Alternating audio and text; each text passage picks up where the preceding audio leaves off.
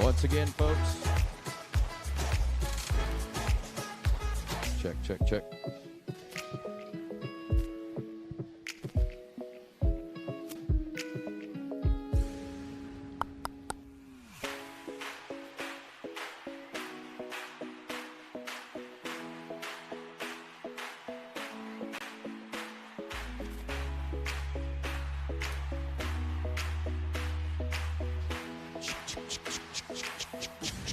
One, two, one, two, one.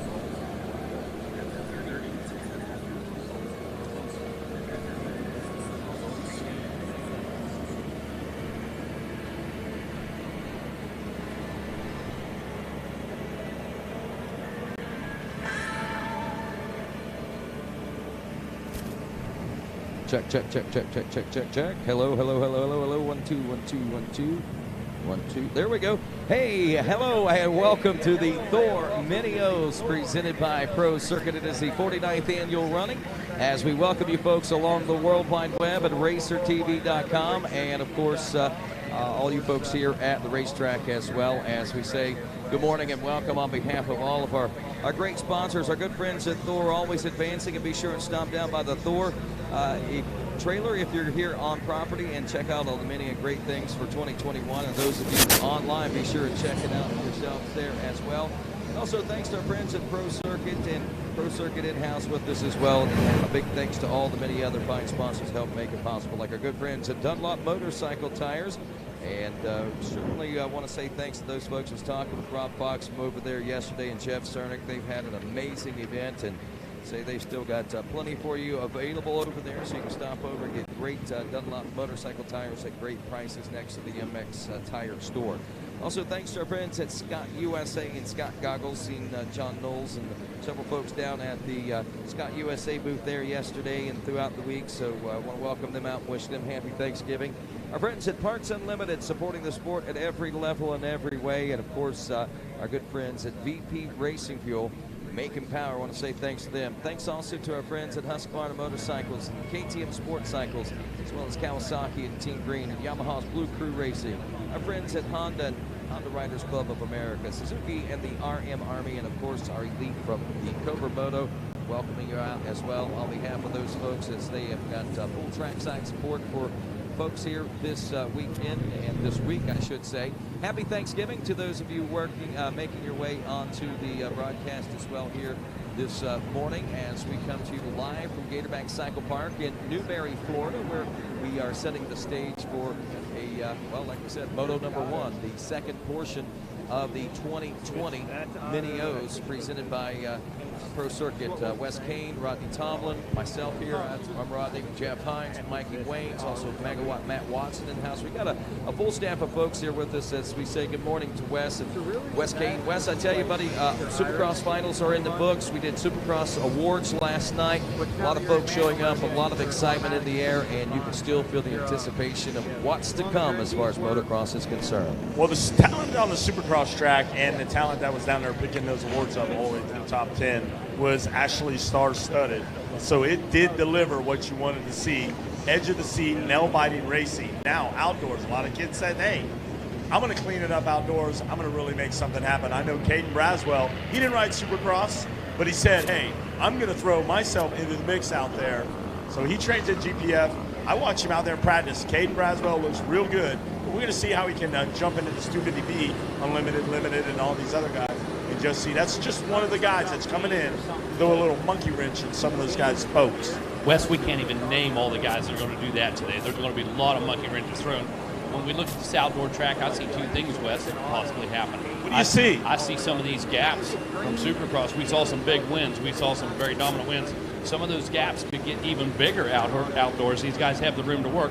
Or this could really give some guys extra time to work through the pack, give them a little more opportunity to make up for that bad start. Supercross, you got very little opportunity. We saw several guys that should have been front runners every moto get buried in the pack and make it just maybe inside the top 10, top 5. So I see a lot of action out here on this outdoor style track. These kids have an opportunity to ride a track that's going to get every bit as rough as Southwick, as High Point, as Unadilla. This is national quality track right here, and these kids are going to be riding it just shortly.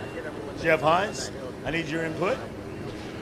Yeah, just great weather out here. A record crowd, no doubt about that. Competition has been incredible all the way across the board. As you said, from the youngest riders all the way up to our A Pro Sport classes, a lot out there up for grabs.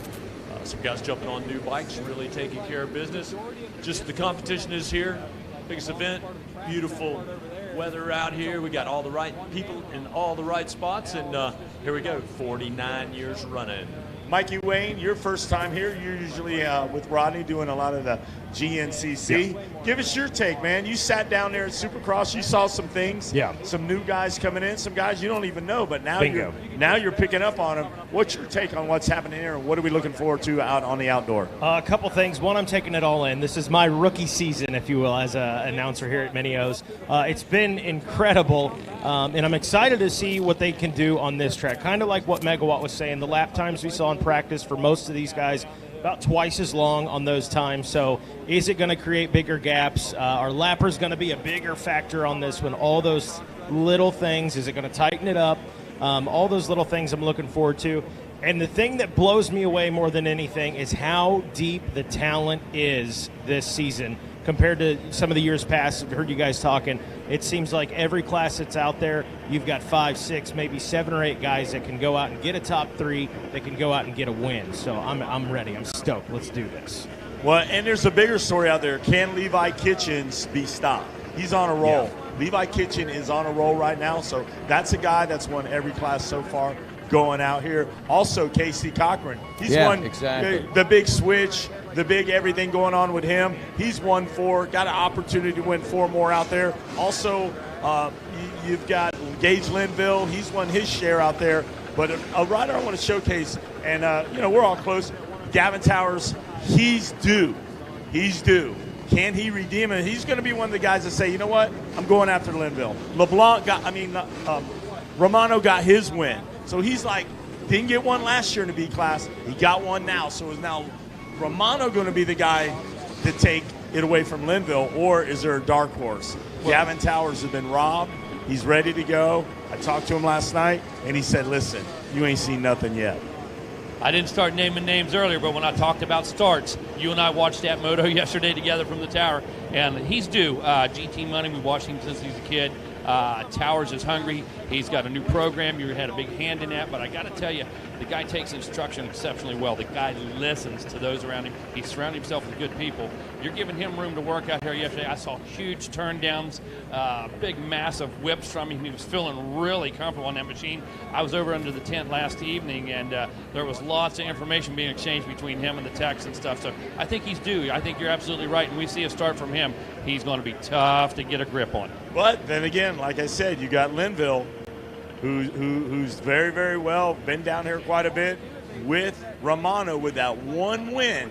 And sometimes that one win's all it takes. So, and Caden Braswell, we'll just throw him right in the mix as well. But I'm very curious to see Evan Ferry, undefeated as well. Let's see. I mean, he is undefeated like in multiple tracks across the country. Let's see if Evan Ferry can keep up the work. I know he's got Finesse in there, and Hayden Deegan wanted a piece of him on the Supercross, but Hayden's not riding the big bike. He's going to ride the Super Mini. So then it's going back to Cochran. Let's see what those two do go together. A lot of stories and a lot of drama going to unfold here on the outdoor. And all day long, I'll be keeping my eye on Romano. That guy's solid as a rock. That guy's all business, no nonsense.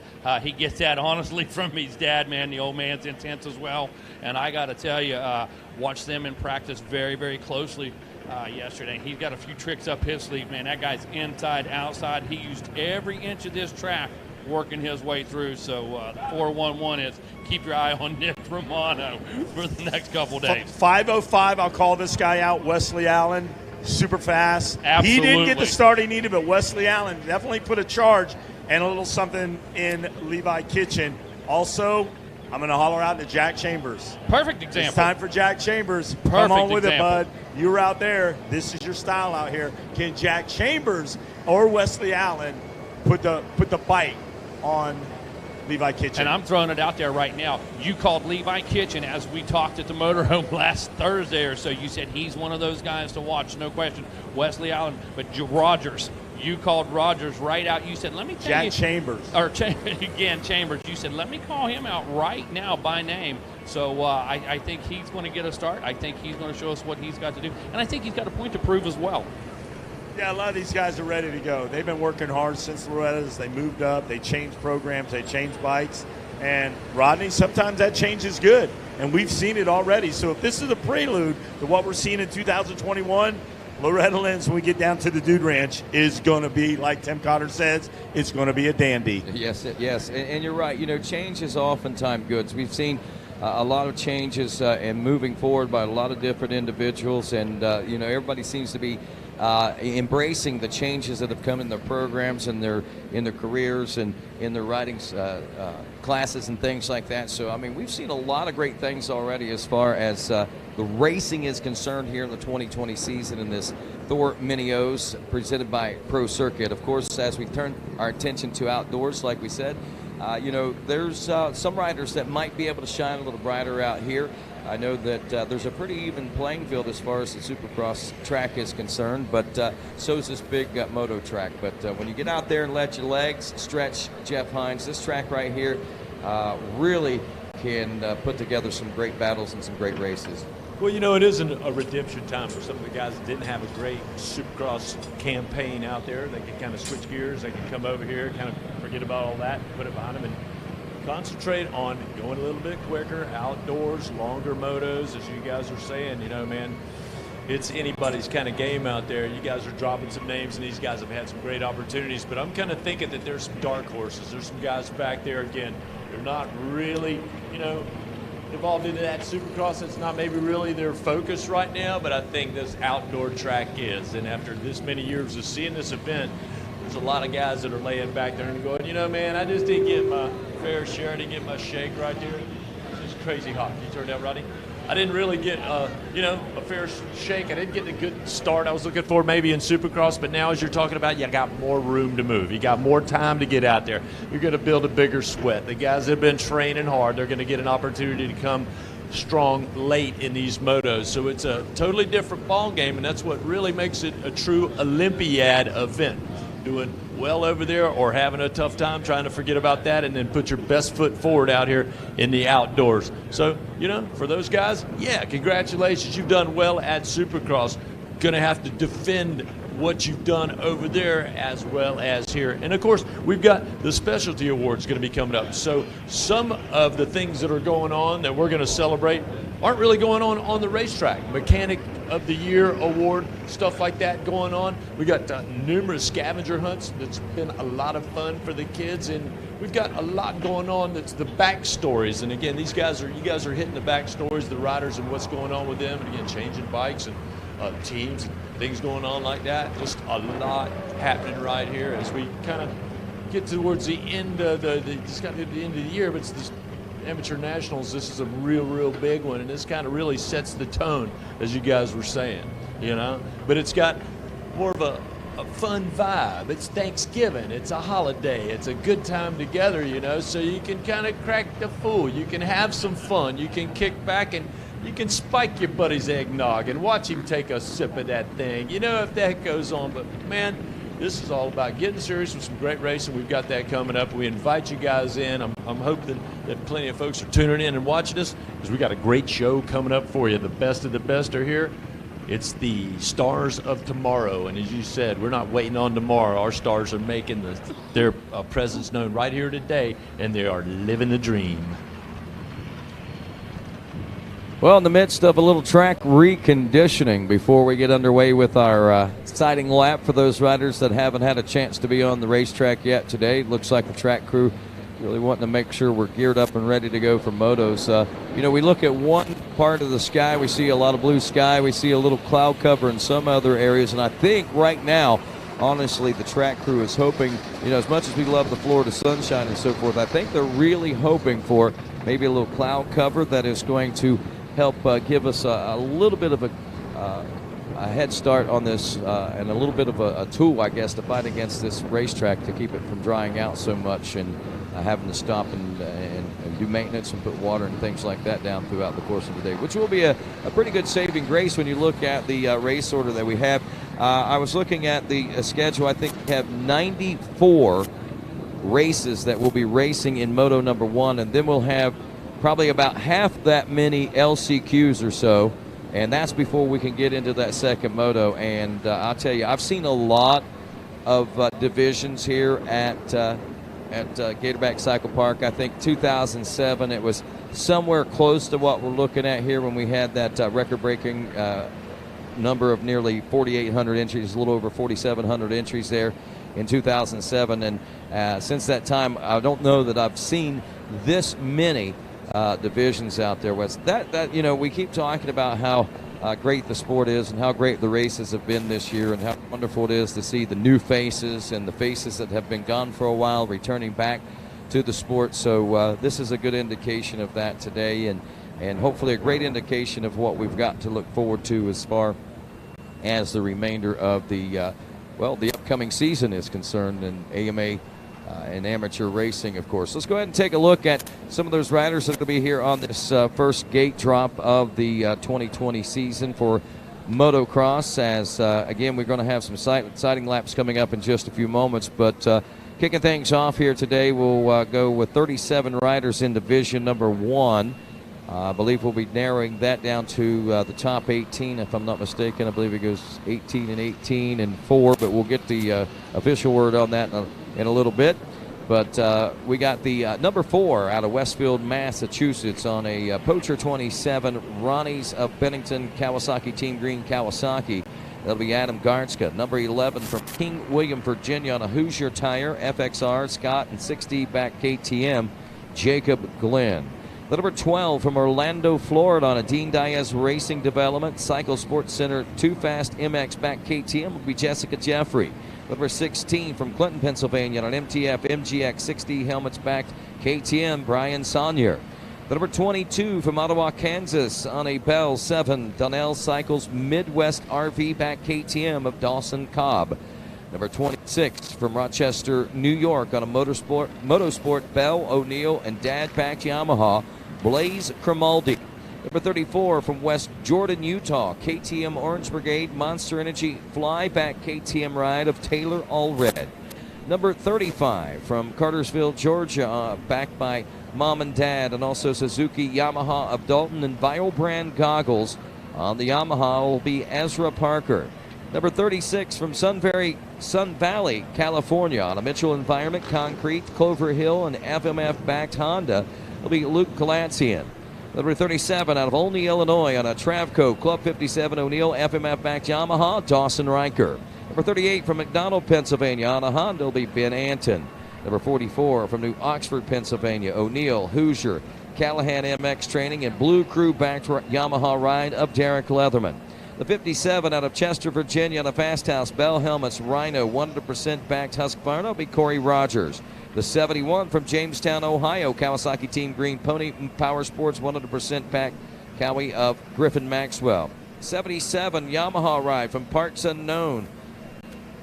It'll be James Harrington. The number 91 Orion Gregory out of Stevens City, Virginia on an M Gear 317 Moto backed Kawasaki. Number 94 from Talca will be the Fly Racing Husqvarna ride of Javier Vasquez. The number 98 from Cairo, Georgia, Alpine Stars Scott, and U-Bike back KTM ride of Valentina Galaz. Number 99 out of Alachua, Florida on a Team Saki Real Deal MX backed Husqvarna, Dayton Shira. Number 119 from Port Richey, Florida on an EVS Factory Connection Scott back KTM will be Tyler Lang. The 124 from Madison, North Carolina on a Hester Glass Husqvarna will be Wiley Hester.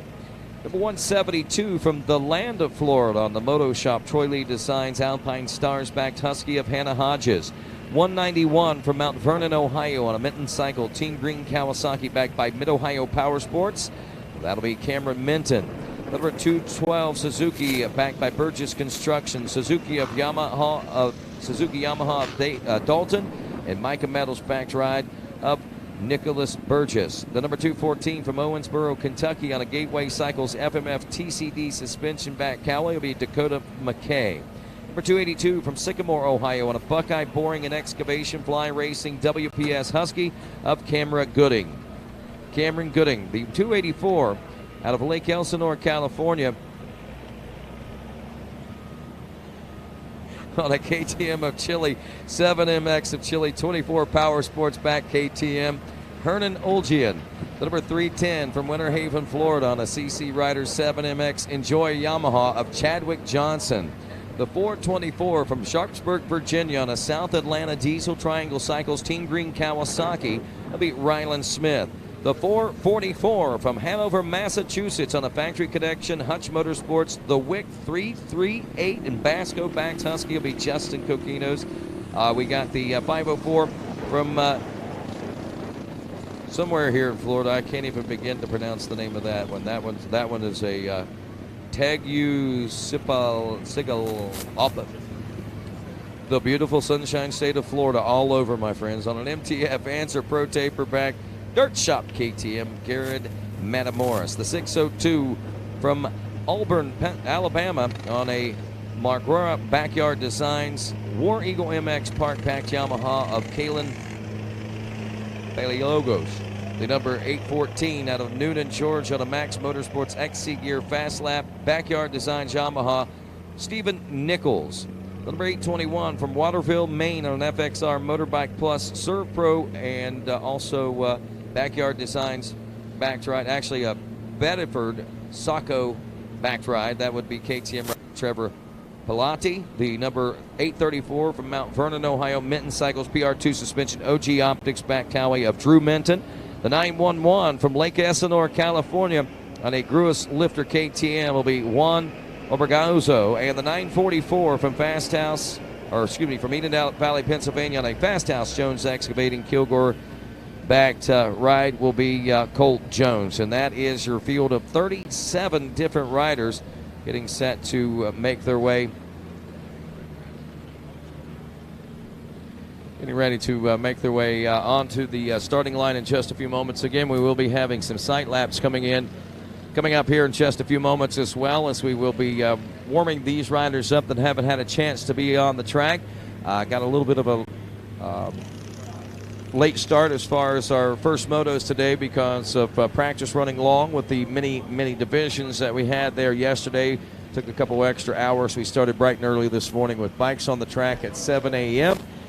We rolled through that till about 9 o'clock, and then here we are reconditioning the racetrack and getting it ready to go for racing. Jeff Hines, one thing I noticed in this college boy class, in the 16 to 24 class, is starting to see a lot of the ladies in the women's 12 plus class that are starting to race us out here in these classes. Hannah Hodges is one of the notables that we see out there and recognize, but I also seen a few others. Valentina Galaz is also out there with us. There from the GPF, and then Jessica Jeffries in the Orlando area. Yeah, quite a few. So it's a college person's lineup. Taylor Allred is out there also. So there's 4 of the women 12 plus riders that compete in that class, riding in this first division of the college boy 16 to 24-year-old Division 1 today. You know what's kind of a theme for this event as well is that is just the qualifying, just the first qualifier. Got another division of heavy hitters in this college person's lineup that's going to be also trying to grab the goal here early. So that is the main deal. Make your way onto that second moto gate drop. So, man, that is going to be tough. A lot of qualifiers going to be coming up in some of these larger classes.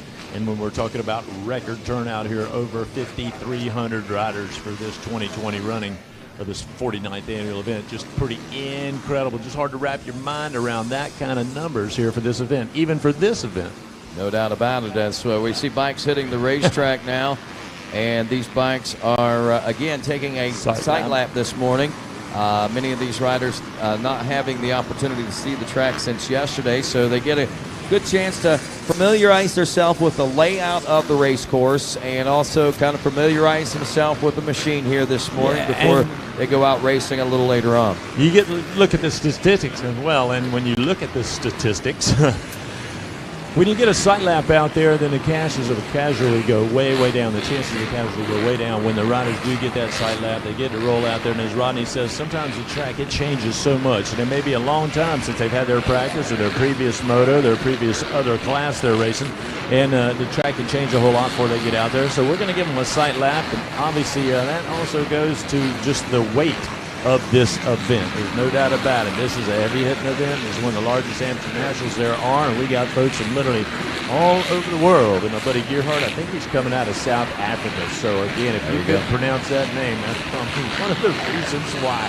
Because we've got folks from everywhere, all corners, all continents make it here. This is just an incredible destination, and we're so glad that even this year, a topsy-turvy year, that crew could be here. We're staying socially distanced. We're trying to stay apart out here. A lot of folks wearing masks. They're doing what they can, but we're getting down to racing. That's coming. Yeah, no doubt about that. And lots of racing going to be coming our way.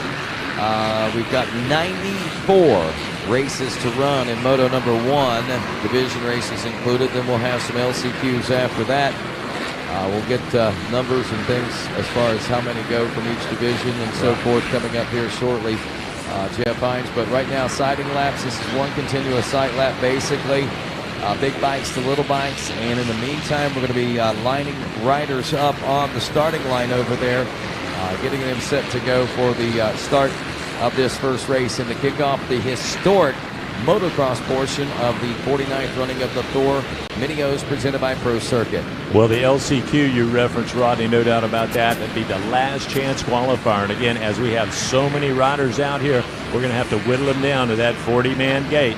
So that means you either go quick out there and you make the cut, or you're hanging on the fence watching from the cheap seats. But let me tell you what, even the excitement there is palpable. But these guys have made long journeys. They've been working really hard. In some cases, as you know, they're getting on new equipment, new teams coming together with big expectations out here.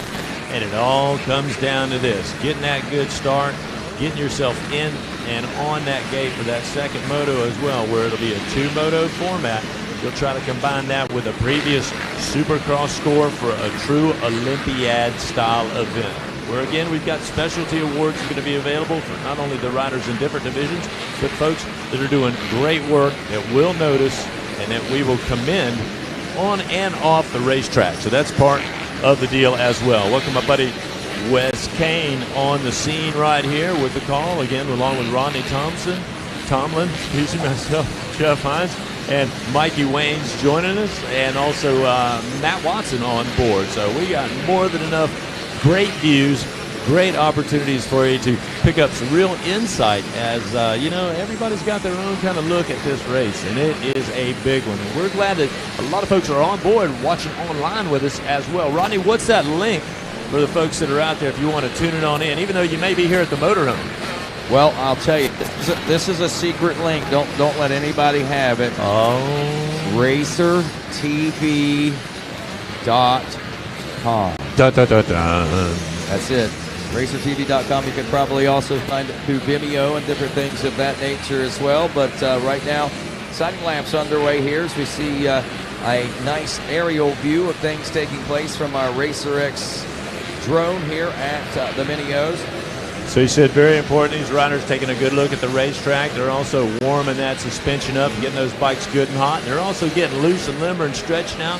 And they're, again, taking their last kind of looks at this racetrack before we'll put them up into the gate and we'll get this event underway. Opening ceremonies right around the corner. So please stay tuned and join in with us and cheer for your favorite rider. As from all of us here at World Famous Gatorback Cycle Park, we'd like to wish you a very happy Thanksgiving.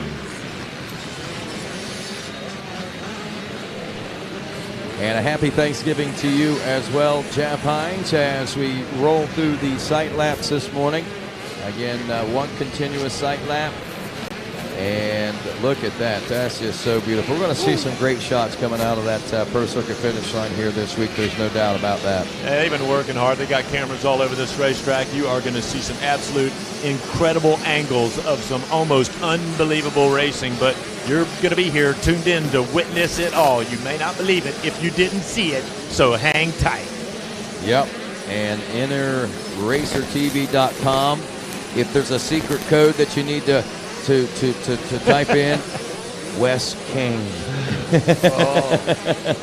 Look at that shot right there. The elevation changes here at World Famous Gatorback Cycle Park. Not what you would expect coming out of the Sunshine State in Florida. Jeff This Hines, is the anomaly. You're very familiar with this racetrack. Go over this with us from this aerial shot right here and tell us what we're looking at. Well, it changed this thing up, and this is a couple of the bigger step-ups that you see the riders dealing with. And those have traditionally kind of been there the last few years, right? Yeah, those are pretty much the same. But you come up here to the top, and you call that thing the Gator's Back right there. Typically, you go straight out to the hard road, but now we take a left. And we're going to jump down the escalator. You make a very hard left-hand turn, 180 degrees, more elevation to deal with. And option lane down there at the bottom. Yep, a lot of split lanes that they've been using right here. So again, an effort to give these riders more opportunities to make passes all the way back up to the top of the Gator's Back right there and then swing it back around. And again, Roger, you see the amount of lines and the variations of lines that these riders are able to use. So there's opportunities to put passes in on this racetrack and leave your competitor in the dirt, so to speak, and roost him up on your way to a championship. They're all over the racetrack. And again, here's something brand new. Now we head out to what used to be the sweeper. This section used to have like a big launch. It was like a ski jump. Right. They've straightened that out now, a little more technical. You still have the sweeper out by the hard road, but now you got this off-camber corner that sets up these rollers. Yep. So very tricky right here. You want to keep your momentum up and stay up on top of these rollers. You don't want to get bogged down and get in the thick stuff. One thing that I noticed, and I always call that the gator's tail. That was always the gator's tail to me. Absolutely. And right here's where we see a lot of setups for passes. And, you know, through that section of the racetrack, we don't see the pass there. The setup comes through this next section coming here. I need Matt Fox. Matt Fox, I need you back to the Pro Circuit truck. Matt Fox, I need you back to the PC truck. Couple big tabletops right there for them to negotiate. Here comes our little chicane section, and then this is very similar here. You got the split lane down in front of the Gizmo Mods Tower. Riders typically teeing off on this big tabletop, and then one of the big features of this racetrack, Rodney, you drop down into what is called the Gator Pit. That's coming right up for this rider. Yep, and they go down. This is past the announcer's tower, that hard left-hander. We've got a couple of turns to go, and you know, it's hard to tell at that angle, but that's a nice bold turn there. So, but a lot of riders like to utilize the inside of that turn as well. They'll shorten that turn up down to the very bottom, and then you'll make your way up screaming out of the top of the Gator Pit, and that's just one lap right there. You got to put a ton of those together successfully if you want to be a hero, not a zero, right here at world famous Gatorback Cycle Park. Yeah, and there's a nice fadeaway landing for those folks now, so you can actually launch up out of there and have a nice fadeaway landing, and then also that big anthill right there in the... That change used to be, I saw a picture of McGrath and Eric Kehoe jumping. They would almost come out of that Gator Pit and land by the starting gate. Right. And when they would land, if you were standing there, just an intensity that they would hit the ground. And then that was just a wide open straightaway. So a lot of big changes, which I think change is good, like we've been saying all week. It slows it down. It keeps the racing tighter.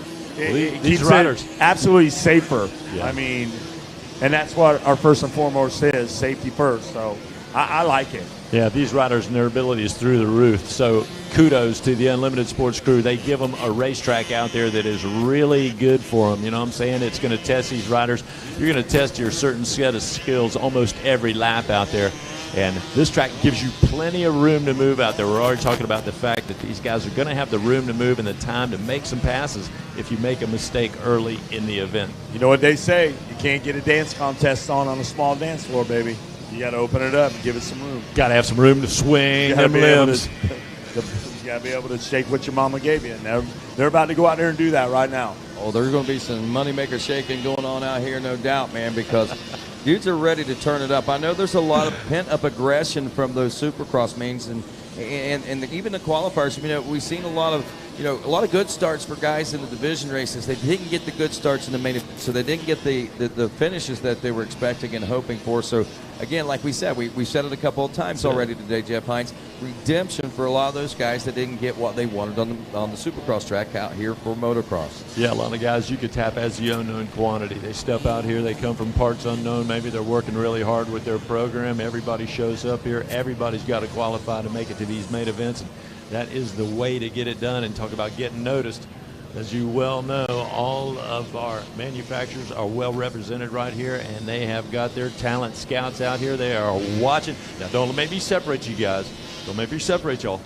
They're getting crazy up here. They're just getting a little antsy. They got a lot of energy up here as well. Well, I'm sitting in the chair next to Rodney, and next thing you know, I feel his knee slightly rubbing up against my knee. He's in shorts. I'm in shorts. It seemed just a little friendly at the moment. So he pulled away. I saw that look, dude. That was a deer in the headlight. No, it's like when you're at the movies with your girlfriend and you put your arm around there and you hit your buddy on the shoulder. Let's get back to the racetrack. Thank you very much.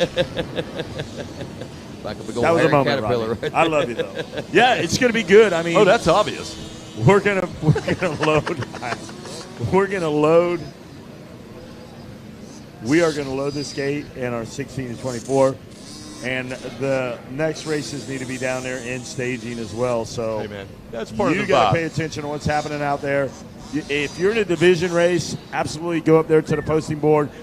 we all got smartphones. Take a picture of where you're supposed to be. MX Connect helping you out there in that respect They'll help as you well. out. And then we E-score. got like 2 divisions. We're good. And like 250C, there's 3 divisions. So we don't want to wear Larry Parton out down there in staging.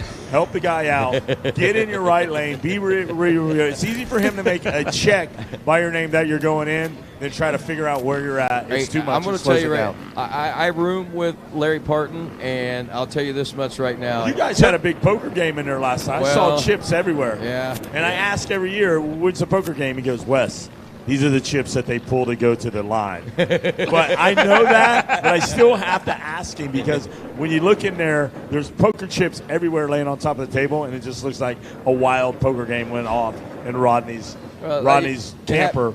And once again, I can't say, when you bunk with Rodney, it's like bunking with a freshman in college. Like, Rodney is just Rodney. He's Can you coming in expand there. on that? Freshman in college, second semester. Can you expand on that? Yeah, you got to get warmed up. Give us a visual, Wes Gang. Can we have a visual? Well, you find a plate of spaghetti, half eaten. You find a half-burnt cigarette in the spaghetti. Smoldering. With his phone and the microphone kind of tilted to the side. Then you look for Rodney to make sure, are you okay? Track What to the happened two here? champions. What happened here last night? I was sleeping. What happened?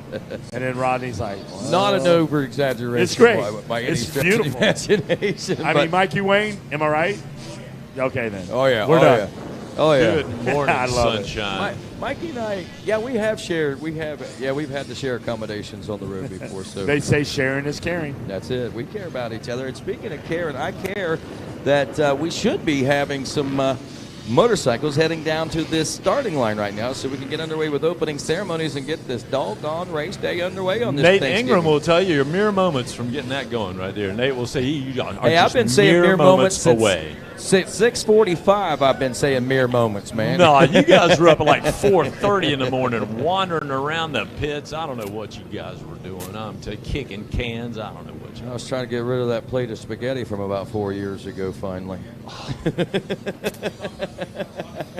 Rodney. Hey, tomorrow Too much it'll be information. a plate of half-eaten turkey and gravy and stuffing. And where's Rodney at? You guys are making me hungry. You know what is pretty funny though? I got saved up that. early. We had to get bikes on the gate at 7, so we're up. do Me and that. Rodney did the awards last night, and it was like a challenge. And I rolled over. It was about walked in to see where Rodney was in the morning. He's ready to go. It's like 5:30 in the morning. Chipper. Hey, we're ready to go. What's up? Got a Marlboro in his turkey-flavored Marlboro. There you go, He turkey. was great. We check on each other, make sure we're alive after whatever happens that night. But Great no, camaraderie. Rodney was ready to go. I got cursed. I fell asleep at like 9:30, and then we're up early. And he's like, "No, I got it. You can just chill," and it didn't work. I'm up at 5 I even told him o'clock. that last night. I said, "Oh, you don't have to worry about it." He says, "I'm gonna go get some sleep." And Lo and behold, when I got up, Rodney was up, and here we were up here in the dark trying to figure out why we were doing here so early. Here's the thing. He says, "Hey, how do you turn the lights on?" I'm like, I don't know. And I got to looking around. I'm like, "Hey, there are no lights." Well, you would think there's a home improvement guy that is nationally known that could actually plug in those lights and mount them to the ceiling, but we have no lights to plug in. that do we? guy wasn't ready to do it. Well, the beauty of it is We can order one on Amazon. We had a disco ball. We had to get rid of that. It was shining in the riders' eyes as they came around the corner, so we had to shut that down. Yeah, I think we're going to start staging riders now. We're going to get this College Boys 1624 underway. No, I'm part of you. It's just a beautiful Chamber of Commerce day here in the beautiful city of Newberry as the sun is cresting behind the clouds and give us a nice ambience as we prepare riders to mount their trusty steeds and prepare to go to war on this man-made battleground here at Gator Back Cycle Park. Minio's 49th year in the making. Brought to you by Pro Circuit. Brought to you by Parts Unlimited. Are you ready, Rodney? I am ready. That's just a little preload of what we can do when we get started here. Just get ready. When Kern, are you ready? Preview. That's close. He's ready. He says yes. Get that mic out of my face. Good. He goes, get that Kobik-ridden mic out of my face. Rodney, handkerchief. Hey, guys, I've had it 3 times. You're good. Everybody, you were good. I mean, Mikey, get up here, brother. Steps back. Wind goes, get out of here. I got to tell you, COVID is probably the least of the worries with this group of announcers. I'm telling you right now. Touche. Yes, you are correct, sir. Sam says, stop what you're doing, Mikey. Mikey's a quick learner. Stop. Her phone will start getting text messages now and all kinds of crazy things. It's funny because it's true. Because it's true. Absolutely, 100%. Hey, we're ready to go, man. Yes, we are. We're pumped. Hey, man. And to do that, Hey, we got superstars up here. Yeah. I got Yogi Bear, Logie Bear.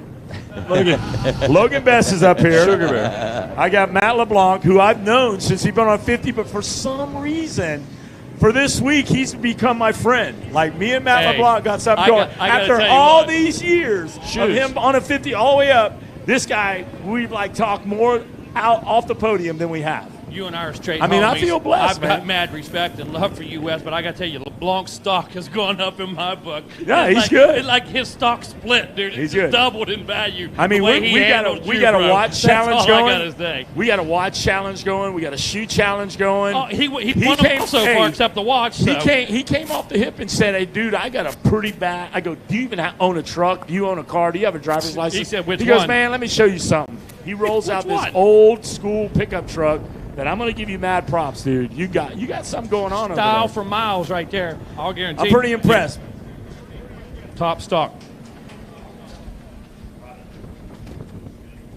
All right. So making stars out here at the Mini O's. As we look down onto the starting line, we are still loading up our gate, but want to take this opportunity to chat with our Mini O's pastor, I guess you could say, here the 2020 season. And of course, talking about Nate Ingram from Moto Faith Ministries. And I got it right. I'm getting it right every time this year, right? So far. We've been good. There were some Moto Faith mysteries out there at one point in time. Moto Faith. Yeah, well, it's all good. We answered it, whatever. Yeah, but, man, just thanks for being on hand with us, bringing the word to the racetrack. I know you brought chapel services on Sunday night. Last night as well at 6 o'clock we had church services, and I mean that's just great to have that out there. The church services, but again, just being here, your presence here is also very appreciated as well. Well, thank you, Rodney. You know, it just speaks a lot to the sport that we have a promoter, a track owner, and a crowd that supports a church service at a track like that. But, you know, one of the things that I've done when I'm up in the tower watching you guys giggling and all the frivolity that goes on up here, I look out in the crowd, though. When we stop and we do a national anthem and a prayer, everybody stops what they're doing. They look around, they see what's going on, and everybody is reverent, whether it's the invocation, whether it's the national anthem. Nobody's on their knee. There's none of that. Everybody stops. Yesterday I was up in the tower and I elbowed Jeff Hines and I pointed out there and I said, look at that little guy way out there on Vendor Row. He's all by himself. He's like 8 or 9 years old.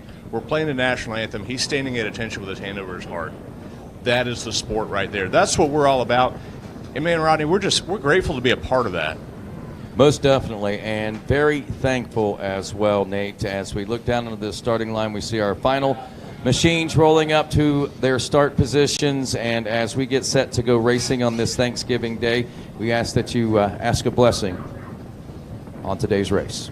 Thank you, Rodney. Ladies and gentlemen, if you would, before we get started, like we always do here at Gatorback Cycle Park, we're going to ask for God's blessings on our racings today, and then we're going to have a special presentation for our national anthem. So, ladies and gentlemen, if you would, let's pause, let's go to the Lord in a word of prayer, and then we'll get into racing today. Most gracious Heavenly Father, Lord, I give thanks to you for allowing us to come together to participate in this sport that we love so much.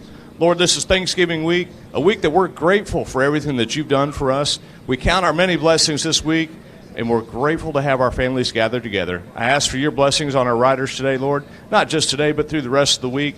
Keep us safe as we race, Lord. And we ask for a blessing on the meal tonight. I know we're going to have another invocation later, but it doesn't hurt to help. So, Lord, we ask that you bless our riders, our track workers, our people that are gathered together, our nation as a whole, as we remember today all the blessings that we have nationwide. And, Lord, I remember our servicemen and women who are deployed around the world who aren't here with their families this holiday weekend. We ask that you bless them. We're grateful for their sacrifice and their service. Bring them home at the end of their tour of duty, and we will remember them. Lord, we ask all this in Jesus' name. Amen. And now, ladies and gentlemen, if you would, please remain standing, stand at attention, remove those caps, and cross those hearts as we honor the greatest nation in the world with the singing of our national anthem being performed this Thanksgiving morning by Miss Kayla J. Oh, say, can you see by the dawn's early light what so proudly we held at the twilight's last gleaming, whose broad stripes and bright stars through the perilous fight, oh, the ramparts we watched were so gallantly streaming, and the rockets regular, the bombs bursting in air, gave proof through the night that our flag was still there. Oh, say does that star-spangled banner yet wave o'er the land of the free and the home of the brave? Yeah! Miss Kayla J. and the Star-Spangled Banner, our nation's anthem, as we get set to roll into a happy Thanksgiving Thursday. Kicking off motocross here at the Mini-O's. It's the 49th running of the Thor Mini-O's presented by Pro Circuit. Live coverage being brought to you by your friends at Dunlop Tires today. College boys 16 to 24, Division I. Jeff Hines getting set to roll, my friend. Hey, check her out on KaylaJmusic.com, and her brother, Rylan, down there on the gate for this gate drop. So certainly a family affair. Kayla, thanks so much for knocking that one out of the park. That's the way you open it up. So, yeah, 2 divisions coming up as we get ready to go with our college sportsman lineup.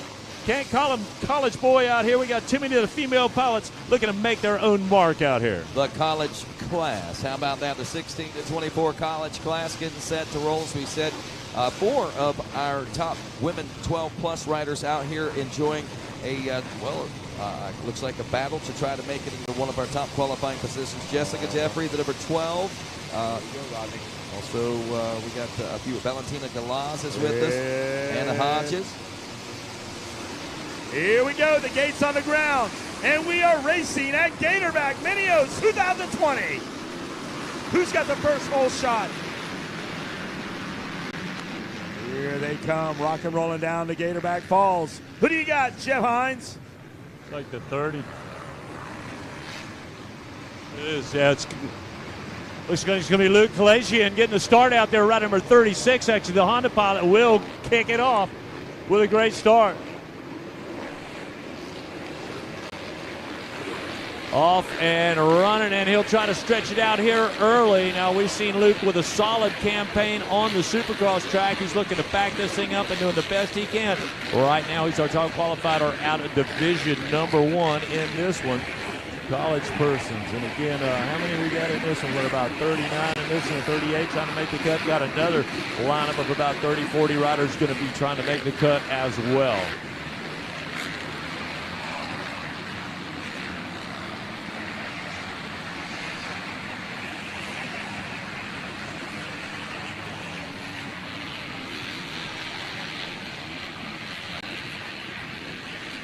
We're rolling through the first lap of racing here. College boys 16 to 24-year-olds. As we said, getting it all sorted out up front. We'll have a better lock on some of those numbers. Hopefully you folks can see what's going on there on RacerTV.com at home and be able to read those numbers. What is it, 984 or 944? If that is 944, that is. Oh, but that's...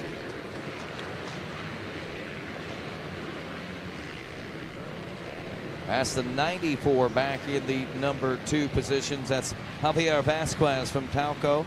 Fly Racing backed rider there in the college boy class. So we'll get a little better assessment of how it's all breaking down. Calatsian out front of this one after that first lap. That is Cole Jones at 944. I said 94 on the machine, so I took it at that. But the guys were saying Cole Jones, and I was like, I don't know. It says 94 right there, but it is Cole Jones. Blaze Grimaldi in the number 3 spot. Derek Leatherman in 4th aboard the number 44. Justin Coquino's in 5th. It's Griffin Maxwell in 6th. And 7th is Cameron Goodings. 8th is then Corey Rogers. Garrett Matamoros in 9th. And Javier Vasquez to round out the top 10 there. Looks like Jeff Hines on lap number 1. And our good buddy Rollin Smith now running in the 12th spot. That's Kayla's brother. Kayla just knocking it out of the park with that great rendition of the national anthem, and she's watching her brother at a sharp for Georgia right now as he's trying to close up on one of these top 10 spots. Great jump for him. That's right, Luke Halasian, the Honda Manor rider, number 36, is on board out there, and he is making it look easy. We all know it ain't, but he is putting it together for you. He's had a good run out there earlier with us out of Sun Valley, California, on a Mitchell Environmental Concrete Bag Ride, F&F, Leapp, Dunlop, Factory Effects, and Moto E. Coach Rob helping this guy out, and certainly it's working for him. Mikey, he's got him a pretty solid run going on right now as he'll work his way through the rollers out there. A lot of gator bag layout for this young rider to accomplish as he continues here now on that second lap, and he has really put the pedal to the metal here. He comes through the chicane section, got a big lead. Man, the bad news for these guys, him getting out front that early like that. Yeah, he's serving some bad news up, isn't he? He's ready to get this over with and get him some turkey, I think. He's in a hurry out there right now. Let's see if Cole Jones can hold on. He said all he needed was a good start. Right now, he is still living that up as he lives to the dream. Blaze Grimaldi now a move out there by that Yamaha mounted rider. He's going to follow Jones up to the front. Derek Leatherman, Justin Coquinos on the Husky in the top 5. We'll see how that's going to change. So Coquinos out of Massachusetts right up in there. Cole Jones, yeah, he's got some company behind him. Blaze Grimaldi knocking on the door, and Justin Coquinos, like you said, that 4-4 Husky man on the move. All 3 of them right there. That's a 3-way battle for the second spot. It looks like Coquinos with a nice line there gets around Cole Jones. They're almost side by side across the first of the big 2 step-ups. These guys absolutely rolling up there. Meanwhile, checked out to Laterville, that number 36 Honda out front. It's him in the track right now, but that battle there for the number 2 spot, man, is it tight. You can get 2 for 1, maybe 3 for 1 coming out of that one right now if you play it right.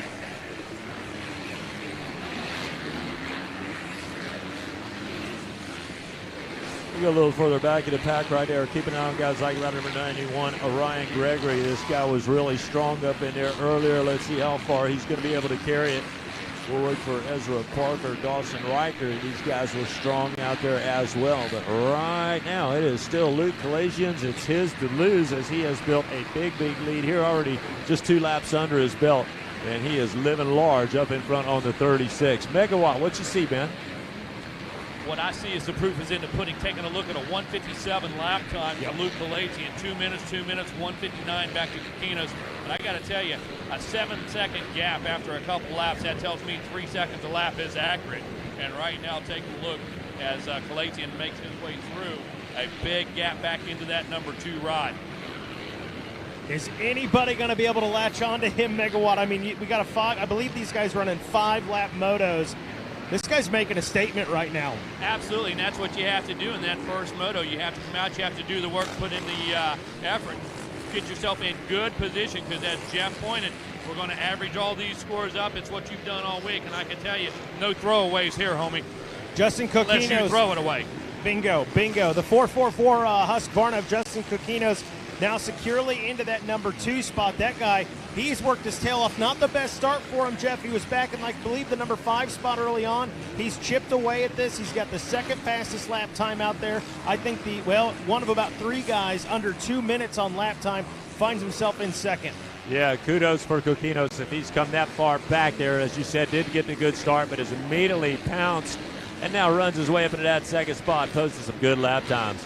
still looking at the rest of the competitors. Let's go to the third spot. Blaze Grimaldi, fourth position. Derek Leatherman. Gerhard Metamoris with us at number 504. He's in the top 5. Then 6 through 10, Cole Jones faded just a little bit. Dawson Riker, Griffin Maxwell, Orion Gregory in the 9th spot, and now Corey Rogers on the move. That'd be your top 10 right there. Still plenty of opportunities for these guys to make passes, but you're right. Luke Galatian quickly disappearing off the front in this one. So to give folks kind of an idea of what to expect out of this outdoor track, we've got lap times. Obviously, you see them. They're about twice as long as what we saw on the Supercross track, and these motos going to be 5 laps long. So we're 3 laps, about 3.5, I'd say, into this one right now. So going to create, lap traffic going to be a factor. Is it going to tighten up the racing? Well, right now, no problems if you're Luke Galizia. And look at him. He drops down to the bottom of the Gator pit right there. Again, reveling in a large lead he's got, but he's still going to have to keep the focus to get around this racetrack. Coquinos on the 444 ride will make the move up in there, and he's got a little breathing room now as Blaze Grimaldi, ride number 26, the Yamaha pilot, will make the jump into that 3rd spot. And here comes the white flag. We're officially on that FMF last lap. Number 36 Honda well out in front. Lap time's pretty consistent. That time of 1:58. Yeah. Now Coquinos a second faster that time. My gosh, the white flag got here awful quick, showing you just how fast they're going. We'll line up another division here in the college sportsman lineup. Again, this is Division 1. We'll have Division 2 coming your way. They're looking for their next gate drop. So off and rolling here this morning. Finally got our races underway here. A lot of them to get through today. How far we're going to get? Well, we might have some wagers here in the booth, but no, nothing for certain yet. We know we're going to be running until the sun goes down here on Turkey Day, Thanksgiving 2020. Been a wild one, my friends. Taking a look at who is out there again. The number 36 Honda out in front. Luke Galatian, Justin Coquinos had to work his tail off in this one and still trying to track down that leader. Sitting pretty well in the number 2 spot right now. The number 26 Yamaha Blaze Grimaldi in 3rd. Derek Leatherman in number 4 spot. Gerhard Matamoros, the number 504 KTM, rounding out the top 5. And again, the FMF last lap on the track right now. About ready to let them rip here for this 2nd division in this college boy 16 to 24 class. And man, Luke, he's tearing this track up right now, and he's had nothing but clear track and clear skies for him out in front, and really been able to display exactly what he's going to be capable of the rest of this week. Yeah, that bike's as clean as when he brought it down there on the gate. Now here comes Coquinos. He'll carve his way through, no problems right there. But let's see if Blaze Grimaldi can hold off Derek Leatherman. A late moto charge for Leatherman and Gerhard Metamoros, who is the Yamaha rider. Looks like he's stepping in. Dawson Riker. And we'll get the official event scores posted up here for you, but that's put 5 laps together for you. Luke Galatian for the win. Justin Coquinos for 2nd. Blaze Grimaldi picks up 3rd. Derek Leatherman in 4th. And a late moto charge. It is the Yamaha mounted Riker who will strike gold. He's got a top 5 run going on with a late moto pass. And we'll go to our next lineup. College 16 to 24-year-old crew. We welcome Isaac Langston, ride number 13. Gray Tate on the 14. Drake Bailey, ride number 15. Furman Sissamara on the 18. Cole Bradford, number 27. Dalton Hensler, number 32. Alicia Goggle, number 49. Chris Blackmer, ride number 53. Nolan Houston, ride number 67. Brock Baker, number 74. Sebastian Picard, number 75. Riley Ripper, number 76. Cole Harley on the 100. Tristan Anthony, 134. Killian Van Rijsmeister is going to be the 141. Dylan Tremblay, 136. Gatlin Combs, 180. Eddie Nord Jr. on the 188. Kimball Jett, 194. Timmy Crosby, number 279. And also joined by the 281 ride right there to be Corey Karsten. Danny Perry with us, number 315. Smith Foster, number 338. My buddy out of Trinity, North Carolina. Audrey Chameleon, ride number 381. Out of Fort Pierce. Mason Humphrey on the A1 suspension bike, number 485. Matt Jackson is number 603. Aiden Shive on the 731. Trevor Schmidt, number 746. James Hammy is going to be number 749. Taylor Hilliard on the 724. You got Luke Hendrickson with us, number 811. Wisting Grigg, number 828. Kiefer Martin on the 835. Boston Boots, number 885. Jared Thompson, number 957. And Alex White, number 959. A big lineup here, College Boy. Lineup Division 2 off and running. Taking a look back at that College Boy 16 to 24 Division 1. Keep in mind those quick lap times, or those fastest lap times in that 157 mark for, Luke Clayson, that was his fastest. No doubt about that, and I think he was, looking at it, the guy closest to him would have been Dawson Riker, I believe. And right there on the track right now, in that College 16 to 24 Division 2, Timmy Crosby, that 279 Kawasaki out in front. Kimball Jett in the number 2 spot. Trevor Schmidt third. Catlin Combs in the number 4 position, and Cole Bradford rounding out your top 5 there. Eddie Norad Jr. in the number 6 spot. Aaron Cottrell in 7th. Corey Karts in 8th. 9th place, Farman Cisamara, and Aiden Shive rounds out your top 10.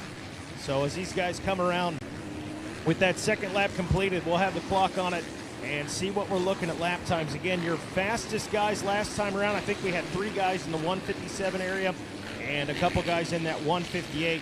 Again, this is race number 2, the College Boy 16 to 24. Right now, they're still fairly tight out front. Lead's pretty decent in the battles for second again. Yeah, we'll take the top 16 out of each of these qualifiers, it looks like. So, okay. That is the bubble right there, the 16 spot. As you look down there right now, that would be, Alex White, right at number 959, trying to struggle his way up in there. So he's on the struggle bus right now, but making the cut. Let's see if he can hang on and then push his way to the front. Gonna be a wild one. So top 16 from each one will advance. When there's two, yes, correct. Timmy Crosby, a great job out there. Kimball Jett and Trevor Schmidt starting to stretch it out. But I'll tell you what, they're going to have a hard time filling the shoes of Luke Leahy, and that guy got out in front and some of the fastest lap times here in the first qualifier. Let's see how it's going to go for these guys if they can emulate those same kind of lap times out there and put those numbers up. Timmy Crosby, that first lap around, had about a 2-second lead. So let's see if he stayed consistent with that. Man, I got to think it's going to be a little less. I don't know if that gap's quite that much as he's going to cross through this finish line area. Hey, folks, we got a lot of people here, got a lot of vendors, we got a lot of great products out. Please keep the pit bikes, keep any kind of motorized vehicles out of the vendors area, out of the walking area, well back behind the fences. Just way too many people up here to have anything like that going on. So please come on up and join us and watch this great racing action, but leave the pit bikes back in the pits. Timmy Crosby keeps that about 2-second gap, 1.5 seconds. I was looking at his lap time there. 1.5 second gap now. So Kimball Jett trying to get on the move, but how about the lap out of Trevor Schmidt, a 159.010 for him. And that's putting him right there behind Kimball Jett. And Cole Bradford not far off that pace either. Maybe he can go 2 for 1 right there. That's us thinking. Trevor Schmidt probably urged on there by Cole Bradford, who has really put some good laps together for you. Here comes Aiden Shive, right number 731, and the Dade City Specialist is on the move right there. He's up in the 6th spot. Corey Karsten now in the, Aaron Cottrell now in the 7th spot, and Corey Karsten in the 8th position. Cole making a nice run there. He's in the 9th spot, and Furman Cisamara, 18 on the KTM. He run in the top 10 for you. And then again, guys are looking good right now. Well, Ray Tate in the 11th spot, Mason Humphreys, Sebby Beckhartz, Dalton Hensler, and then Cole Harley, and now it's Jared Thompson on the bubble there. He is got number 357 on the Yamaha, and he sits in the 16th spot, so he's got the momentum rolling to the front. On that bubble spot, a lot of pressure for these guys here as we're into the outdoor format. And the guy on the move out in front, Timmy Crosby, and I gotta say, Kimball Jett on the move, closing in. It's gonna be a 5-lap moto for these guys. Does he have what it takes to catch him? A lot of track and a lot of time left for him to make it happen. Crosby got a pretty good drive out of the bottom of the Gator pit, but Kimball Jett studying the lines of our leader right now. So if he makes any kind of a mistake, Trevor Schmidt, my bad, wide, that's Trevor Schmidt. Okay, so yeah, he makes the pass. Jett back to the 2nd spot. Cole Bradford now moves up to the 4th position. Good run for him. Aiden Shive will follow him now. He goes into the top 5. So excuse me. Crosby, Schmidt, Jett, Bradford, Shive. Now our new top 5. Eddie Nord in the 6th spot. Aaron Cottrell in 7th. Corey Karsten 8th. Ferguson Smart 9th. Now the top 10 belongs to Gatlin Combs.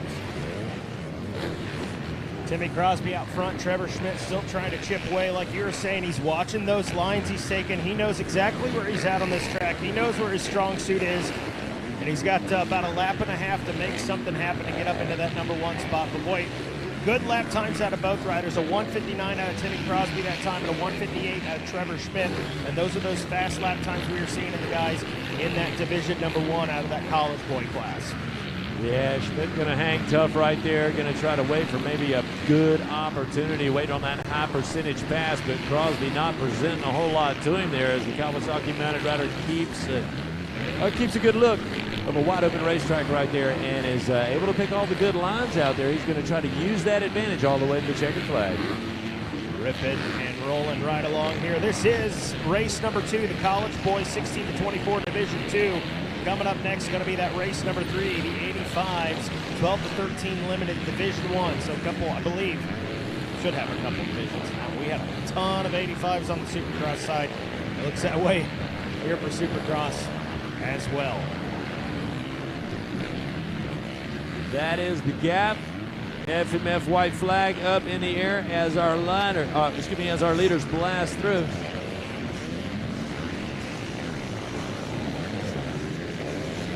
That's a pretty good gap right there. I'll tell you what, still a pressure cooking situation to bring it on home with a win for Timmy Crosby.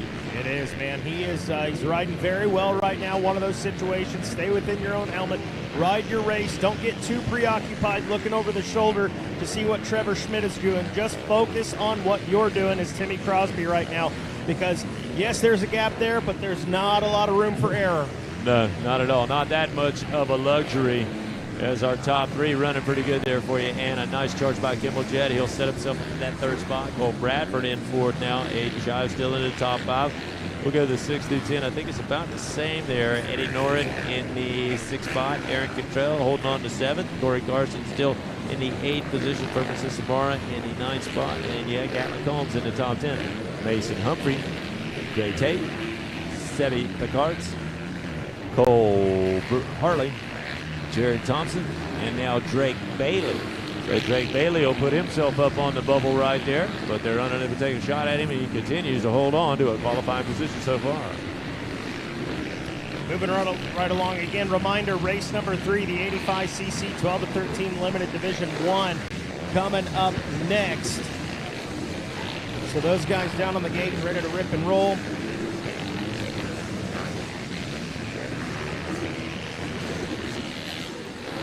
FMF last lap right now. The white flag is out in this one. Timmy Crosby still in control, but there he is. Trevor Schmidt behind him. He's a little lurking. bit of racetrack left. Look at Schmidt, man. He's digging deep right now. He really, goes wide. I was going to say, that's it. He's pushing pretty hard right there. Just going to give Timmy Crosby the free run down across the bottom. He will take the win. He's our winner of our 2nd qualifying opportunity in the College Boy Crew. That's Division 2. And then chasing him across right there. Real hard late moto charge by Trevor Schmidt. He's going to end up 2nd. Not even mad. Bradford, look at that. Bradford moves up into that 3rd spot. Sorry, Mike. And then Aiden Shive goes to the 4th spot. Kimball Jett, a slight mistake there on that last lap. He gets dropped back to the 5th spot. So shaking and baking. Shaking and baking, baby. I was going to say, not even mad at Trevor Schmidt for trying to make that move. He knew he needed to make something happen to get into that number 1 spot. Went a little wide, got into the berm a little bit, but knew he had a little bit of space in there to gamble just a wee bit. Didn't quite pay off for him, but nonetheless, great ride out of Trevor Schmidt finishing in the number 2 spot. Timmy Crosby first. That 27 Husqvarna, Cole Bradford finishing in 3rd. I believe gave a run down to top 5 here. We'll jump to the top 6 here. Corey Carson finishing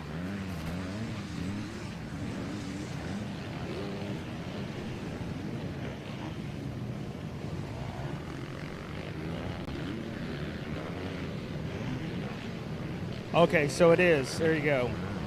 So your top 18 will transfer.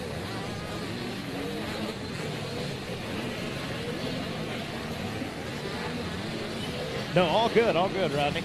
So top 18 will transfer. My mistake on that.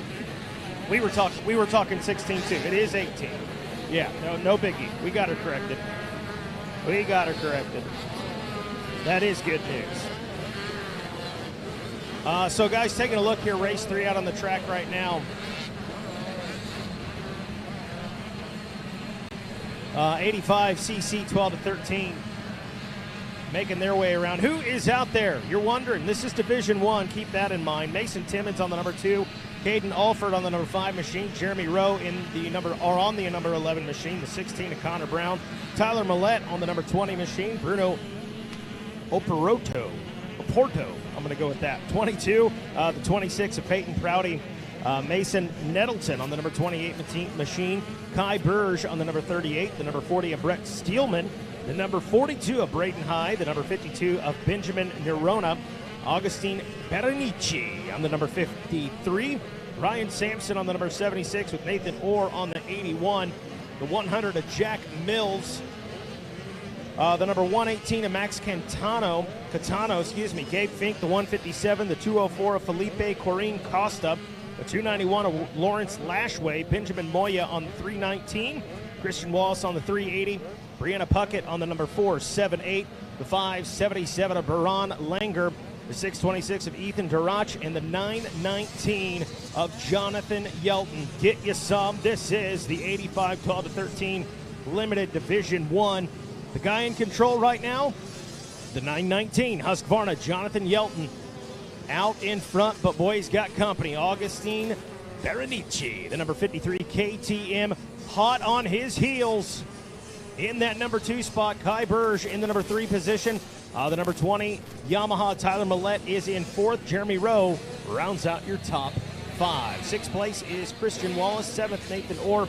Braden High in the number 8 spot with Mason Nettleton in 9th. And Max Catano rounds out your top 10 right now. Again, taking a look at it, your 85cc 12 to 13 Limited.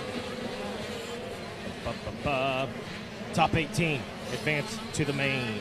Top 18 advance to the main. Jonathan Yelton, Augustine Berenici out there ripping, rolling, battling.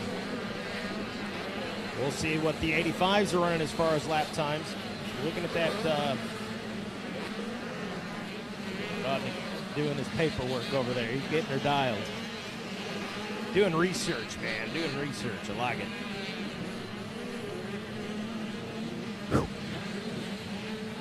We're cooking.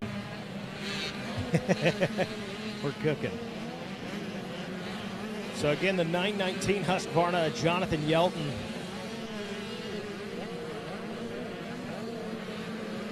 Battling. Little split section right there. Can he make it happen? Not quite. Augustine Berenici trying to make a move. These guys duking it out right there. Coming around, and boy, this is tight. Mirroring each other's lines right now. A mirror image are going to come through with 2 laps completed.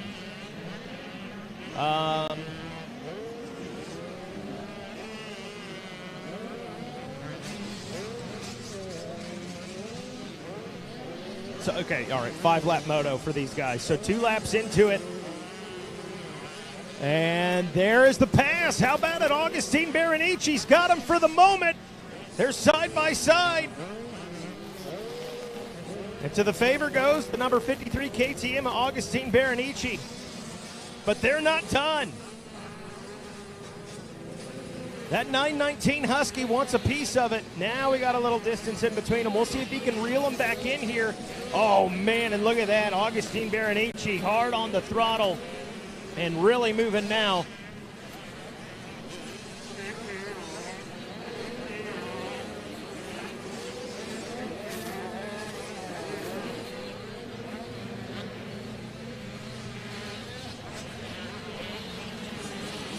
Yeah. That works for me, man. Looking at the lap times for these 85s, 12 to 13 limited. Fastest lap time, 209.163. That goes to Augustine Berenici, and I got to say, he may be hotter than that when he comes through with a 3rd lap completed. is jockeying for position there, battling with Jonathan Yelton on that 919 Husqvarna. And boy, has he moved. Been on the move, I should say. Grab that.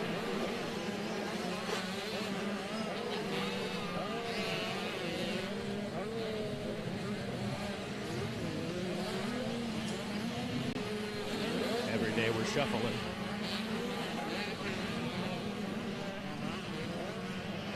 There he is, a 53 KTM Augustine Berenici, about to come through that finish line area. So we'll get the clock on it, see if he can better that 209.163. New leader. Jonathan Yelton falling to that number 2 spot, and Berenici putting some distance, Rodney, between him and the rest of the pack, trying to increase that gap as they head out on lap number 4. Well, as they continue to battle up front, again, just reminding folks, the top 18 is what we'll be seeing transfer into the second moto. Straight into it, we'll go 18, 18, and 6, if I'm not mistaken. Let's see here what the exact breakdown on this one is. Yeah, 18, 18, one consolation race with 6 riders coming from that. As we continue to roll through this one, and the battle's tightening up through the field as well. Berenici and Yelton starting to stretch things out. Kai Berge in 3rd place aboard the number 38. Tyler Millette in 4th aboard the number 20. It is your 5th place ride, the number 20 of Jeremy Rowe. And then, of course, we're looking at the 81 of Nathaniel Orr in 6th place position. In 7th place spot, we got Mason Nettleton. 8th place, Brayden Hyde. 9th place, Max Gaetano. 10th place, Mason Simons. And then just real quick early on, well, we got a 5-lap race, so we're working on lap 4 right now as we speak, Mikey. So we're getting closer and closer to the conclusion of this one. We'll give you a top 18 breakdown in just a few moments, but look at this battle we got on screen right now. It is a barn burner, no doubt about it. It's the 38 machine of Kai Berge, Tyler Millette, and Jeremy Rowe battling for that number 3 position as they make their way off the back section of the racetrack, off the Gator's tail, and now down the front stretch as we head in front of the Gizmo Mods Tower right there in front of the tabletop. Now down in front of the announcer's tower as this battle wages its way here this direction. And another battle we pick up on as well coming into this region. So not much of a change for those front 3 there in 3rd, 4th, and 5th place positions. We got Orr, Nettleton, and High, I believe, also going at it for a battle as well. Down in the Gator Pit, Mikey Wayne. Tyler Millette and Jeremy Rowe duking it out right now. Those 2 guys looking fast out there. Kai Berge moves into that number 3 spot. Tyler Millette, Jeremy Rowe check in right there, and they are all over. They want that podium position. They want that top 3, and they got one more lap to make it happen. Rolling, Rodney, rolling. No doubt about that. We got some tight battles also back there in 10th, 11th, and 12th. Mason Simons, Christian Wallace on the 380. And Gabe Fink also nose to tail as they make their way through lap number 4. And wrap that one up. Looks like we're about to get a challenge now for that 4th place position as the 11 of Jeremy Rowe trying to get around Millette, the number 20 for that position. They've been going back and forth, Rodney. Going around the outside right there, Jeremy Rowe trying to find some speed. I think he might have gotten him. No, he says not so fast, says yeah. Tyler Millette. And there he gets him. Yep, he sealed the deal on that one. And now we start making our way back toward the conclusion of the lap. The big question is, will he be able to maintain it? And next, the question is, can he reel in Kai Berge now for that number 3 position? When they were going up the Gatorback, Kai Berge had a pretty good lead on him, but I got to say, Jeremy Rowe is rolling right now. Back on the Gator's tail, let's go ahead and give you a rundown of our 4 laps complete heading into the last lap. Our top 18, Berenici, Yelton, Berge, Mullet, and, of course, Jeremy Rowe, your top 5. Nathaniel Orr in 6th, Mason Nettleton in 7th, Brayden High in 8th, Max Gaetano in 9th, Mason Simons in 10th, Christian Wallace 11th, Gabe Fink in 12th. It is Caden Alford in 13th, Connor Brown 14th, Felipe Costa in 16th. Actually, that'd be 15th. Brennan Puckett in 16th. Bruno Porto is 17th. Your final transfer spot, Benjamin Moya. And then Ethan Derrick and in 19th, and Peyton Crowley just on the outside of the bubble. Both those riders a little faster than your 18th place position, and Moya at the 3:19, so that could be interesting on this final lap as checkers are out in this one, Mikey Waynes. Augustine Berenici going out there doing work in that 85cc 12-13 limited. Jonathan Yelton going to check in that number 2 spot. Kai Burge able to hang on to that number 3 position, and that battle we saw there on the last lap between Jeremy Rowe and Tyler Millette. It's going to go to Jeremy Rowe, who takes 4th on that KTM. Tyler Millette finishes in the number 5 spot, and the gap yet to be determined. Nathaniel Orr checks in right there, and Mason Nettleton checks in 7th, 5 laps completed. Again, your top 18 will advance to the main. Well, there you go. As we get set to take a look at our next race, race number 4. This is the 85-12, the 13 division number 2. Again, top 18 transferring from this one. As reps are up on the start line right now, we'll grab you a VP Hole Shot Award, or VP Hole Shot Getter. I guess if that's a word. There's with a hole shot. Well, that wasn't a hole shot stripe. That's just somebody rode across the the track right there. But that looks as good a place as any for a hole shot to me. As we check in with our front runners out there. We'll do that in just a moment, I guess, as we get our binocular eyes on and try to sort out the number. Is that a... I'll let you do the determination there, young man.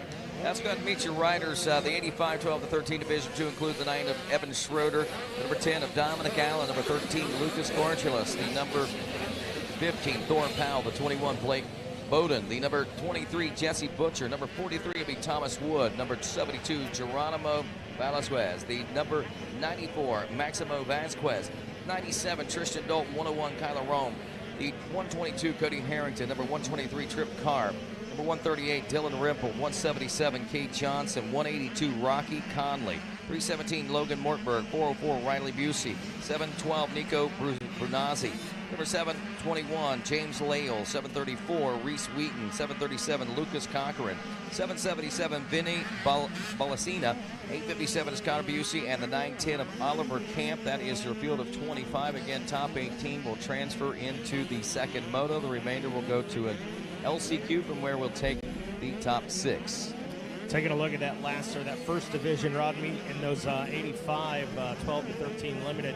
Fastest lap times out there was Berenici with a 2:08, and then you had a 2:07. A 2:07.179. The next closest was a 2:08, I believe like 481. So Berenici, man, setting the bar high for these 85s. We'll see what division number 2 has for them out there.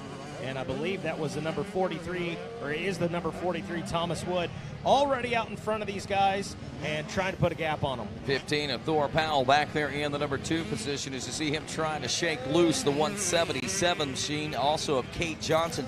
His shadow right now as they cross that Pro Circuit finish line for lap number 1 complete. Also Logan Mortberg back there aboard 317 with Trip Carr in 5th, Reese Wheaton in 6th, Oliver Camp 7th, Kyler Rome in 8th, Vinny Bolasina in 9th, and Riley Busey rounding out the top 10 as we open up lap number 1.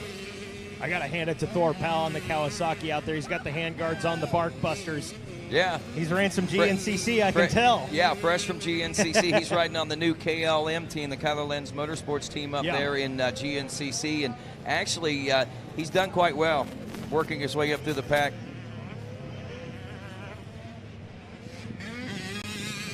Oh, yeah.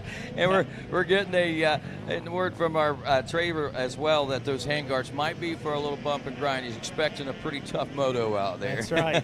He learned something there from the woods racing, I guess. That's right. It's kind of funny. It makes me think of another guy, Axel Hodges, showed up to the GNCC Ironman and ran, and I asked him about the bike and what's it. He's like, well, I don't know what the heck these things are. Talking about the brush guards or the. I said, what are your expectations for this? He said, don't hit a tree. Thor Powell's got some other plans for those handguards, it sounds like. Well, sounds like it as we roll on through lap number 2 and things really start to intensify and heat up, though. It's still Powell back there in that number 2 position. It's still Kate Johnson in 3rd. Mortberg still close in tow in that number 3 position. A little further back is Trip Car, about 5-6 seconds or so. But, man, I'll tell you, the pace that Thomas Wood has set up front, about a 3.5-second lead over the field whenever they checked in for lap number 1 complete. We're a little bit further than that ahead now, I think, as we make our way in front of the announcer's tower. But still, all 4 or 5 riders up front right now have a major and intense battle going on up there in that second place position.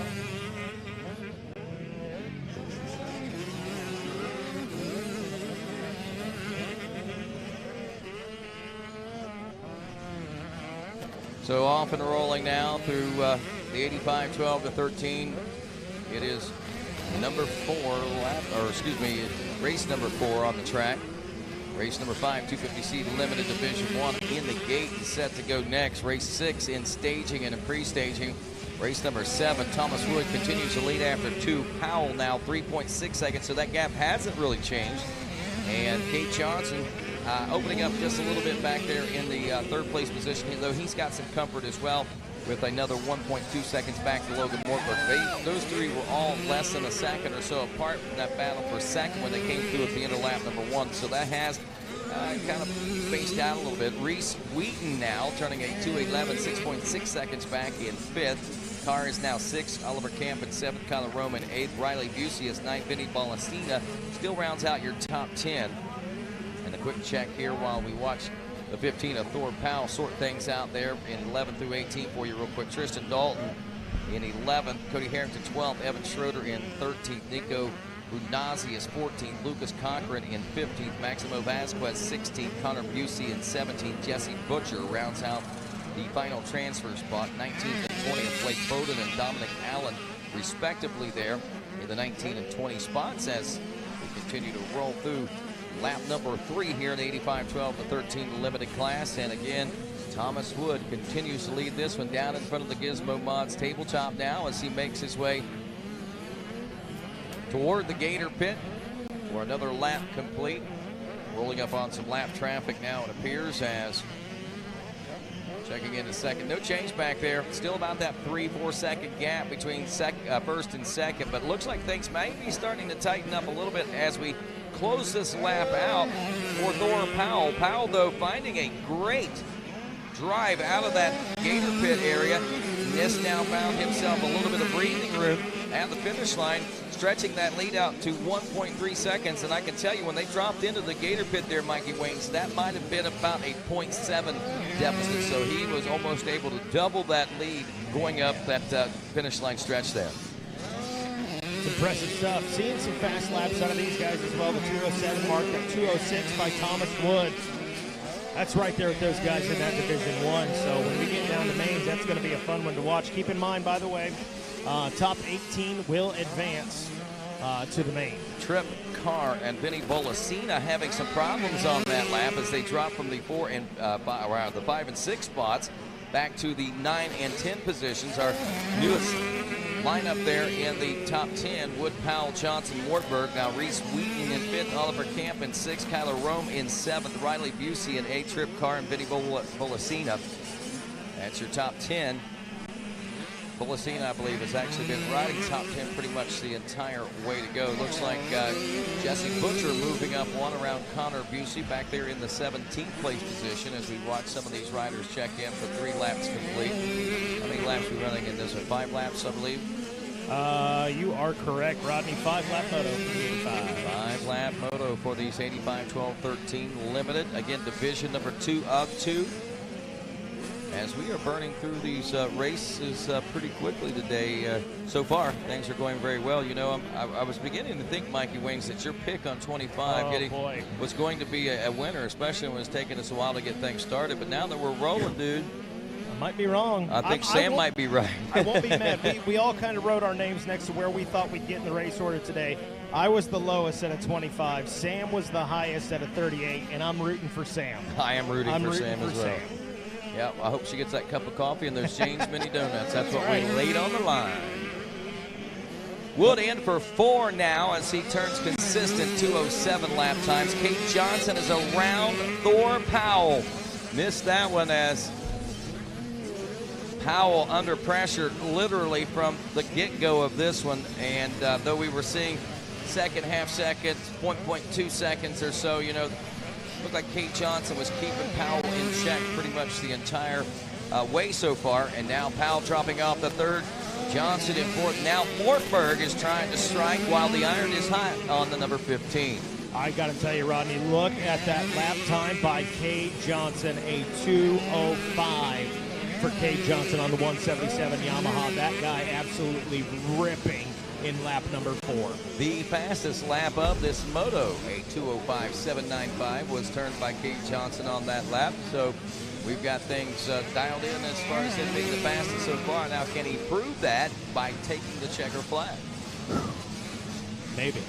He got a lot of work to do. Thomas Wood, I don't know that young man's going to be denied in this. Well, if Thomas slows down any and Kate Johnson keeps this pace, we might see a big change here in this final lap of racing, as the white flag is out on this one. As we're watching on RacerTV.com, that is your leader, Thomas Wood, the 43 machine. About a 5.3 second lead is what he had over Kate Johnson. Johnson turning a full 2 second faster lap time than Wood that last time around. So again, any rest out there could be detrimental for the 43 of Thomas Wood, but as he gets closer and closer to the conclusion of this last lap, it looks more and more to be a sealed deal for that ride. Again, Wood on a truly designed factory connection, link engines, MTF, FMF, KTM. Wood will tank the checkers as he makes the drive out of the Gator pit and wins Moto 1 Division number 2 here at Gatorback Cycle Park.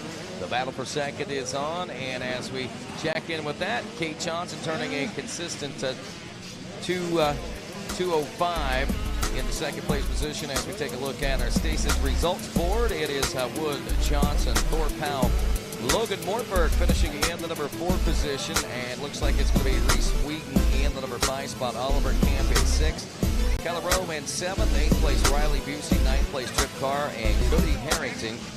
Rounding out your top 10 in Division 2. Again, that unofficial. The official results are what get posted over at the posting board, and you can also check there online for official results a little later on as well. And that is, so again, Wood, Johnson, Powell, Mortberg, Wheaton, Camp, Rome in 7th, Busey in 8th, Trip Carr in 9th, and Cody Harrington rounding out the top 10. That's the way they came across the finish line there for lap 5 complete. And again, top 18 transferring as we go to race number 5, 250C Limited, Division number 1. Revs up on this one. We'll try to grab an early leader, and then we'll introduce you to the field of 34 riders here in this first division of 250C riders. Riders jockeying for position. Everybody wants a piece of that VP hole shot. 3 divisions in this one, Mikey. Only the top 12 going to be transferring. A total of 104 entries in the 250C Limited class. That's a lot, man. That's a lot. That's a lot. That's a good problem to have. Oh, yeah.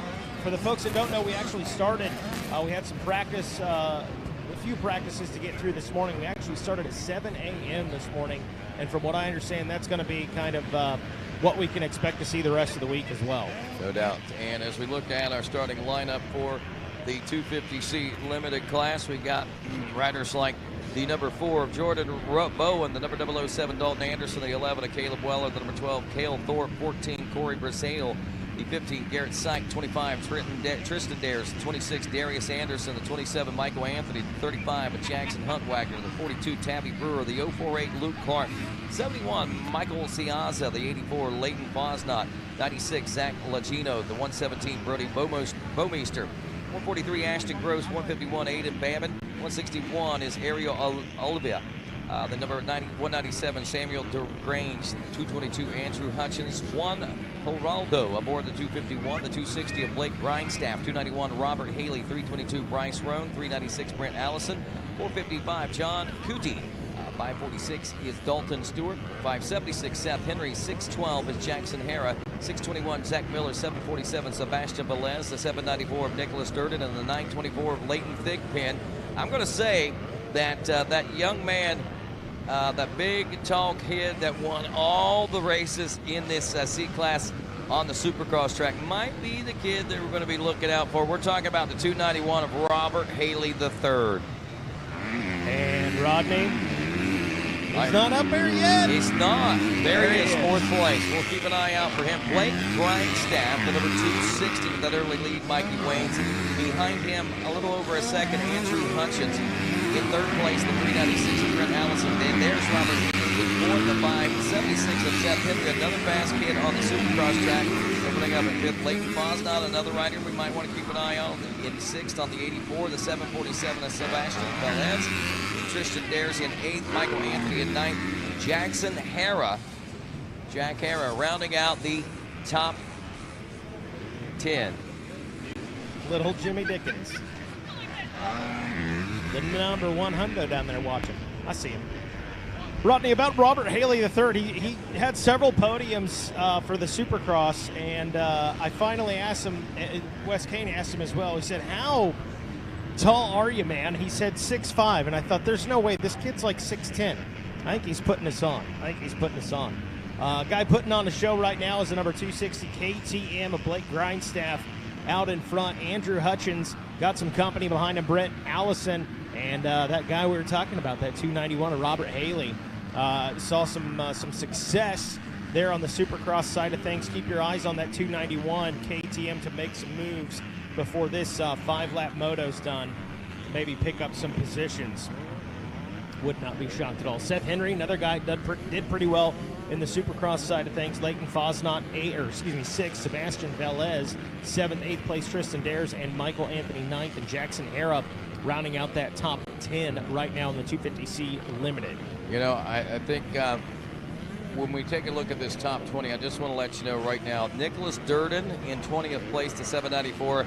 Leighton Thigpen in 19th at the end of that first lap. Tabby Brewer, the 42, was 18th. I'll be interested to see where these riders are at the end of lap number 2, and then even more specifically at the conclusion of this race, which will be, I believe, lap number 5. Blake Grindstaff continuing to lead aboard the number 260. Hutchins in 2nd. Robert Haley now up to the number 3 spot aboard on the 291, around the 396 of Brent Allison. Seth Henry still remains in the number 5 spot. Tristan Dares moving up 1 spot into the number 6 spot. That drops Sebastian Velez now into 7th. The 84 of Leighton Fosnot is 8th. Michael Anthony in 9th. Nick Laurie in 10th. Jordan Bowden in 11th. Look at this, Tabby Brewer all the way up to 12th. Corey Brizel in the number 13 spot. Leighton Thigpen all the way up to 14th place position. Dalton Anderson in 15th. John Cootie in the number 16 spot. Nicholas Durden up to 17th from 20th place position. And your final transfer spot, Caleb Weller. So I expect to see some change there. By the way, Luke Clark and Maxwell Ciaza now 19th and 20th outside the bubble. Oh, no, actually, we're only taking the top 12 in this one. Sorry about that. I forgot this is a 3-division race. So these guys have even got a little more work cut out for them. But Tabby Brewer did go from way outside the transfer spot to the final transfer position there. Yeah, so with 3 divisions in this one, if you didn't hear your rider's name when we were introing everybody, don't panic. They're coming up next, or they're coming up third. That's how big this 250C Limited is. Yep. I believe we did we?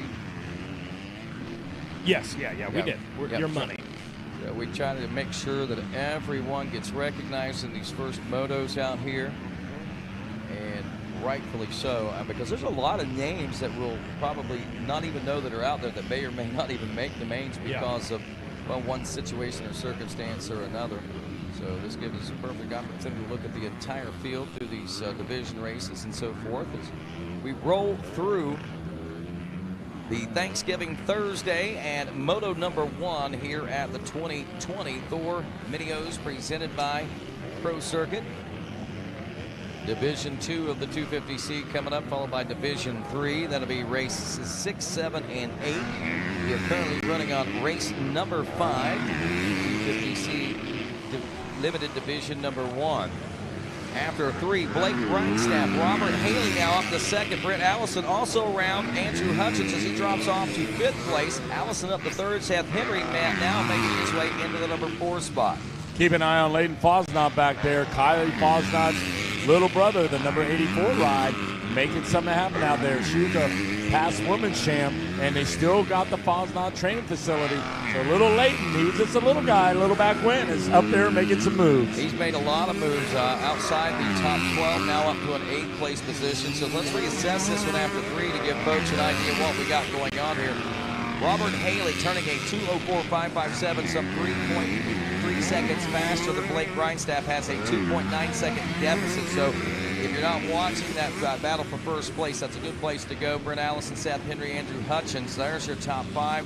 Tristan Dare, Sebastian Valles in 6 and 7, Leighton Fosnod in 8th, Nick Glory in 9th, and Jordan Bowen rounding out your top 10. So there's a lot of changes there. Your 11 and 12 spots are Michael Anthony and Tabby Brewer still hanging on to that final transfer position. Keeping on some of these guys back to 24th. What do you see, Rodney? I see a battle shaping up there as our leaders are making their way off the back section of the racetrack right now. They are basically elbow to elbow. Wes Kane is Blake Grindstaff, the 260 KTM, and the 291 of Robert Haley as they are waging war coming right at us. And we may have a new leader out there. I know that Robert Haley was coming with a head full of steam there just a few moments ago, and he's already taken several wins on the Supercross side of things there as we said his name several times last night during those ceremonies. Here they come down in front of the announce tower, the 289, 260, and the 291 now. Side by side, big, tall, lanky guys out there. Both on KTMs. I think everyone, both of them are like 6'5". Yeah. And there's a white flag. So does that mean surrender, Rodney, for these two guys with the 2-bike breakaway? Wait a minute. There's the slide move. Watch them over there. They draw side by side. Grindstaff and Haley to third. Oh, as they drag race down, it's still side by side. Oh, Haley! A miscue. A miscue by one of the riders. If you can't take the heat, get out of the kitchen. He hit the ejection button. We're going to hope he's okay. But now smooth sailing ahead for our leader. Yeah, I believe that was Grindstaff getting out of that one. Haley, I believe, might have been your rider that may have went over the bars. He just got a little bit too much front brake in those braking bumps, it looked like, over there that got bounced up. That rear end ejected him, so he is down and out. Still haven't seen him check out of that one, I don't think, yet. No, those two guys were going at it side by side. It was a clean maneuver, but we hope that young man gets back up to his feet, remounts his trusty steed. But in the competition, when the adrenaline's flowing, and those guys were going for the win, that white flag was like the trigger, like go, go. Yeah, just like you said, that white flag was not for surrender. That white flag was for the heat. The battle's on now. Hey, some people surrender when they see the white flag. Not those guys. Hey, like I always say, that white flag, a sense of urgency takes over, and both those guys were going to the finish. Yeah, they were. So meanwhile, Rodney, it still looks like, I believe that was Grindstaff that's still out front. We hope Haley, the third, is okay. They're trying to get him over there remounted. But it looks like Henry, Allison, and Hutchins still in the top 5. Yeah, so we'll get a better look at that here in just a few moments. Wow, unfortunate, but, you know, I think that, you know, as long as Robert's all right, or the downed rider's all right, we'll see a lot more of these kind of battles in this 250 class as the week progresses, the 250C class. And certainly, I mean, that one right there, the gloves were off, no doubt about it, as we await our leaders now here in the final sections. There goes, I believe that was the 260 there, making its way down into the Gator pit one final time. Blake Grindstaff, and here comes the third place, now second place position of Seth Henry. That's a battle for third place. Yeah, 222. Andrew Hutchins up from 5th now into a number 3 spot. We just saw him make the pass. So the checkers are out, and that is Blake Grindstaff taking the win. That was Haley that had the miscue over there, as we had thought. So hopefully our injured rider is going to be all right, if he's injured. But whatever the case is, hopefully everything's going to be all right. Blake Grindstaff, Seth Henry up to second. Yes, I believe that is it. Yep. All right, good job out there. Grindstaff, Henry, Hutchins, Allison, Dares, and Valdez round out the top 5. 250C limited. We got the top 12 here, Wes Kane, that we're going to do in this first moto. Sebastian Velez in 6th, Nick's Glory in 7th, Leighton Fosnod 8th, Jordan Bowen in the number 9 spot, Tabby Brewer up to 10th from 12th, Corey Breezeal in the 11th, and Luke Clark round out the top 12 now. All righty, here we go. 250C limited division number 2, the 13 of Justin Carnell. out there from Mooresville, Pennsylvania. The 018 of Kyler Withrow from Crane, Kentucky. The number 20 of Crane Cross from Hazlet, New Jersey. The 32 of James Pavoni Jr. I believe they're from Wisconsin, Chicago area. The 33 of Devin Eaton from Williamstown. That's right. No baloney is James Pavoni. The Williamstown. Yeah, he did arena cross for a little bit, so I got to know James pretty good. Williamstown, South Carolina, is Devin Eaton. The 45 of Dylan Snow from Clayton, Delaware. The 51 of Bryce Lizaraga from Kendall, Texas. 54 of Peyton Chris from Simpsonville, South Carolina. 61 of Ethan Commodore from Edgewood, Texas. The number 70 of Jaya Lewis from Hialeah, Florida. The 82 of Spencer Townsend from Lithia, Florida. From Macon, Georgia, the 86 of Aaron Pelingri. From Mount Joy, Pennsylvania, the 88 slash of Ashton Kelly. The 88 of James Kelly from Beaufort, Georgia. From Orlando, Florida, the 115 of Jared Burgess. From Dinsmore, SK, the 118 of Eden Greason. Miami, Florida, Census 127 of Lurago Savaga. Bloomfield, New York, Jacob Sampson on the 177. The 204 of Christopher Bromstone from Seattle, Washington. Marietta, South Carolina, 213 of Colby Caldwell. From Sayota, New York, the 314 of Brennan Rodnecker. From Iron Station, North Carolina, 219 of Max Russ. LA, California, Chile is the 277 Ian Burns. Then we got 261 of Diego Piazzo.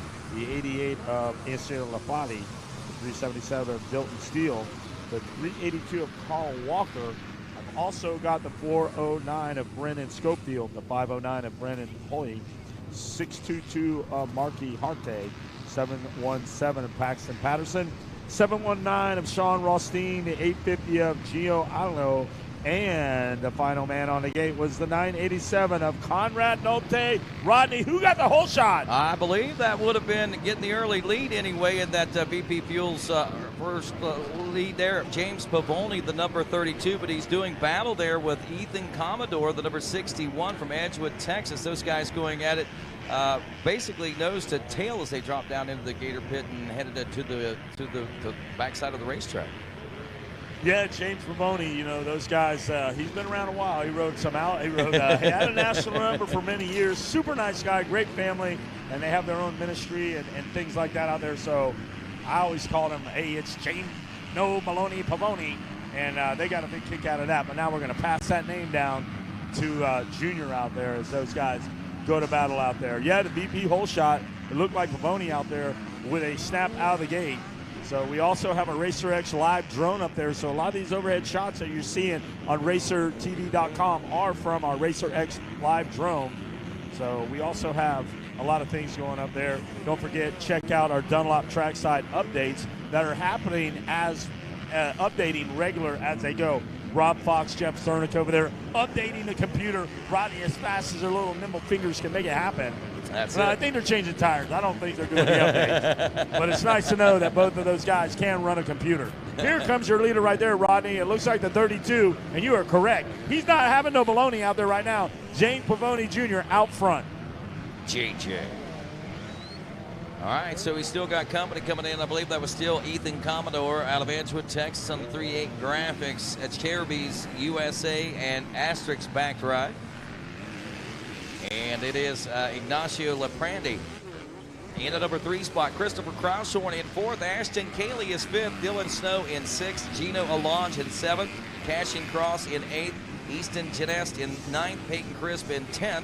Again, top 12 transfers. So Brennan Schofield and Devin Eaton, your final 2 transfer spots in 11th and 12th. Looking out for Ian Burns in the 13th place spot. Sean Rothstein in 14th and Alex Payne in 15th. I'm watching this unfold now. You can see Pavoni and Commodore on the high side of the track. They used to call that the gator tail. Both riders now rocket down the downhill. Pavoni to the inside. Commodore ricochets out to the outside as they climb up to the bottleneck. And off they go. They drop down. Watch these riders now. A 2x breakaway between Pavoni and Commodore.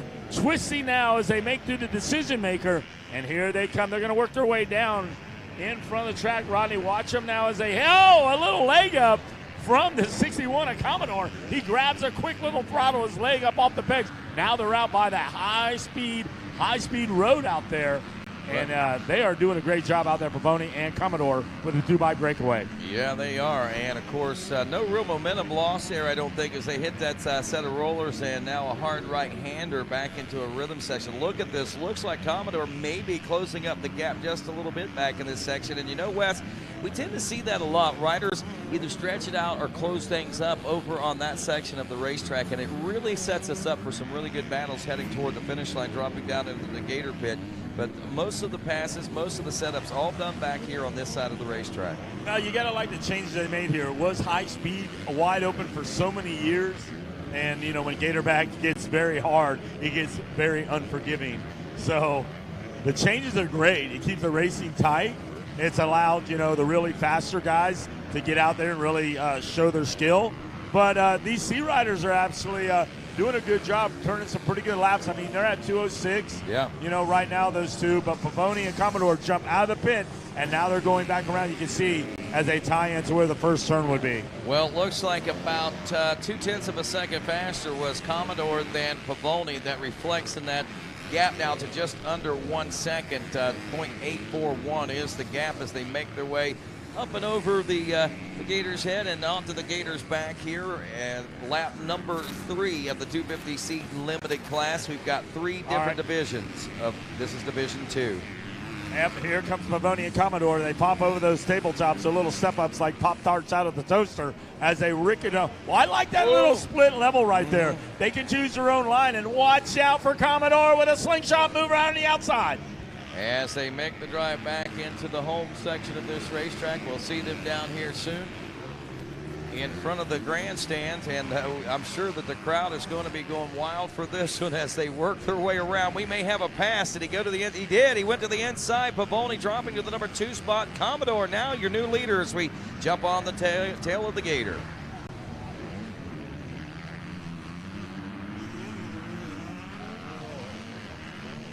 So new leader Pavoni goes by the wayside there just as they dropped onto the big sweeper, and Commodore moving into the number 1 spot. Christopher Cowshin still in 3rd, Ignacio Laprandi in 4th, Dylan Snow in 5th, Cashin Cross in 6th, Easton Jeanette in 7th, Aston Cayley in 8th, Devin Eaton in 9th, and Peyton Crisp rounding out the top 10. Our leaders now down here near the finish line, or nearing the finish line region, past the Gizmo Watts tabletop. Now in front of the announcer's tower, and just a basic flip-flop of what we saw 1 lap ago. And through the first 2 laps of racing, there's 3rd place Cowshin and Laprandi and Snow. Those guys might be starting to see things tighten up. And look at this, a good drive out of the Gator pit for James Pavoni. I think he might have actually chipped away a little bit of that lead that Commodore was starting to impose upon him, but now as things start to unfold here heading into lap number 4, it looks like Pavoni is trying to rise back to the occasion to strike back and maybe make that pass here with just a couple laps left to go. Working on lap number 4 right now as we speak. Well, up and over, those 2 guys are still going at it. Now Commodore out front, and Pavoni now got to be the bridesmaid in this one. And they are still moving. There they are. Well, Commodore running at 205 and Pavoni at 206, and then we start dropping down 207. Some of the riders 209, 208. So right now it looks like Ethan Commodore's, if he stays on 2 wheels and can avoid the fiendish attack by our 2nd place rider Pavoni, he might be able to take this division win. Well, I tell you, pretty much all separated out, and most riders seem to be somewhat comfortable. Any mistakes is going to change that up, though. But our top 12 after 3 looking like this. Commodore, Pavoni, Crouch, and Laprandi and Snow. Your top 5, Cashin Cross in 6th. Now Easton Janest is 7th. Peyton Crisp in 8th. Brennan Schofield in 9th. Bryce Lizarraga in the 10th place position. 11th is Ashton Cayley. Max Rust now rounds out your top 12. Here they come. They're still on it, and I believe the white flag may come out on this one.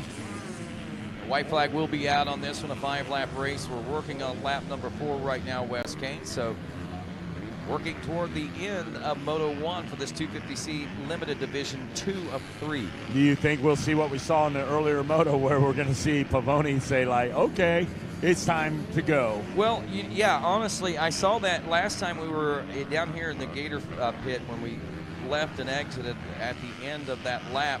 it looked like Pavoni was trying to show a few things coming out of that. He did actually close up that gap back up on the 61 machine, but this time around, it looks like that Commodore really might have put a little more distance than what we expect. Actually turned a 2-second faster lap, so that gap going now from about a second to 2.4 seconds. Hey, it's starting to close up really good right there. Well, it looks like Pavoni, well, I believe that could be a lapper out there. We're watching him now. Yeah, that's a lapper out there. So Pavoni's still got a lot of ground to make up. But you can't say enough, Rodney, about this RacerTV.com crew here. You look at that drone shot coming in from the Racer TV drone, you are like getting like a bird's eye view of what's really up and close and personal, what's happening out there on the track. Yeah, and I love the way you can watch the lines and stuff as we follow through on this FMF last lap. You from the aerial view, you get to see the line choices, and you get to see where the time is made up and where the mistakes are made. And yeah, the Racer X Live drone will give us some of our greatest shots, I feel, this weekend. It'll also be very explanatory. Explain a lot to us, you know, how's this happening, how's that happening, what line are they choosing the same line? No, they're not using the same lines. One's riding 6 inches over the other, you know, from the other. So it's going to be interesting to be able to watch from those angles this year. Yes, if you ever to pull this up back on your smartphone, or you pull it up back at your motorhome, you're actually getting a sneak peek of the lines and everything from this overhead view of the Racer TV drone to really what's going on out there. So you're really not going out there, you know, shooting in the dark. You've got first-hand information coming hot off the press, compliments of the Racer TV drone. Well, as we look at the clock on the wall here and look at the riders, it looks like we are nearing the completion of lap number 5, and Commodore really posting a very solid last couple of laps there to be able to establish the dominant lead that we are seeing him here from what we saw at the beginning of this race. So Commodore will take the win. Pavoni still back there in the number 2 spot. Looks like he might have recognized, hey, he's got a little bit more. It's just Moto number 1. We'll see what can happen in Moto 2 as the checkers come out on this one. 250C Limited Division 2. And Pavoni will check in the number 2 position as we take a look at the Stasic results board. Pavoni, Crouch, and Ignacio Lamprandi will finish up in the number 4 spot with Dylan Snow in 5th. Cash and Cross will take 6th. Easton Genest in the 7th place position. 8th place will be Peyton Crisp. Brendan Schofield in 9th, and Bryce Lazaraga in the number 10 spot. Final 2 transfer positions, looks like they will go to Max Rust and Ian Burns. And that's your top 12, Division 3 coming up here in just a few moments. We'll meet those riders and we'll check out their moto when we return here on RacerTV.com in just a moment. All right, Rodney, 250C.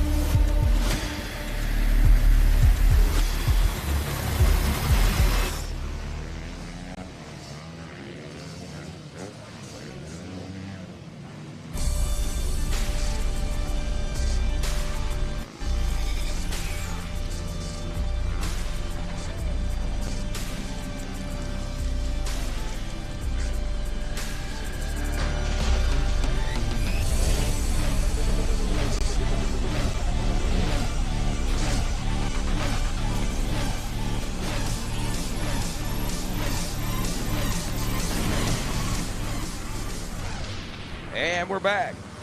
We are back to racing out there. I've got Tuzzo, Moon, Heaton, Slane, Scholl, Killian, Busher, Moraz, Bryant, Mejia, Lutz, Wolf, Sligers, Burns, Lynch, Gibson, Robbins, Caneda, Jordan, Broom, Goldsboro, Jet, Laprani, DeSante, Lewis, Shoemaker, Kitzmiller, Alec, King, Kevin Mulligan, Henry, Hagen, Rivero, Haggerty, and Heltz in our 250C division number 3.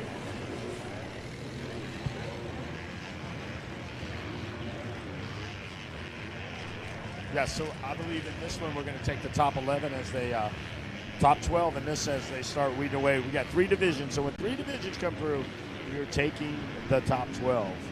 So 12, 12, 12, then we get into consies and let this thing let it cook right now. But we're watching our leaders now as we got a pretty big pack chasing our leader down as they head out through the twisties up aboard the tree line.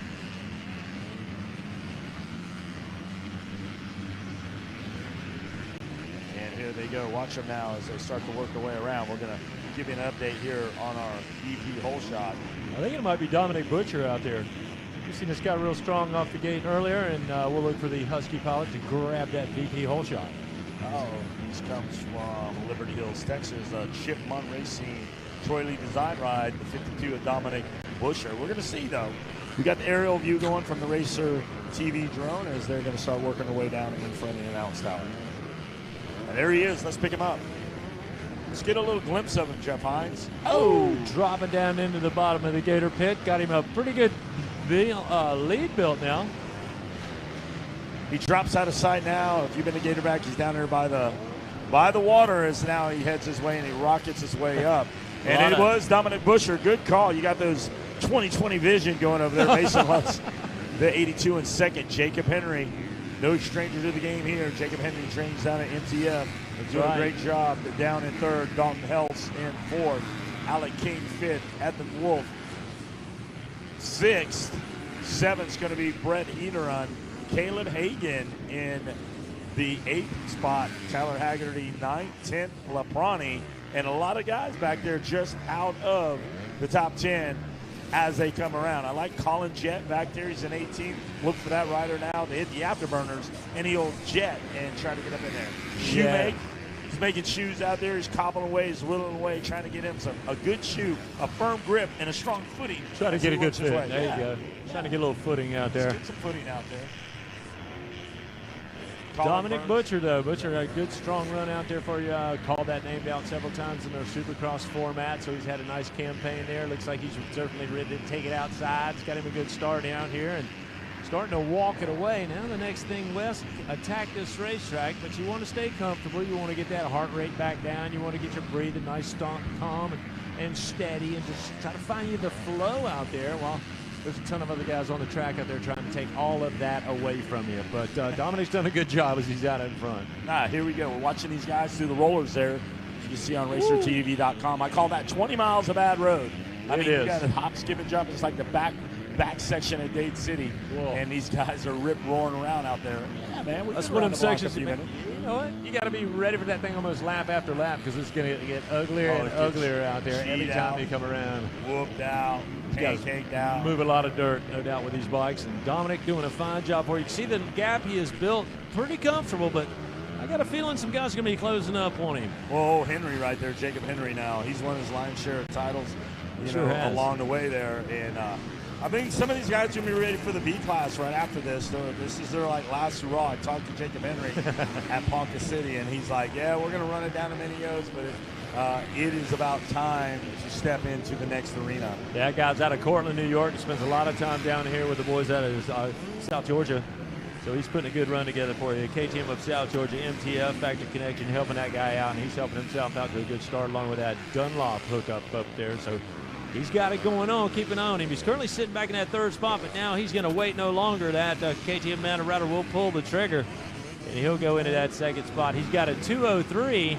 And he's turning the fastest lap on the track right now. It's a 2:03 and 9400s to a 2:04 and 3/10. So Dominic Busher still out in front, but the pack serving notice. Jacob Henry making his passes stick. He's now made his way to that second spot. He's got some breathing room out of that racetrack now. So let's see if Dominic can hold on to a smooth pace. Let's go a little further back in the pack right there, and on the bubble right now in the 12th spot, number 72, it's going to be the Yamaha ride of Avery Bryant. Anybody behind him has got to pick up the pace, or maybe going to the LCQ, that last chance qualifier, which is just like it says, cold and cut and dry. So in the 11th spot is Tyler Haggerty. 10th spot, Tyler Lynch. 9th spot, Justin Prandy. Evan Wolf moves to the 8th position now. Caleb Hagan in the 7th spot. Alec King runs in the 6th spot. Our top 5 still Dalton Heltz there. Brett Herndon, Mason Lutz, Jacob Henry, Dominic Butcher. Henry serving notice. As we said, he'll turn the fastest lap time on lap number 2 right here with 5 of them to go. Let's see how close he's going to be able to come up into Butcher's lead right now. Here comes Dominic in front of the announcer's tower. He'll drop down out of the gator pit, and you can see what Henry is doing is working. He's certainly a whole lot closer than he was on the last lap around. And there's a whole long way around 1 lap of gator back action for you. So it tests each and every one of your skill sets out there just about every lap. So you can get yourself in a tough situation out there as this racetrack, it continues to bring the hits. I mean, literally.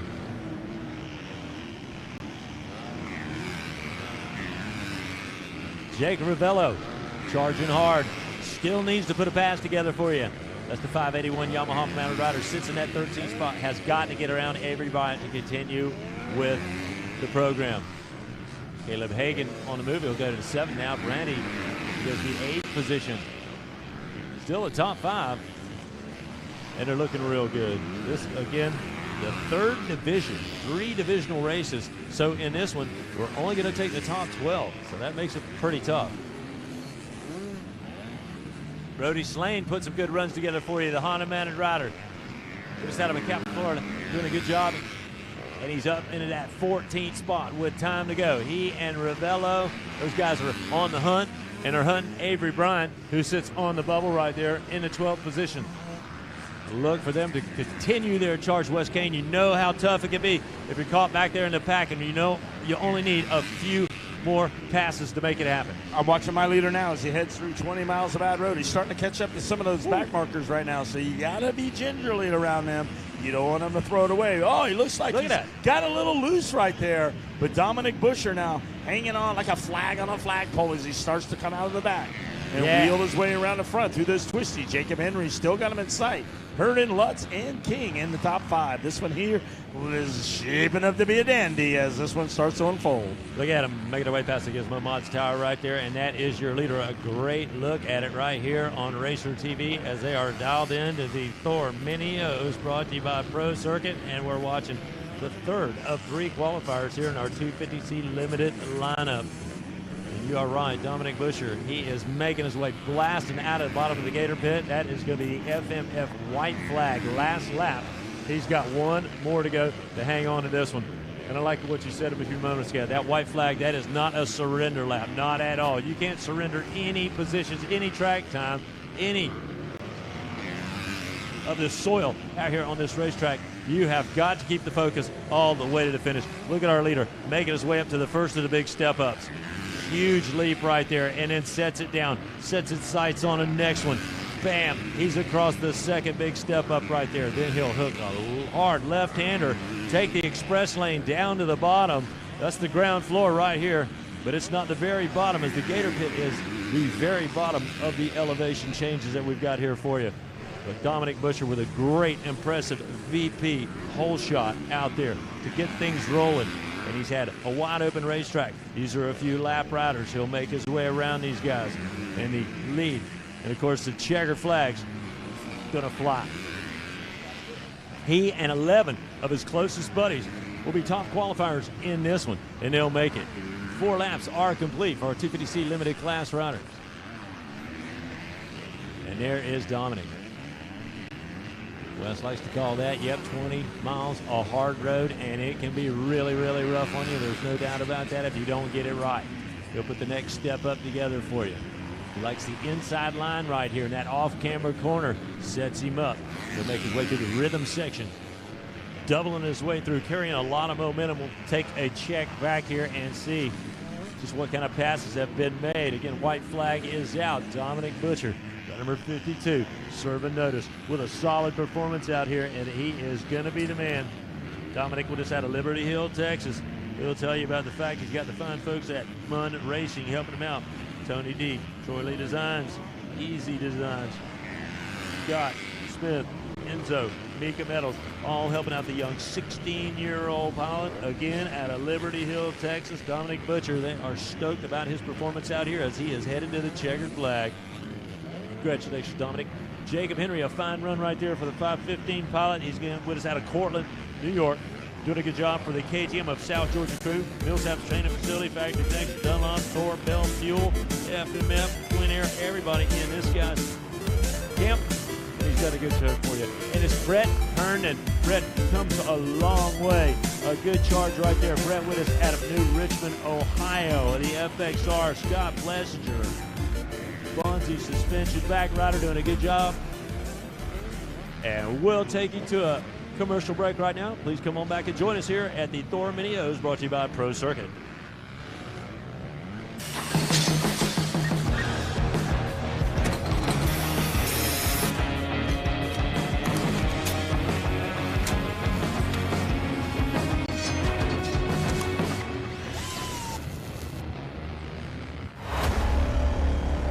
Serious riders know when it comes to their helmet, settling for less is never an option.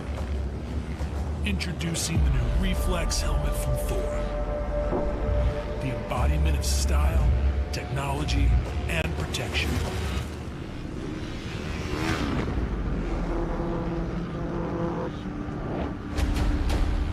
Never settle.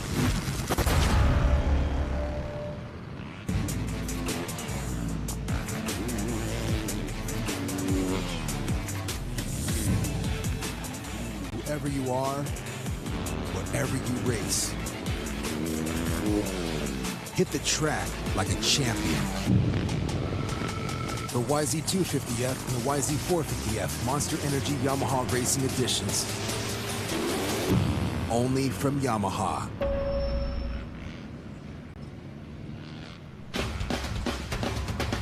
The Grand National Cross Country Series is back in Palatka, Florida at the Wild Boar GNCC, March 6th and 7th, 2021. Come see the world's top off-road racers compete for 3 hours in the sands of Florida. Or come out and compete as an amateur yourself. Visit GNCCRacing.com for more information. We'll see you at the races. The Monster Energy AMA Amateur National Motocross Championship at Loretta Lynn's is back, August 2nd through the 8th of 2021, a favorite of racers and fans alike. See the world's fastest amateur racers qualify from all over the country to fight for the national titles at Loretta Lynn's Ranch in Hurricane Mills, Tennessee. Visit mxsports.com for more information. We'll see you at the races. RCSX, the Ricky Carmichael Daytona Amateur National Supercross, is back on the infield of Daytona International Speedway, March 7th and 8th, 2021. Come race with us on the legendary Daytona Supercross track in sunny Daytona Beach. A racer and fan favorite, this is an event you don't want to miss. Visit mxsports.com for more information. We'll see you at the races. Race number 8, Mini E, 4-8, back on the starting gate. And number 4 of Cade Nightingale, the number 10 of CW Holclaws, the 15 of Corey Holmes, the number 8 ride of Benson Levin, the 19 of Mason Dixon, the 22 of Gavin McCoy, the 25 of Bryson Devilbliss, the 54 of Parker LeBeau, 61 of Lando McNeil, 71 of Grayson Porco, the 99 of Jax Baker, the 126 of Tate O'Bona, 254 of Racine Kyler, the 301 of Graydon Junick, 306 of Brooks Niger, the 422 of Levi Letty, the 539 of Carter Conley, 576 of Blake Luza, 702 of Brayton Queensberry, the 805 of Charles Balsher, the 982 of James Gleason, 988X Ryder Likens, and a 998 slash Dyson Likens. So they save on the numbers. They just add a slash. They add one little. They take the duct tape and they make him a number. And those guys are both from Belafonte, Pennsylvania. So you got brothers out there. Mini E. These guys are great, and they are on the gate, and they're not going to be late. But you're not going to be able to hear them coming as the gate drops. So this is a glimpse of the future, Wes Kane. You are right. We make a joke about it because they're so quiet. They are the Mini E, the electric bikes. There is no doubt about it. This is a little glimpse of the future. It's pretty funny, though, when they're out there riding, you don't hear them. You don't hear them out there. And big shout-out to Mr. Baker down there from the Sandbox longtime friend of mine, just giving him a little hand wave. Bob and never misses Bob a race. Baker, dude. Never misses a race. He'll drive a race car down Talladega, the backstretch like no tomorrow. But right. anyway, back to the action. You don't even hear those guys come up on the podium. You're like, oh, the race is over? Really? Okay. So a lot of fun out there with these guys, and we look for these to be the future. It's just you never know when all of a sudden there's going to be like an 85 e-bike or electric bike or a 250 or 450. I don't know. They're pretty incredible. Of course, we had the Alta that was in the mix for a little while right there, but never went to full competition level. This is fully a competition level here. We got this class made for these guys and gals, and they're definitely taking advantage of it. So great technological advances out here. I tell you what, but this is a sport that is really driven by technological advancements. There are so many cutting-edge people out here. There's so much going on. There's so many guys and gals with great eyes out here and on this sport, and it's an ever-evolving thing. I mean, not only the manufacturers and the way they update the motorcycles and give you the latest and greatest with all the R&D and the suspension technology, and of course, you know, going into electric starts and just all kinds of stuff. Who knows where they're going in the future? But certainly, this is a glimpse of the future, the mini e-bikes and these young riders and their entry level. What a great opportunity for these youngsters to come on out. And again, in the long run, like you're talking about, you don't have a motor to really take care of. You don't have piston rings. You don't have clutches. You don't have all this stuff. You just have that little bike, and you plug that puppy in. And you make sure you're probably in your hot setup is like a big fat extension cord. And who knows, eventually one day when we go to the 120 volt class, there's no doubt about that. But also the opportunity that this bike may present in the future is an opportunity to open up places that were previously closed down through noise restrictions or whatever. Obviously, you can run these things right here in your own backyard, and probably the only noise you're going to hear is the hooting and hollering of having fun.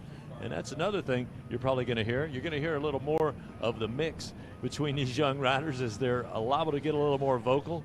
Obviously, they're racing with the helmets on, but the emotions certainly flow in our 4 to 8 year old crew like they do with all of us. You pull the helmet on, you become a kid again, and you're living life. No doubt about that. I think it was Steve McQueen says, when you're racing, you're living. Everything else is just waiting. And we will have that coming up. Our mini E-class riders. This will be race number 8 in our lineup. We'll go to the conventional 85cc 9 to 11-year-old limited class riders. We'll have that one coming up for you in just a moment. That'll be race number 9 in our lineup. Probably going to have several divisions out there, at least 2 divisions in that one coming your way, where again the stakes will be certainly as high, but with a great opportunity to pick up a win.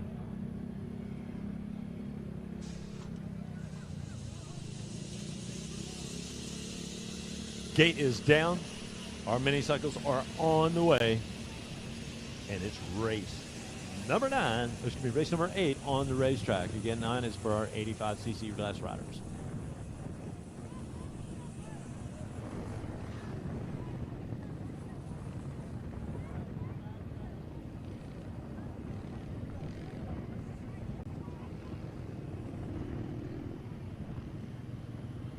Maybe the 92, Aiden Bailey. KTM Mounted Rider looking to get the good start right there for you and running up in front, or is that going to be James Gleason out of Lansing, Michigan? It may be Gleason as well on his Dunlop Rhino Power 7MX 100% Roost MX spec engine ice ride.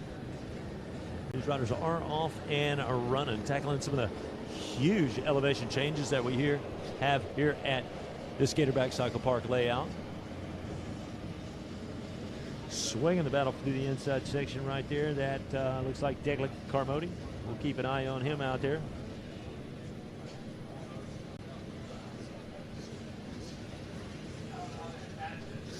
Huge elevation changes, and riders taking full advantage of that right here. Up and down they go. Streaming away through the Moose Racing banners right there as they will stretch it out.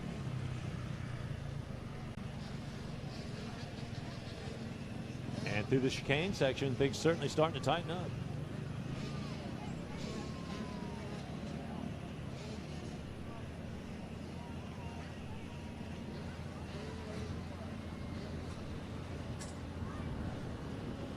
And literally, you can hear them.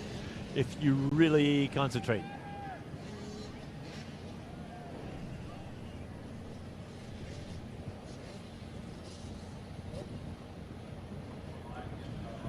Coming through the green flag. Here's your leader out in front. It's going to be Cade Nightingale. Cade, rider number 4, is going to get the jump on Gavin McCoy. Gavin, rider number 22 on his KTM, trying to close up our Cobra Mounted leader. Rider number 9, 82, that's going to be James Gleason. Good run for him. Our next pilot coming through, that's going to be the female. That is going to be Lana McNeil. And Lana doing a good job for you. She's up in the 4th spot for you. Grayson Porco runs to the top 5. And now Levi Letty. Levi, rider number 422 there. That's the memorial number. He's riding in memory of Nathan Hall out there. He's the Nathan Hall Memorial winner for the foundation for this year as well. And he's out there on 1 of 3 bikes that he'll be racing with us. Now in the 7th spot, rider number 50, Parker LeBeau. Rider number 8, that's going to be Corey Holmes. Rider number 15, as he moves up in there, Mason Dixon, that's right. He's in the 9th spot. He runs on the number 19 rod. Rider number 25, that's going to be Bryson DeVilbiss. Out of Panama City Beach, Florida. He's in the top 10 on his Husky. Racing Kyler, Charles Browser. Carter Conley. It's going to be Brooke Carringer. And in the top 15, Grayson Jenke. Nightingale stretching it all out for you. Starting to put those good laps together. A little bit of a gap he'll build over Gavin McCoy. Gavin, rider number 22, trying to keep a watchful eye on our Cobra Mounted leader as James Gleason, rider number 382, continues to run in that 3rd spot. They're making their way through this lap, and you can see the infield section coming alive as we've shortened up the circuit for these young riders in our 4 to 8-year-old Mini E class competition.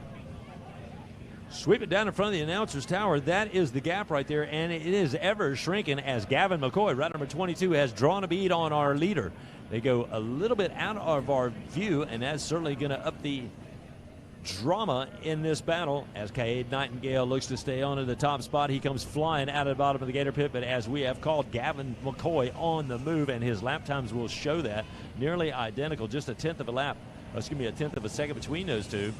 As now James Gleason, rider number 982, he would love to be able to up the ante and make it a 3-way battle out there. But again, Cade Nightingale just slamming on the ground after the gate right there and get a great start. He has turned an excellent run out in front, but Gavin McCoy has drawn a bead on him, and the KTM mounted rider number 22 is looking to roll up in on him. Across the first of the big step-ups they go. Huge elevation changes here for these young riders. And Grayson Porco, rider number 71, Grayson really now on the move. He's currently sitting in the 4th spot. He and Levi Letty turning some nice lap times, and they are on the move. Stalking some of these spots where Levi Letty, number 422, will now make his pass up into the top 5. A great run there for him. Corey Holmes runs in the 6th spot. Benson Levin in the 7th position. It's Mason Dixon now in the 9th spot. Lana McNeil, she's still hanging tough for you. She runs in the 9th position. And Bryson DeVilbiss with us out of Panama City Beach, Florida. Rider number 25 is on the Husky, and he's marking a top 10 run right here in this one. Our Mini E riders are running strong in race number 8. 85cc 911-year-old limited riders coming up next. Wes, what's happening? Hey, I tell you what we got. We got some good word going on. We've got dollar board bingo tonight. Ooh, bingo, bingo. Always what's going on tonight at the main tent at 7 p.m. Also, if you didn't pick your award up last night, you can do it over at the UPS pickup. UPS Fed Up pickup. That's right. Get on over there, man. Also, we have a Thanksgiving dinner presented by Thor tonight for all you guys like me that are homeless and you need somewhere to nestle. I'm right there with you. You're set right there. Jeff Hines doing a flag great is job out up. there. Cade Nightingale on the way, looking to take the win in this one. Gavin McCoy has come so far to close the gap upon him. One more lap to go. McCoy with a good shot right out of the bottom of the Gator Pit right there. Looks like he's going to have a side-by-side run. He's got the outside line, but he has got Cade Nightingale right there beside him, and that is a battle for the lead. Look at Nightingale. He dialed down that ride. He's just staying just a few bike lengths ahead of him. And we're talking about our little Mini E bike links. That's not a whole lot of room, but look at these two battling across the bottom of the Gator Pit. Little single now, and they head up the elevation, making their way to those big leaping step-up sections. These two have pushed their battle well out in front. Cade Nightingale, Gavin McCoy getting at it. James Gleason has made the passes. He's in the third spot. Levi Letty also making some serious passes in his moto preference out here. And he runs now on the 422 ride up to the 4th spot. Benson Levin in the top 5. Corey Holmes still in the 6th spot. Lana McNeil moves to 7th. She gets around Grayson Porco. He's having some problems, and it might be Bryson DeVilbiss who continues with a fast pace there. He's closed it up on Mason Dixon. Now a new top 10 competitor, Parker LeBeau. LeBeau able to move up in there. Racing Kyler. Then Bryson DeVilbiss. So a slight mistake right there is going to be costly. Carter Conley. Charles Boucher. Grayson Jenke. And Tate Bonanno. All working hard for you there. That'd be, back to the 16th, 17th spot for you. Sweeping his way through now down and getting the approval of the crowd as he has withstood the charges.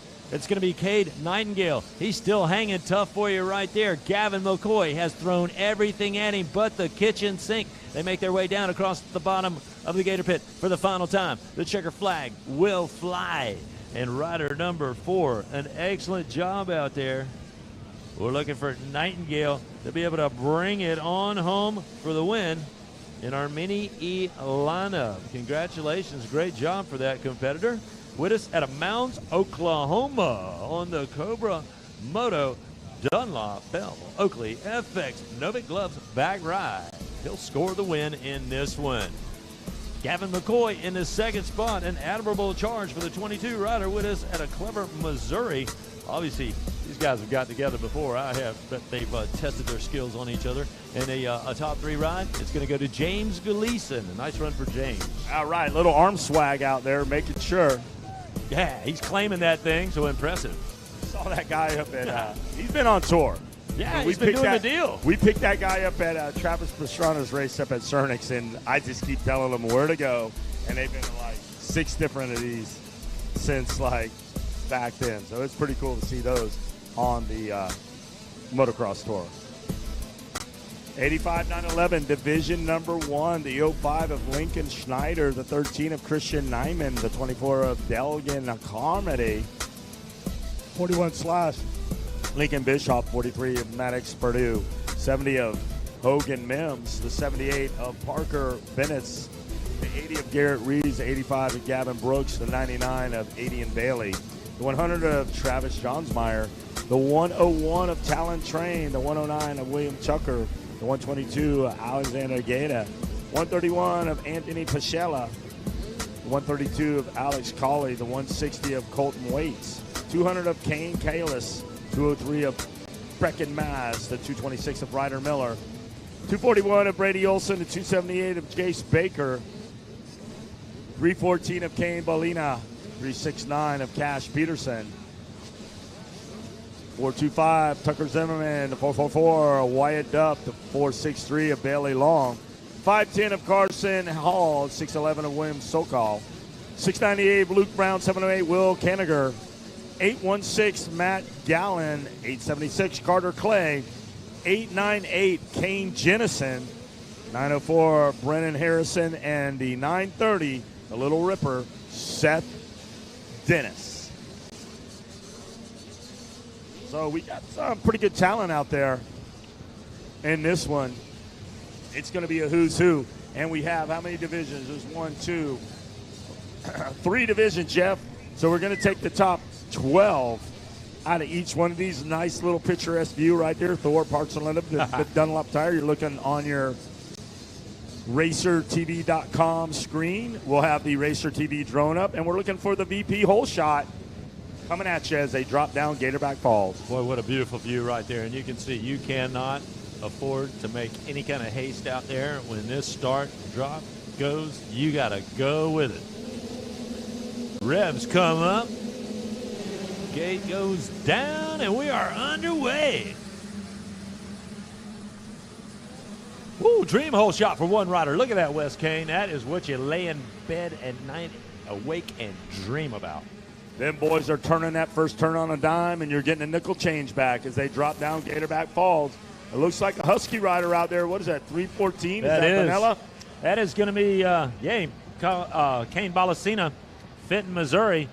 The Missouri boys are rocking and rolling out here early. The Double Eagle MX Gut Racing Factory Look at that, rider. Jeff. Side by side, our second-place competitor jumped over the step-up and took a commanding lead out there. That could have been Seth Dennis out there. We'll get a checkup. Oh, one rider having a little problem up there, but he is back up and running. We're going to pick up this drone shot. We're able to see him right here on our RacerTV.com monitor here as we're going to look for that leader. Yeah. I believe it might have been Seth Dennis. That's probably the 930, an aggressive run to the front early, but he realizes just how much emphasis you got to put on this start to get away with a good one. And he pulls a start out of his back pocket. This guy gets a wide open racetrack. He's going to be tough to hang on to. Hey, it could have been 9:30 at 11:30 taking the lead, so we're going to check it out here.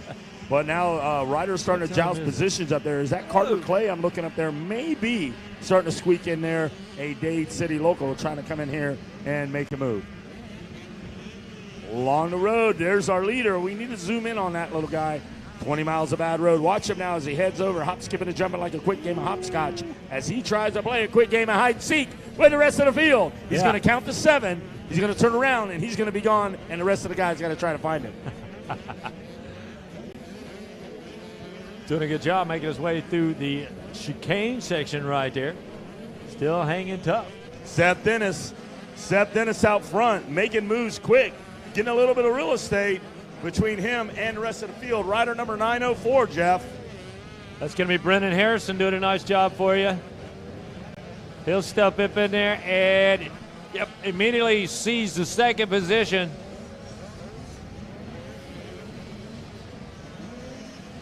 Third spot looks like it's going to go to Will Kennegar. Will Kennegar, one of our buddies right here out of Merrillville, Pennsylvania.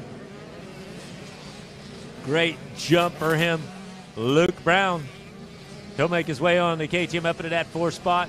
Kane Ballasina, he started it off with a hole shot. The VP hole shot went to him. He is running in the top 5 for you right now. Will Sokol, he runs in the 6th spot. Alex Culley, he'll make it to 7th here early. Garrett Hayes in the 9th spot. Wyatt Duff, along with Parker Benitez. What a battle for those guys. A little bit further back, Colton Waits, Hogan Mims, Chase Baker, Kane Kales, and Travis Johnmeyer. Johnsmeyer's there in, again, the 100 ride. KTM Autopilot. He's in the 15th spot for you. He's starting to work his way to the front. We'll get some lap times out here for Seth Dennis, Brendan Harrison, and Will Kennegar as these guys start to stretch it on out. Great starts for him, making their way around the racetrack with authority. And Kennegar starting to close the gap now. Brendan Harrison riding for the 904, riding for that 904 area code up there in Jacksonville, Florida, doing a good job for you. But Will Kennegar, the rider out of Pennsylvania, may have squeezed up in there and pulled the trigger on him for that 2nd spot. Keep an eye on right there, the 444 of Wyatt Duff in the top 10. He's another one of these guys. They've been to every race possible since Loretta Lynn's. That's right. And they've raced their way right here. They've been to California. They've been to Ponca City. They have raced their way right here to the beautiful Sunshine State. Any one of those riders get a top 10 start out there, they're going to be immediately in the conversation. They've been putting those kind of laps down. There's no doubt about that. Let's look at our leaders as they're set to put another lap together, dropping down across the bottom of the Gator Pit. Seth Dennis realizing the situation, the gravity of the whole deal, and he jumps out in front, trying to make some time now on his buddy Brendan Harrison. Leader. Come in, orange leader. Oh, coming in hot. Look at this. The battle. Kennegar, will he be able to take over that 3rd spot? He drops down into the Gator Pit there, and he will make the pass on now Luke Brown, who slips up in there and takes a spot away from Kane Ballasina, who had this thing rolling with the VP hole shot early. And watch our competitors now. Seth Dennis now heads down Gatorback Falls. The 930 machine, the Little Ripper. Seth Dennis now heads over what used to be called the dinner table for a captain's feast that we're having, compliments of Thor tonight. And our 2nd place ride starting to heat up. Harrison and Kennegar. You know those guys really well, Jeff. Yeah, Will Kennegar and his family have been coming down here and enjoying the great racing opportunities for many, many years. And right now, he is not squandering this great start. He has closed the gap. Oh, and he goes around the outside. Pulls the trigger, takes the shot. He's now in the 2nd spot. Will Kenniger. He pulled the wool over there. Didn't he park over there somewhere a Usually couple years always. ago and just dropped out of it like, hey, we just showed up. That's EB's crew. They Yeah. come up, EB pops the trunk on the big Fury 500, pops the and they trunk jump and out out of the comes back. Will Kenniger. There he goes. They And pops out. He's got the gear and the gloves on. He's just ready to go. They keep the gloves and everything in the glove box in the truck where it belongs. And they have Gloves to in the go glove there box. and retrieve them to get ready to race. How many people got gloves in their glove box? I would like to know. Inquiring minds would like to know. I don't know, but mine's full of junk. There you go. My lawyer stays in my glove box. My lawyer and my jury stays in my glove box. And we'll leave it at that. 6-man jury. That's all it takes. You know what that is, right? Yep. Yep.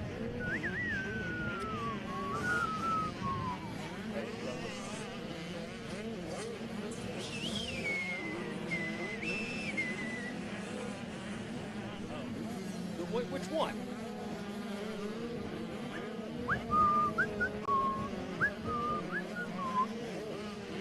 Goodness gracious, you guys have so much talent, it is ridiculous. I'm telling you, the birds are chirping, skies are clearing, the motocross race is racing.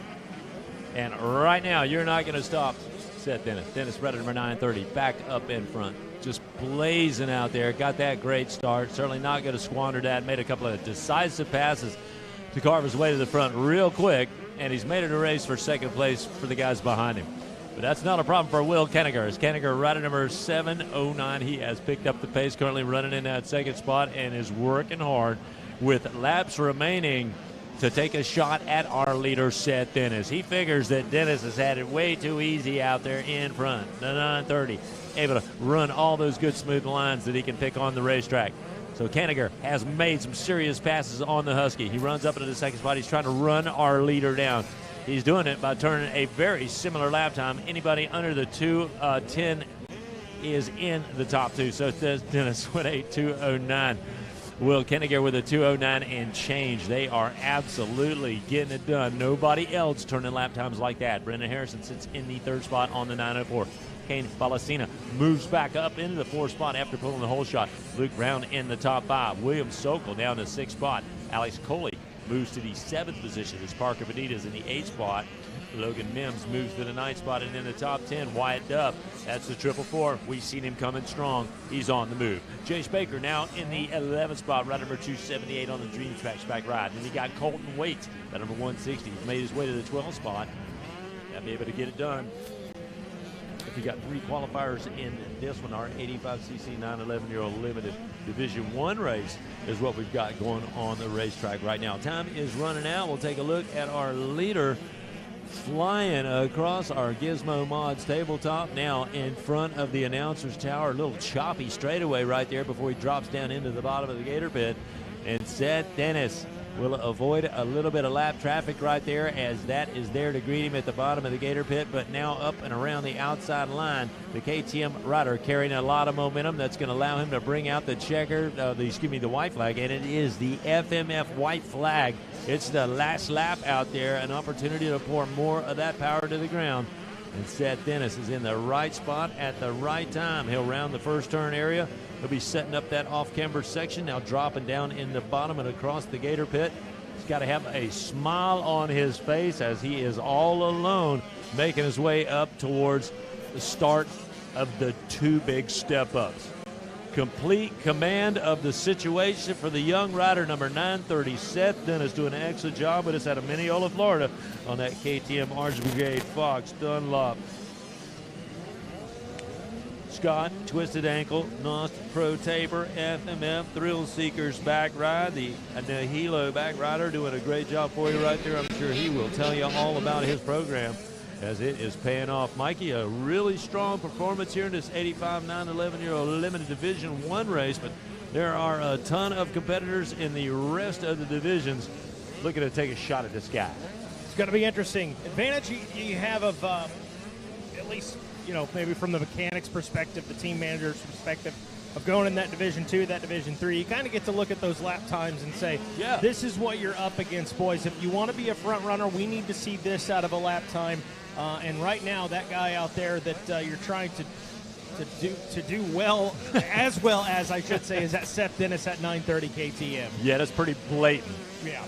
The numbers he's dropping right now on these guys are pretty astounding. Some awesome lap times. Again, he made some quick passes early, so he had much of the race to charge at his own pace, but still he has done a great job to get out front. He's certainly going to be able to claim this first one in what's going to be a very competitive race as we got more divisional races coming up in this 85cc 911-year-old limited class. And it sounds like Will Kanigher, I just joined the booth here a moment ago. It sounds like he had a great start. May have even went through that VP hole shot first. But, boy, he's had his hands full with Brennan Harrison. And fortunately for the 708, Husqvarna has been able to work back up into that number 2 position. And it looks like checkered flag has flowed. Seth Dennis, a 930 KTM. But I think Kane Balestina is going to get credit for that VP hole shot. Okay. So Kane, ride number 314, doing a good job coming out of the gate. Other than that, beautiful call, man. Love having you on board. I was busy getting ribbon fries. I should have. Don't talk about what you didn't see. You know what I mean? But oh my gosh. No regrets. They were delicious. That's okay, man. You got to jump on all of us. I got a taste of those yesterday. Is that what those call them? Ribbon fries. That's what we call them back home in Indiana. I don't know what y'all call them down here. No, I don't know. We got them down here. Well, you got them here this weekend. That's kind of like Dippin' Dots. Yeah, right? People Yeah, are like, what the hell? What's Dippin' Dots? Ice cream of the You'll future. find out someday. That's what the astronauts are eating, I think. That's wrong. Along with a big jar of Tang. There's you young for that. You don't even know what I'm talking about, do you? At 35? Do you? I don't really, I remember of Tang, Okay. I'll put it that way. There's your, I believe your Stasic results board at top 10 we took a look at. And these guys warming up for that VP hole shot right here. This is 85cc 9-11 Division 2. Give you an idea of who the heck is out there. The number 2 of Mason Brown, the number 8 of David Canfield, Jackson Berry on the number 9 machine, Cody Lazar on the number 11, the number 12 of Christopher Harris, the number 14 of Caden Weinzer, the number 21 of Wyatt Bass, the number 26 of Brody Barth. Okay, there you go. Sounds like was that Christopher Harris got the VP hole shot? I'd buy that for $1. For $1. Brad Rosenbarg on the number 27 machine. The number 28 is Zane Martin. So Chris Harris, we're going to give him the credit with the VP hole shot right there on the 12 bike. I'll take it. You got company good with him start behind out him. there for him. Definitely got Oh some yeah, company. he does, doesn't he? The rest of the pack out there, the number 50 of Madden Jones, number 51 of Gage Dunham, the number 59 Tyler Bollinger, Clark Robbins on the number 62 machine, the 070 of Ryland Zilo. The Travis Tucker machine is the number 79, the number 90 of Jaron Jones, number 91 of Austin Meade, Chase Anderson on the number 113, Tyler Hawk on the number 116, the 118 is Lane Willis, Colton Wettigan is the number 142, Cooper Lobsky on the 194, Cole Lute on the number 209, the 213 of Robbie Grode, Preston Mefford is on the number 225, the number 228 of Nathan Hummel, Chase Dion out of Wisconsin on the 233 machine, the 250, the number 250 of Gabriel Clark, Colton Weiss on the number 303, the Nicholas Frazier on the 365, Matthew Williams on the number 460, Gunnar Haikila. That's one of my SSR. Yeah, Haikila, guy thank spent you. a lot of time up here with us yesterday. Yeah, he was up here watching, seeing what lines people were taking. He's a rider for a good buddy of mine, runs a training facility, SSR, out in Indiana, Stephen Squire. Good Little dude was stoked on his German background right there. It's Yeah, cool. yeah, I Proud like little it. guy. It's cool. And then 2 more riders, the 711 Carl Oakes and Rocco Barreau, the number 833. Ripping, rolling. So you made a lot of grandmas and grandpas very, very happy. Like, Yeah, that's the goal. That's the goal, man. That's the goal. I heard your name on the RacerTV. That's what it's all about. Let's see if this youngster is going to continue his award-winning ways. Look out. You got a new man up in front. Clark Robbins. Robbins doing a good job for you. That number 62. He'll take over the top spot and with authority starting to walk this thing away.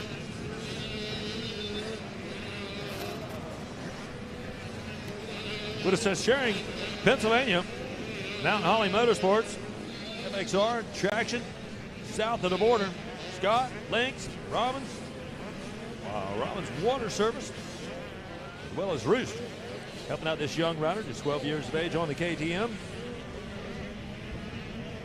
Clark Robbins looking to stretch it out here early. Chris Harris is going to give him a handful. So is Wyatt Bass, no doubt about that. They go run and 2 and 3 right now for you. Then you got Brody Barth running in the 4th position. Nathan Hummel, quick passes, and he'll go up into the top 5.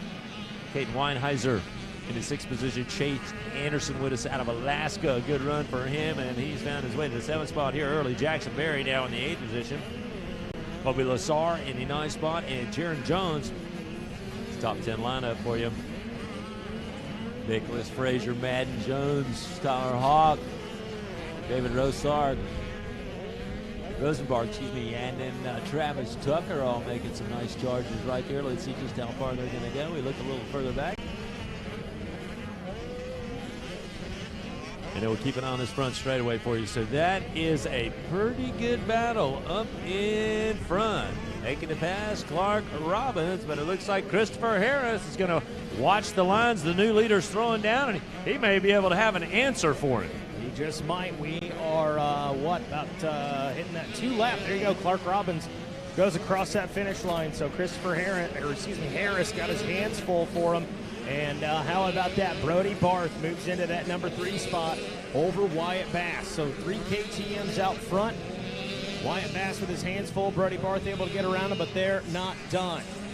Going back and forth, almost handlebar to handlebar right there. Elbow to elbow, just how we like it.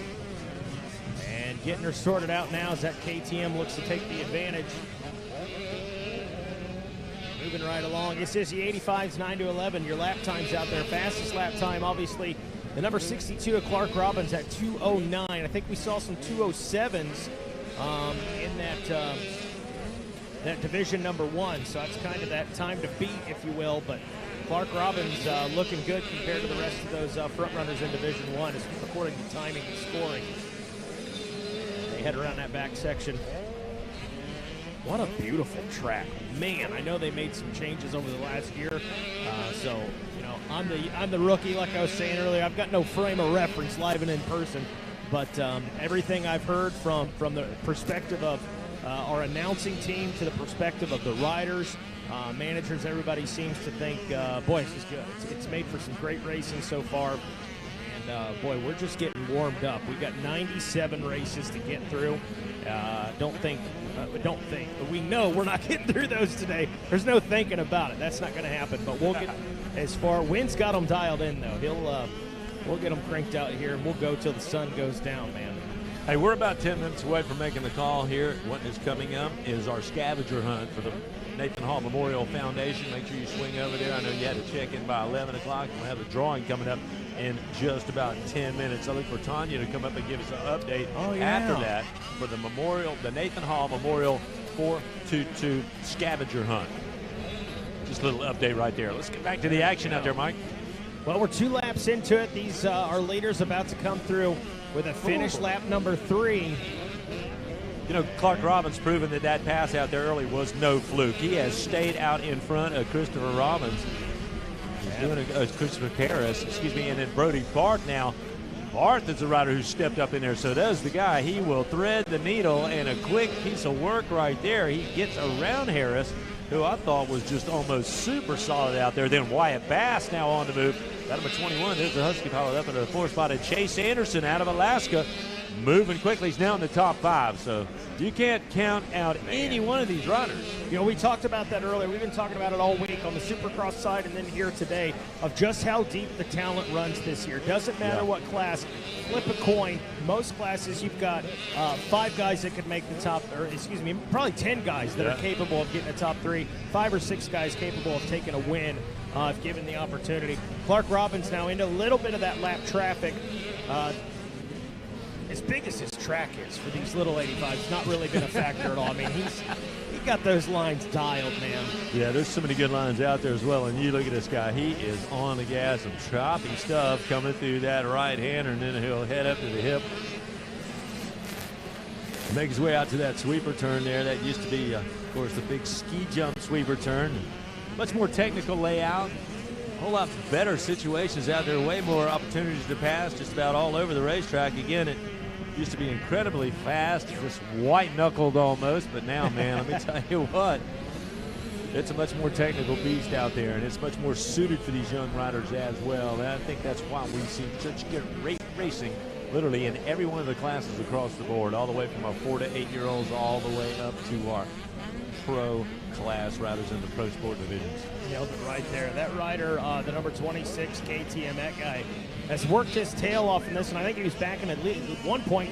The number 4 spot has worked up into that number 2 position, as these guys should be checking in here for a white flag. We'll be on our FMF last lap here in just a hot second as the 62 machine checks in. And there you go. White flag out. Clark Robbins in control. Brody Barth hard on the charge. 2-minute, 12-second lap time. He's about 2 seconds back from Clark Robbins. So this one might come down to that checkered flag. Maybe a photo finish like we've seen on the Supercross track earlier this week. Brody Barth trying to catch up with him.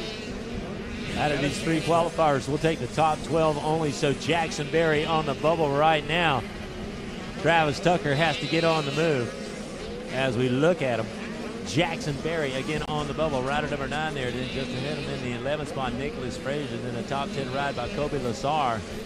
Matt Jones in 9th. Jeremy Jones in the 8th position. Kate Weinheiser now in 7th. Nathan Hummel runs to the 6th position. Chase Anderson the top 5. We got Wyatt Bass, Christopher Harris, Brody Barth, and Clark Robbins still living large after some strong passes early in this first Moto Showdown. Well, man, just as I was talking about Brody Barth trying to creep up, he was only 2 seconds back. I think Clark Robbins saw that white flag and he said, all right, this is it. This is my chance right here. Yeah. And there was, I think Brody Barth just on screen kind of looked back at that lapper like, man, come on, I'm trying to catch up with this guy. Hey, give me a break, man. I will share my cranberry sauce with you later on. Right now, I got to get this done. I got to get this done. Call me old-fashioned. I like canned cranberry sauce. Isn't that awful? And it's been packed in there so long that the lines of the can are still in the cranberry sauce. That's what I'm talking. That's my favorite. That's okay, man. I showed you what I like for dinner.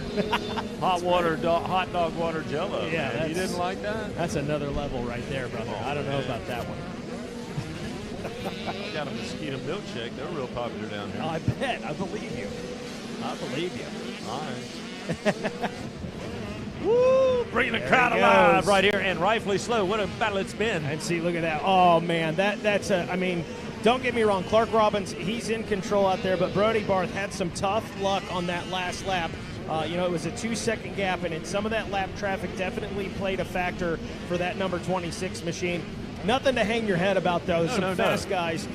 3 divisions, a second place in amongst this competition is pretty daggone good. Yeah, he'll be looking for that 62 next time out there, no doubt about that. May have a little something for him. That's right. So, Brody, if you hear us, if you're a little frustrated, there's some high notes. Good work out there, man. Yeah. Christopher Harris taking 3rd, Wyatt Bass 4th, 5th place, Chase Anderson 6th place checks in right there. That's Nathan Hummel. Caden Weinscheiser taking the number 7 spot. Jerry Jones taking 8th, 9th place, Madden Jones. And Colby Lazar out of Lone Tree, Colorado. And then Nick Frazier and Jackson Berry going to go 11 and 12, so they'll make the cut. They'll take the top 12. We've got 3 divisional races. That's the layout that we've got here for the 85, 69, and FNO Limited. Here comes Division 2. Look at that Stasic top 10 there in the end, and your 12 moving on. And up next is going to be, Division 2. Right. Looking for a shot at the VP hole shot. Is it 3 already? Oh, he went to claim it and then went a little bit right there, and I think that might have been Eli Gross. And he got bumped back right there, but that was a nice piece of work. I think it's going to be Caden Dudney now. Dudney out of Athens, Texas, going to be in the right spot at the right time. But you see that? I missed that shot one. Just slid right up next to the guy, gave him the full stink eye, but then Dudney got a little more gas at the end of the straightaway, was able to claim it. He said, you may have gotten that VP hole shot, but cool I want stuff, the race, man. I want the race. Cool stuff. Well, who's out there in Division 3 is here rounding here for lap number 1. Let's take a look. The number 9, a Michael Kurata. The number 20, a Chase Eglentwitz. Eglentwitz. I shouldn't have tried that a second time, Rodney. The number 25, a Jackson McCarty. The number 29, a Preston Ross. You shouldn't second guess yourself. Just go with it. Lucas Stretsnetsky on the number 32 machine, the number 36 of Danny Miner, the number 40 of Caden Dudney, number 45 of Landon Talski, the number 54 of Forrest Zaganti. That's a tough one. That's a California kid out there on the Husky. Number 64 of Jackson Schiller, number 71 of Eli Gross, number 81 of Cole Burkeen, number 92 of Everett Clark, the number 98 of Jacob Stewart, Franklin Bauscher on the number 105 machine, Mason Houghton on the number 110, Alan Holmes on the number 111, and Wyatt Crisp on the 124. Several more riders out there here. The 169 to Anthony Adrian, Cameron Harding on the number 191, Eli Wolf on the 211. As they're nearing the end of this lap number 1 here, a few more riders to get through.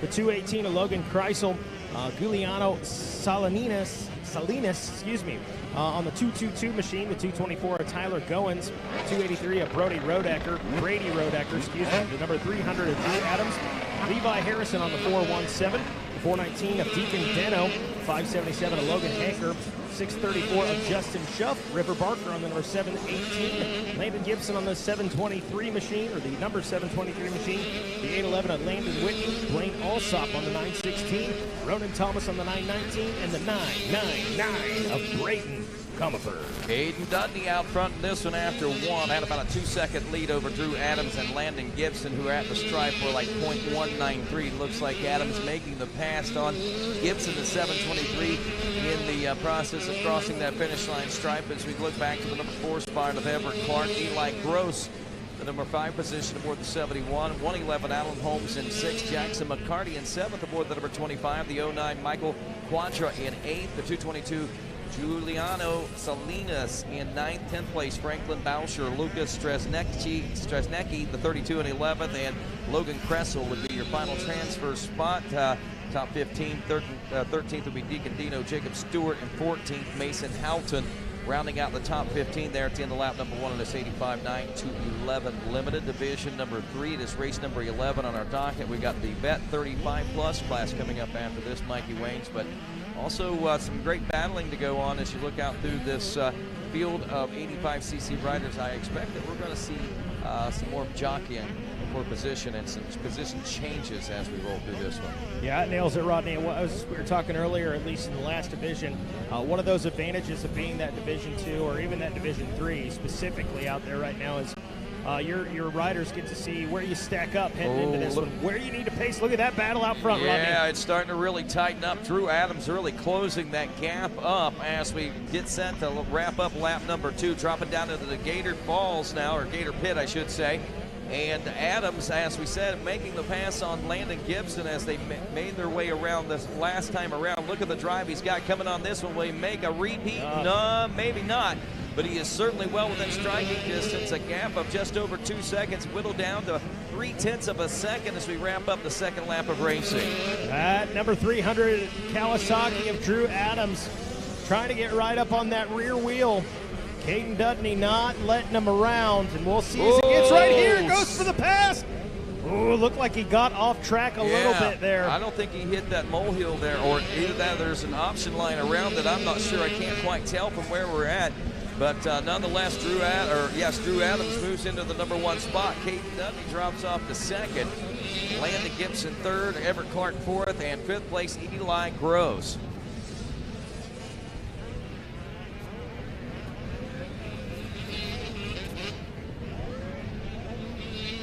Rodney looking for a little clarification on that pass.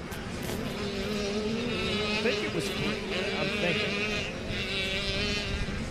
Good looking. I think he's all right. Yeah, I couldn't tell what. I mean, he looked so smooth through that section. Didn't slow down a bit, so he probably took. I'm looking. I got back a little further away from the banner so I could see that a little bit better. And I think I see what he did. There's that's a lot wider than what we can see from our vantage point here, Mikey. So I think you're right. I think there's a lower, smoother line that went through there, man, and he nailed that. Going through there is what happened, and made it look picture perfect. And that's how you make passes and make things happen out there. And Drew Adams doing just exactly that on that number 300. Caden Dudney now going to learn a lesson, and he knows that he cannot let Adams get away on that 300, so he's going to keep him in check for as much and as long as he can. Meanwhile, look how far they're starting to stretch out ahead of the rest of the field. Gibson was a full 6 seconds back with Everett Clark right on his rear wheel when they came through last time. This time around, as they come in to view here now below the announcer's tower, we got a battle going on. Yeah, the 92 machine of Everett Clark is around Landon Gibson for the number 3 spot now. Eli Gross in the number 5 spot aboard that 71 machine. All eyes still up front on this battle between Adams and Dudley, though, right now, as they've got a barn burner going on for sure. Everett Clark checking in there in front of Landon Gibson, so a little flip-flop right there, and that was your battle you're talking about. Meanwhile, out front, Drew Adams. Now, this is where he picked up a lot of speed that last lap and was able to put a bit of a gap on Caden Dudney, and looks to be doing some more of the same here. That guy's got a lot of wide-open track in front of him right now. You see how comfortable he is up front, man. Just letting it all hang out and just free riding that and just enjoying every moment that he has out front on point in this 3rd division of this 85-9 to 11-11. You know, he is really enjoying Gatorback Cycle Park right now. Yeah, the guy's able to, with no lap traffic in front of him, able to pick the exact line he wants, give himself all that speed he needs to increase that gap and make life difficult for Caden Dudley. He's certainly been phenomenal throughout the early part of this 2020 running of the Thor Mini-O's, and in the Supercross portion saw some really good runs out of this young man, and only anticipating and expecting to see just exactly what we're looking at right now. Lap time last time around was a 2:06.853. His fastest was on lap 2 at a 2:06.195. We're working on lap number 4 right now. Lap number 4 of a 5-lap moto for these guys. And this is Division 3 of that 85cc 9 to 11 limited. Coming up next is going to be race number 12, that Vet 35 plus Division 1, and then that'll be followed by Division 2 after that. Top 12 once again transferring into the 2nd moto without any hesitation. The remainder will go to one of 2 consolation races where only the top 3 will come from each of those consies. So, man, you really want to score top 12 here if at all possible, especially if you want any chances of maybe getting an overall top 10. Pressure's high, and the FMF last lap. The white flag is out in this one. Caden Dudley's going to make something happen. He's going to really have to get on it. The gap right there just shy of 3 seconds. Drew Adams, the guy's riding on rails out there right now. He is in control of this one in that number 300 Kawasaki. Making his way through this track, coursing it so well, so methodical, looking good and clean on this last lap. Whoa, how's it going to shake down? Everett Clark worked hard, put that number 92 KTM in that number 3 spot, and Landon Gibson right behind him in 4th, and Eli Gross rounding out that top 5. Well, there you go, with 6 being Alan Holmes heading into this final lap. Dino looking for a spot on the gate in the 2nd moto. In 7th, Jackson McCarty in 8th, Michael Quadra in 9th, 10th. Salinas there, and got some changes going on. Dino up to 7th, Quadra 8th, again McCarty 9th, 10th is Salinas, 11th Franklin Boucher, and 12th place Logan Kressel as they head into the final lap of racing. That would be your final transfer spot. The gap about 3.1 seconds. Looks like Kressel has a little bit of a faster lap time pace than Lucas Stresnecki, but don't count Stresnecki out for a final transfer position or better every time the checkers fly on this one here on this final FMF last lap of racing.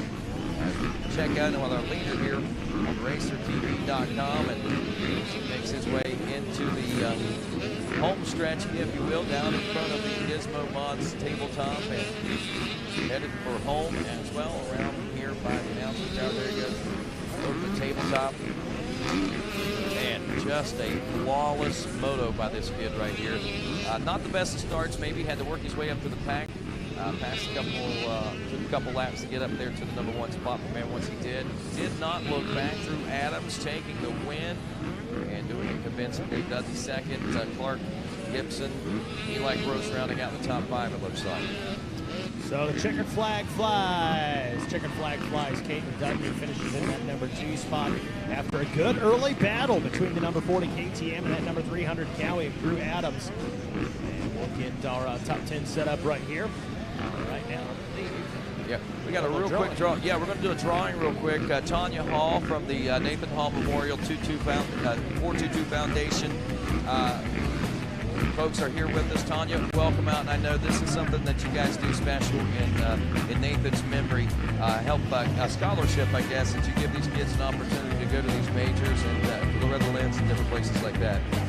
Actually, within the scholarship, when the kids win, we do them with free uniforms, their boots, their helmets, and anything that I can get donated for whoever wins. So this year we had Levi Letty, and he's 6, and he's running 4 classes actually. So he's actually been ripping on the bikes, and he's doing a really good job, and he's having fun. And I want to really thank everybody that has participated in the scavenger hunt. The little kids absolutely love it. I want to do a shout out to Matt Walker, Moto X. He was the trainer for Levi, and we have also TCD, FMF, OG Goggles, Dunlop Tires, EVS, 139 Design, and Tamer. And we're going to have Levi actually pull the ticket, and he's going to read the number. All right, Levi, hold out. Good job this week, though, by the way, buddy. She's right. You have been ripping, man.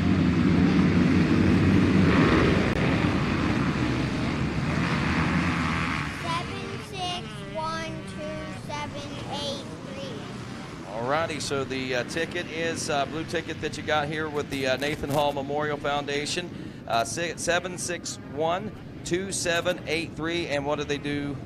They actually win a Segway, and they'll come up to the tent, show me their tickets so we can match them, and then they can have the Segway. Alrighty, sounds great. Thank you very much, and we'll see. And you guys are located where? We are actually down by the Gizmo Tires, right beside them. Alrighty, sounds good. Stop down to the booth, check it out, and if you've got that winning ticket, congratulations to you, Mikey Waynes.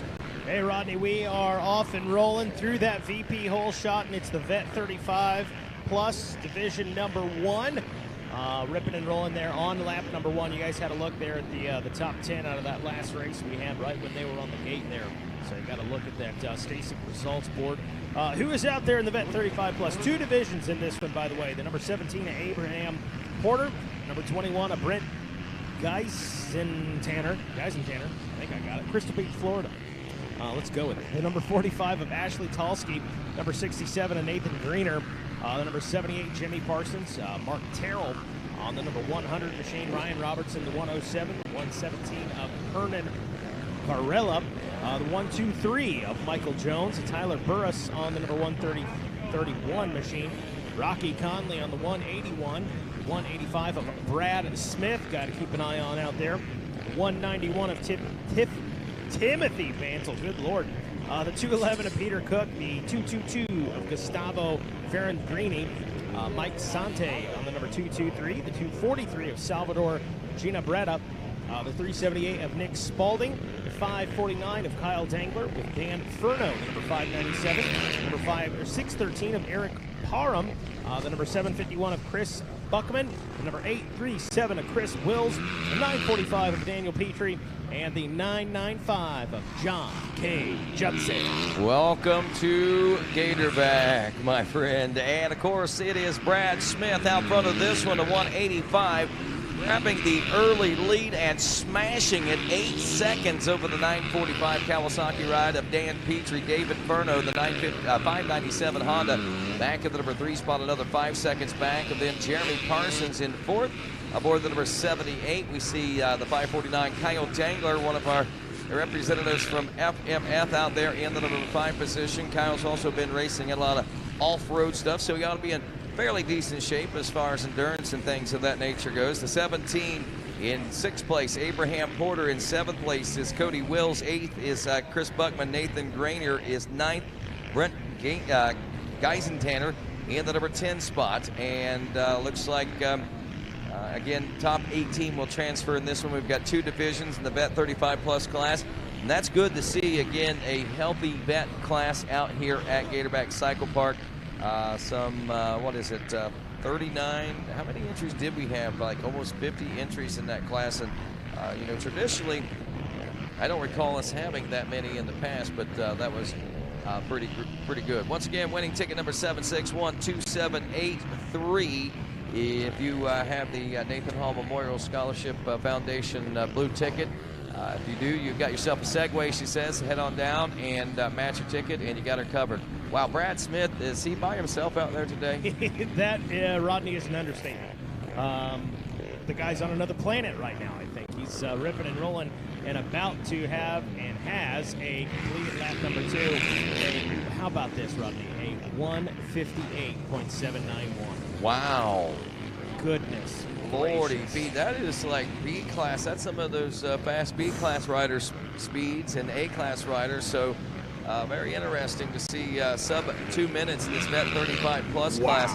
10 seconds faster than Dan Petrie's 2:08 that he just checked in with there just a moment ago. So Brad Smith still got it when the getting's got to be gotten, I guess, huh? Man, he's got her going on, no doubt. So there you go, Brad.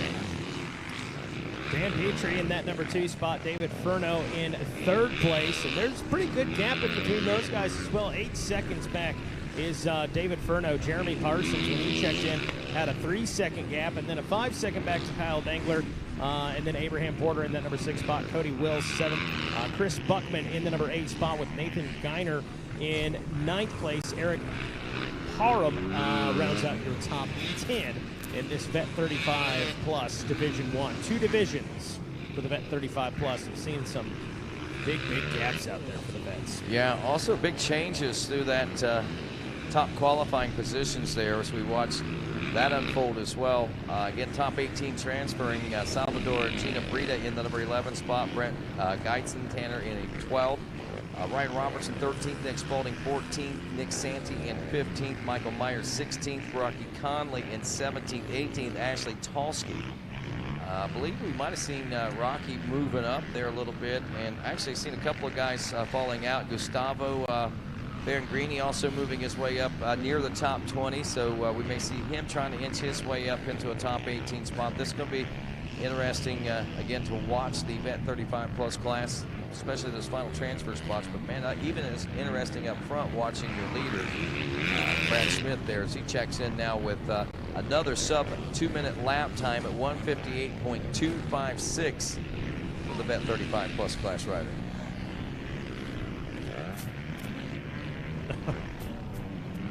I was worried. I heard Megawatt shout, and I thought, what happened? I was hollering to somebody. Scared me to death, man. Oh, well, I thought he was fixing to jump out the window there. But Dan Petrie in now 24 seconds back. Brad Smith definitely, I mean, we knew he had some speed, no doubt about that. But, I'm not shocked, but I'm shocked. You know what I'm saying? I mean, when you look at the competition, yeah, he's got a 24-second lead right now out in front. His first lap was about a 158, and then first lap 158, second lap or in that ballpark, another 158, and the third lap is 159. He's getting tired, Rodney. He's a second slower. He's wearing out. I'm gonna write that lap time down: 158.791. Good luck beating that because 185 the reason I do that, KTM. and I haven't seen him here, I didn't see him during the Supercross. I don't know if he may have signed up and decided not to come, but Mike Brown is listed to go in the next Vet 35 Plus class. So I'll be curious to see how close to his time he will be. Also, Paul Barabino's in the next one coming up. So this is going to be interesting to see what these lap times are going to be like in this second division as well. 3 laps down in this Vet 35 Plus class as Brad Smith, Kawasaki pilot number 185, continues to lead the 945 of Dan Petrie. David Furno, the 597, 14 seconds now back behind Dan Petrie. Now, we don't see these kind of gaps in GNCC over a 12-mile race course. I mean, it's incredible. Yeah, it's impressive so to see. it is very impressive to see these guys, the talent that they are unleashing on the Gatorback Cycle Park track here this weekend, Mike. Brad Smith checks in for a 4th lap completed.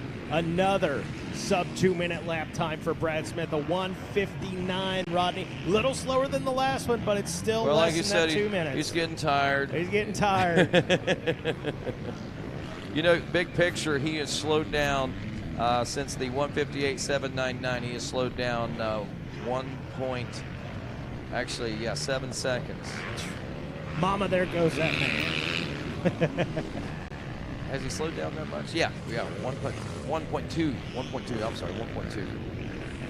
That's how tired he is right now. He's worried. He's worried. Really, I think a thing in all reality, I know we're joking about him being tired, and he probably is a little winded compared to lap 1, but he is into this lap traffic, which he got into quick. Yeah. And honestly, that's probably where that little time difference has been for him. FMF last lap, 4 laps. Working on lap number 5 right now. Smith, Petrie, Ferno, Parsons checking in. Now Kyle Dangler checking in at the number 5 position. Look, there's Abraham. No, Cody Wills gets around Abraham Porter. Abraham Porter having some problems because both Cody Wills and Chris Buckman move up into 6th and 7th place position. Abraham Porter now checks in the number 17 in an 8th place position. Nathan Grenier is 9th place. Parham in the number 10 spot.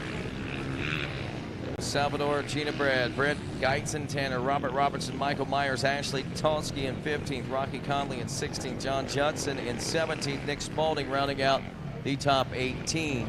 Megawatt Matt Watson joining us here in the towers. We wrap up this first division, the first division event 35 plus class.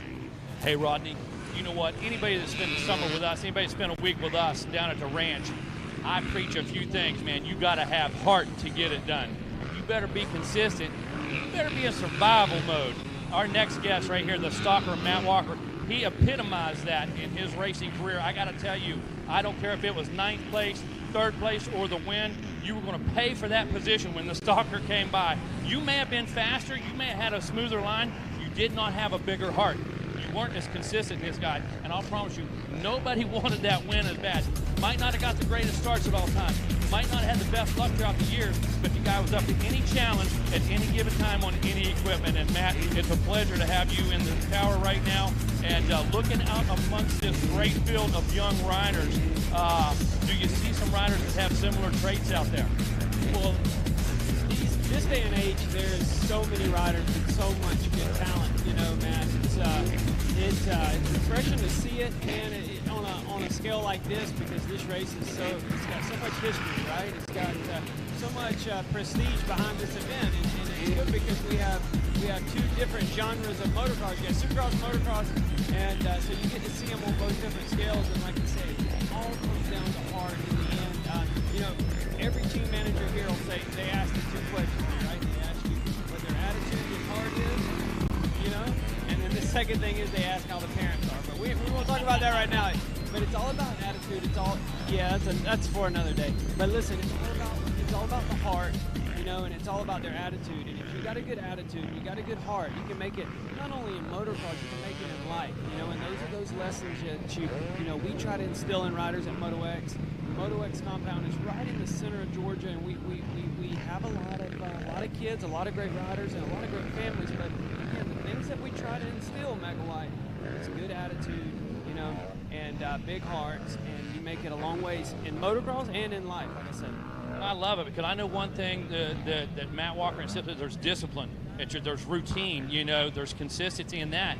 And you notice if a rider's putting in the effort and giving the heart in training or not, and you know what? It makes a big difference in how a trainer goes about. Not at Matt's place. Matt gives everybody that same edge. Matt wants to focus on the same cornerstones of the training, and that's what makes it Motocross Compound. We're going to follow the script every week. Well, it is, but you know what makes it unique at Moto X is we have so many different tracks, and then that's the thing is, like, you have to have a difference, right? If a rider rides the same thing, it's like opening up my other track, Silver Dollar. We do races there, but we're not open every weekend, and the reason why, it's like, hey, if you eat the same restaurant every single day, you're going to get tired of it. And so you have to change it up. So we're lucky. We got a lot of land. We got a lot of tracks, and we're able to mix it up. And I think at the end of the day, you know, that's what riders need, and that's what they want, and that's what they get. I couldn't agree more, and that's why you're one of the legends. Matt, how they find you, buddy? MotoXCompound.com is a website. Matt Walker122 on Instagram.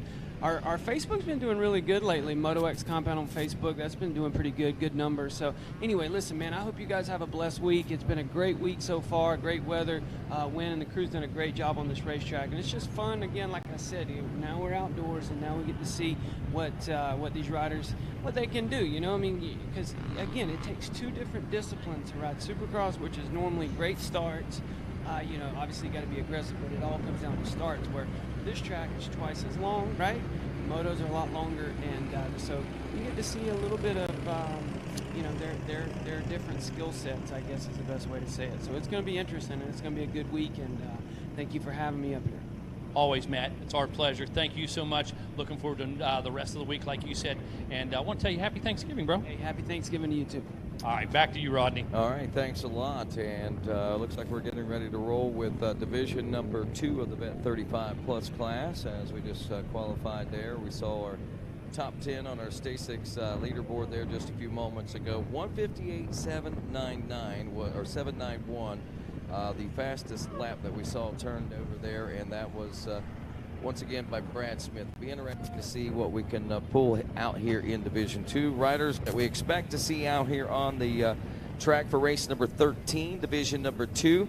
Again, top 18 transferring. The number 3 out of Bristol, Tennessee on the Husqvarna, Mike Brown. The number 11 from DeLand, Florida, Wiseco Race Tech, a pro circuit backed ride of James Nagy. The number 15 from Schaumburg, Illinois on a Team Green Kawasaki backed by Hammer Time Sports, and Deep South Kawasaki is Jeremy Barone. The number 19 from Chino, California on the Husqvarna, Sean Miller. The 41 out of Owasso, Michigan on an MMCR A-Team TCD KTM will be Justin McCloskey. The 42, Lake City, Minnesota on a Plainview Power Sports Team Green Kawasaki, Matthew Dorn.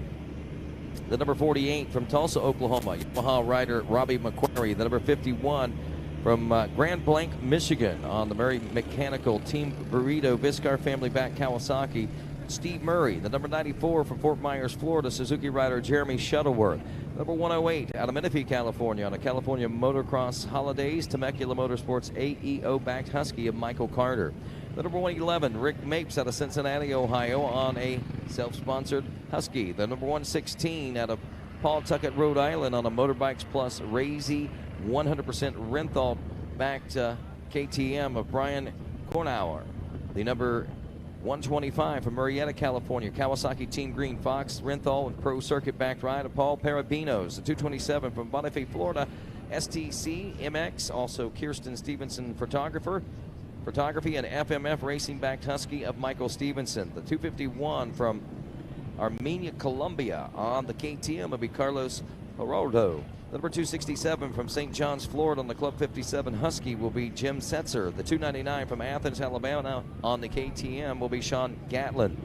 352 from Holly, Michigan on the JP Speed Recluse Rhino Powerback KTM Jeffrey Wiki. The number 379 from Mercersburg, Pennsylvania, Elements Lawn Care Landscaping and Larry Fulford Yamaha. It'll be Daryl Gress. The 433 out of Lapeer, Michigan on an SOMX lawn and snow removal, as well as MCR suspension Yamaha Brent Miller.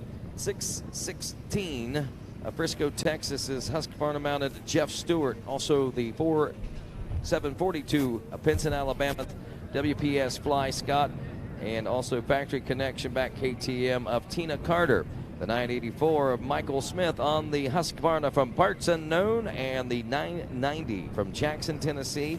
On board the Honda will be Brent Bush. And that, my friends, is your Vet 35 Plus class. A little drink of water going down on the track right now as we roll through this day of racing. Again, welcoming you folks along RacerTV.com to the Thor Mini O's presented by Pro Circuit. Live coverage being brought to you today by your friends at Dunlop Motorcycle Tires, and also presented in part by our friends at VP Fuels and Racer X, FMF, Stasic, Yamaha, and again, just a big thanks to our friends at Dunlop Tires. Rut row. Well, it looks like, Adam, we may want to take a few moment break if you got one queued up there. Yeah, and well, we got an issue down here that's going to take a minute, so.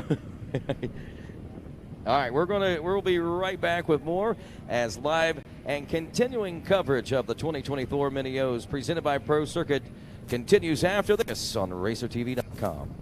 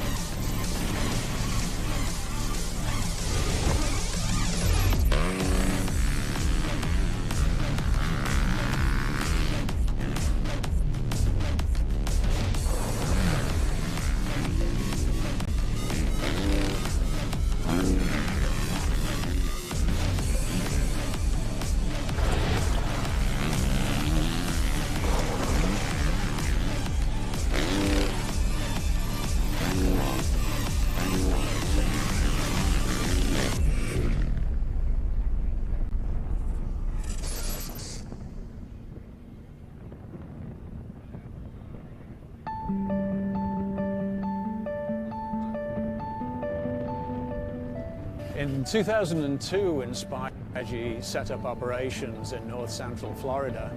And so in 2004, when it came time for us to expand, we looked around for a suitable place. Newberry was the location we found that ticked all the boxes of location, infrastructure, and most of all, it had the full support from the City Council for establishing a manufacturing operation right here in the center of North Central Florida. There's a 4-lane highway that runs directly from I-75 right into the town center, and that's literally a couple of hundred yards away from the commercial park where we're located. That allows us to easily reach any of our 3,000 customers in more than 80 countries throughout the world. Now, next year, we're planning to move into a new factory that we're building on the adjacent lot right now. And we're certainly looking forward to moving in and being able to double our shop floor and double our throughput in the coming years.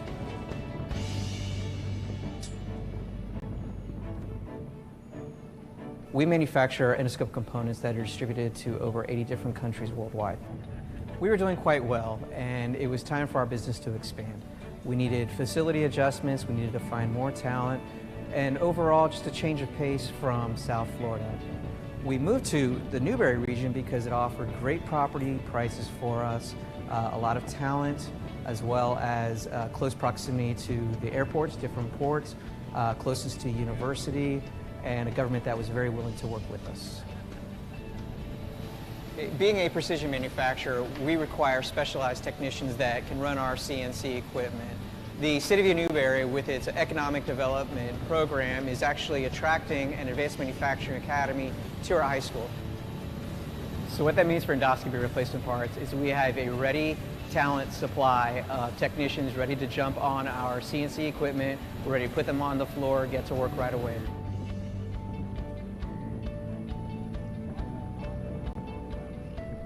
We're the Gourmet Rodent. We are a large reptile farm. We also distribute frozen rodents. We produce, by volume, more reptiles on the farm than anywhere else in the world. We chose to find a new location, and the City of Newberry was very welcoming and very accommodating. They opened their arms to us, and we made the decision to move here. In November of 2006, we started moving all of our operations up here. The City Commission has been open to changing the zonings for us so we can do our business here. We draw a lot of our labor force from the city of Newberry. They live right out behind us so they can walk to work. And any way they can, they've opened their arms to us, and they've been very accommodating. They really bend over backwards to try and make businesses successful. They don't just get you in here and forget about you. The stress level here is very low. The cost of living here is also a fraction of anywhere else, and it's just a great place to raise a kid. In the heart of North Central Florida, there's a community bathed in sunshine and brimming with possibilities. A place where the quality of life is nurtured by a welcoming spirit, a vibrant sports community, and a pro-business government poised to offer businesses a skilled workforce, affordable land, and the resources needed to succeed. Welcome to Newberry.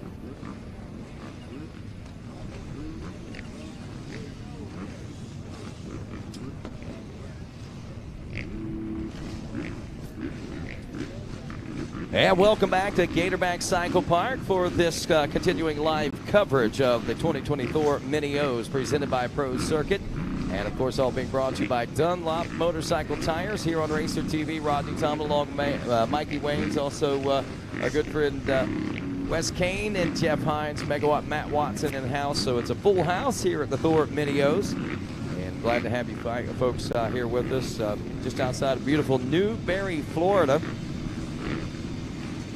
Of course, our host city, if you will, as far as that goes, and we are proud to be a part of that great community. We see a lot of that during our commercial breaks and things, but here we go, getting set to roll. We met the riders and the players in this one, and again, it's going to be interesting to see who's going to be the forces to be reckoned with. The VP hole shot off and rolling, and that looks like a Husqvarna, and I'm going to say, does that look like a yes, a number 3, Mike Brown out of Bristol, Tennessee, grabbing the early lead on that one and grabbing the VP Fuel hole shot. And this is where we get to answer the question, who is faster, Mike Brown or Brad Smith now? 158.791 was the lap that Brad Smith turned in, and remember, he was consistently under the 2-minute mark until the last lap where he turned the 2:10, but he had no reason to push it at that point. He had a 30-second lead even at that. He was smooth and chilling out there on that last lap. It was a trail ride for him, Rodney. He's taking in the scenery, and he looked like one of our 50 shaft-driven out there, just kind of watching the birds go by, looking at the lake. He was looking at the mountains. Well, I bet you Mike Brown ain't going to be looking at too much, but what's ahead of him, and as he attacks that racetrack on the far backside over there. Again, riders like James Nagy, Jeremy Barone, Sean Miller, Justin McCloskey, Matthew Dorn, Robbie McQuarrie, Steve Murphy, Jeremy Shuttleworth, Michael Carter, Rick Mapes, Kornauer, Paul Parabinos, Michael Stevenson, Carlo Geraldo, Chip Setzer, Sean Catlin, Jeffrey Plawicki, Dale Gress, Brent Miller, Jeff Stewart, so Tina Carter, Michael Smith, and Brent Bush all in the mix there. They always do that to me whenever I'm working. Bring a nice big plate of food up there. It looks good too. And Brown still out front as we wrap this first lap of racing up. That looks to be was that the 2:27 of Michael Stevenson maybe? I guess we'll get a better look at that whenever we come around here at the finish line as we check out the conclusion of lap number 1. Green flag is out. You're correct, Rodney. 3 Huskies out front. Mike Brown leading the way. Mike Stevenson was that guy in that number. Good eye. Good eye. See, he still got it. And Michael Carter. Mike out front. Mike. And Mike with the call. Goodness gracious. Mike on the mic. It's a strong name. Justin McCloskey back in the number 4 spot. McQuarrie in 5th. Jeffrey Plawicki in 6th. Ronaldo Macia in 7th. It's Britt Miller in 8th. 9th. Jeff Stewart. Steve Murray in 10th place position. Then it's Brent Bush, James Nagy, Jeremy Shuttleworth, Sean Gatlin, Matthew Doran rounds out the top 15. Carlos Geraldo in 16th. Tina Carter 17th. Rick Mates is 18th. Brian Cornauer and Darrell Kress now 19 and 20. You know, we talk about that number 3 machine out there, Mike Brown. A guy who's done the right thing because it's a right thing to do in this business for years, and his longevity has been just absolutely incredible. That guy's not only eligible for plus 35, believe that. Oh, yeah, no. Okay. And we're going to see that on those lap times. The guy has won championships in 48. multiple. What's that? 48 years old. Absolutely, and I was going to let people figure out, we're a couple clicks from 50. And we're out here winning the plus 35 at the Mini O's. And you know what? The guy has just stayed true to his roots over so many years, Mikey. It all goes back to his amateur years, his youth years. And that's why he comes back to events like this. That's why he is so involved and so in touch. You're going to see that guy at a GNCC checking out the mini riders. You're going to see him at Loretta's. You're going to see him here at the premier winter event in the world, the Mini O's. And the guy just has such a discipline and such a work ethic, and the results are out there on the track right. The results are showing out there on the track right now. He's going to check in here in a hot second. It's going to be a sub 2 minute. You got to think, is it going to be less than that 1:58? He's through the finish line. 1:59. 1:59, 1:12. And look at the conditions right after this little bit of maintenance. I hate to even call it prep. It's just a touch-up. It's just a little bit of maintenance. That's all this track needs. And, hey, Wynn, just so you know, Luke Kalatian commented on how great your track was this morning. Luke with that big win, of course. Luke commented on how exceptional the track was, how it developed, how many racing lines, and how well that track raced this morning. Had an opportunity to talk to him and his dad just a few minutes ago, and very, very, very complimentary of today's racetrack. I think the proof is whenever we see it from, well, this RacerX live drone, to be honest with you, you can see the lines that have developed and how well this track is forming race lines and a race base, if you will. Multiple lines all across, good passing opportunities, and many different places throughout this this racetrack. So yeah, exactly, and I think everybody will probably echo pretty much that same exact comment there. We're looking at Justin McCloskey on screen right now, that 5th place ride, turning a 2:11 last time around. He and Brent Miller, the 4:33, was a little tighter back there in that 6th place position. Also looking out for Jeff Stewart working his way up through the pack right now on his Husqvarna in 8th place. The 616 looks like he's making up some ground up through the pack as we continue to roll here. And that looks like Jeremy Shuttleworth also making some moves up through the pack on the number 94 machine up to a 9th place position. I think he may have just gotten even one click further up through the pack here in this Vet 35 plus class. So Shuttleworth, who was way outside the top 10 there at the end of lap number 1, has certainly grabbed himself a solid piece of the top 10 position up to 9th and working on the 8th place position and soon to be 7th place position, especially at the pace that he is turning a 2:09 amongst 2:14s, 2:16s, 2:12s. He should be able to make up a lot of real estate real quick, Megawatt. Yeah, I would think so. And again, the big difference out here, we have room to work. You got room to maybe hold it on just a little longer. Some of those gaps that couldn't be made up on the short course over there, you have a better opportunity to take advantage of some real estate, be able to close that gap down a little bit. And with the times you're talking about, look at this, Michael Carter checking in now. With the times you're talking about on lap number 3, yeah, absolutely, there's time. Oh yeah, plenty of time. 3 laps down in this one now. McQuarrie checking in 4th place position. Yeah, Heinze brings up a good point. He said, how many laps do you think Mike Brown got down here? Earl the Pearl May, yeah, absolutely. Wow. All legends, man, that's for sure. Man, but, in on lap number 3, looking for the leaders right now, all on the far side of the track now, so about a half a lap, and I'll check back in. Yeah, there's Shuttleworth up to 7th place position on the 94 Suzuki now at 2:09. Lap time has hit, well, he's challenging Brent Miller now, the Yamaha pilot, for 6th place aboard the 4:33. You should be seeing that race start to heat up here real quick. 3 Husqvarnas out front right now, Rodney, Brown, Stevens, and Carter.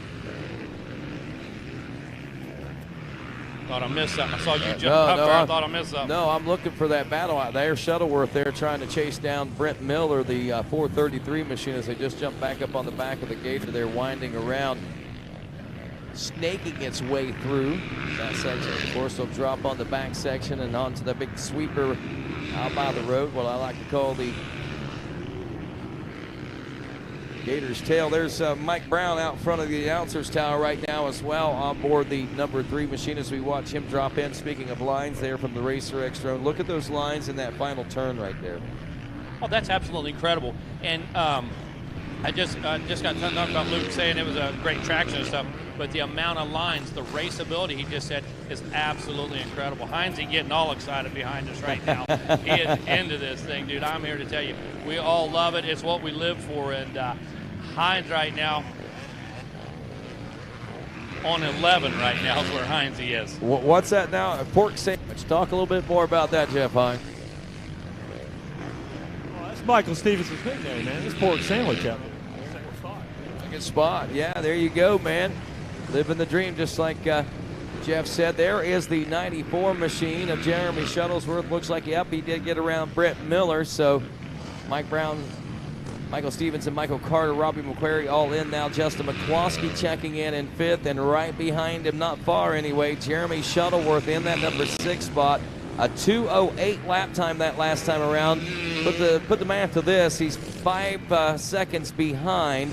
He is about 4 seconds faster with 1 lap to go. I have to wonder, will Jeremy Shuttleworth find even more speed than that 2:08.822, which has been his fastest lap coming up through the pack so far? Yeah, about half a lap left in this one, Rodney. White flag is out. Our Bet 35 Plus Division 2. Moving on to race number 14, our Women's 12 Plus Division. Number 1. 2 divisions, Rodney. Our Women's 12 Plus will be in Division 1 and a Division 2. Took a slam right there on the equipment, bro. Yeah, I took my hat off. I forgot that I had headphones and a hat on. I took my hat off, and there were my headphones. And you just forgot you had glasses on because you knocked them off, too. So. Man, I'm all tore up, man. Shuttleworth is just making some moves out there right now as we see a checker coming out for this FMF last lap. It's going to be Mike Brown taking the win. Coming out of that Gator pit now, Stevenson, as we said, pork sandwich. Going to finish up in that number 2 spot, barring no changes there. Michael Carter, Robbie McQuarrie, Justin McCloskey, and of course looking at Jeremy Shuttleworth also. I believe that Shuttleworth may be getting battle lap. This should be coming up pretty quickly here for the end of the lap. Wow, there's Stevenson finally checking in nearly 30 seconds back of Mike Brown. Looking for, look at this, facing top 10, Carter, McQuarrie, McCloskey. There's Carter in for 3rd, McQuarrie in for 4th, McCloskey and Shuttleworth heading toward the finish line now. I'm waiting around to see if Shuttleworth gets that 5th place position. Don't know if it's going to happen or not. But anyway, well, McCloskey hangs on to it. So that will be the end of those top 5 anyway. Shuttleworth will finish up at the number 6 spot. We're going to go to the Women Plus 12 Plus Division 1. Again, folks, you can follow along with timing and scoring as well if you go to eScore MX, I believe is the, or you just go to the website there and it'll certainly bring you into the right place.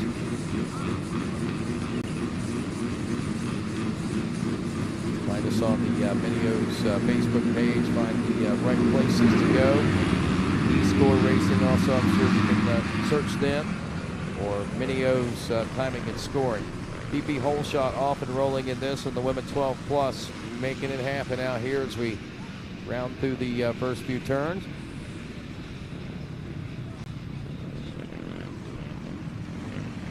I believe that might be Aurora Schmelin out of Fort Pierce, Florida. But then again, maybe not.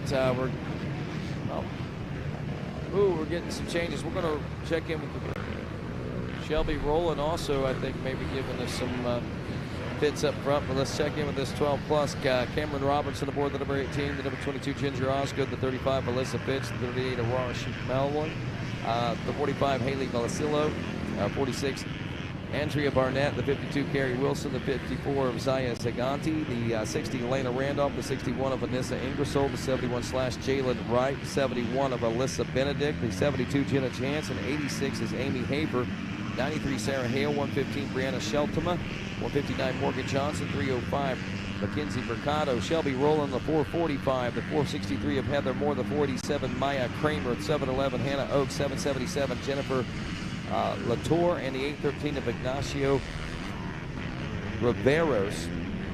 Opening things up there on lap number 1 in the women 12 plus. We'll sort them out as these ladies work their way toward the home stretch, and I believe that may be the 445 of Shelby Rowland. We're looking there on the KTM on RacerTV.com.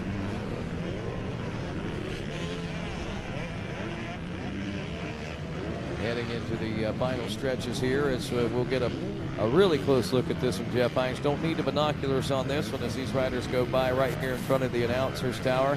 Just need to slow them down because they are rolling, and that is 445 Shelby Rowland. Speaking of rolling, out of Blaine, Tennessee on the Fox Dunlop FMF back machine. The 45 of Haley Vasalasso in the number 2 spot, and looks like Sarah Hale, I believe, opening up in 3rd. There's Alyssa Fitch into the number 2 spot. Aura Shellen and Schmellen in the number 3 spot. I am so sorry, hon.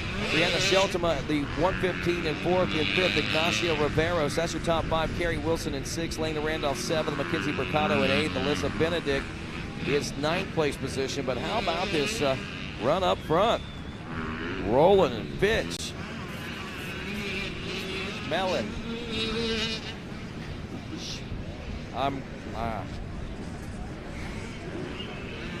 Anyway, the 38 machine. Look at this battle that's going on back there right now. I believe this is for 2nd between Fitch and 38.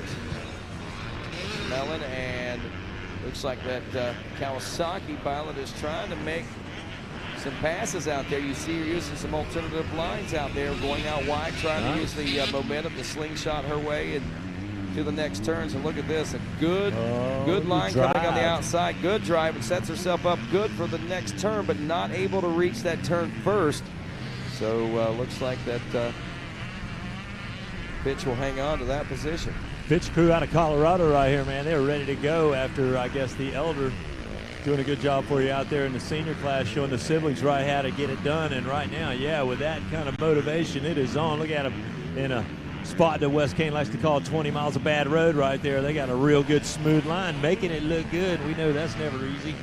It's right up in there. Oh, there's a battle, and the split lane provides all that these riders need as they juggle that lead back and forth between them before they hit the race.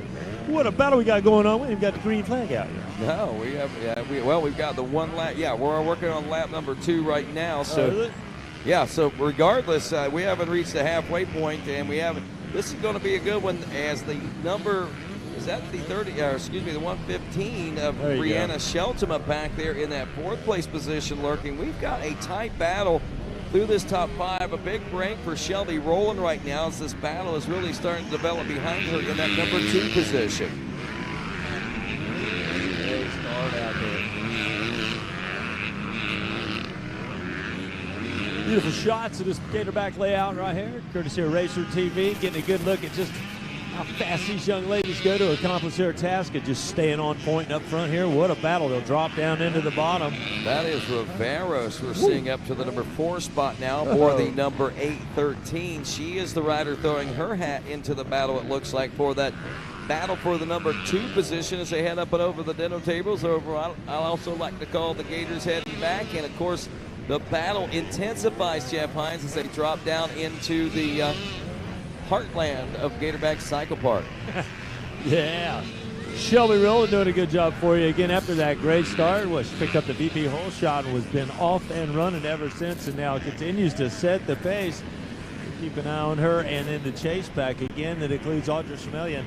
The rider number 38 on her Kawasaki making a big charge. And then Alyssa Fitch, one of the riders with us out of Colorado, on her KTM number 35, certainly up in that 3rd spot. And what a battle we got going on. Again, nobody with a real clear-cut advantage out here yet except for that big, giant meatball sub sandwich. That's why I missed that first opening lap, man. I was knee-deep in that thing right there, and I'm going to tell you what, I think I felt like the winner. I appreciate the guys and gals that are cooking it up and keeping everybody well fed here. I mean, we're getting a little get a little something on the side, and that's all you need, man. Yeah, There's some I great want to food have out to there. tap out here for a minute, I think, and go attack this myself. I want to watch this ride, though. Shelby Rowland really putting together probably one of the best rides. And I don't really want to say that. She's out front and she's leading, so yeah, she obviously looks good. I've seen some, but I do want to point out I've seen some really good battles and some good rides out of her in the last year or so, the last few months. You know, whenever you get a chance to see her ride, she's really stepped it up a few levels and a few notches there. So good to see things really in the positive direction. Her Brewers Cycles crew, they've been providing a lot of help for a lot of folks, and she's definitely taking advantage of it out of Blair, Tennessee, doing a great job. That looks like Riveras now right on the rear wheel of that fellow Kawasaki rider, Mellon. Yep, up to the number 3 spot. Fitch has dropped off to the 4th place position. That brings Brianna Sheltima, or excuse me, Gary Wilson now into the number 5 spot. So it's Schmelin in the number 2 spot, Ignacio Riveras in 3rd, Brianna Sheltima in 4th, Carrie Wilson. No, that changed even more than I thought. Carrie Wilson, the 52, is 5th. Lana Randolph in 6th. Mackenzie Mercado is 7th. Alyssa Fitch drops all the way to 8th place. So big slight mistake out there is costly at this pace. Oh, it certainly is. And Alyssa Benedict checks in 9th place and looking for Jenna Jansen to check in next. I'm tapping out. I'm tackling a meatball sub for just a minute. Yeah, it just kind of shows you just how fast they're going out there. Like any of these fast classes, you make a slight mistake and it's going to cost you a lot of time on the track, probably several positions out there as far as numbers go, and that is the option. That's a tough break. Alyssa Fitch got shuffled back right there, and the ladies continue to roll. Shelby rolling up in front and doing just that, rolling her way out in front with a nice big lead out of Webb Lane, Tennessee, picking up our VP Fuels whole shot as well. She continues to hold on to the top spot. A great run for her. Fox F&F Dunlop south of the border in her camp. And she certainly got them proud of her and her efforts out here. Big lead out in front.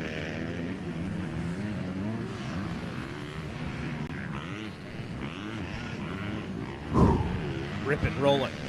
3 laps in. I'm money, man. Oh, yeah. How you feeling? Love this stuff, man. It's 7 days a week. Doesn't get literally, I think, this day week. of the week. Yeah. And then there some. she is. Woo. Not making it look as easy as she is, though. Yeah, Some Shelby cool rolling. runs. Very creative riding style.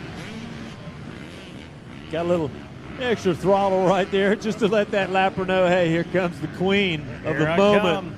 Here I coming come. through. Going to be looking at that FMF last lap right here for Shelby rolling, and she'll blast out of the bottom of the gator, but just great looks right there from all the cameras we got laid out right here. They did an excellent job. Got several folks chiming in online, just dropping the text. It's like, man, just like I'm there, man, just like I'm there watching this action on RacerTV. That's the goal. That's the It's goal. happening. I'll tell you. Goal accomplished. Backdrop like this, talent we got out here. Man. Woo.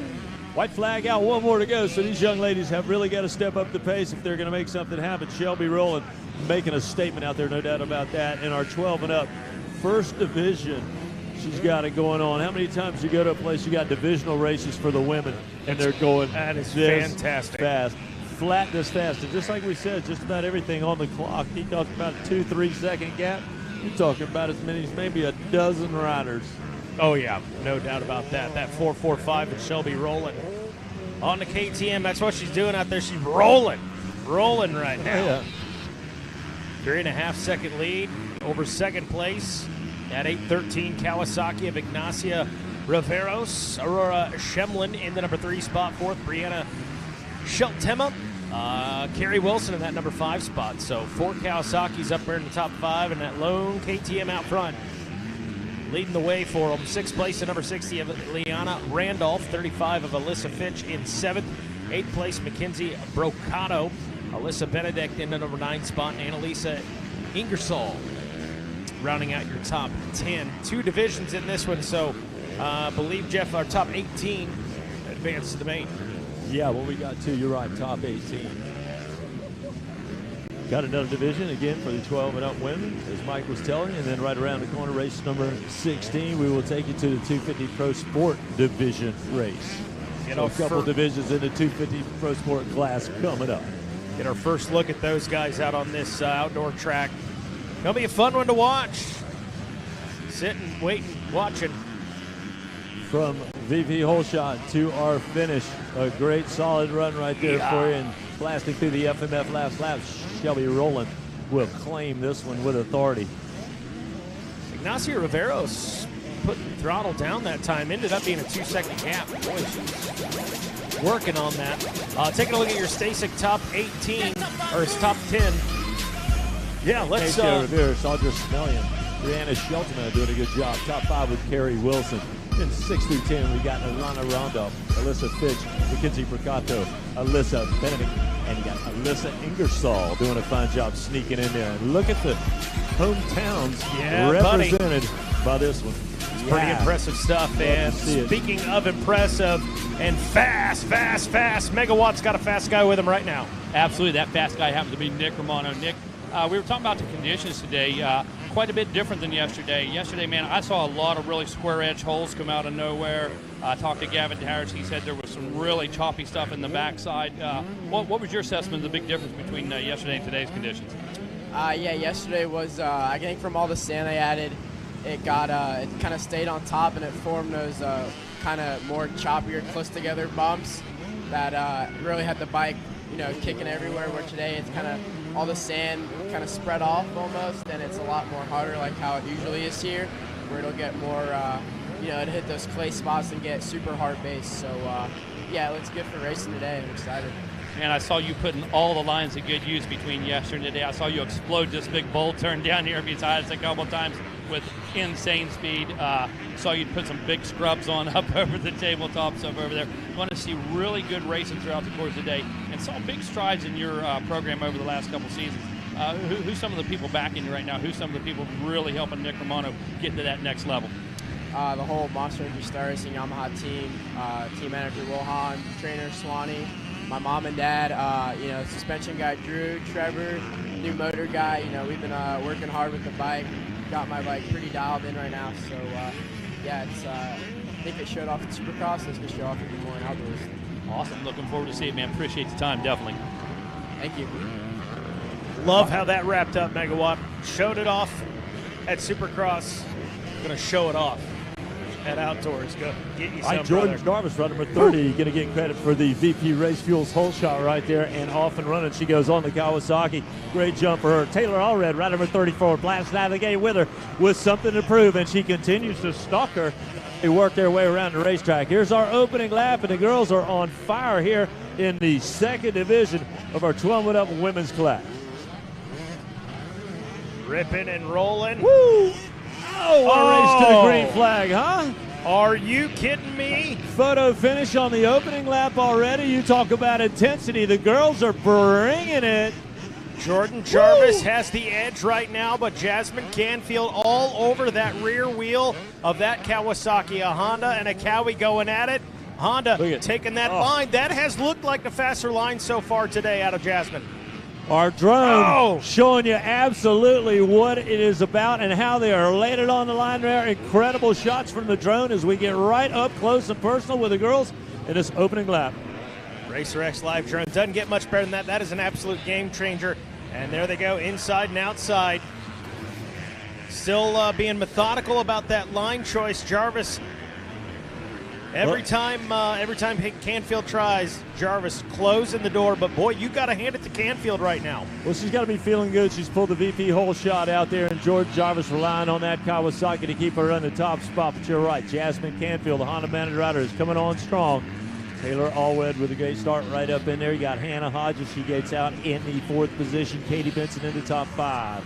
Val Galaz, a great run for her. She's now in the 6th spot. Kaylee Stallings, we find her in the 7th position. Jessica Jeffrey in the 8th spot. Alicia Goggle in the 9th spot. And it's Sissy Livingston in the top 10. Jarvis still out in front. Canfield going wide around that last line. Both riders on the inside this time and kind of mirroring each other. Now Jarvis trying to twist that throttle, put a little distance in between her and Jasmine Canfield. The women, no doubt, have the folks hanging on the fence right here watching this one. Fence starting to really load up. Going to have 2 qualifiers coming up in the 250 Pro Sport class right now. This is as tight as any Pro Class battle we've got going on, and a whole lot hangs in the as Taylor Allred brings the KTM right up in there. She goes, all right, Jasmine, you had a shot at the leader. You couldn't get it done. Get out of the way. Let me take a shot at her. They are shuffling the deck right here as we make our way through, blasting out of the bottom of the Gator Pit. Here comes that KTM. So now you got the KTM, the Honda, and the Cowie all out in front and jockeying for position. Woo, that KTM Orange Brigade Monster Energy Fly Racing back ride with us. Out of West Jordan, Utah. Long way to come to race for second place. That girl's going to the front, in this women's class. She had the front row seat like out there in the home state watching all them Supercross rounds. She's here putting on a display. And wait no longer. She's willing to risk an outside line right there to get a pass made. What a battle we got brewing. And again, you got to realize this is a qualifier, and this one in Division 2 for the women. Nuts. So 12 and up women's competitors. We got this kind of talent all the way across the board. I mean, top 10, top 12, top 20. You know what I'm saying? There's so much talent out here, and this is a divisional race. Got the same scenario coming up for the 250 Pro Sport in just a moment. I'm ready for it, man. I'm chomping at the bit. Want to see what those guys can do out on this track. Record attendance brings record-breaking performance. Daggone right. We've mentioned it many times, the talent running so deep this year. You know, there's several guys out there that can crack into that top 3, several guys that can crack off a win, and we're seeing that right now with the women's class. Yeah, things tighten up. Top 3 still the stranglehold right there. These women are not giving this racetrack or each other any bit of a break. I got worried there. I saw a rider down. I thought that was Allred for a second. It was not. That's the number 34 KTM on the screen there. That little split line right there. Got to give a shout out to our caution flagger crew and this medical crew. They are top notch. They're so good at what they do. We're blessed to have absolutely the best athletes out there as well. So just some great competitive juices flowing out here between these young ladies. It is a great race going on. 34 goes inside. Oh, you know what? Racecraft coming into play for the women. Got caught behind that lap rider right there, and easily a pass made. I'm telling you, just like in any other of these classes, if you make any kind of a mistake, you're going to pay. It's that competitive. Taylor Allred using that lap traffic really to the advantage right there, kind of splitting it. It gave Jasmine Canfield no choice but to stay on that outside line. Paid off for Allred. She's in second. Don't know if she's going to catch up to that pace of the number 30 Kawasaki of Jordan Jarvis, but man, what a pass. Canfield says, I'm not done yet, though. Not out of this one. And if anything, that's got to motivate you here with, with 2 laps to go, or a lap and a half, we should say. Lap and 3/4. And I don't think we're done seeing these two duke it out. No, you got a shot like that, you got to take it. And the result, a big, wide open pass, no doubt about that, for a position up in front. That's hard to come from. Hard to come from. Hard to come back from as well. But again, trying to get back up on rails and forget about that is what it's all about now. Jordan Jarvis, you're right, though. You talked about a moment the fact she's just blasted out in front, has the wide open racetrack, has turned this into a battle between her and the track, and certainly she's winning that war right now. She has gapped the rest of the crew in this one. So while we watch that battle, give some love to the rest of these riders. We know who's up in the top 3. 4th place, Hannah Hodges. Yeah, you're right. Katie Benson in that number 5 spot. Valentina Galez in 6th. 7th place is Kylie Stallings with Jessica Jeffrey in 8th. 9th place is Alicia Goggle. Melissa Branch rounds out your top 10. Keep in mind, your top 18 will advance to the main. And here they come. The number 30, Jordan Jarvis. Couple turns to get around here, and she'll bring out the FMF last lap. That white flag going to fly right here. Just a hot second. This is the second, or the women's 12-plus division number 2. We are 4 laps into a 5-lap moto for these ladies. Jordan Jarvis in control of this one. Had a good battle early on with Jasmine Canfield. And Taylor Allred now in that number 2 spot. Canfield drops to number 3 position. But the battle is there for that 3rd place spot, still going on out on the track right now. Katie Benson does one better. She moves into the number 4 spot. And we are still waiting on that 5th place rider to check in. Should be the 172. No, scratch that. It's the number 98 KTM of Valentina Galez. And we're on this FMF last lap. Camera on the number 34 of Taylor Allred. And there she is. There's Jordan Jarvis rolling out front, doing work, cool, calm, collected. Knows she just got to ride within her helmet, pick those good lines, and bring it home clean for a 5th lap completed.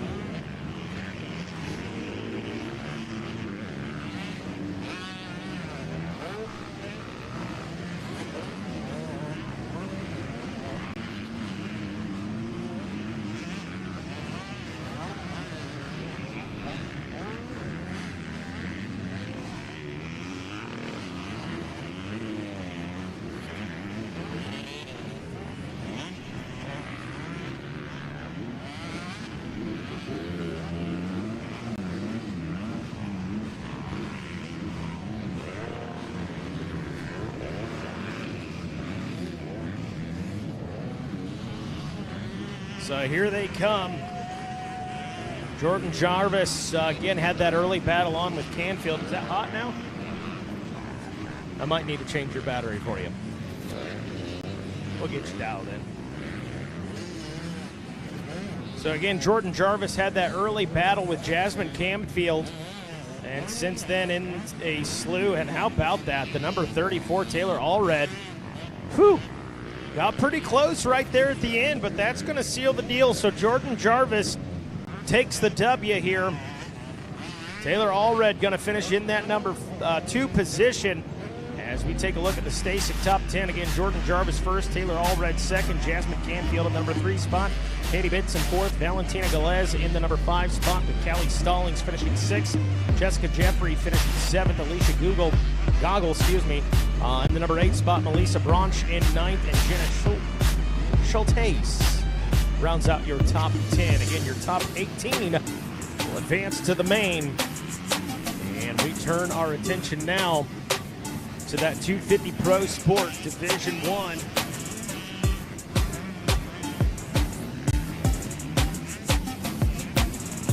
As we start, if you get started, I'll get you guys dialed in on that.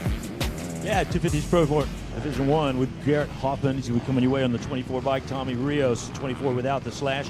Jack Beelan, ride number 28. Kate Demeridine, the 32. Chris Blackman, number 53. Corey Rogers on the 57. Brandon Scherer, 73. James Harrington on the 77. Aaron Campbell, number 117. Jeremy Ryan, number 150. It's 114. Ride number 217.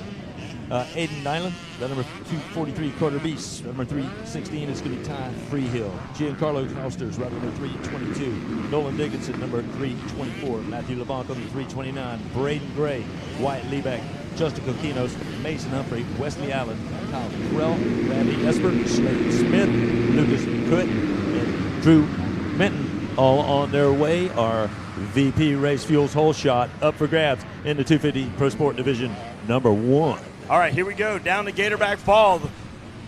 The chamber is loaded. The shot has been fired. And here comes your leader now, down Gatorback Falls. That could be Bees. There I see the 147. 147 going to be in there too. Could that be Carter Bees out there? Carter Bees, a 243 out front. Good call. But you better watch your 147. Levi Kitchen back there ready to pounce. I'm looking at LeBlanc as well. A host of the Yamaha riders now trying to make their way through the quagmire of riders, and here they come. There's your leader now. It's going to be the Carter Bees out front. Bees. Jeff Hines looking for the binoculars. He's checking them out. Could that be Brandon Shire, the 73 ride? South Carolina rider right Shire there doing a good like job for you. He had some super fast lap times earlier. He's now up to that 2nd spot. He's going to make hay while the sun shines down here in the beautiful sunshine state of Florida. And the 243 of Carter Bees now with a quick snap out of the gate. He ricochets down the road and heads down 20 miles of bad road as he works his way. Well, he's got some company, though. Yamaha riders closing right up on him as he heads in that section. He's got company, you better believe it. A couple of bikes out front. Not looking too bad out there. Carter Bees now coming down that front straightaway. Looking good. Young man's been waiting for a little breakout ride here, and it's Carter Bees now. Hop, skipping and jumping through the rhythm section. Watch them now as they come down in front of the announce deck. Yeah! There's Carter Bees out there. The 73 is Shire. 737 come in. LeBlanc.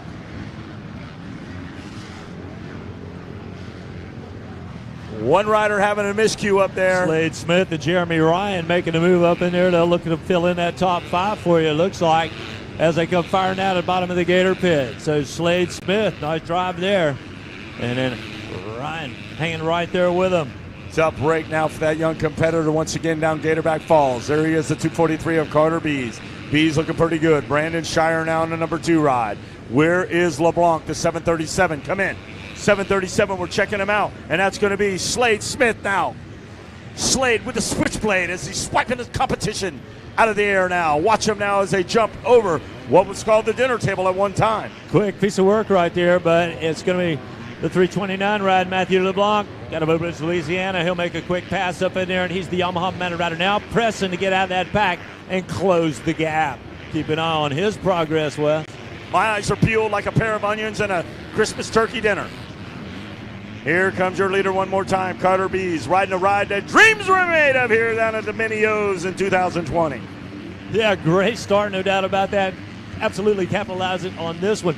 Got to realize this is Division 1 of 2 as we go to our 250 Pro Sports. So Carter Bees, loaded with talent. Carter Bees better do a checkup from the neck up as he pays the toll down 20 miles of bad road. Here comes the 73 of Brandon Shire. Shire all over him like Russian radiation as they work their way down in front of the grandstand.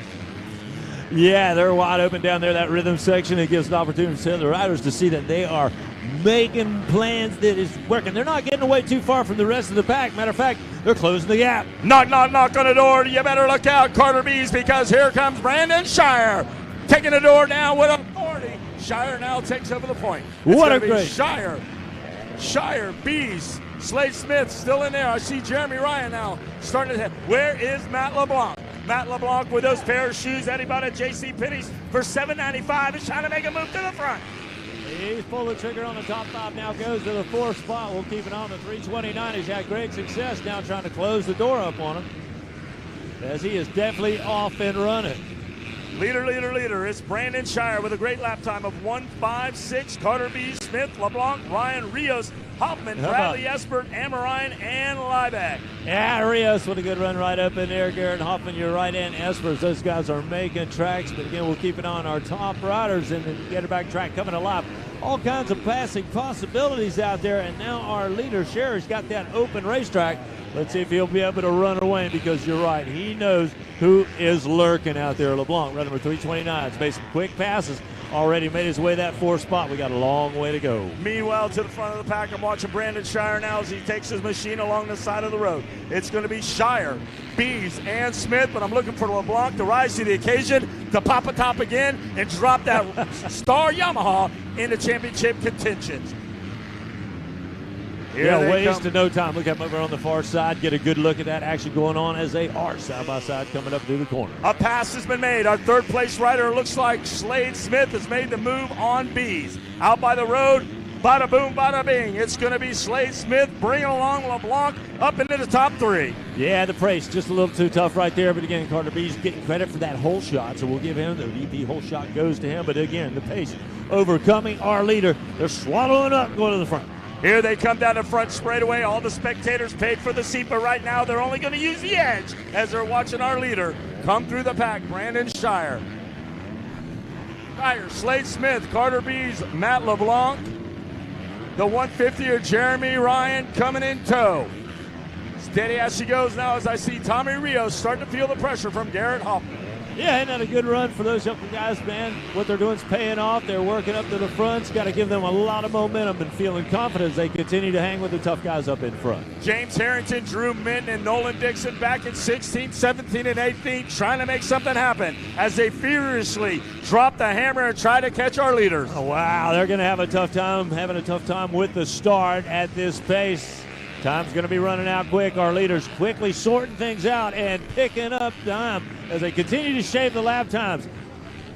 Brandon Shire now, you can watch him up top of the gator back as he drops down through the gator tail. He makes that quick little left-hander and surges on. Your leader, come in, leader, and it's going to be Brandon Shire. got a pretty good start, but absolutely went to the front quickly and then with authority. And ever since then has been setting the pace out there aboard the Yamaha. Mike Duclos and the crew got to be taking advantage of this catbird seat, but we've been looking for a couple other riders to make an appearance and stepping on up. Well, I'm watching him now as Shire now leads the field alongside of the road. He comes over the one hump, and now he pays the toll. It's $5 to ride down that 20 miles of bad road, and Shire pays it with no problem as he still leads Slade, Bees, and LeBlanc. Here they go again. Watch them now as they come in the tree line. Ryan, Rios, and Hoffman battling. It's a Pier 6 ball. Battle Royale is broken out in 5th, 6th, and 7th between Ryan, Rios, and Hoffman. Oh, use that inside line right there. Nice advantage to keep those Dunlocks hooked up and takes care of that off-camber corner. That's going to allow him to draw up just a little bit and get some breathing room. Once again, Brandon Scherer staying up in front, but our Yamaha mounted rider Slade Smith, he's been on a roll out there. That number 737 coming like a jet. He'll close it up on our leader now. Brandon Shire now riding a ride that dreams were made of here at the 2020 Mini-O's as he leads the field. He made hay while the sun shines. He took advantage of a good start, and now he's out front. But he does a checkup from the neck up, and he looks in his rearview mirror, and who does he see? Slade Smith and Matt LeBlanc on the hunt. Slade Smith is doing what it takes. He'll flat land it down at the bottom right there across that single. He has drawn a bead on our leader and across the two step-ups. If you can see him, you can catch him. If you can catch him, you can pass him. And Slade is believing in that and rolling the dice. Like a quick game of hide and seek, a quick game of hopscotch. There he is out front. Your leader is Shire. But I'm looking ever so closely at Slade Smith. He's got some Peel Pocket Fisherman out that he bought on the infomercial, and he's slowly starting to reel in our leader, Brandon Shire. You know, I got a feeling he has seen that lap time out there. He's made contact with the pit board. He knows he's going to have to pick up the pace. He can feel for this mechanic that the pack is coming. They're closing the gap. He's going to have to step up. Look out, a move. You're trying to be made back on the back. Watch the rider now as they come through. Woo! Katie Banner, bar to the doors down. This one's shaping up to be a barn burner. Go, Jeff. Go, Jeff. Go, Jeff. Go, Jeff. Go, Jeff. All right, here we go. It's going to be Shire, Smith, LeBlanc, Bees, Ryan, and Hoffman. Oh, yeah, he doesn't have too far to go. Making his way down in here. We'll have our FMF white flag coming up before you know it. Our 250 Pro Sport riders providing a ton of action here. And Wes, you got to remember, Division 1 got another division coming your way, right? Swinging at the fences, Wes K. Hey, he's watching paint like the Karate Kid. Wax on, wax off. He's watching the paint dry. Not Mr. Miyagi. He's thrown everything at him in Division 1. Sweep the knees, Sensei. Sweep the knees. And as Shire leads one more time, it looks like those two have settled in their pace. I'm still looking for a charge. I'm looking for something from Matt LeBlanc. Well, Slade Smith had it rolling on for a moment again, and he thought he had him in his sights, but again, he picked up the pace, and you're right, Brandon Scherer seems like to have the answer. Whether he's communicating with the pit board, with the mechanic, or what, he just seems to have eyes in the back of his head. When Slade Smith makes a charge, he's able to answer back, and they've stayed that way, able to keep that break out in front for quite a while. Riders are starting to get a little frisky, 8th, 9th, and 10th. I'm watching Amarine, Rios, and Lieback now starting to tighten up the reins as they try to surge to the front. Definitely, no doubt about that. They realize what is on point right there. They've got to make their passes and make them stick. Time is running out quick, or they'll be forgot about in the paperwork. Oh, the paperwork is shining right now as you put a check mark right by Brandon Shire. Yes, he did a checkup from the neck up, and the records show his stock is going up on Wall Street. They checked the tipper tape, it's rattling off, and Brandon Shire is up to par. No doubt about that. Wiley back in the top 10 for you. Tommy Rios in a nice spot. Caden Bernard runs in 8th. Bradley Esper in 7th. Garrett Hoffman in the 6th spot.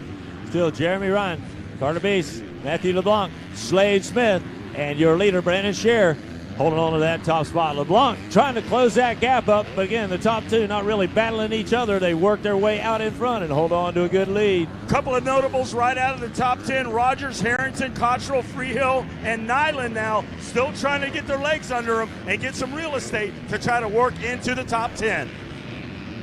Going to be a tough road to hoe for that. Let me tell you what, as Scherer again has gained so much momentum, He still stays out in front, and this time drops down into the Gator pit by himself.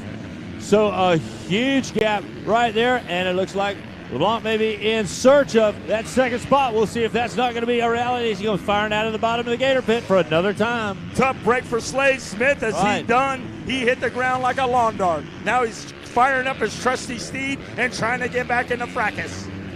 Falling back a little bit now. We'll open track for LeBlanc. Let's see if he'll be able to pick up pace late in the moto and close the gap. Make the pass on Brandon Scherer. Slade Smith was unable to. Carter Beast pulled the whole shot. Faded back now. He's to the 4th spot. Jeremy Ryan, right number 150, still hangs tough in the top 5. You better look out for Ty Freehill, Cottrell, and Harrington. Those guys are really having a good ride out there, but the rider out front, the man with a plan, he punched his ticket. You got to pay the toll of rock and roll, was Brandon Scherer. With 2 laps to go, he's making it look easy, folks. You are right. There's some guys in the back of the pack with some incredible lap times right there, but bad starts, maybe a little bit of traffic in the pack. Something precluded them from being up in front here at the finish. But it's going to be a clean finish out here. There's no doubt about it. Brandon Scherer continues to hammer. Yeah, and this is just Division 1. That's what's so heavy about this. Matt LeBlanc is going to be in a good spot. He moves up into the number 2 ride, and anybody can do simple math on an abacus knows if he goes out and win the next race, that could give him the overall. So kudos, but we have Division number 2, and that one is going to be a dandy. That's right. We got a whole nother pack of them coming your way here as more 250 Pro Sport class riders look to make the cut and be in the main event game for that second moto, the full decision. Be bopping like a dancing bear out there. Get at it, Sugar Bear. He's living life large. Wes Kane giving you a call right here as we're going to make our way towards the finish in this first divisional race. Slade Smith down, but here comes Brandon Scherer, the 73 ride. Valiant Got him effort. over on the Supercross track, and now he's backing it up here on the outdoor. Smith slid back just 1 spot right there, but it was a crucial move where Matt LeBlanc sees a wide open racetrack now. 1 more lap to go as the FMF white flag is flying this time around. Brandon Scherer, Matthew LeBlanc, Slade Smith, Carter Beast, and Jeremy Ryan, your top 5. This one here is pretty much well in the record books. 1 more lap to go, so you stick a fork in that turkey and you make sure it's almost done. So 1 lap to go for Brandon Scherer. Looks like the 329 of LeBlanc might be just taking it easy and cruising on this one. Like I said, 2 is good as a first. Going in the second one, you got to hammer that one down and take the win. But at least you're almost there. You're good. You're in a good spot. What do you think about that? You don't know what's going on. Well, I tell you, Scherer, LeBlanc, and Smith, 1, 2, and 3. Good run from the rider out of south of the border. I think Triangle Cycle, Sot, Astus, Meekum Reynolds, Dunlop, and the Blue Crew, as well as FXR for keeping him in this thing. Brandon Scherer looking good as he makes his way towards his first divisional win in the 250 Pro Sport class. I'm watching Scherer right now on the RacerTV.com monitor screen, and there's your leader in plain view as he's out by the road. Watch him now. Scherer making it look easy, riding a ride that dreams were made of here. Once again, look at him. He's going to pay that toll. Bam, it went up. Yeah. $10, and there he is down 20 miles of bad road, and he makes it look easy as he used the toll pass this time to lead the field. He's so far out front, he's not going to share that TV screen as he's making his way in. All eyes on him as he brings it to the checkers. That's right, guys. He is making it happen. There he is, Scherer now. He doesn't check him from the neck up. He looks over there. He's just got it in cruise control now. It's Scherer and LeBlanc. You better believe LeBlanc is going to swing at the fences when the next go-around comes. They'll be happy to have a good gate pick out of this one. We'll see how these times will stack up against our second qualifier in the 250 Pro Sport class. Those riders lined up and coming up next. Did Slade Smith get back up and get in front of LeBlanc? Still hanging tough in the 3rd spot. We'll see if he's able to gets up with a similar lap time. Still turning to 101s. Slade Smith is in front of LeBlanc right now, so let's see what happens. There's Smith and LeBlanc. 201.7 we're looking right to there. It does 201.2. change. Tail of the tape. Slade Smith there it gets is. back up and gets second. Soldiering back third. up in there. Good stuff. Brandon Scherer will hold on to the top spot. Slade Smith gets back up, holds off Matthew LeBlanc after running second for a ton of laps. Carter Beast holds on to that 4th spot after hole shotting it for the VP hole shot. Jeremy Ryan, a top 5. All right, we go to Garrett Hoffman, Bradley Esper, Tommy Rios, Caden Marinine, and in the top 10, is James Harrington. Some incredibly fast lap time for Harrington. If he got a better start, he'd certainly been up front. Here we go, guys. Division number 2, we got the lineup. Woo! Let's pick them up as they come down. Oh, the VP hole shot coming through, and who's it gonna be? You know it. If you can't take the heat, call Nate Thrasher. Yeah. Thrasher will get it done. He takes the Yamaha to the front, no doubt about that, and he will solidly secure the VP Race Fuels hole shot. Off and running. Who we got tangled up here, Wes? A couple of guys got tangled up. You know, before Gatorback falls, you got to be careful down there. A couple of guys got together. But I'm watching Levi Kitchen in this one. Who else we got, Jeff?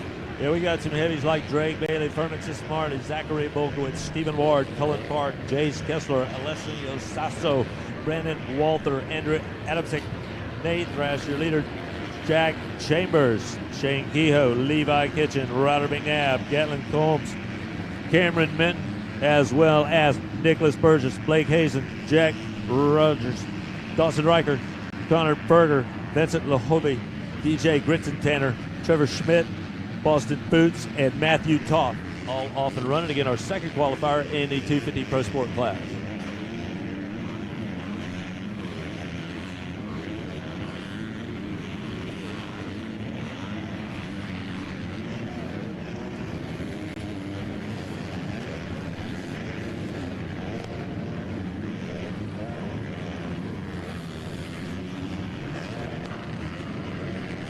Here comes your leader right now.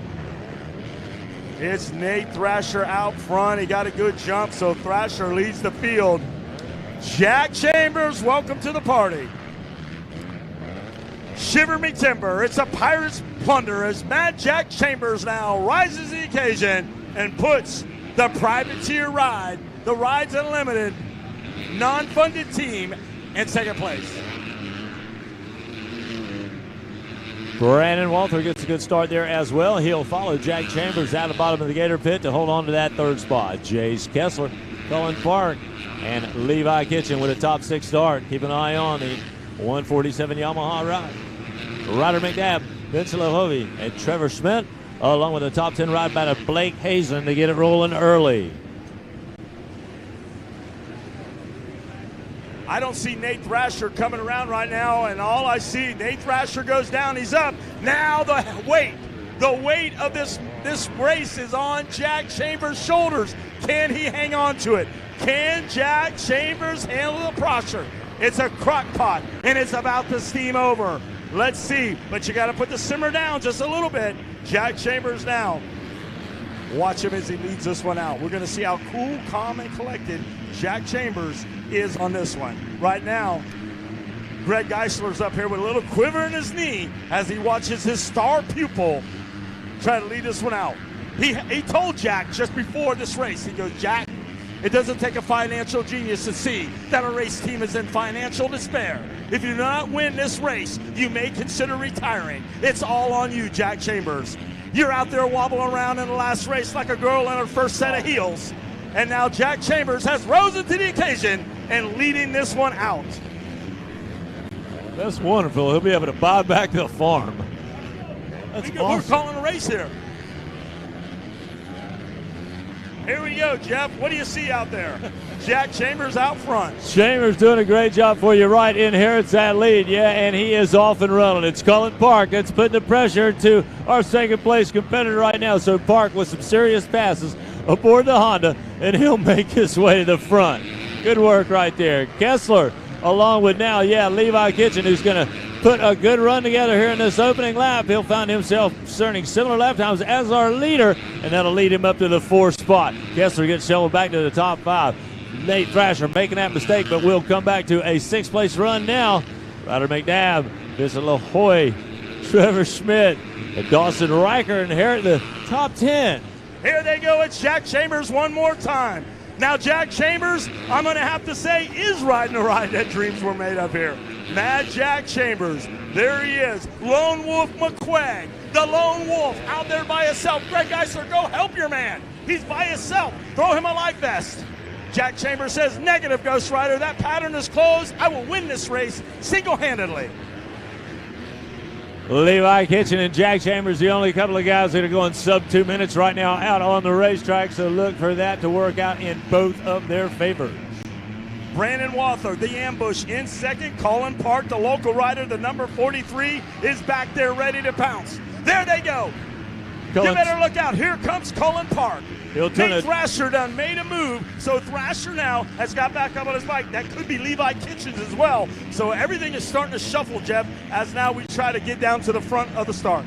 Yeah, you're right. Thrasher will make atonements for that slide out. He goes to the 6th spot. Look for him to put the pressure on Jace Klessler as quick as he can. Again, Levi Kitchen on the move right there, but Colin Park had the better jump on him. We'll see if the Honda pilot can hold on to that as Kitchen and Park turning some of the faster laps on the track. But again, it's going to be your leader, Jack Chambers. He'll turn the fastest lap, and he'll enjoy that wide-open racetrack.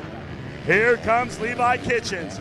Kitchens now with clear vision through those goggles. He sets his missile lock on Jack Chambers. Take the shot. Take the shot. It's no good. It's no good. Here comes Chambers. Chambers looks over. Whoa, look out. It's Levi Kitchen now. Got that missile lock on.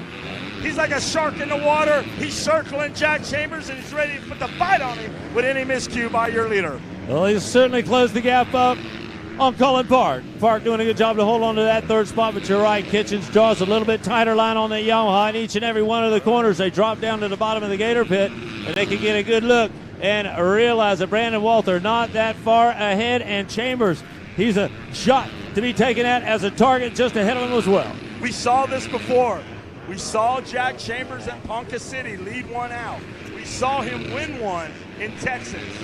Now, the rider out of the B class has risen to the occasion and says, I can solidify myself in this class. So it's Jack Chambers, Levi Kitchen, Brandon Walther, Colin Park, Nate Thrasher, Jace Kessler, McNabb, LaHovey, Schmidt, Riker, and Hazen in the top 10. As we get a little deeper in this moto right here, it's a super fast lap here, and Levi Kitchen making the most of this qualifier. He'll go to the 156 5200s, a 157 and 7700s. Jack Chambers, so the writing is in the wall. Kitchens is on the move. Here he comes right now. Levi Kitchen now takes a wild woolly line. Jack Chambers is in a little bit of trouble. And Chambers fires back at him. Here they come down the front straightaway. It's Jack Chambers, Levi Kitchen now with the lead. He'll make his move across those first of the 2 tabletops now, making his way through the chicane section down in front of the crowd. They will shout their approval. Here goes the lead, and it's now in the hands of Levi Kitchen. Now Jack Chambers has to get the lasso out and put it on that toggle line and stay in tow with that competitor. Yeah, the reason why Jack Chambers has had so much success is he is willing to learn, and right now he's going to try to throw all of his efforts into hanging on to our new leader, learn what that guy's doing different out there, and make adjustments according to hang on to Levi Kitchens. The spotlight has been on him, but he has risen to the occasion. Now it's Jack Chambers' turn to grab a little limelight. Here's Levi Kitchen to the bottom of the pit. Jack Chambers out there, and here comes the rest of the crew. Brandon Walther, Thrasher, and Colin Park. Nate Thrasher's going to answer out there. He's back up on the gas. He'll turn a sub 2-minute lap time now, moving into the 4th spot. Rider number 91 on the Yamaha. Not done in this mix whatsoever. Get out of my meatball sandwich. I'm just checking for snacks while I'm announcing. Checking for snacks. All right, here we go. There's your leader to the 147. It's going to be Kitchen, Chambers, Walther, Thrasher, and we're looking for Colin Park to make that move. Back in 5th. It's a 5-by breakaway right now, and the leader of the pack is the 147 of Levi Kitchen. We've seen Levi Kitchen run this MO before right there. He studies our riders. He closes up on them, and he wastes no time making the pass. Right now, he drops a 155 on the racetrack. It's a 155 and 6/1000 right there. He has absolutely hammered it on that lap. Levi Kitchens has a wide-open racetrack. We're going to see just how fast he can go now. Well, he's just cresting the 155. Could possibly see a 154 in this one. Crushing it out there with wide-open racetrack. Here he comes. It's Kitchen down in front of the announce tower. Levi Kitchen, 102 of Jack Chambers. Chambers, Colin Park. has got the push going now. Thrasher gets around Brandon Walther. Now he needs to bring along Colin Park. Colin Park, top 3 in every race at the Supercross. Now he needs to jump up there in our Pro Sports. And then you put Nate Thrasher in that mix, and those 4 riders will go in the sub 2-minute lap times for you, so you can say they are the ones that are pushing. No doubt about that. Keep an eye on him. He is on the move. Nate Thrasher back up and looking to roll up in there. Here's your leader as he drops down Gatorback, falls and heads up on top of the Gatorback. The 147 of Levi Kitchen has a very nice cushion out there right now. Chambers riding his pace.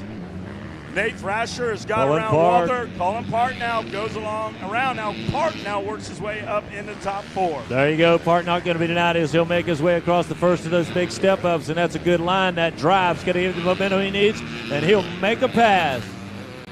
You got to pass, man. It's a passing lane. There ain't no double yellow lines out there. They're broken up in hash marks, so that means passing is available anywhere out on that track. That's right. You can get greedy. You can grab all you want and get those good lines underneath those Dunlop tires. They are gripping, and these riders are ripping to the front out here, setting record fast pace. And you got to realize this is the 2nd division in our 250 Pro Sport class, so we're going to take the best of the best out of these both before they'll ever see a second moto. Here we go. Watch him now. Jack Chambers rolling through there. Levi Kitchens. And they are rolling out right here. Your leader is the 147. Here he comes. Kitchen's still a full second or 2 faster than everybody else. He goes to the 156 and 2/10 right now. Wes Kane, he is flying. Send him a contract. Sign him up now. Whoever got the paper, bring it down. Sign Levi Kitchens right now. Get him done. Nate Thrasher, 2nd fastest guy on the track. Colin Park, 3rd fastest. Those guys are a little bit further back as we look at our top 5. Still, Levi Kitchens in front. Jack Chambers in 2nd. Nate Thrasher in 3rd. Brandon Walther in the 4th spot. Colin Park in the top 5. Park, again, one of the top 3 fastest laps out there right now. Will he have time to make it stick? He continues to put passes together. Here they come, just hovering out of the top 10 and 11. Blake Hazen. There's Bailey, Sasso, Cicerera, Coombs, and Buckiewicz. But the man with the plan out front is Levi Kitchen. All right, Park up through now in the 4th dump. He'll get Brandon Walther this time. Ryder McNabb bumped at a 6th spot. We go a little bit further back in the lineup with Vincent DeHoley, Jace Kessler, Jack Rogers, Trevor Smith, Dawson Riker, Blake Hazen, Dick Bailey, Alessio Sasso, and in the 15th spot, it's going to be Furman Cisamara. There's your leader one more time. I'm looking there. We're getting a good look at Colin Park right there as he comes through that rhythm section. Park looking really good out there. Amazing visuals right there. You can see how the bike and the rider work and react to the terrain, how it changes here at Gatorback Cycle Park. Just a study of confidence as these riders negotiate all these tricky courses out here. Kitchen now still doing good, but I like what I'm watching right now. Colin Park is starting to latch on to the 91 of Thrasher. Again, one of the top 3 fastest lap times out there. Colin Park not backing down on the Honda. Ride number 43 out of Claremont, Florida, growing up right here, and it's got a lot of track time here at this racetrack. It is showing now for this big event. Well, I'm watching him out by the road now. Colin Park, Thrasher, they're going to make that bottleneck right-hander. Thrasher hop, skips, and jumps over the hump. And now they make the left-hander down. They're going to be in front of the announce tower down the front straightaway. This is where Colin Park picks up a little time. He's very crafty. He's very slick and smooth, methodical as he comes down in front of the announce tower. Crowd starting to come alive right here, acknowledging the great work done out in front and the amazing laps posted by Levi Kitchen. He'll continue to turn some of the fastest laps out there as the track starts to deteriorate under the power of these 250 Pro Sport riders in this divisional race. Kitchen still goes in the 158 and 3/10 range. So a great run for him. Chambers in the 2nd spot. Thrasher, Colin Park, who continues to push on the Honda, trying to make passes, but it's the FMF white flag out. Not a whole lot of high percentage opportunities left out here now. Hey, the white flag's out, but it doesn't mean surrender. It means Colin Park is going to drop the hammer. Here he comes. Park now rolling up on the back of Thrasher. Thrasher kind of jumped off that little roller and stuck it for a second, and that might have gave Colin Park a breath of fresh air. You are absolutely right. Hey, you know what? I try to be. Park's going to jump across the top right there. I know you tried to be. I'm going to watch And this he will one very close the closely. gap right up in there, pushing on him. Oh, Inside here line. comes Colin Park. What a great drive. Knock on the door, Nate Thrasher. It's Colin Park. And he's looking to park that Honda one more spot in front of you. He'll dive to the inside line right there. Thrasher just a little bit farther to the outside and will somehow maintain the lead. Just a couple of bike links as they go out of our sight and out towards the sweeper turn. Here they come right now. Leader Oh. is going to be Kitchen Chambers. Thrasher, Park still going at it. Yeah, a lot of points up for grabs out here as well, and a lot of pride on the line for these riders in this second divisional 250 Pro Sport race. Here they come. I'm going to watch this one here. Join on board. Park now a little bit back as Thrasher now is going to line his machine up down the front straightaway. This is where Park has to get out of park and shift that gear. He's got to pull it down. He's got to drop the hammer, Harry. And I don't know if Park's going to do it. They kind of push together and roll up on Chambers. Coming down the wire, the fans no doubt appreciate a great race right there, and Levi Kitchen has thrown a great race here in this divisional. We'll find out if it's going to be the fastest of the two for the 250 Pro Sport riders. Coming down to the wire, Jack Chambers, Nate Thrasher, Colin Park. Clark's been all over him, but unable to put the pass by right there. It's just a bike length or two will separate those guys, and we'll tell you, as Brandon Walter got pushed back, ride number 48 will still hang tough for you with a top 5 finish. Look for Ryder McGabb in the 6th spot. That's the Hody. Pull together. He'll put a 7th place run together for you. Jack Rogers will go to 8th. It's Kessler. A great start from him. He'll in the 9th spot. It'll be Trevor Schmidt in the top 10. We go to the 250B limited riders, and I know we've got at least 2 divisions coming up. Rodney in the divisional class as we look over our top riders from all over the nation. And interesting to talk about, just wanted to point out Colin Park picking up a new ride there with Phoenix Racing Honda this week. Had some issues with bikes, and they helped him out. Also Chaparral adding to that list as well. So a lot of efforts from that Honda crew over there to make sure that Colin Park was out here in this 250 Pro Sport class this week. Man, they got to be proud of him. What an effort out there for that rider. No doubt about that. I believe we'll be going to Megawatt Matt Watson here shortly with a rider interview. But right now, as you pointed out there, Jeff Hines, we've got race number 18, the 250B limited class on the track right now. As our BP hole shot is off and rolling. Riders will be watching out for the 9 of Daniel Scott, the 13 Brock Lassiter, the 17 Dakota Aldridge.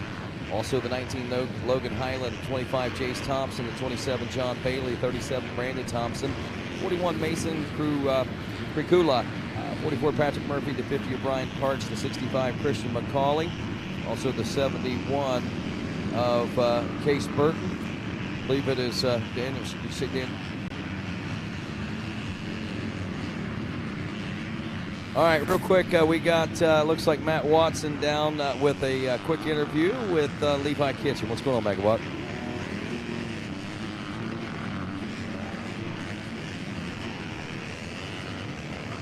Hey, we're down here with Levi Kitchen. Levi, holy cow, an amazing blistering pace out there, but struggling just a little bit with some breathing right now.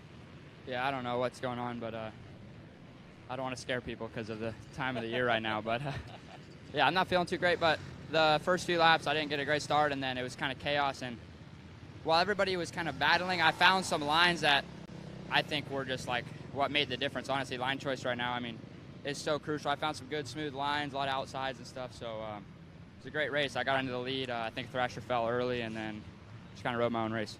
Who you got in your corner this week, man? My mom and dad, my mechanic Connor here, the whole Rock River Yamaha team, Ed Torrance, Danny Lewis, and just everybody else who gets me here. Thank you. Awesome, thank you. Levi Kitchen, first moto winner. All righty, thanks a lot, Megawatt. And your BP hole shot rider, Luca Marsalisi, continuing to hold down the lead here on board the number 72. Larry Reyes in second, Daxton Binnick in the number 3 spot. It is Sage Lewis in 4th. Patrick Murphy in 5th and 6th. Brandon Ray on the 119 machine. 7th place position is Sean Haymaker. In 8th place, the 186 Grayson Fair. 9th spot, Kobe Carper. And rounding out the top 10 is the number 17, Dakota Aldridge. That is what the top 10 are looking like in this 250B limited class. Division 1 of at least 2. And doing a quick check here 250B Limited, 84 riders, 3. So we'll be taking the top 12 out of this 250B Limited. We'll have 3 different divisions. 11th, Peyton Jackson, Kyle Petrie running back in the number 12 spot as we are off and rolling here through our first lap of racing.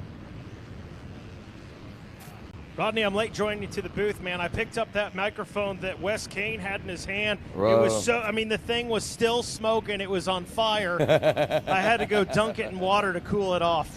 Wow! That was wild. Yeah, there was some good racing going on out there, no doubt about that. Animal.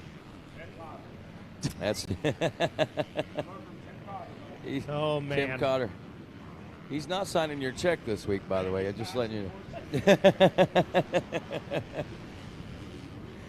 Luca Marcellisi still on point in this one. Looks like things might be starting to tighten up a little bit as Larry Reyes is still staying very, very close. We have 1.1 seconds that separate them. Doesn't look like much more than that, except maybe that drive out of the Gator pit might have separated them a little bit. A good drive by the 72 of Marcellisi, which will now lengthen that to a 1.8 seconds, so about 0.7 of a second difference there on their lap times. Daxton Bennick, the 241 in third, and Brandon Ray checking in the number 4 spot.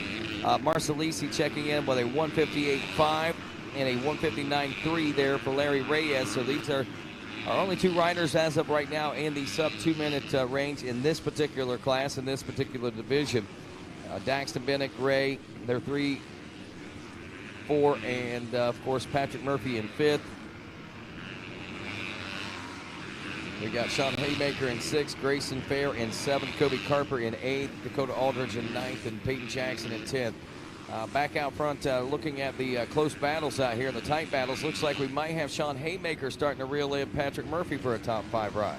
Jeez, Wes Kane's still living high on that call. Luca Marcellisi, man, he was the guy that we talked about on the Supercross track, that we named that outside line right before that finish line, that we named that the Marcellisi line. We'll see if he can carve out a new line here on the outdoor track, and maybe we can call one over here, the Marcellisi line. Off to a good start. Luca line? The old Luca line. The old Luca line. Well, Luca's got some great lines out there. It looks like we got some great battles going on as well. And there's that battle we were talking about between Murphy and Ray now coming off the backside of the racetrack there between out there at the Gator's Tail, looks like. At 44 machine of Patrick Murphy. Feeling pressure from Haymaker, the 661 KTM right now as they make their way back toward the front section. Our leaders already here now as Marcellisi dropping down into the Gator pit. And there again, we're watching that battle for the 5th place position. Patrick Murphy, the 44, Sean Haymaker, the 66 in 6th place, or the 661 in 6th place, I should say. Gotta say, Rodney, that 4th place rider, the 119 Husqvarna, Brandon Ray, is all over the back of Daxton Bennick.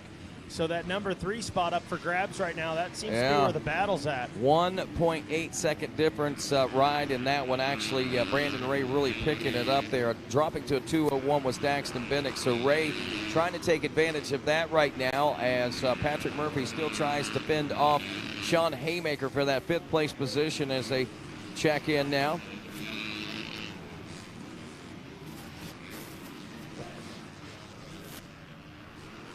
Kobe Carper, Grayson Fair, and those guys back there as well. So, yeah, I'm looking for more battles out here on the course. Like you said, that battle for 3rd should be tightening up between Bennick, the 241, and the 119, your 4th place ride.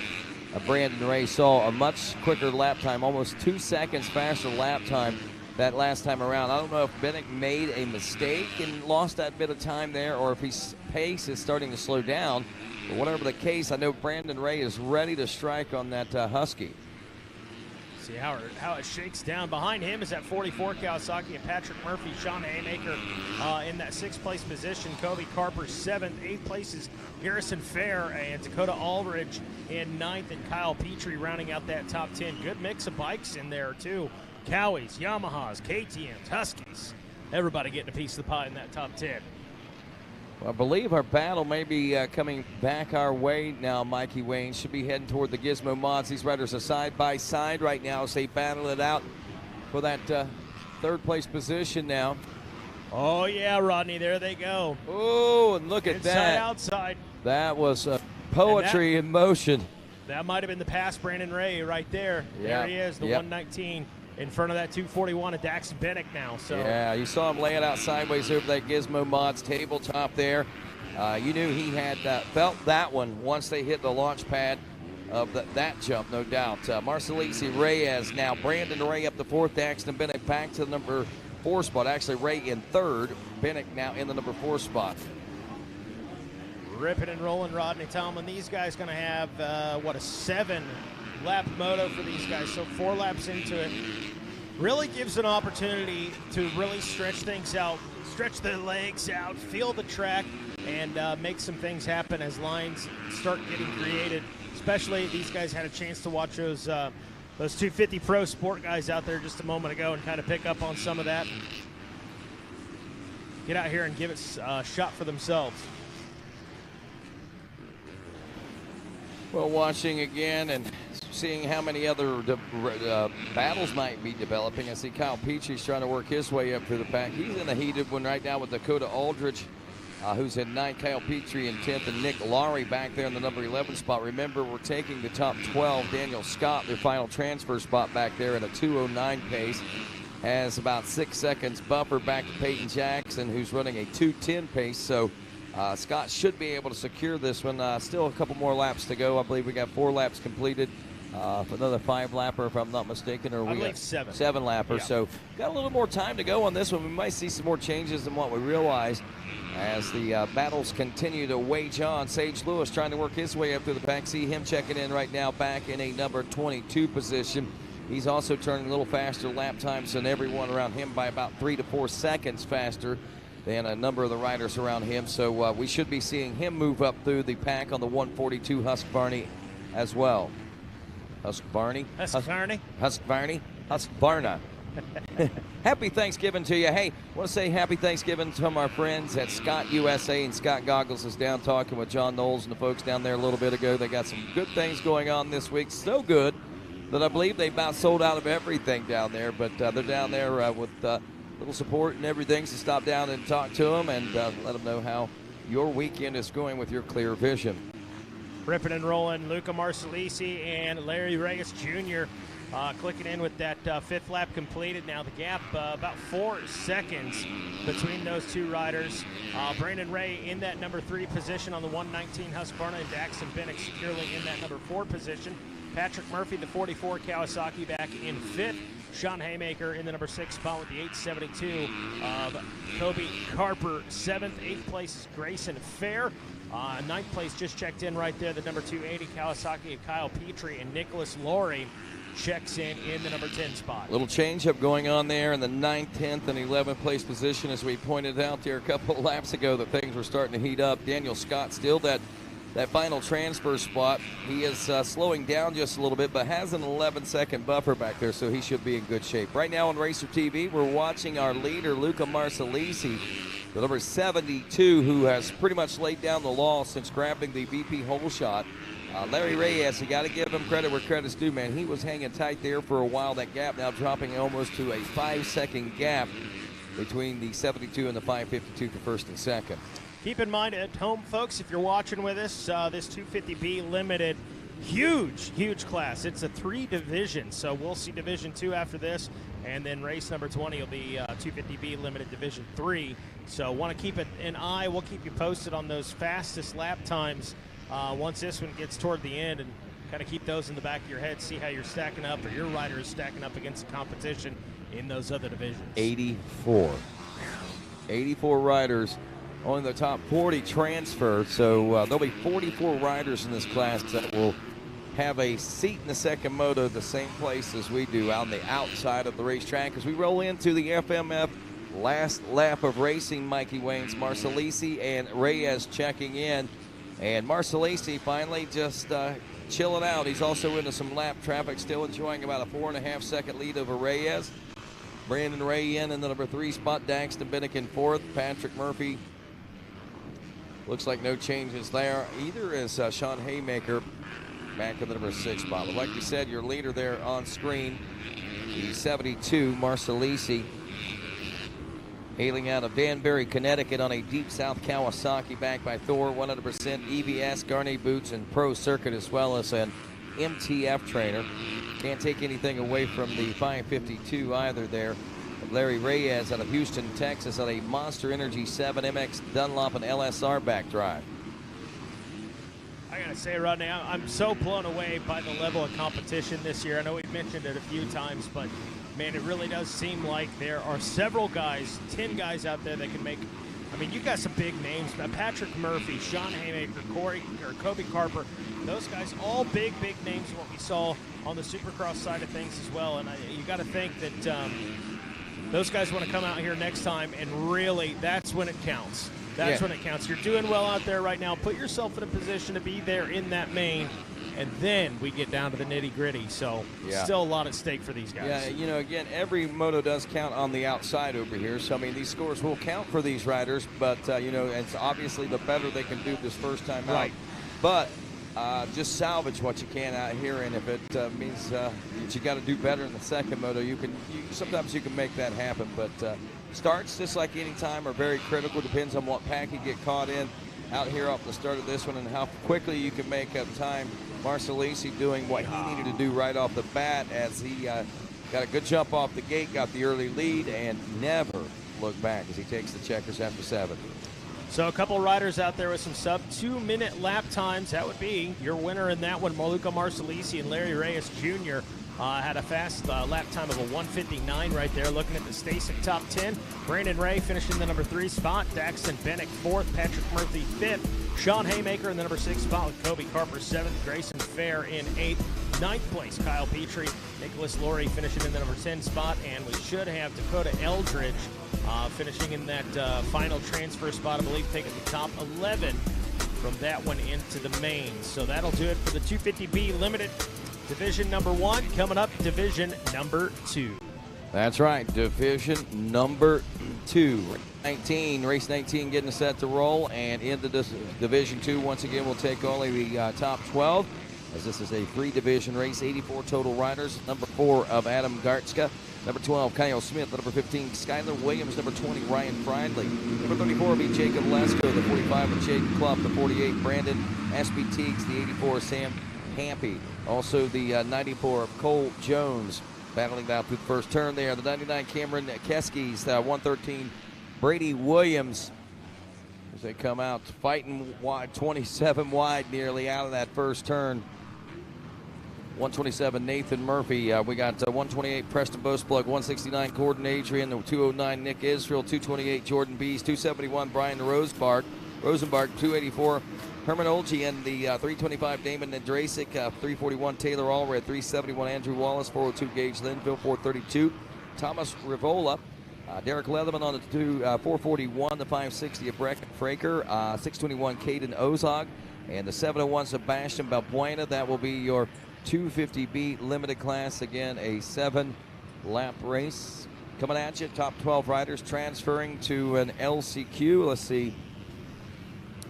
We have 2 LCQs from which we'll take the top 3. So again, scoring a top 12 is going to be critical for these riders in order to have a shot at the top 10 overall, unless they have a phenomenal second moto.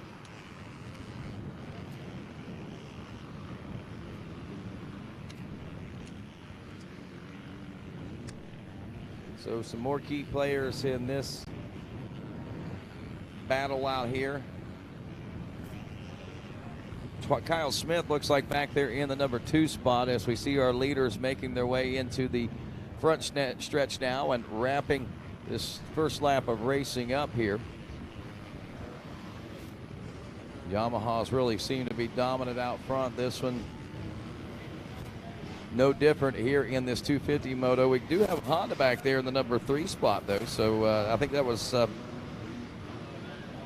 maybe Brandon Ashby. We'll check him out as they wrap up lap number 1. That is Gage Linville. Looking all over the place for that number on my sheet, and I just kept overlooking at Linville in the 402 out front. Kyle Smith in second, Preston Boasplug. That was Boasplug, the 128 in third. Then there's Derek Leatherman in fourth, Jordan Bees, the 228 in fifth, Jaden Clough. Kawasaki rider, the 45 and 6'7", Kit Nozog, 8th place, Sebastian Balbuena, 9th place, Ryan Friley, rounding out the top 10, Brian Rosenberg, and then Cole Jones and Nick Israel will be 11th and 12th after 1 lap of racing complete. I got to tell you, Rodney, Gage Linville really starting to stretch this thing out front, but Kyle Smith in that number 2 spot, he's got some company behind him. Preston Boasplug on that Honda wants a piece of him, and I think before this one's said and done in a 7-lap moto, we might see those two battling. I think so, and another rider I think to keep an eye on will be the 45 of Jaden Clough. We saw some really quick times out of that rider over on the Supercross track, and I expect that we can see this same type of riding here on the outdoors as well. Gage Linville, one of those guys that had a lot of success in the Supercross track and looking to pick things up and keep it going here on the outdoor side of things. Outside of that, Derek Leatherman in that number 4 position, and Jordan Bees rounding out that top 5.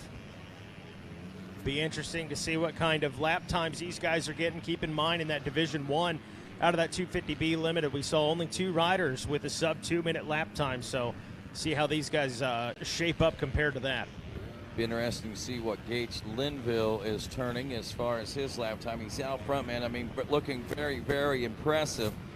Not being pressured and basically hitting his marks and making his lines happen out there. He had a 3-second lead over Kyle Smith at the end of lap number 1. That's more than doubled, it appears here. I'm going to say a 157. You're looking at a 157? I'm going to say 157. All right, well, the tail of the tape comes to us right now, and it's 159.7. There was a 7. 159.7. Gage Linville. Kyle Smith in second. Preston Boasplug in the number 3 spot. 5.5 seconds separating first and second. Derek Leatherman back in 4th.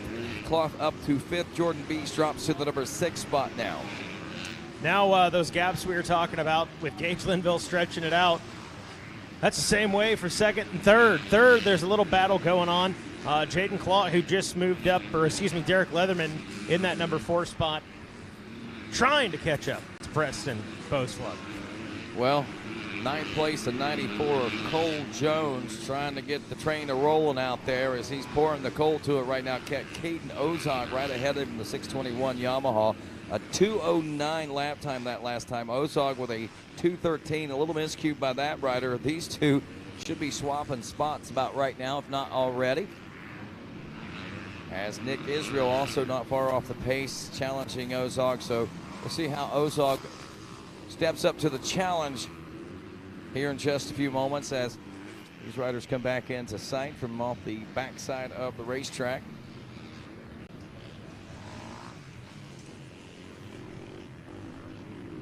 Two laps down, working on lap number 3. All right, there's some of those battles we're watching develop here in the 250B limited class.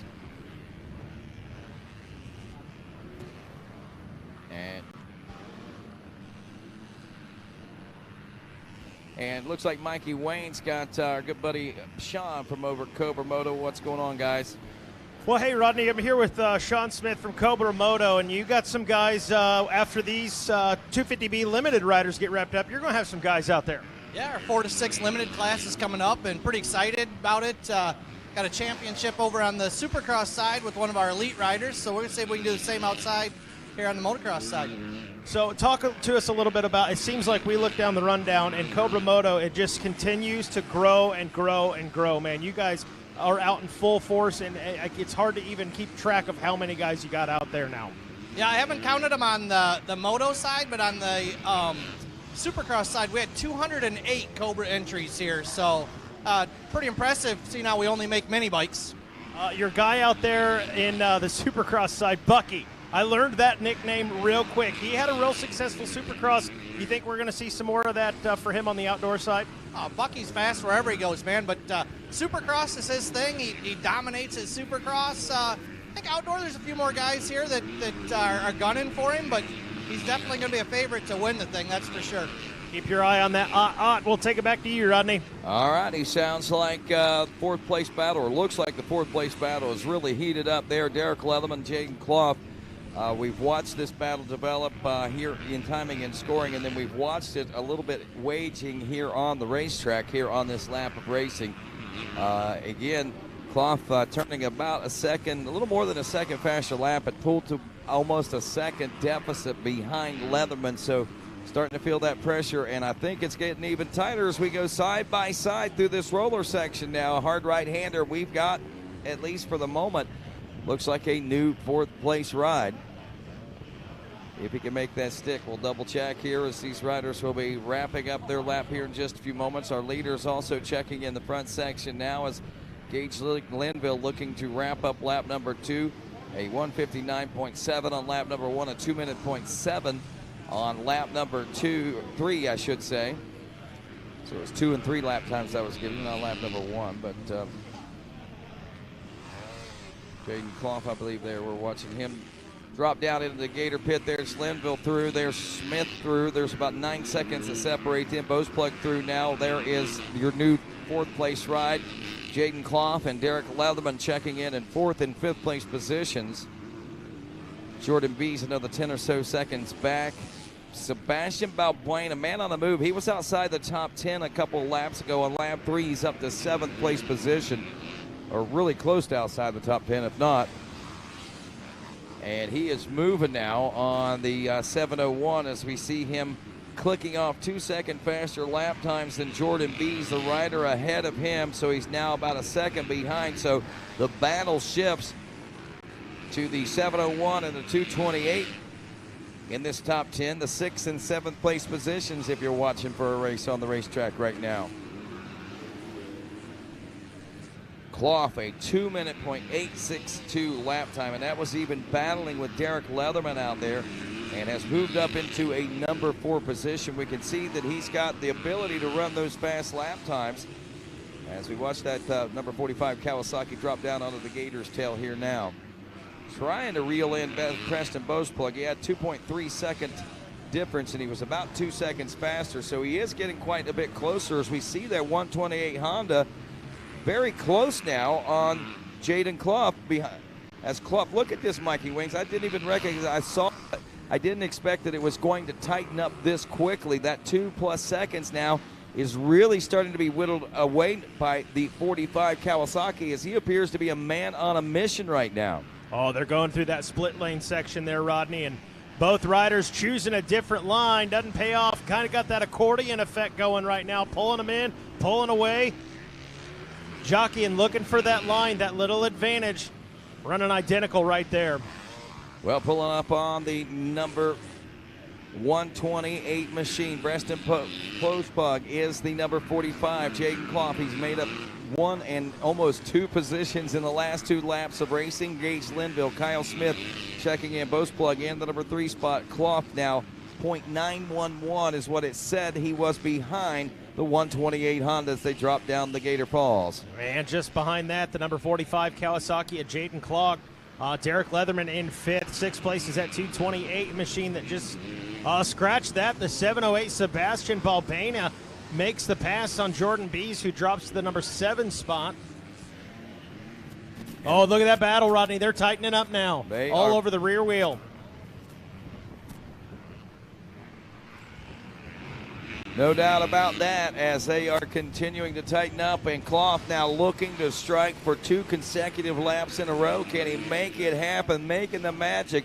As we said, whenever they wrapped this lap, the lap previous to that, there were about 2 seconds that separated him. He had made that 2 seconds up, and here on lap number 6, he is all but reeled in the number 128 Honda. But here on the backside of the racetrack, on this big sweeper turn, the Gators' tail, it looks like that Boseplug is actually starting to find a little bit of breathing room.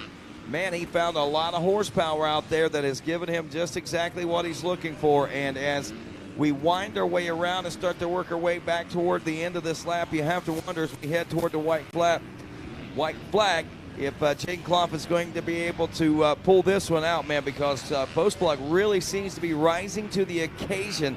Whatever Clough applies, Boseplug answers back. Boseplug, man, looks like a guy that got a look out of his peripheral of, hey, I got company behind me.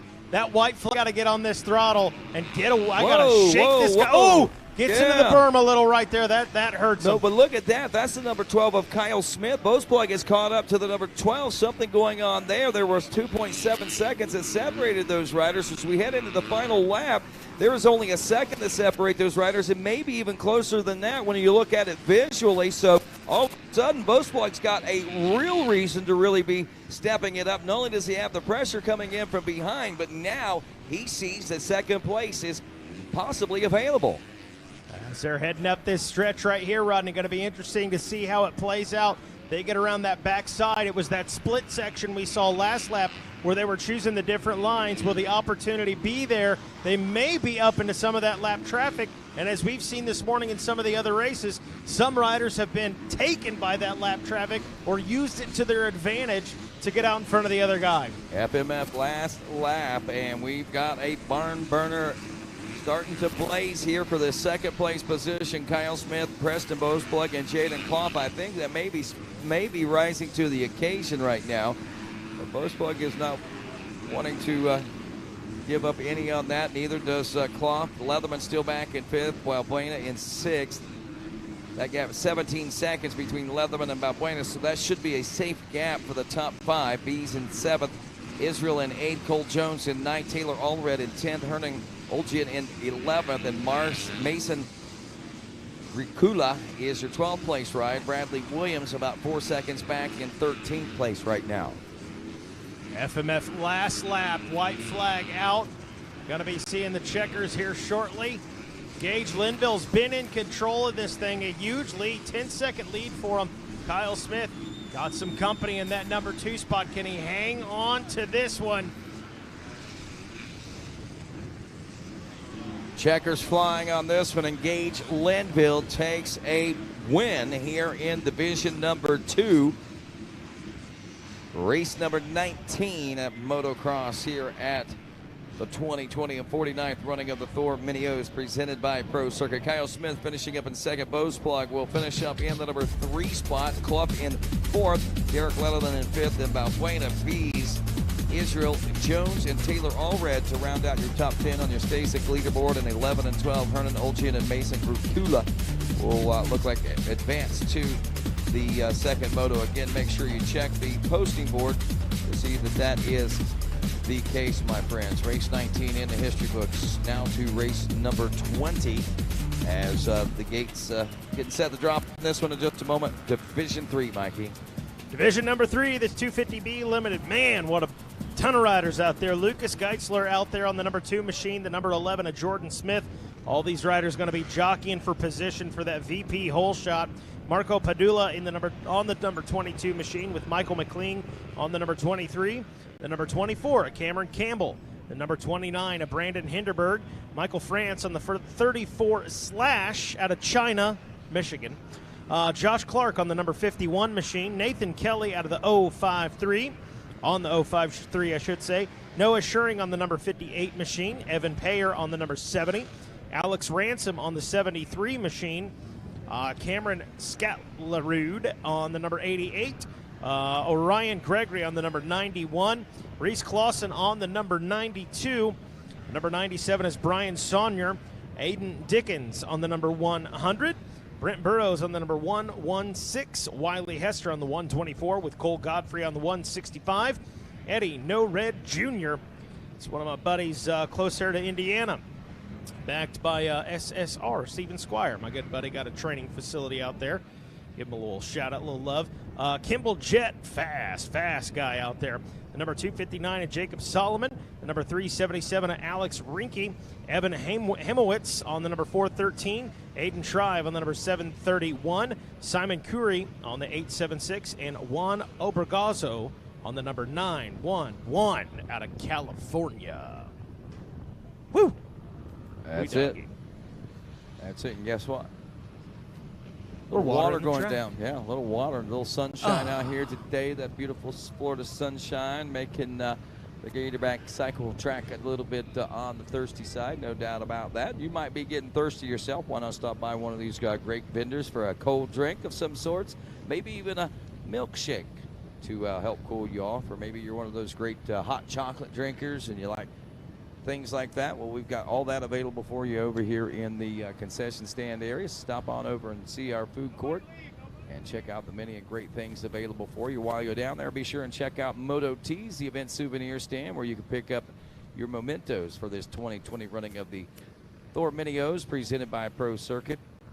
A variety of different hats and T-shirts and things of that nature to choose from, as well as many other great and cool things. If you're also looking for hard parts, accessories, and things of that nature, they've got that all available for you out there. The XC Parts out in the pits with us there at the Moose Racing Transporter. We are fighting one of the biggest red hornets or wasp that I've ever laid eyes on in my life. I've been watching that thing for the last 3 minutes or so. It's kind of got me a little scared. I'm afraid that one could pick me up and carry me away, man. I'm not going to lie to you. That thing's bigger than my Puggle and my Shih Tzu at home combined. I don't think that was one of those killer ones, but goodness, that was a big old red wasp, I'll say that. Yeah, I got him, though, Rodney. He's gone, and hopefully his friend flew out the window, so maybe he's sending the message he's either getting back up or they're running scared. Well, I'm afraid he may be getting back up, buddy. That's right. His dead carcass is up there to send a message. Don't mess with the RacerTV crew. We're not messing around with bees or spiders. That's right. We're barbaric when it comes to that. No mercy. Little dozer we're going on out on the racetrack as well. So a little break in the action here gives us a chance to talk about some of the great stuff going on around the ballpark here today, guys. Thursday, it is Thanksgiving. Happy Thanksgiving to you folks once again. And we will be having our Thor Thanksgiving dinner. We'll have some details and things of that nature as we get a little closer to that as far as our protocols and such. Also, bingo game night tonight at the main tent. That'll be happening around 7 o'clock, so should be a good night for that as well. And looking forward to Wes Kane and his call of bingo, getting himself prepared for his next career. The tour of in the old folks' home. All the old folks' homes and the volunteer fire departments around the area doing bingo calls. That's right. Wes Kane coming to a bingo hall near you. I heard you guys talking about auctioneering the other day. That right there is something. My uncle was an auctioneer, and as fast as I talk, I don't even know that I could even pull something like that off, to be honest with you. But those guys that do that, yeah, very impressive stuff. I come from, I worked 3 years at John Deere dealership, and I got several friends. They do farm auctions.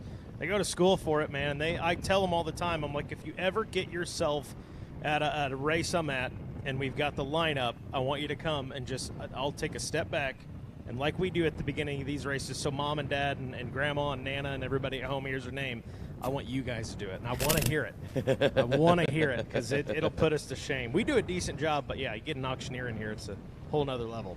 Well, I want to say thanks to our good friends at Pro Action, and Pro Action since 1977 for 30 years, plus serving the Winter Olympics, the Mini-O's, of course, all services available, suspension rebuilds, revalve springs, and service work on seals and bushings. Have your bike sprung for your individual weight, riding style, and ability. Having problems with your current suspension? We can help with your setup and fix any mechanical problems you have. That's Pro Action. DJ and the folks here in-house with us. Be sure and stop down and see them.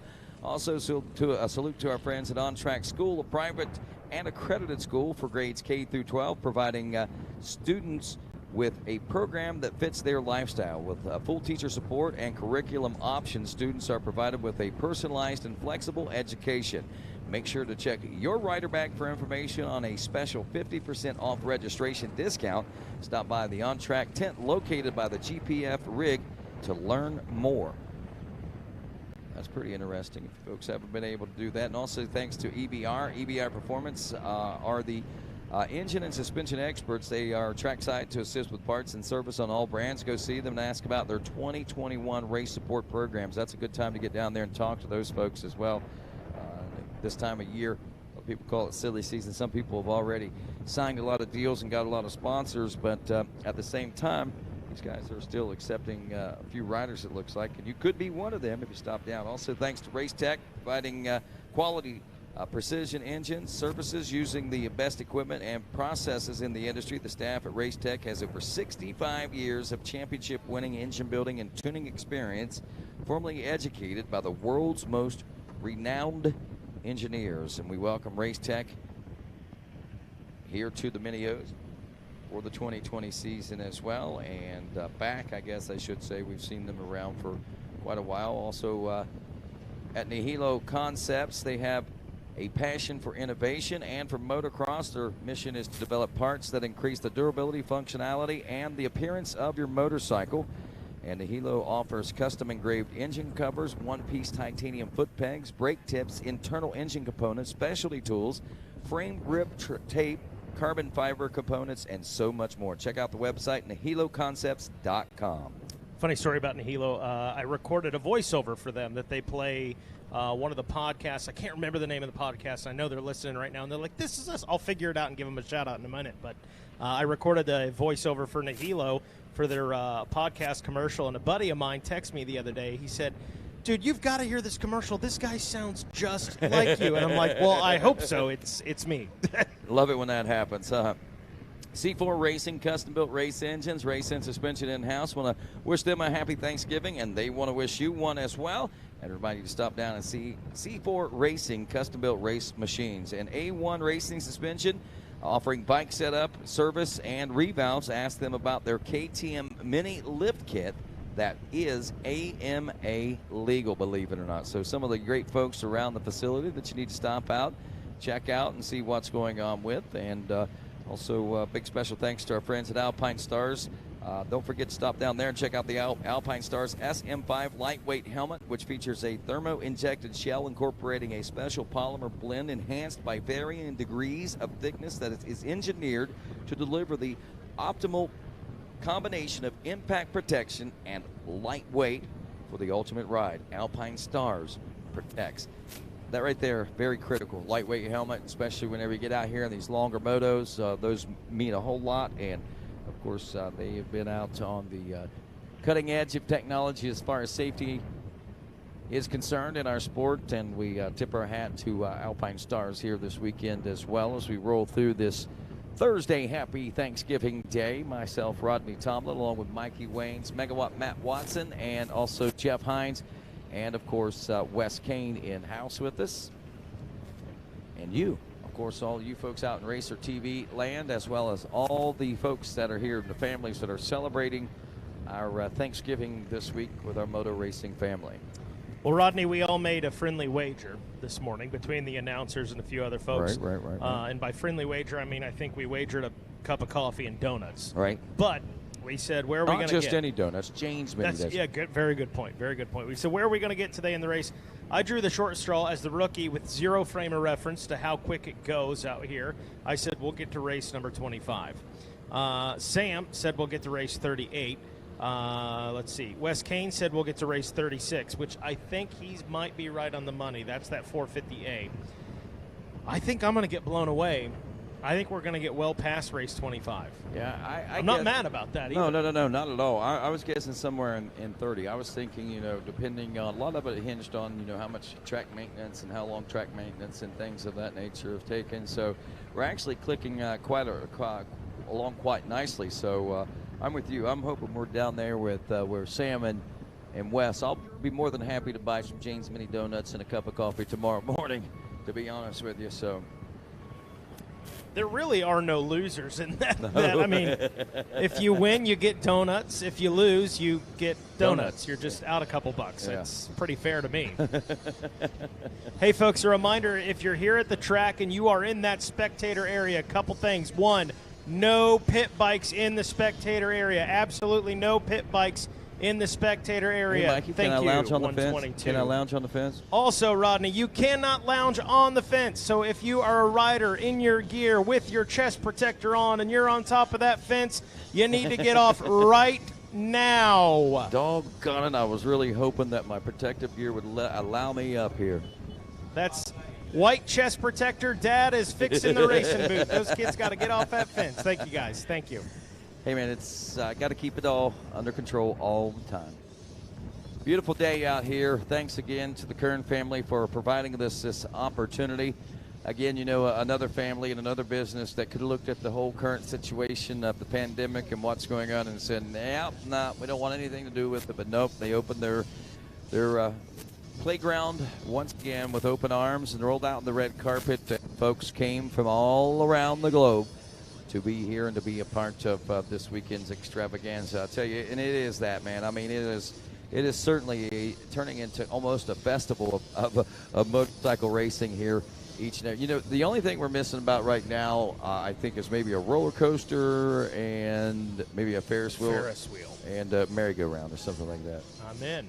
Or, well, that's true. That's true. This is a roller coaster. I guess spectating would be considered the roller coaster. And this, I guess, then we could consider this this track maintenance the merry-go-round. I think you're right.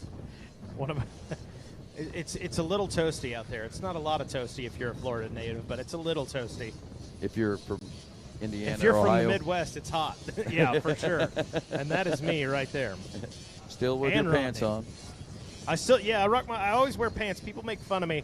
Go to all these events throughout the summer, middle of July, August, and I've always got pants on. And people are like, why don't you wear shorts? And the one time this year, it was the John Penton GNCC. I wore shorts on Friday when we're, setting up sound, testing TV stuff. And I'll be danged if I'm not walking across the starting line and I got stung twice. And I said, in the calf. And I was like, there's my sign.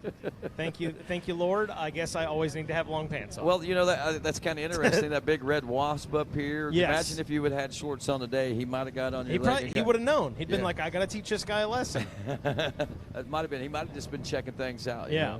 He's doing recon, calling his buddies in Ohio like, hey, he learned his lesson. Got that Hoosier. Set him straight, boys. Way to go. But man. Ease. Wow. So, again, we are looking at, where are we in the program? We're heading into Division 3. Yeah, we're going to real quick, I guess. So, finally going to take a break here for just a few moments. And, of course, we'll return. And when we do, we'll continue with more of our 250B limited class racing here at Gatorback Cycle Park as we continue with the 49th annual running of the Thor Mini O's presented by Pro Circuit.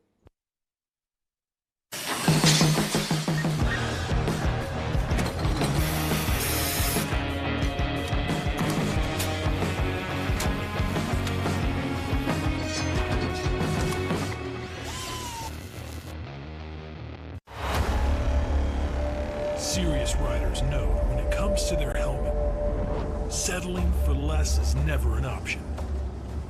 Introducing the new Reflex helmet from Thor. The embodiment of style, technology, and protection.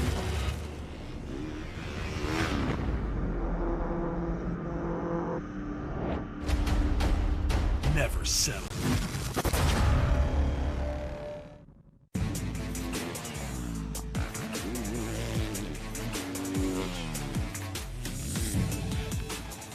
Whoever you are, wherever you race, hit the track like a champion. The YZ250F and the YZ450F Monster Energy Yamaha Racing Editions. Only from Yamaha.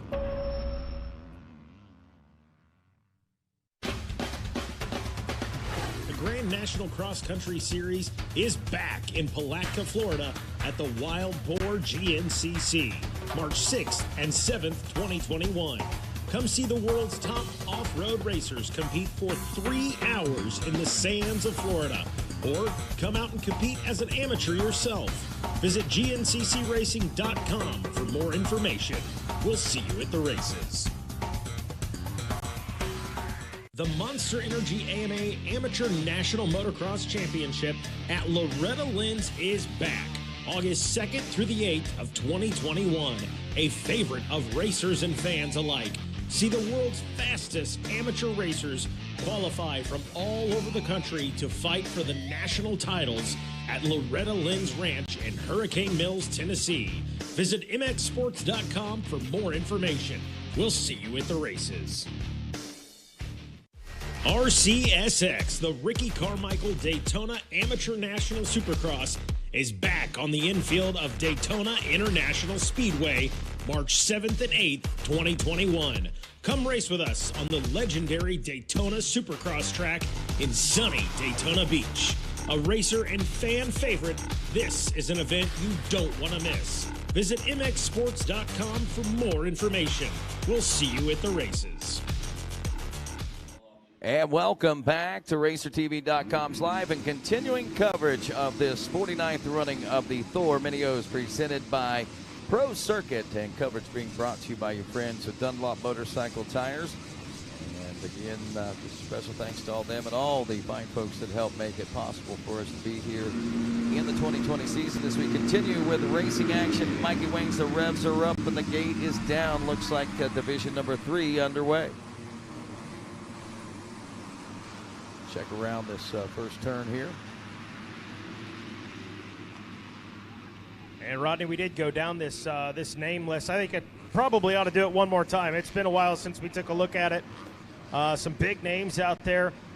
Giving you the lineup here, the number 2, Lucas Geitzler, the number 11 of Jordan Smith, the number 22 of Marco Padula, the number 23 of Michael McLean with Cameron Campbell on the number 24 machine, Brandon Hinderberg in the number 29 with the 34 slash of Mitchell France, the number 51 of Josh Clark, Nathan Kelly on the 053, Noah Schuring on the number 58 machine, the number 70 of Even Payer, Alex Ransom on the number 73 with the 88 of Cameron Scholarud, Orion Gregory on the number 91 machine, Reese Clausen on the number 92, Brian Saunier on the number 97, Aiden Dickens on the number 100, Brent Burrows on the number 116 with Wiley Hester on the number 124, Cole Godfrey on the 165 with Eddie No Red Jr. on the 188, Kimball Jett, big name to watch out there, on the 194, the 259 of Jacob Solomon, Alex Rinke on the number 377 with Evan Homowitz on the number 413, the 731 of Aiden Shrive, the 876 of Simon Corey, and Juan Obergozo on the number 911. Well, I'm glad you did it. You don't know how many times I've come close to doing that. What? Evan, calling Evan even. Even? Oh, did I call him even? I'm so close. That's what happens. Yeah, I did. That's so close. I was like that. Doggone. Thankfully, it wasn't me this time. All right, it is the. Is that the 74 KTM we just saw, or 73 KTM? That looked like the 731 of Aiden Shive out front. Okay. On the KTM. Yeah, that makes more sense there. Okay, then. So Aiden Shive out front in this one as we wrap it up. He grabbed the VP hole shot, by the way. Eddie Norad Jr. in the, or is that No Red? You said No Red? No Red, No Rad. I don't know. There was a guy that played for Butler basketball. It was BJ No Red that was fantastic. That's how he pronounced it. Well, so we'll go with No Red. I was there. going with it. Orion Gregory, Evan Hamowitz in the number 4 spot. Michael McLean, I should say, in 5th. Then it's Mitchell France in 6th. In 7th, Alex Ransom.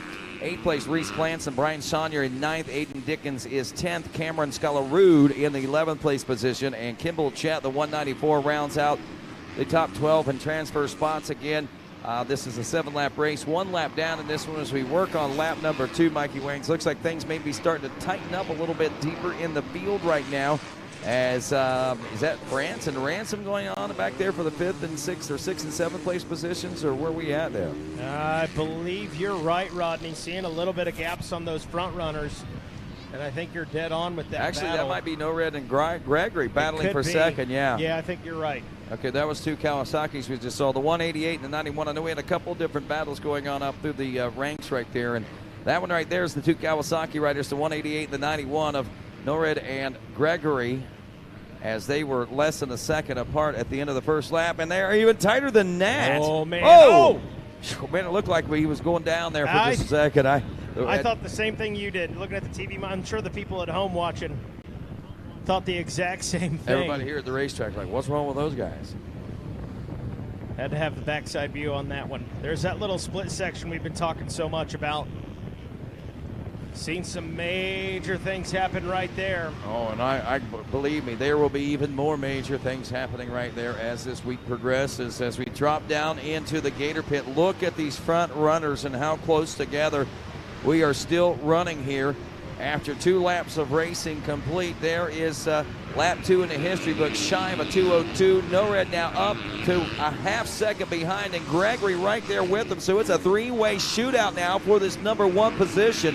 as we head out of the first turn region and drop down the Gator Falls, Mikey Waynes. It is a battle, and it looks like Norred is challenging for the #1 spot. They've got different lines right now. Oh, and Shrive gets a little squirrely going up the hill right there. Norred can't quite capitalize, but he's certainly in position right now, Rodney.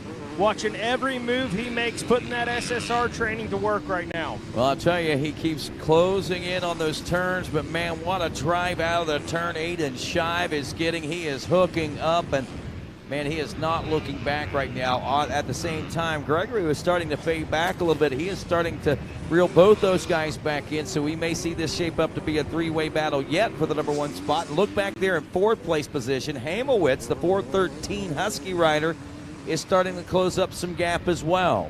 Gregory with a different line choice than the front two guys, trying to find some speed around that outside line. We'll see as they get into this backside here if that's going to pay off for him. Maybe Orion Gregory can pull a 2-for-1. Get those guys so focused on each other, and boy, it really is tightening up between those front two guys right now, Rodney.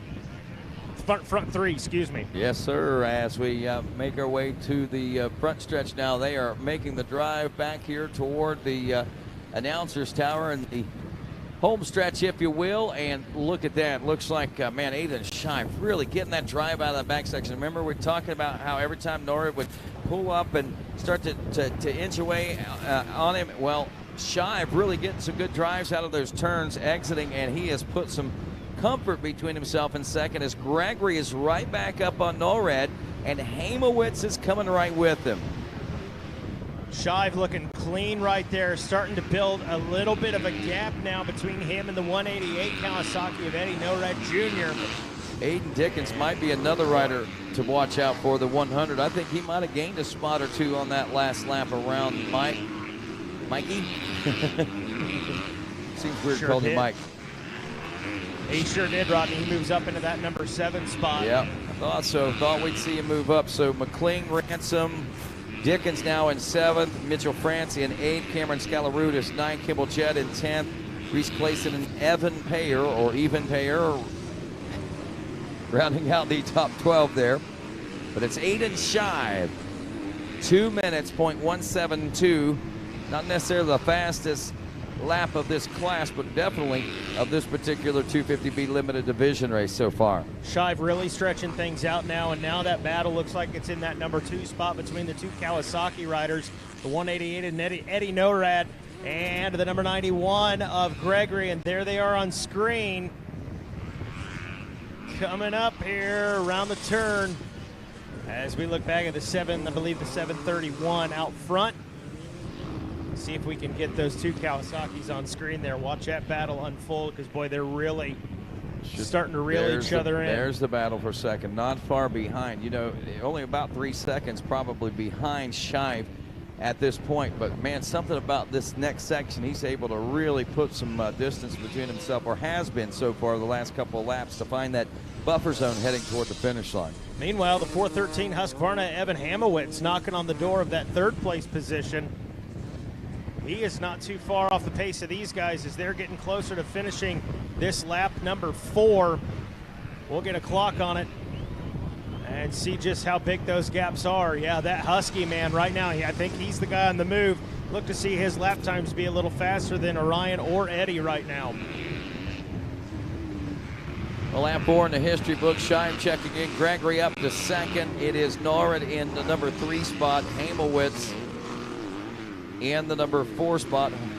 McLean, Ransom, and Dickens, that's the way they're going to check in the 5, 6, and 7 spots. Dickens got a little room to make up there. Thought he was coming with a head full. Yeah, he's Cameron Scalarude's moving up through the pack too. Now in 8th place, 9th place, Kimball Jett. Mitchell France dropping to 10th. Reese Clayson and Payer still running out 11th and 12th place.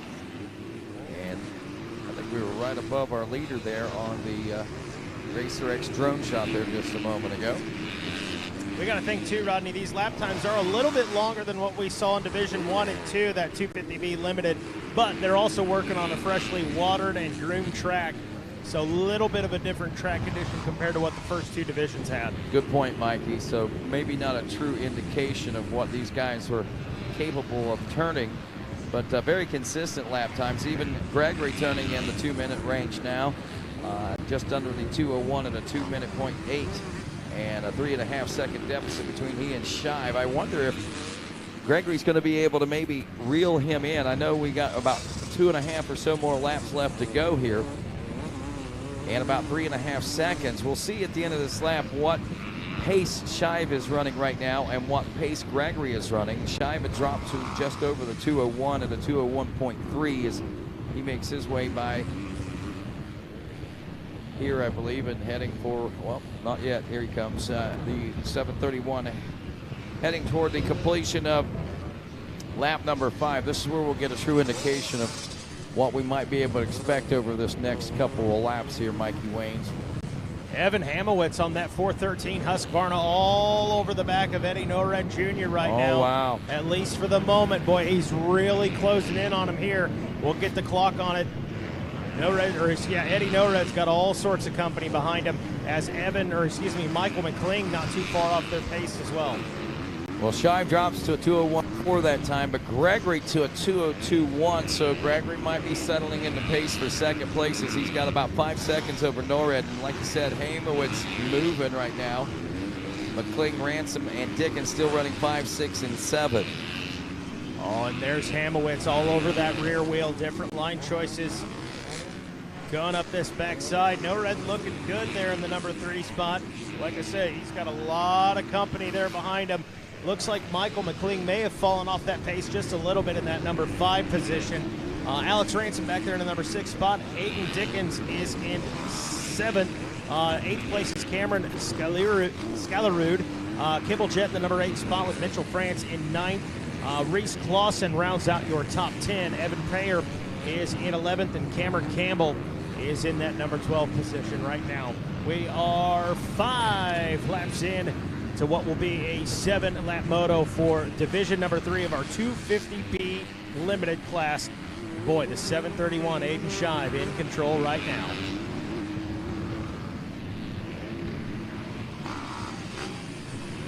Well, less than 2 laps to go now, as I believe we'll see a white flag coming out next time around as these leaders. Look at that. Look how tight that's starting to get back there. You're right to keep an eye on this one, no doubt about it, Mikey, because it just keeps tightening right back up out there. You're right, Rodney. I mean, every time we think these guys have got some gaps out there, they close in on each other. They know what's at stake in this outdoor format. They know they need a good finish out here. They can't just settle for a 4th or a 5th when they know they're capable of that 1st or 2nd. Aiden Shive kind of looks like he might have picked his pace back up. We might be closer back to that 2-minute time frame. No, he actually slowed down. But still looking smooth as silk out there as he goes in and out of those turns. A 2:02.4 is what we see him drop to there that time, and a 2:02.4 as well for Gregory. So not a lot gained or lost there for either rider in 1st and 2nd. A 2:04, so Norwich slows his pace down. 2:04 for Hamowitz. McCling in the 2:03, so about 3 seconds back. I don't know that he's going to be able to capitalize with that either. Ransom and Dickens drops to a 2:06, but McCling and Ransom got a good battle going on, still back for 5th. There's only about a 1.5 seconds, and that's what has separated them this entire moto. You have to wonder, though, will Ransom try to strike on McCling before this is all said and done?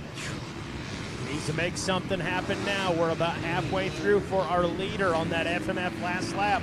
So with that white flag out, they're running out of time to make something happen. Is it going to be worth the gamble for these guys? They're going to risk it for the biscuit.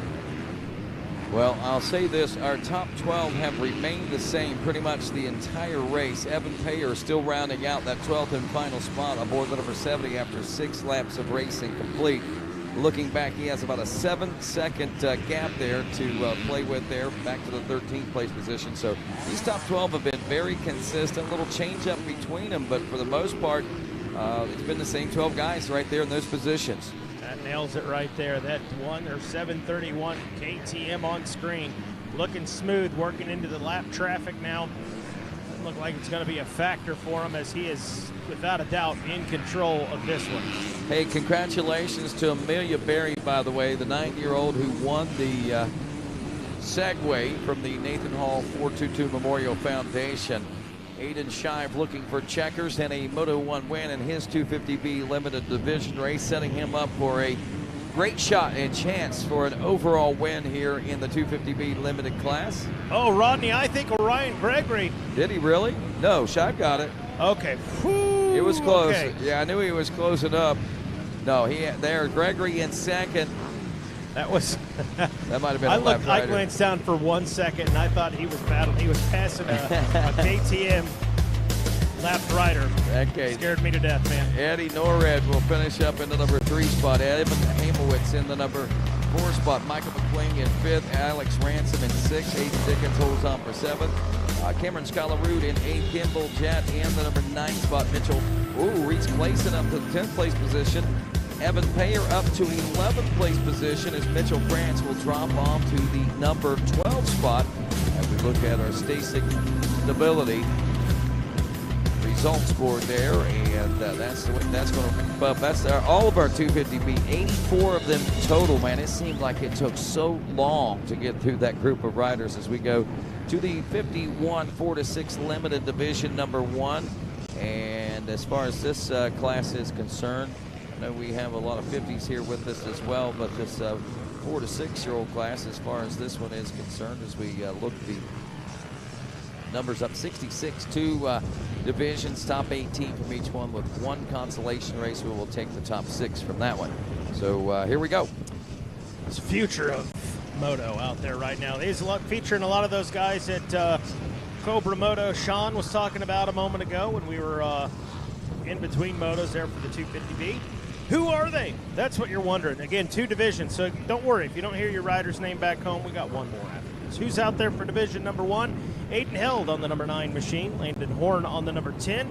Hudson Brock on the number 12. The number 13 of Hunter Hill with Levi Meyer on the number 18 machine. Brantley Tursky on the number 21 with Lucas McBride on the number 22 dash, it looks like. Dawson Blanchett on the number 38. Jason Weiss on the number 41 machine. Kane and Stone on the number 44.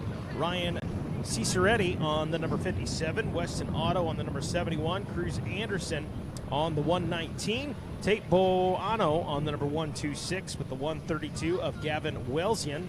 The 135 of Corey Holmes with Martin Osapina on the number 171. Calvin Smallridge on the number 180. The 199 of Jax Keller.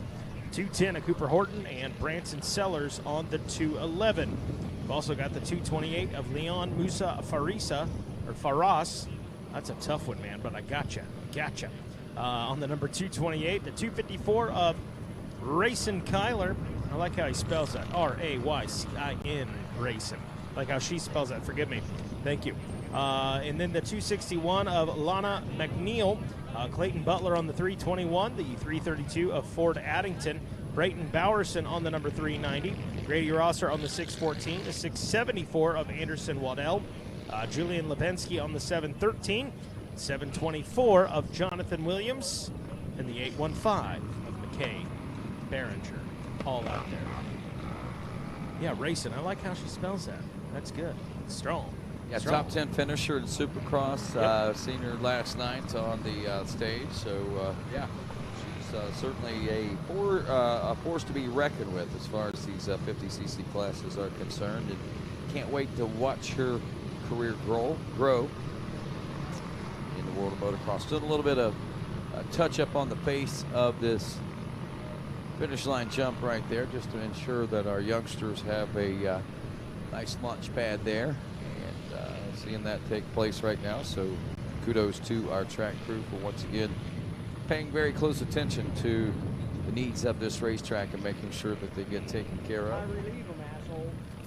Hey, by the way, our friends at Dunlop Tires, they tell you, happy Thanksgiving, man. Oh, thanks, Dunlop Tires. Happy Thanksgiving to you guys. And happy Thanksgiving to everyone here and outside watching along line on RacerTV.com, presenting sponsors of this this great TV coverage, or I shouldn't say TV, but streaming coverage of the event here for 2020.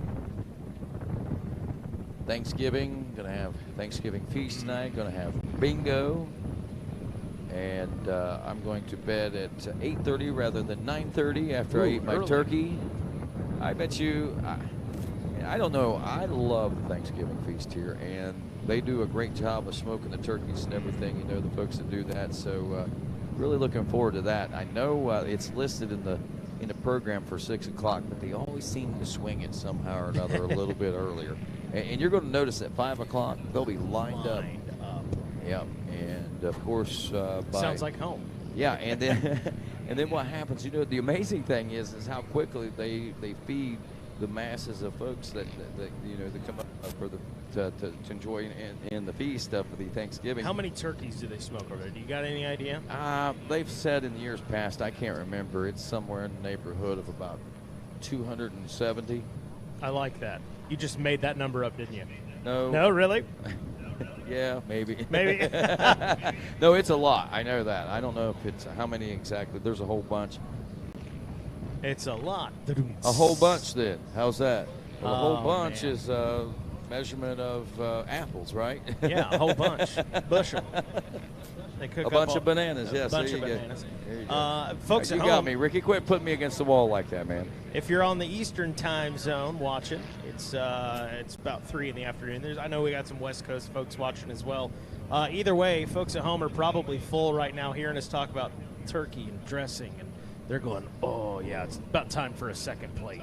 I'm looking forward to the cranberries. Me too. That's my favorort part. I actually brought my own cranberry sauce just in case really? they don't have it this year. Do you go homemade or do you do canned? I had to. Well, I'm at the races, man. What do you think? Well, that's what I'm saying, man. Hey, there's a bunch of bananas right there. The hillbilly in me loves canned cranberry sauce. I've had. You like the kind that you could slice? But I want that thing to look like the outside of a can. If you slice it, it's just. I don't even think. Personally, I can eat that and I love it. Don't get me wrong, but if I can get some fresh cranberries, really, yeah. Either way, don't get me wrong. And probably in that cranberry sauce in a can, there's probably 0.001% actual cranberry. Tastes like it. Oh, I mean, man, that's close enough. Good enough for me. I'm hungry now, man. I'm ready. A good buddy from up in the home of KTM up in Ohio. Wishing us all a happy Thanksgiving. Mullet Bob. You know Mullet Bob? Mullet Bob. I don't. Well, maybe I do. I'm trying to think. It sounds I know the name at least. Yeah, well, if you knew Mullet Bob, you'd know Mullet Bob. Yeah, well, you're probably right. There would be no question. You wouldn't say, oh, do I know? You'd know Mullet Bob, right? Would be no question about that. All right, There sounds they like go. we got them going now. Mikey, you do me the favor as we watch this VP hole shot. Tell me who's got the lead. Somebody in the sunlight has got the lead. He's a little guy on a 50. Grab these. That's about what I can see right there. See if you can pick it up. Yeah, see if you can pick them up going down the Gator Falls there.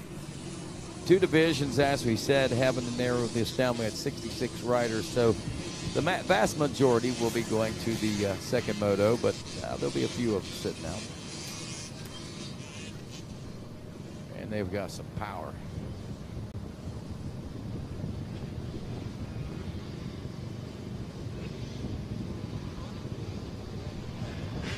Man, we brought you in because you're young and you got better eyesight. You were supposed to be the guy that was to be able to read the numbers. I can tell you this, even with binoculars, it looked like he was on a KTM. So my guess is, let's see. And I'm going to say Anderson Waddell. I heard that too. I heard Ricky behind me.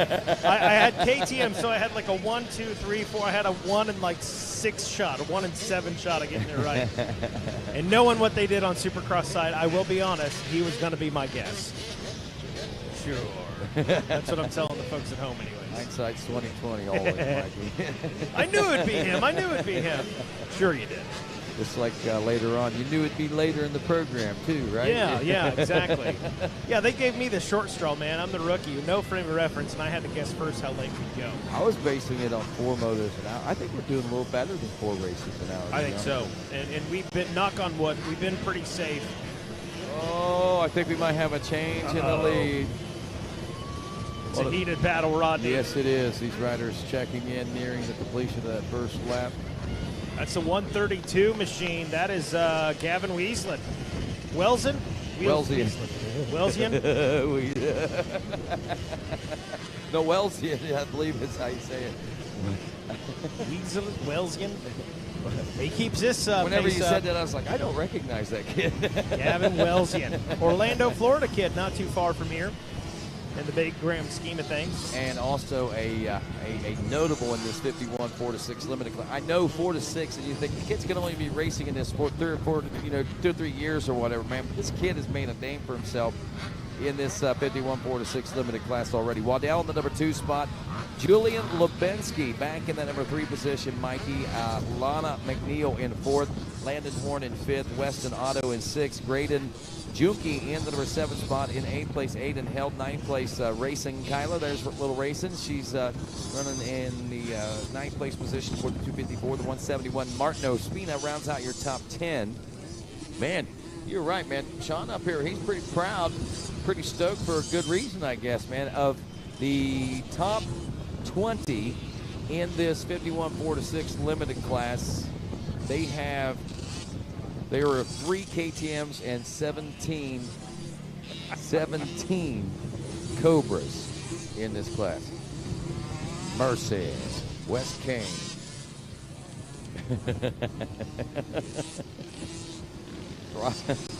Now you're doing it right. Right, there you go. He had to be coached. Yeah, that's not made for TV by no stretch of the imagination, boys. There's I'm going to turn my attention back out onto this race. It's a good decision.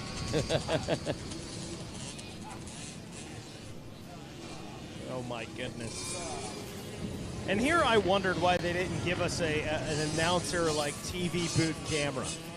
Wellzine. All right, thank you. Hey, thank you very much, Wellzine.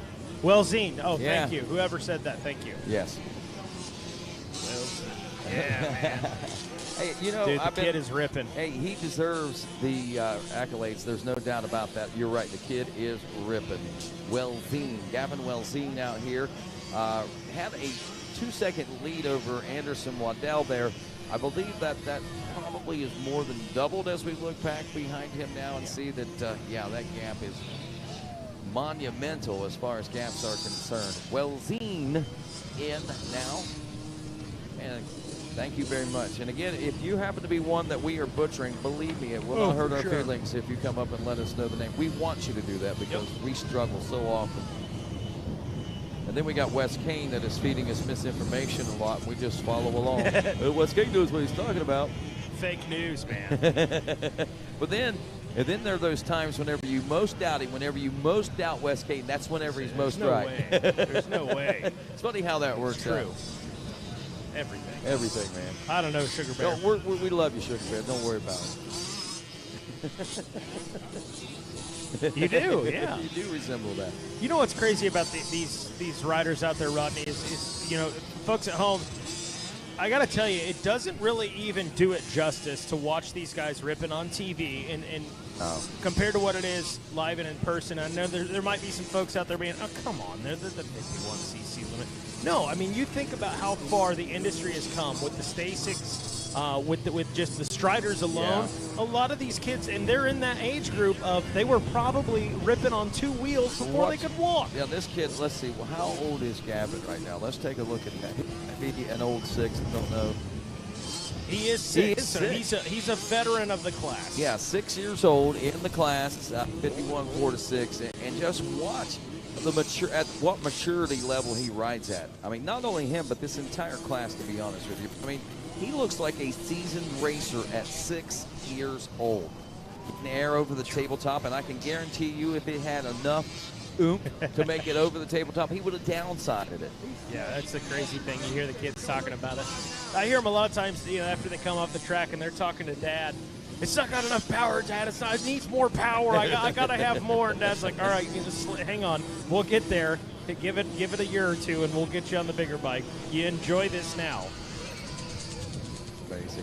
And it's crazy. I mean, these kids don't know it. They have a small idea right now, but they're making such amazing memories. I mean, this is something that they will look back on 10, 15, 20 years down the road and be like, that was some of the most fun I ever had on a dirt bike, was down there at Gatorback racing Minios as a tiny little baby kid. It's probably going to be some of their first big memories. Oh, I'm sure. And Gavin Wellzine, after 3, continues to lead now 14 seconds over second place ride, the 674 of Anderson Waddell. You know, good look at that Cobra mounted rider there going through the Gator pit. over up the Gator itself. Atlanta Michael back into the 3 spot a lap ago, checking in again in that number 3 position now, 21 seconds, almost 22 seconds back in 3rd. Julian Lebensky checking, actually that's Landon Horn checking in, getting around Julian Lebensky there on that lap. The number 10 moving up into the number 4 spot. Lebensky dropping off to the number 5. Braden Junke should be seeing that rider check in 6th. Weston Otto, Martin Ospina. Grayson Kyler and Cooper Howerton is the way they checked in at the end of 2 and at the end of 3. Junke still in position. We'll give you a breakdown all the way through is a top 18, I believe, transferring in. I just double checked on that. So your 51cc 4-6 limited, top 18 will transfer to the main. Cooper Houghton now up to the 7th place position. Grayson Kyler is up to 8th place position. 9th place is Hayden Held aboard the number 9, and Branson Sellers rounds out the top 10 aboard the number 211. Corey Holmes checking in at 11th. Weston Otto in the number 12 spot. Martin Ospina seems to be having some issues as he's dropped back this pack on the 171. We'll be looking for that rider or our next rider to check in here in just a moment. But we'll be seeing Ospina, McBride, Stone, Hudson Brock, also Jonathan Williams and Tate Bono for your top 18 at the end of lap number 3. Rolling, Rodney. White flag is out. Where did Cannon Stone come from?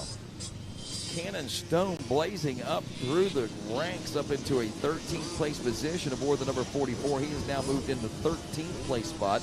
Lucas McBride in the 14th. Tate Bono at the 15th. So we've seen some changes there. Hudson Brock in 16th. Jonathan Williams in 17th. And Cruz Anderson now rounds out 18th place position. Checkers are out for Gavin Welsian and also Hunter Hill. So he's 19th place. So those 18 that we just mentioned, Cruz Anderson will be your final transfer spot. It's impressive. Punching their ticket into that main, man. It's got to feel good. Yeah, Gavin Welsian capturing, actually lapping up to 19th place. So everyone on the final lap and on the lead lap, all in the 18th place, all in the top 18, all going to the main without having to make a trip through the qualifier, the consi, I should say. So that's going to be big news there because it's always tough to make your way through that LCQ. All right, Mikey Wang's Division 2 coming up, 51 4-6 limited. Fire up those, we need a overall on that microphone, new batteries. All right, so fire up, put some new juice in there, and we'll let it loose as we take a look at this starting lineup. Number 4, Jaden Smart from Berry Creek, California. Number 16, Tate Bush out of Atwood, Tennessee. The 19, Mason Dixon with us out of Manuka, Illinois. Got the number 22, Ryder Palmer from Loxahatchee, Florida. The number 25, Micah Nix from Union, South Carolina. Home of the Big Bud GNCC, by the way. 42, Waylon Hughes out of Manning, South Carolina. The 46, Bryce Williams out of Powhatan, Virginia. The 54, Parker LeBeau from Burnsville, Minnesota. The 77, Carter Holmes from Middleburg, Florida. The 88, Nathan Norroy out of Oradell, New Jersey. The 94 will be Rudy Reeves out of Vicksburg, Mississippi. The number 96, Dylan Roque from Cortland Manor, New York. Number 99 will be Jax Baker out of Leland, Illinois. The 100, Samuel Garcia from Davie, Florida. 101, Tucker Johnsmeyer from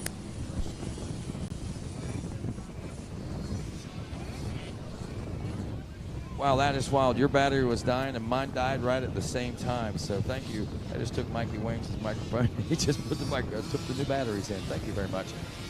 C.W. Holtzclaw, the 107 out of Tifton, Georgia. The 111, Wyatt Fryer from Jacksonville, Arkansas. The 151 of Jason Burgesson from Saluda, South Carolina. The 218, Eli Schneider from Vero Beach, Florida. 221, Lexi Gower from Madison, Wisconsin. The 223, Hunter Clayton from Howell, New Jersey.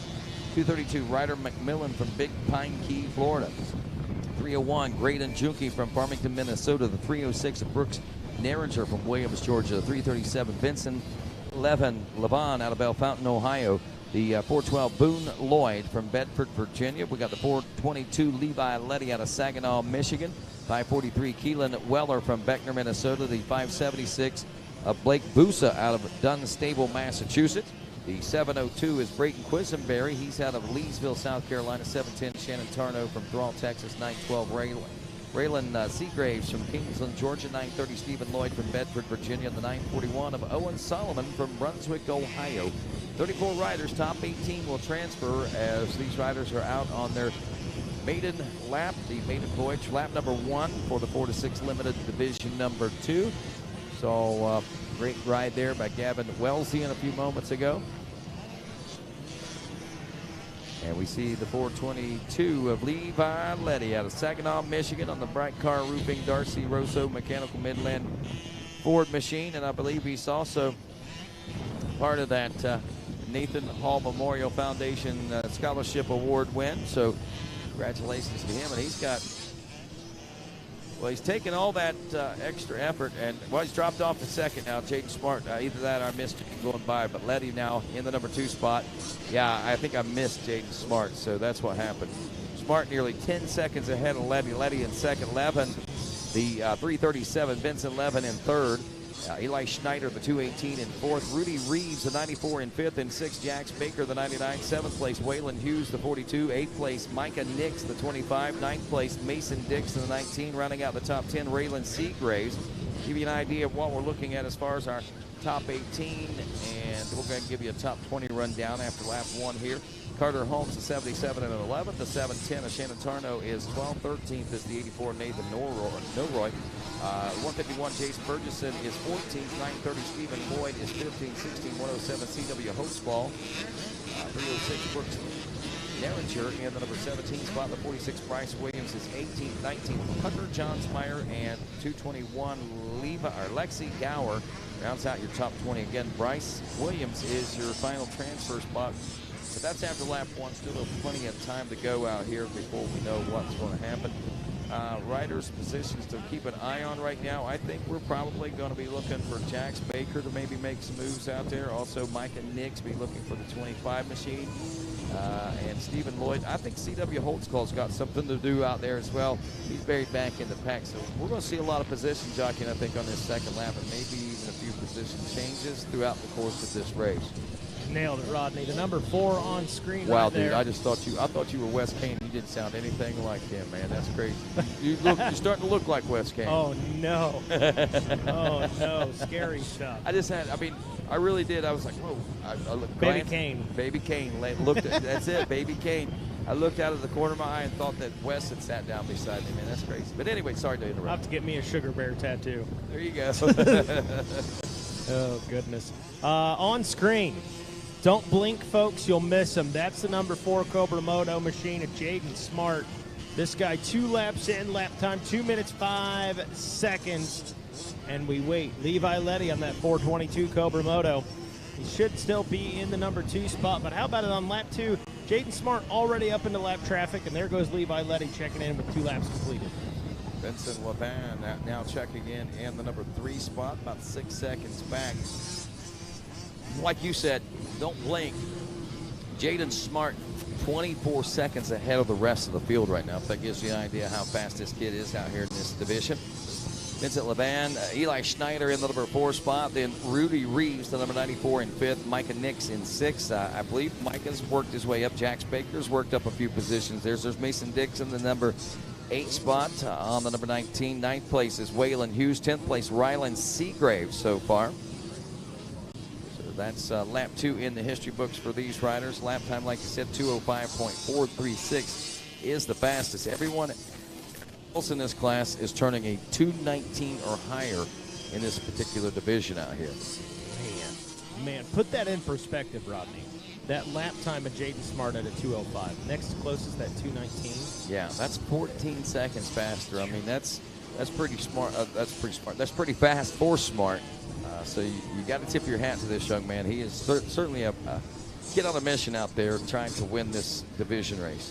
Folks back home at Berry Creek, California, watching on TV, got to be excited about their rider doing work out there, making it look easy peasy. Brought to you by Cobra Motorcycles, Dunlop Tire, OG's Goggles, also Smart Attack Racing, and the Moto Lab, as well as Roost MX, just to name a few. Bringing you Jaden Smart. And Jaden Smart brings us lap 3 complete, slowing down to the snail's pace of 2:07. He's getting tired. They're wearing him down. They're chipping away. Down. Man, is there a flying. such thing as a tired 6-year-old? I don't think so. I don't either. Maybe at midnight after running all day long. Maybe. or 10 o'clock sometimes. I see him. It was funny yesterday. You know, we talked about our race practice, and I believe the first practice out this morning was, I think, the super mini class. But I remember saying on the mic, like, get some rest tonight, guys. I know you want to stay up late, check your TikTok and your Instagram and all that. Get some rest. No, they're not phased. At that age, I don't think you get tired. They could stay up till 2 in the morning, come out and still perform. Laddie still in the number 2 spot. Laban in the number 3 spot as they've checked in with their third lap complete. Schneider and Reeves checking in next with their in the 4th and 5th place positions. There's Jaden Smart still. White flag out. Yeah, and you know, this is something, this is not a very, I mean, right now you look down through here, there was a race that was about, there it is, Rudy Reeves right now is starting to close up the gap about a half second off of Eli Schneider. The rest of the field out there, other than Mason Dixon, who's also battling with Waylon Hughes right now, those are really the two tightest battles on the racetrack. And otherwise, they pretty much settled into pace for the most part, especially through this top 18 out here, it looks like. Something else, Rodney, man. Ooh, one rider to watch out for, Parker LeBeau. He's buried way back there. He's 19th place position.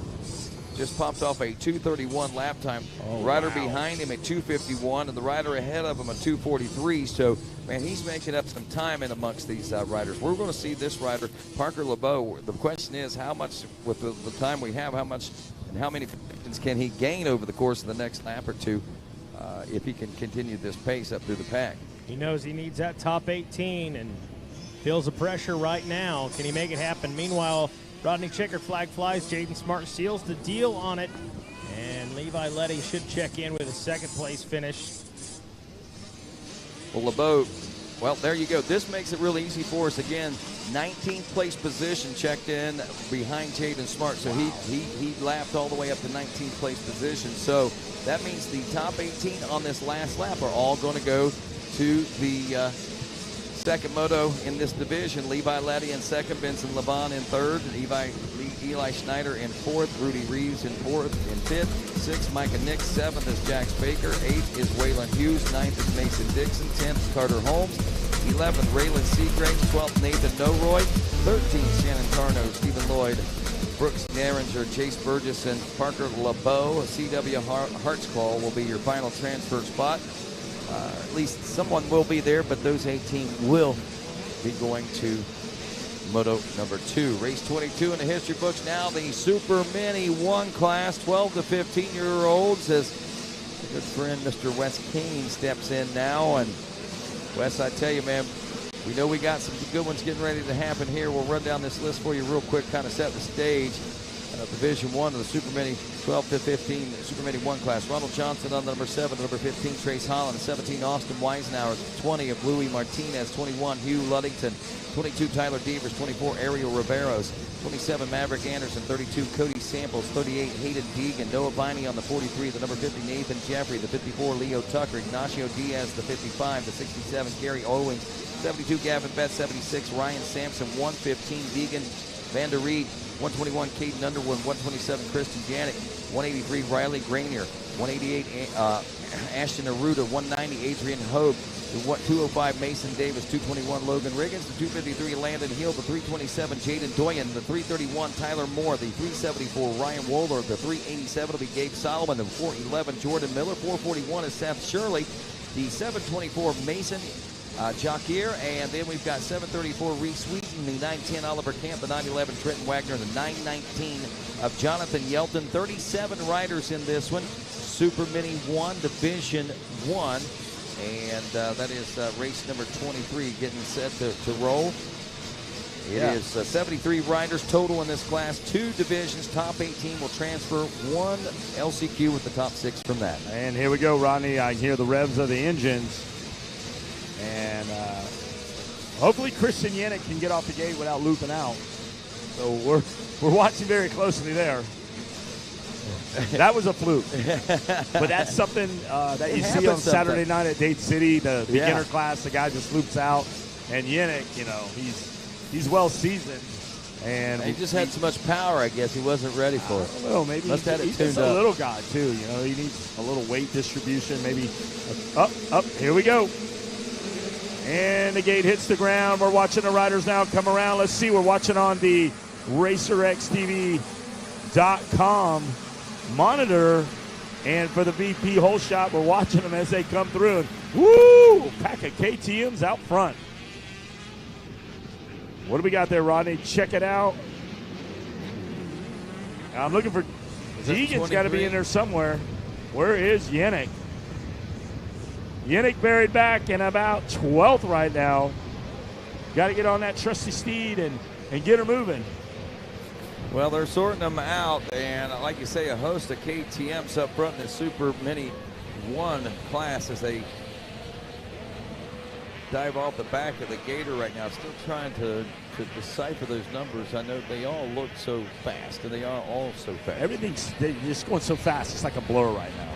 Here they come, Super Mini 1, as they joust it down and start working their way around the playing field here. These guys are going to take off. They're going to be beside the road. But what'd you see? I thought I saw a glimpse. Maybe could be Noah Viney out there to 43. Here we go. Let's get a number plate right here. 38. Oh. That looks like, you know that character. That's slippery as an eel out there. Yeah, he was. 38. You know who that is? That is Hayden Deegan. It's the Danger Boy, Hayden Deegan out front. Yeah, he's been needing this. I know. Had some I wouldn't want to call him struggles in Supercross, but he certainly didn't get the finishes that he was hoping for. A couple of seconds and some thirds and stuff over there, but not the championships that I'm sure that he was hoping to get. But that's the beauty of this. It's the Olympiad. If you're still he's still in contention for the Olympiad. He's just going to come out here and do well here in the outdoors. Watching Riders 72 come through. It's going to be Gavin Betts. And you bet he's out there trying to do the best he can. All bets are on him right now. But he's got a tough customer in front of him. That is the 38 ride of the Danger Boy. And we're watching him. Yep, it's Betts. Hayden Deegan out front. Gavin Betts in second. Leo Tucker in third. Mason Davis fourth. Fifth, Jordan Miller. Yannick made some really good passes out there. Yeah. Got about 6 spots on that one. Yannick back up to sixth. Deegan Vendery, 7th. Ronald Johnson, 8th. Nathan Yelton, 9th. And Noah Viney. Got to get on that horse and ride. Back in the top 10. Watch him, Rodney, as they head up the Gator back. Well, there we go. Over the back of the Gator now as they are nearly nose to tail from about 4th, 5th, 6th, 7th place positions now as we also turn our attention up to the 1st and 2nd place spots. Looks like Hayden Deegan pretty much got this one dialed in. Betts is lonely by himself in the number 2 spot right now. And Leo Tucker not as lonely in 3rd, but there he is. But there's the battle, 4th, 5th, and 6th that we were talking about. That is Mason Davis, Jordan Miller, and Christian Yannick. Yannick now trying to make that pass into the number 5 spot. It looks like he's trying to get a line in there, Wes Kane. Not able to make it happen. The door gets slammed on him on that one. Got his foot in there, but now he's starting. Oh, he drives to the inside. We got him on a monitor here. And he drives the inside. Now he takes that wild line. Now watch him alongside the road. He makes this pass stick here. He's got 2 more competitors inside. But no, the rider to the inside of Yannick fires back. And that's going to be Jordan Miller. Yeah. Not going easy on this one. So there's 3 competitors in front of Yannick. We'll see if he can drive in, try to bring that bike in the top 4. Boy, Leo Tucker and Mason Davis about ready to get themselves in a heated battle. Looks like they just got themselves, maybe Mason Davis right there got himself passed by that 411 machine of Jordan Miller trying to move up to the pack. Yannick also right there trying to knock on the door. So this is getting crazy as we near the completion of lap number 2. Already a lot of action back here at the 4th, 5th, and 6th places. All right, Yannick picked up one right there. He got one, I'm not sure, it might be the 54. We'll check him out as they come through, but they drop into sight down in the bottom of the Gator pit. Yeah, I believe that was rider 54. So we'll see where Yannick ends up on this one. Yep. And Yannick does move up. Yannick moves up to 5th. Mason Davis moves up to the number 3 spot aboard the 205. Jordan Miller into 4th. Yannick into 5th. Leo Tucker into 6th now. Noah Viney 7th. So Tucker drops a few spots, and we see Noah Viney now up into the number 7 spot with Ronald Johnson in 8th. Jonathan Yelton in 9th. Deegan Van Vried in the number 10 spot. So we're watching this one here as now Yannick now knocks on the door of Davis and Miller as they head up the Gator back. And he made quick work of the 54 of Leo Tucker. But Tucker's not going easy. Tucker's going to try to fire back at him. We'll see if Yannick can pick up these riders as he has some pretty good lines out there. So Yannick slingshots to the outside. Your leader, Hayden Deegan, and Gavin Betts now away from this little battle here that's going on for the third spot, Rodney. Yeah, they got about 7 or so seconds in that battle, but Mason Davis, man, he ain't got no room whatsoever to breathe with, as Miller and Yannick and Tucker all right there. Well, Miller and Yannick anyway. We drop back onto the tail. The Gator barely hanging on to that one is Jordan Miller, I believe, or Mason Davis on the 205 for that third place position. Leader. Come in, Orange Brigade leader. 38 over, and it's Hayden Deegan out front. Wow, look at that. Still the 205. Davis keeping Miller at bay. Yannick right there on the rear fender of the 411 of Jordan Miller. So Yannick is ready to capitalize on any and all mistakes that may be afforded ahead of him right now. Leo Tucker hanging back just a little further back in that 6th place position aboard the number 54. Well, Yannick now through that little switchback where he made the pass on Tucker. Miller just not made sticking the on this one here. Those guys are holding their own out there, Davis and Miller. Oh, look at Yannick with a slide move right in front of the tower.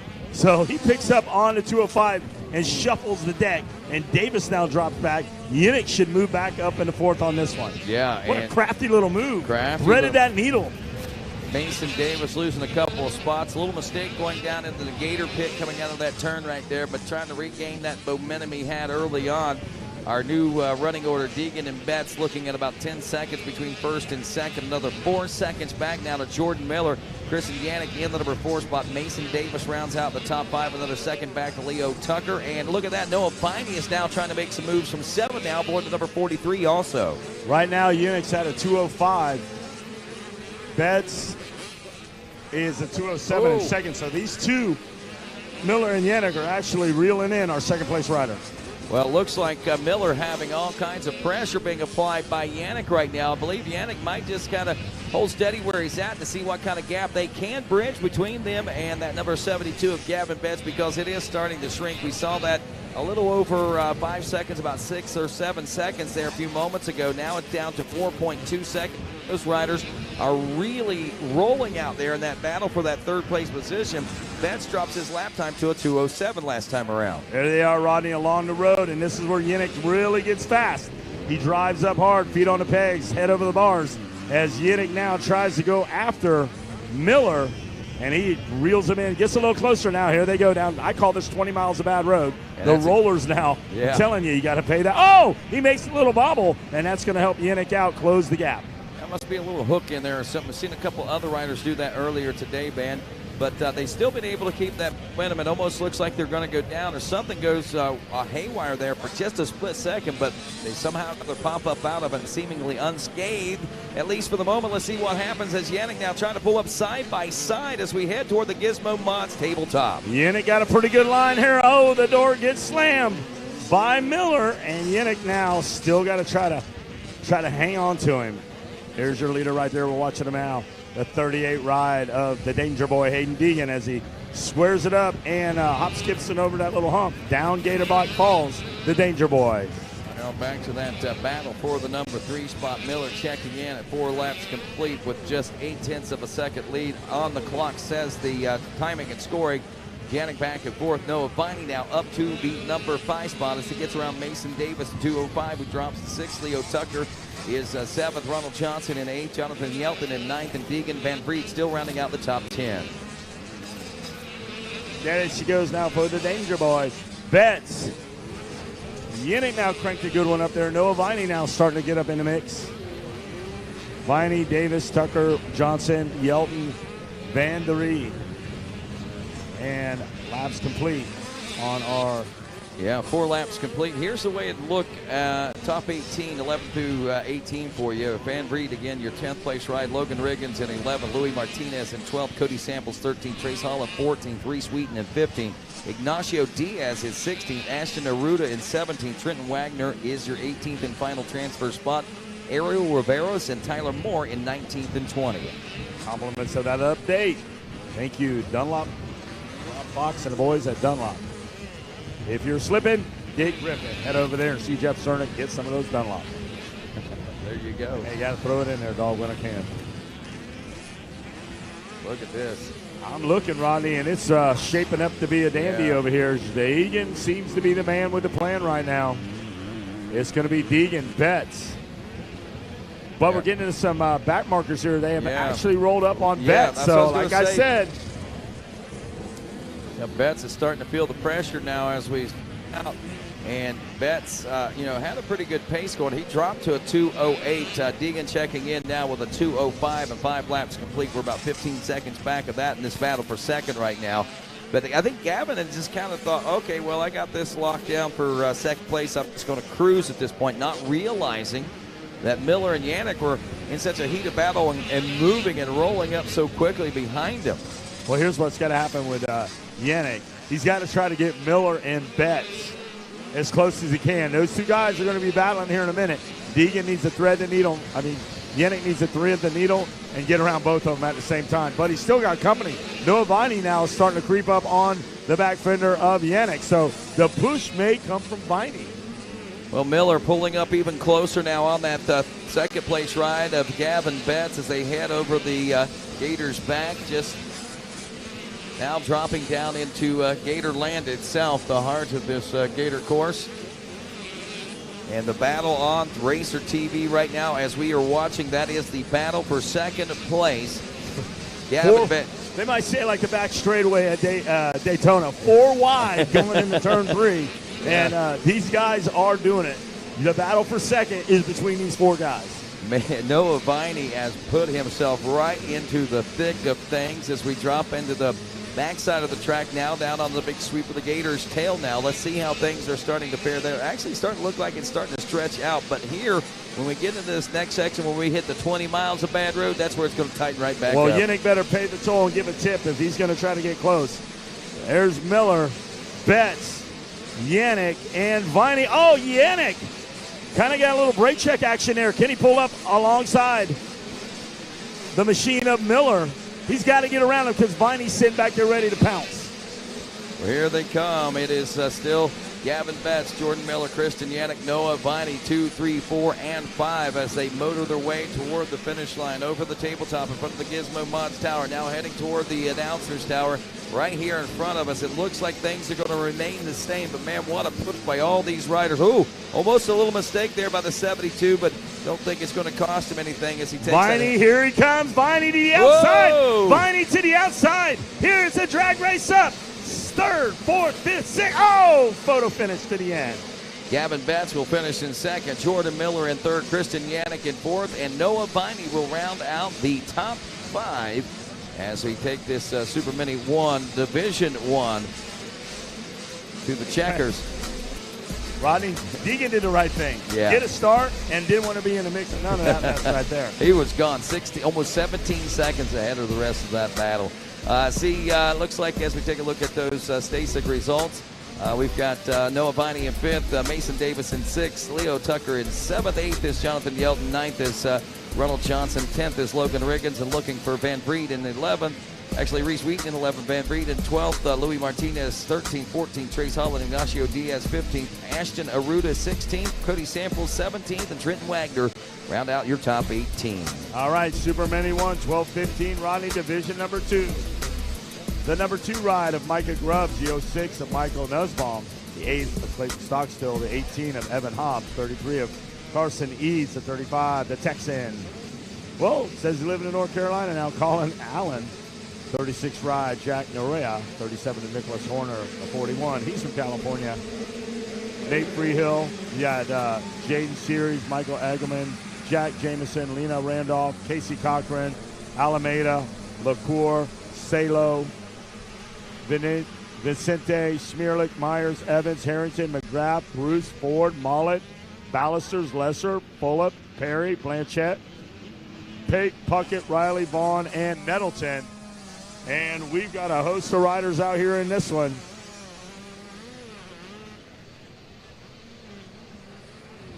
We'll see how this one shakes down, Rodney. Got a mob of talent in Division number 2. A mob of talent. Casey Cochran's been one to beat on the Supercross side of things. He has been the, the formidable opponent for the top riders in this Super Mini 1 class. So we'll see whether or not he's still able to kept risen to the occasion. Fernando Amusa. Fernando Fernando Amusa, I need you to registration. Fernando Amusa, I need you to registration ASAP.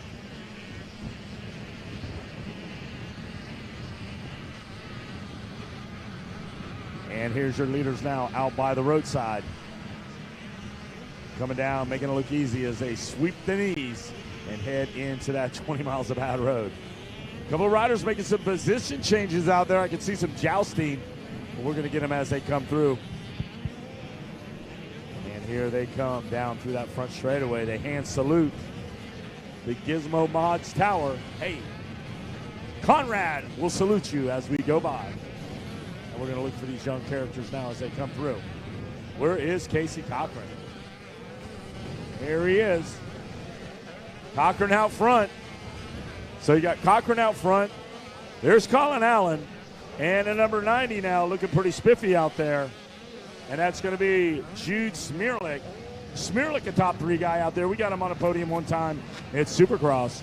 So we got Cochran, Allen, Jude Smirlik, Ivan Alameda Jr., Nate Freehill, Wyatt McGrath, Jaden Sayles, Logan Lesser, Carson Eads, Justin Vicente, Devin Salo, riding out of Travelers Rest, being trained by JP Money, Jekin Patterson, watching, I know, on RacerTV.com. And that's our VP Fuels whole shot, Casey Cochran, bringing it in, and that update, top 10 by Dunlop Tires. West doesn't take Casey much of a start right there. When he gets the whole shot, he's virtually unbeatable. This guy's been coming through the pack with no problems, but has gained absolutely a whole lot of momentum since he swapped brands out there. The new team and the new setup really, really working well for him. Yeah, we're going to watch his lap times on this one as he comes around. Deegan running about a 2:02, 2:03. So we'll keep an eye on Cochran now as he makes his lap. But out front, that's where he likes to be. He's definitely making a statement. He's putting a flag in the ground for Gas right here at 2020 Mini-O's at Gatorback Cycle Park. Colin Allen with us out of Kemp North Carolina, doing a great job, and he is running strong. Keep on his progress out there. EBR, Alice Motorsports, Monster Dunlop, all helping that youngster out, and he's looking to post a good fast time out there as well, running up in the second spot. Yeah, Colin Allen keeping him honest for sure. Allen's about 6'5", got those big lanky legs, and he is putting them to use out there as he keeps Casey Cochran in check. Here they come, Jeff, at the base of the tower. Your leader is going to be the 66. That's it. The Hilo ride, Casey Cochran. And Colin Allen and the 90 ride still going to be in a number 2 spot. That's it. Jude Smirlik out of Sunbury, Pennsylvania on Northport Trailers Pit Posse, 100%. Schaefer's Motorsports back ride. KTM pilot putting a good run together, but he's going to have his hands full with Ivan Aldama, who you very well know from down South Florida right there. That guy's well-traveled, well-seasoned, and on the 7 bike on the move. It looks like Casey Cochran better do a little checkup from the neck up. He looks over to Colin Allen, ain't giving up. Oh, Allen draws closer on him. Here comes the Texan, Colin Allen. He used that wide line right there, and it worked out for him. Smirlik, Ivan Aldama, and you're right, Nate Freehill making real time up there, so keep an eye on the front pack. Cochran now drops to the inside on that split bowl turn now. Allen drops outside. Here they come. Casey with a 2:03 and 0.8 to his credit right there. A 2:04 Colin Allen. A 2:05 and 0.6 by Jude Smirlik. So on paper, he's got it going on. But, boy, the charge is coming. They're closing up on him. Hey, Allen has found something somewhere. I believe it was when he jumped out of the pit section where the first turn is. Allen found a little something out there, and he is so close. If you got a camera, use it. And both those riders will be in the same picture frame. Nate Freehill breaks into the top 5 for you. Then you got White McGrath in 6. Jaden Series runs in the 7th spot. Logan Lassar in the 8th position. Justin Vicente in the 9th spot. Carlos is in the 9th position in the top 10 for Justin Vincent. Jaden Series with us. Number 51 at Grand Falls, Washington on a real deal MX back ride. 14-year-old KTM pilot certainly in the mix up there. Hey, Jeff, here they come one more time at the base of the tower. It's still going to be Cochran. Top 10 rundown look like this. Cochran right now on that lap. Alan Smearlick still in third. The 71 ride of Alameda hanging tough back there. You are right. And I'm watching Nate Freehill. So these guys are pretty much well set in their pace. Colin Allen doing a good job, though. You are right, Wes. He has drawn a bead on our leader, Casey Cochran, rider number 66. Casey, a tough customer, though. Not going to hand out any mistakes right there. Colin Allen going to have to step up the game and pass Casey fair and square. I do believe in this one. Well, he's got a lot of momentum now. The confidence that he built over on the Supercross track, you can't put a price on it. I mean, you go in there, roll in with a new bike, a new team, a new setup, a new plan, and you leave there with 4 championships. You're carrying a lot of weight coming on over here to the outdoor. Yeah, and you'd also have a target on your back. Yeah, that's These guys the next wanna thing I was get you. going to say. This is one guy who can deal with the pressure. He has stepped up. There's no doubt about that. He's doing a great job for you. Casey out of Claremont, Florida on the WMR Monster Energy, Nahilo, Dunlop, Pro Taper, FM back ride. He has got it going on for the fine folks at Factory Connection.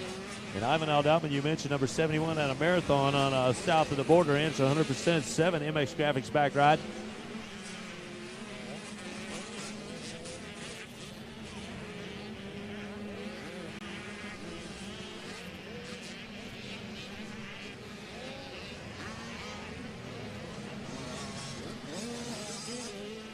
All right, Casey's still strong there at turning a 2:03 and 6300ths, but it's a 2:03 and 5400ths, so we're splitting hairs up front. Colin Allen and Casey Cochran, the fastest. That is the battle that's going on right now. Unfortunately, one of our riders having some problems there. That's mechanical issues right there, but the battle continues, and we will take it right back up front. It is turned into a real battle now. Down in front. Here we go. Cochran continues to hold on to the top spot for you. A 2:03 against 63 and a 2:03.54 for Colin Allen. That has him right up in there and breathing down the neck of our leader. We'll get him heading to lap number 4 in just a moment. Judge Smearlick still runs strong for you. Rider number 9, he's in the 3rd spot. Ivan Aldama Jr. at Marathon, Florida, runs the number 71 bike in the 4th spot. Nate Freehill, rider number 41 with us out of Texas in the top 5. Look at White McGrath. The Aiden Searles, excuse me. Logan Lazar, Carson Eads, Justin Vicente. Now Devin Carlo, Randall Myers, Jack Nihrona, Jack Jameson, Tyler Millette, Miles England, Clayton Stockstill, Cody Harrington, Timothy Fulp. Top 20 rider Nicholas Horner.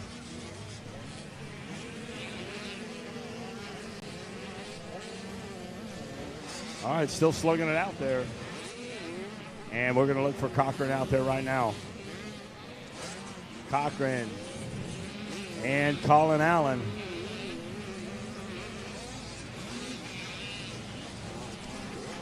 Four laps complete in this one, Wes. It's coming down to the wire. Casey Cochran has withstood the pressure. Colin Allen turned one of the faster laps on the track right now, but hadn't been able to turn it into a pass for the lead.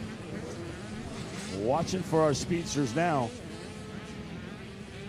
Hey, when we get into the next race, we're going to throw Hayden Deegan in there, so we are really going to have this will set up for a nice second moto. Cochran goes in with a 1, the Danger Boy with a 1. Hey, the winner's going to take all on this one. Doesn't take simple math to know that it's going to be a good race. Here comes Cochran, but you better look out. Colin Allen now, yeah, there he is. These guys both posting now to slow down off the pace a little bit. Top 3 are running about a 2:05. Real impressive here. Track getting rough. Casey Cochran taking advantage of that and has now opened up a pretty comfortable lead. Yeah, he's going to make the second place rider go way wide. So Colin Allen dropping off the pace just a little bit as we get to our FMF white flag. The 66 through there clean. He is on the way on this last lap. Masters plus 50 class race number 25 going to be coming up next. This is Super Mini 1 and Division 2. We're working over right now. Just one more lap to go. And a great shot of our leader, Casey Cochran, rider number 66 out of Claremont, Florida, as he works his way across the bottom of the Gator Pit. Now up and starts his shot at the 2 back-to-back step-ups. Rider number 66 looking clean. but not as clean as those drone photos we've got going on for you. That is some great stuff as we get up close and personal with our riders here on Racer TV. Cochran Banks on one of the faster laps out there now, a 2:05 and 3,800, so good for him. And then a 2:07 for Colin Allen. Jude Smirlick in the 2:06 range. Nate Friel, a low 2:06. Anybody else anywhere near that? Jack Nerona putting a nice run together for you, and a couple 209s by Jaden Searles and then Logan Lassar.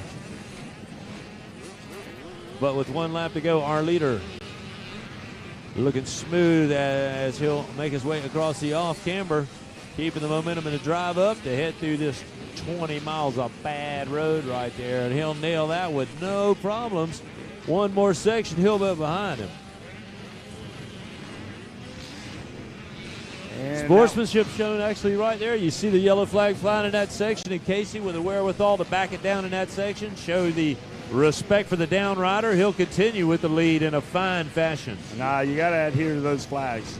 Caution flag, red cross flags. You got to put those wheels on the ground, man. They know that. You know, every one of these riders at this level, they've learned to lose with respect before you win with authority, or, you know, when you win with grace. There's no doubt about that. These guys have been ready to run through the gamut to get to this level of racing. Here comes Casey Cochran now to the base of the Gator Pit, and he is approaching our Pro Circuit finish line, and Cochran's going to take that win and carry that 1 point into the next round. He's traveling light. Him and Hayden Deegan are traveling light in there. So going to be a good run there, and we're going to set the stage, Jeff Hines. We will. Here's Colin Allen, Jude Smirlick, Nate Friel, Ivan Aldama Jr., Jaden Searles, Logan Lassar, Wyatt McGrath, Carson Eads, and Devin Salo going to slip into that top 10. Great work out by those young riders as the crowd enjoys that furiously fast pace. We go to the plus 50 Masters class coming up next.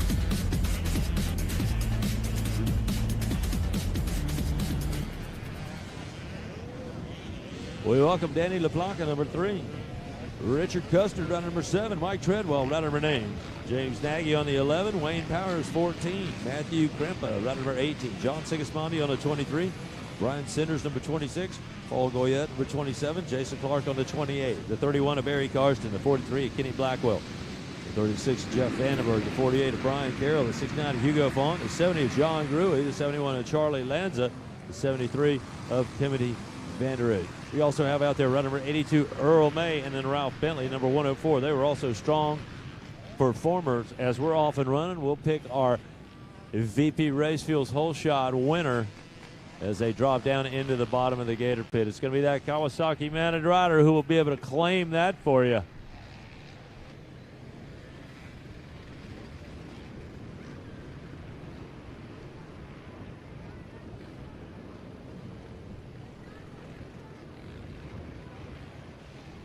And I got to think it's going to go to the Suzuki rider out there out of Bayville, New Jersey. That's going to be Barry Karsten who gets the start, but our Kawasaki mounted rider, he will slip right around him pretty quick to take over the lead, and the battle is on here in our plus 50 Masters class. So congratulations, Barry Karsten, rider number 31, kicking it off with that great jump out of the gate. But here is the furious pace set up front by our plus 50 Masters class. They're in the chase mode now.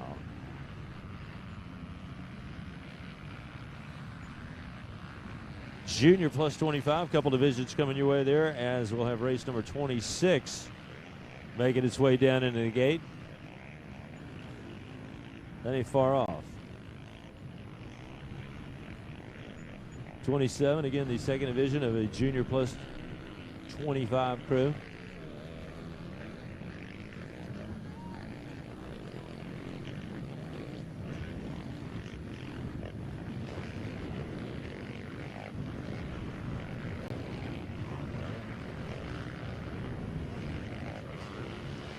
Setting up what has been a seesaw battle between these top two perennial vet riders for many, many years. Here we go again. It's been an epic battle. We're going to throw Mike Treadwell, rider number 9, in the mix this year. He has been on fire and no doubt a veteran rider of distinction coming out of the New England area. So look for him to roll up in there. And a beautiful backdrop here of Gatorback.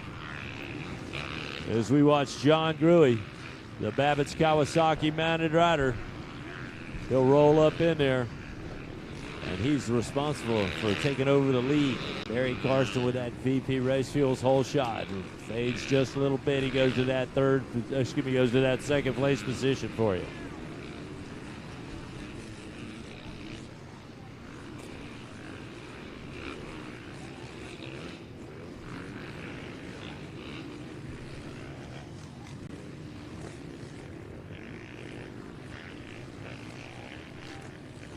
Hey, Jeff, I can't say enough about my buddy, Landon Peppard from Alaska. He comes up here with some cream cheese, crackers, and some smoked salmon that he caught in Alaska. He's That's like, here, what I'm Wes. talking about. Wow, I'm very thankful. It's a great Thanksgiving. Yeah, that's true Landon gratitude. Peppard That's delivered my cool. Thanksgiving snack. What a sportsman, too. Sportsman.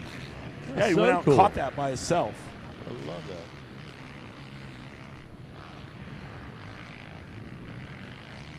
Keeping an eye on, well, here comes our third place rider. Matter of fact, it's the number 9 one, Mike Treadwell.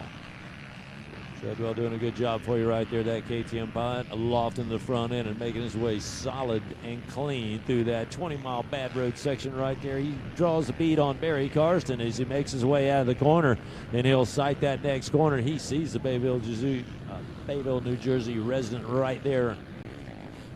Here comes your leader, John Gruey, still up in front. Karsten in the second spot. Treadwell, then Earl May, Ralph Bentley, James Nagy, Blackwell. Galen Dixon is up in there. Charlie Lanza and Paul Goyette.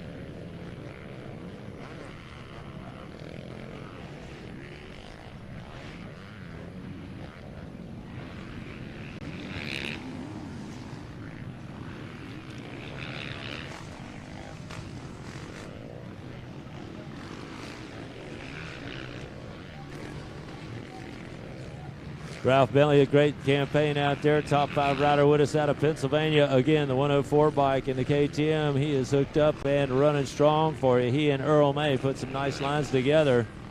They're consistent. They hold on to the 4th and the 5th place. James Nagy now bumped to the 6th place position. And a good run by Galen Dixon. He puts a couple passes together. Now he'll go to 7th. Is Kenny Blackwell in the 8th spot. Troy Asmani down in 9th spot. Paul Goyette, top 10. Wayne Powers, Bart King, Chad Charlo, and Charlie Lanza maybe having some problems. He's going to lose a couple more spots. John Sigismondi going to be there, and Richard Custard. They'll take over. They make their way into the top 15 for you. John Gruey, a 2:07 and 2900ths. Over a second and a half quicker than anybody else out on the racetrack. Again, a 2:08 and 5200ths for Barry Karsten, a 2:10, a 2:13, 2:17 from there on back. So again, Gruey doing a great job for you. The 2:07s right there. He keeps that smooth, consistent, and methodical pace out there on the Kawasaki. The guy's going to be tough to handle. I got to hand it to Barry Karsten. Got the jump on him, pulled the VP Race Fuels whole shot. But Gruey was quick to gobble him up and then make his way to that wide open racetrack. Just like a hungry man on Thanksgiving. He is. He's gobbling him right up and put him back in position, and Gruey is making it happen out there. We're going to take a peek. There's John Gruey, the number 70 machine. Oh! Win! What in the world are you doing, bro? Hey, we're going to be fixing drywall here. Yeah. Hey, right there.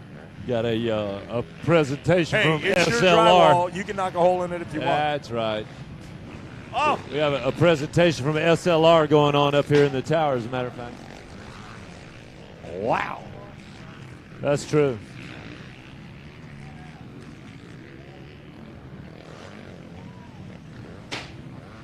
Once again, Junior plus 25 going to have a couple of opportunities there. 2 divisions coming in the Junior plus 25 class before you know it. Lofting that thing, finding his way around the backside of the racetrack. Here is John Gruey. Gruey, rider number 206, the number 70, now turns a 2:06 and 7300. So not only is he turning the fastest laps, he's consistently turning these lap times right there. Nobody's pushing up on him. So you got to feel that if somebody ran up on him, he could take it to the next level, Wes. We've seen him dial it up. Yeah, John Gruey's no slouch out there. Had a little injury, took a couple, I think he was off the bike for almost 6 months, he said. Right. And he's very pumped to be back out there. And John Gruey, a true craftsman in his right.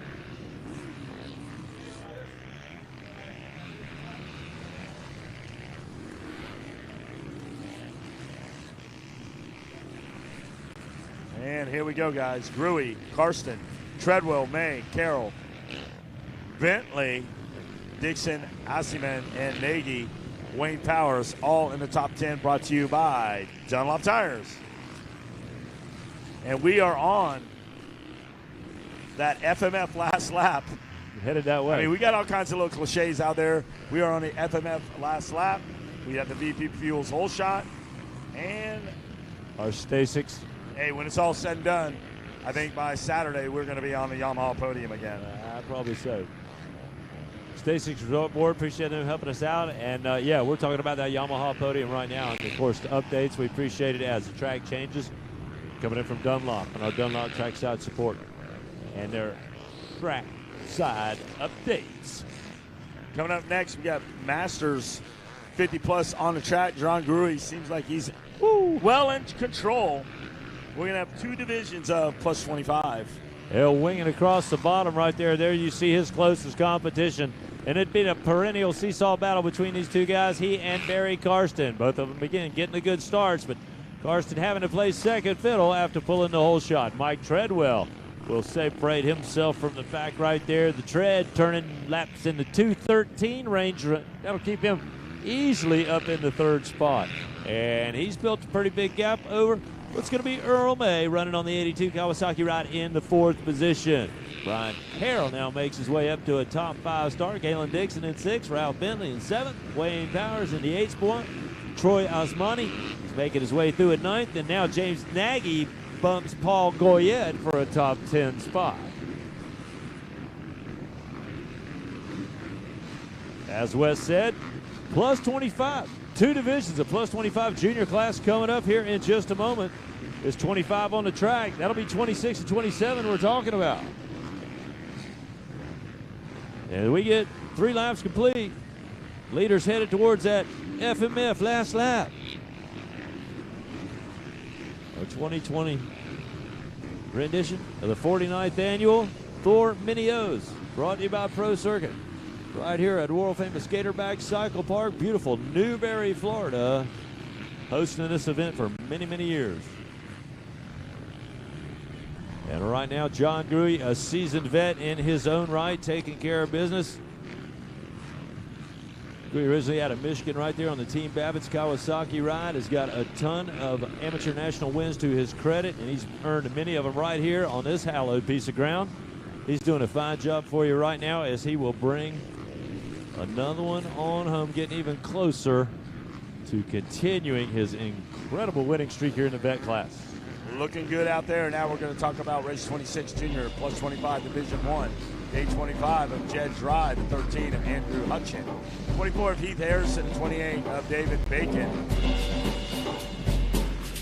the 86 of Amy Hafler, 99 Michael Clark, the 101 of Dustin Jensen, 108 Michael Carter, the 126 Jesse Quinlan, the 153 Robbie Rayner, 165 James Roberts, 258 Shane Mills, 261 Jonathan Wells, 293 Michael Ash, 421 Zach McQueen, 464 Brandon Bell, the 564 Brighton Bill, 742 Tina Carter, 794 Nicholas Durden,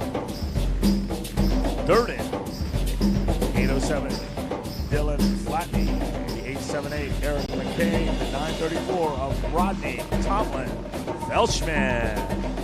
Ooh, scared Rodney right there. He doesn't have his boots on right now. Yeah, he's good. He's all suited up, ready to go. That's where he had to go. He tipped out the tower, and he's got suited up. So we got plus 25. He's got him tucked in his sleeve. Got a couple Marlboros and a pack of Camels rolled up before he makes his way down to the gate. He's ready to go, man. Rodney. All right, gate is about to drop. And we're going to pick it up on our VP hole shot.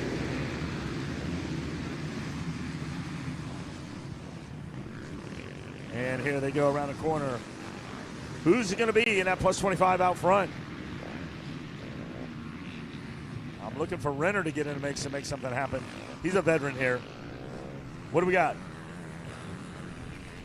Whoa, Jesse Wendland, could it be? Yeah, I'm the betting on Wendland 126. He's on a Honda, Jesse Wendland. I don't know. That looks like a KTM to me. What do you see?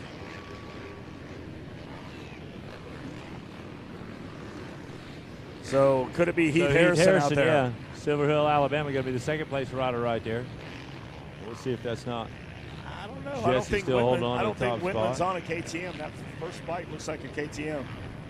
But my eyes could deceive me, as they are filled with cataracts. What do you see, Jeff? All right, 126 is in third, so that's going to be Wendland in third. There you go.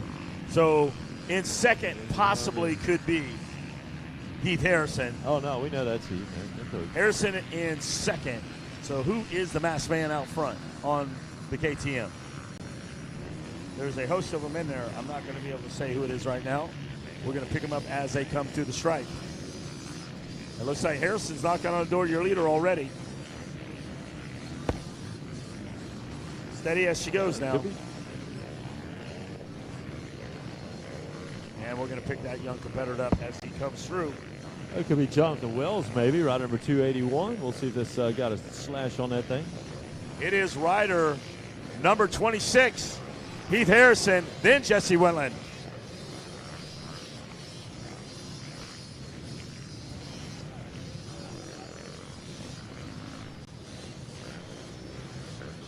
Down across the bottom of the Gator pit, a little bump and a shoving right there at the bottom. As a matter of fact, little stop and go action there.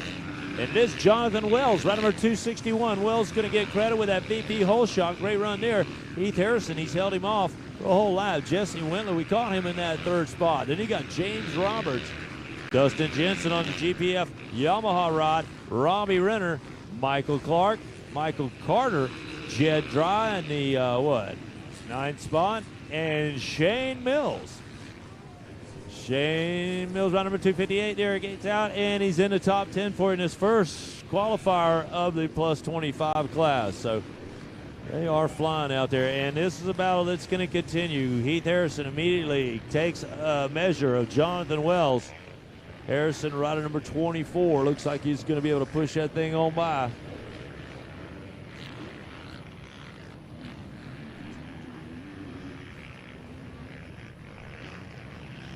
But no pass made yet. And as a matter of fact, he might got shuffled. It's Wendland who is really on the tear, keeping on the 126 bike.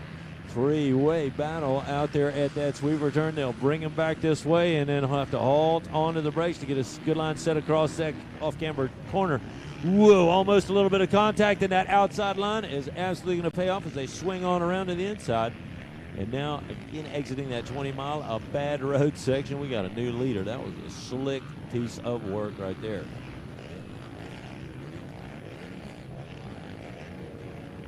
Shuffled them back around, and again, we'll keep an eye on where James Roberts and Dustin Jensen are. Again, we've been concentrating on this top three battle right there. Here comes your new leader, and he's looking smooth out there. Heath Harrison out of Silver Hill, Alabama, will make that pass. Good charge for him that pays off. And then I believe our next Honda pilot going to step up in there, Jesse Wendland. Wendland going to follow suit right there, and he is now following Heath Harrison as they blast out of the bottom of the Gator pit. So a strong run for both the Honda bikes, and they turn lap times in the 2:01 range. Wells still in that third spot, enjoying that great start on the 261 KTM ride with us. Then James Roberts, Justin Jensen, Robbie Renner. Michael Carter gets around Michael Clark. Michael Ash puts some good runs together. They'll jump Jed Dry's effort and put him to the 10th spot. Shane Mills, Brandon David Bacon, Eric McKay. Let's see if Brighton Brill didn't get knocked back one more spot. Rodney Fleshman making a move and a bid to take a charge into the top 15 for you. So a good run right there. Still a great battle going on out in front.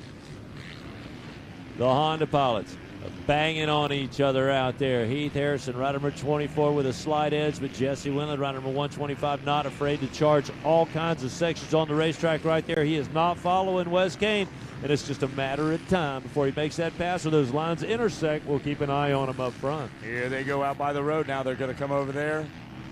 And it's shaping up to be a good one here. They're tightening up the reins here, first and second.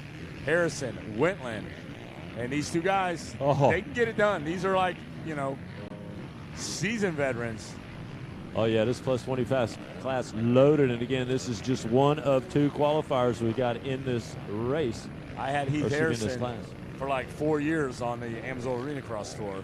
So Harrison definitely knows how to ride. He knows how to get it done. He's a pretty tough customer out there. And Wentland, he's done his share of outdoor nationals and Supercross, you know, getting in there. So both these guys are very well seasoned and know what they're doing. He's made a real good run out of it, no doubt about that, man. Kind of filling in the footsteps coming out of Alabama there. He's like the new age Alabama slammer there since Clark Stiles kind of stepped off. Clark Stiles. Work right there. I think he does still test for tires and stuff, but yeah, man. So Heath on board right now, but I'll tell you what, Jesse Wentland not letting him off the hook. Here's Wentland on the gas. Goes a little bit wide down the bottom of the Gator pit. Both the Honda riders kind of dicing for the lead. What a shot from our RacerTV drone. That is amazing. That's just X amazing. Live drone, yeah. The looks right here, I'm telling you, talk about a seat in the pants view, and you feel like you're flying right there with them. They've done a great job out there. No, it's really super that, you know, the technology and the things that be able to bring this right here. Hey, you know, you pull it up on your computer, you download it, next thing you know, you're at Gatorback. And it feels like you're right there, man. You know. I mean, what a shot. So big shout out to our good people at RacerX providing us live drone shot action here. And those guys have worked hard carrying them cameras. They lugged them all over the Supercross track. They set them up here as we gone outdoors for our second discipline of racing here at Gatorback. It's really cool. They put on these virtual like reality goggles and they're actually like piloting. They look like they're inside of that drone and they just run around the track on top of the riders and make it look really, really interesting. A lot going on, no doubt about that. And tomorrow night we've got a big schedule as well for you. So World International Championship pit bike race Friday night coming up. You're in on that. I'm in. Riding? You got boots? No, I'm going to commentate. Commentator. The potentate. Me and of Harold Martin from commentate. Moto Playground are going to get in the mix. There's All right. your leader right there. Heath Harrison working hard for you. You're right, Wes, and he's opened up a little bit of a need now. Not a whole lot of lead, but maybe a little bit of breathing room. Better watch out on the FMF last lap. Harrison's going to see that white flag. Man, will he surrender or will he soldier on to victory? No surrender in this moto. And look at these guys charging hard. They're all over Jonathan Wells. Jonathan nailed down that start right there and had us baffled for a moment. He still runs strong for you. He's showing you he deserves to be here. He's up in the top 3 and looking to run this thing on in. Oh, up close and personal. Woo! That's got to be Dustin Jensen, the GPF rider, sneaking up in there. He's going to nail him a top 5 ride now with one more lap to go. He's all over James Roberts. Put the moves in on Michael Ash. He's in the 6th spot. Robbie Renner now in 7th.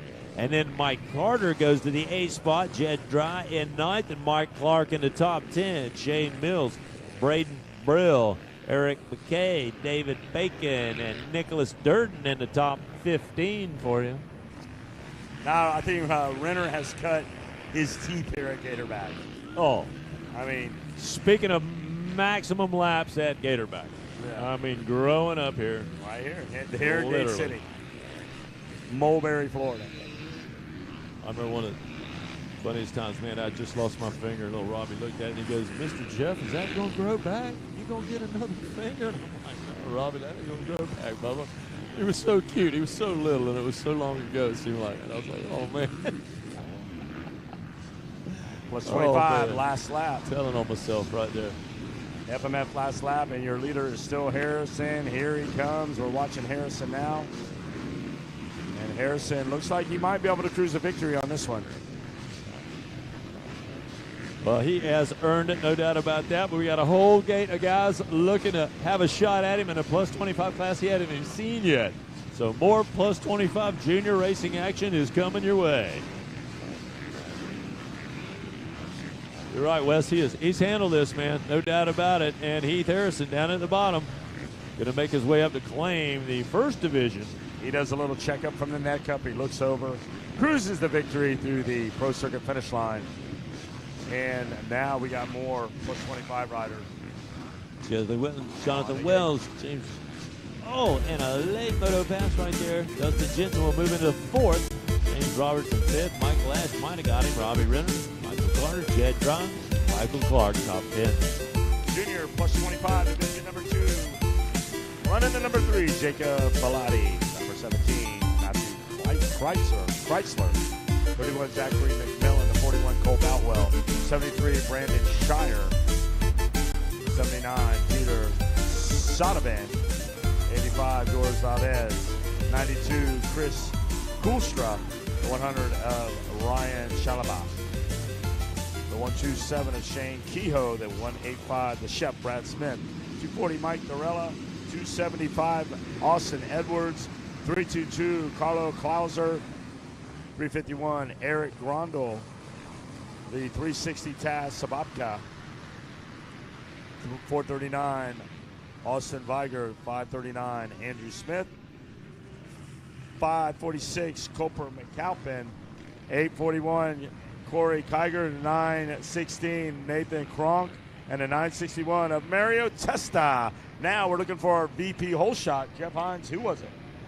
Brad Smith. The chef is cooking up a start. And he pours some VP fuel on it. And off he goes. Yeah, he just want him a little more VP fuel to pour on that fire right there. If he don't pour it on, Brian Johnson will. So he better get moving.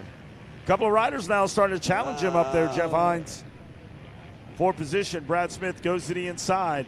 But he has got a host of plus 25 riders all over him, like sticking your finger in a beehive. They're coming out, and they're coming after you. They are buzzing, no doubt about that. Well, I'll tell you what, he's had an incredible amount of success out in his Supercross campaign this year. He is back off and running with a good start up in front. So, yeah, man, somebody's going to have to light a fire under the butts of the other riders before they get up there and mix it up with Brad Smith. He has been on fire, no doubt about it. Got him another great start here out in front and trying to separate himself from the pack pretty early.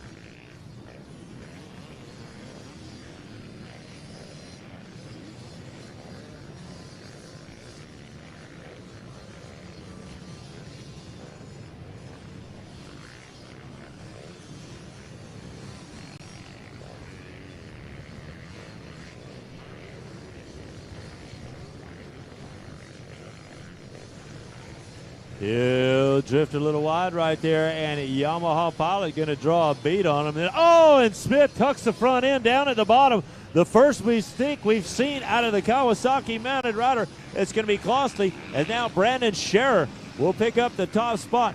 Giancarlo Klauser moves into second. Cole Boutwell, rider number 41. He might even have a hole shot right there. Boutwell, as a matter of fact, we'll see who's going to pick it up then.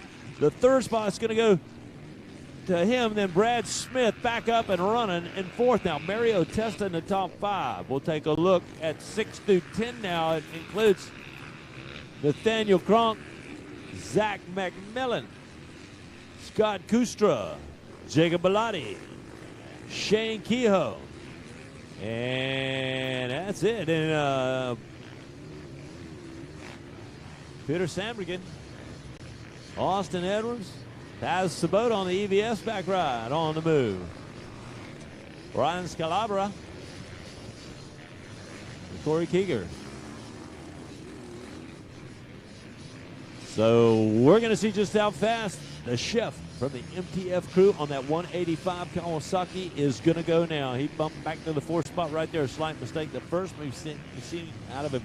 Brandon Scherer right there along with Giancarlo Klauster and Cole Boutwell to take over the top 3 spots now. But I got a feeling he's going to be battling his way back and is already taking charge. Looks like he'll put the KTM Pilot behind him right there. That may have been the 41 of Cole Boutwell.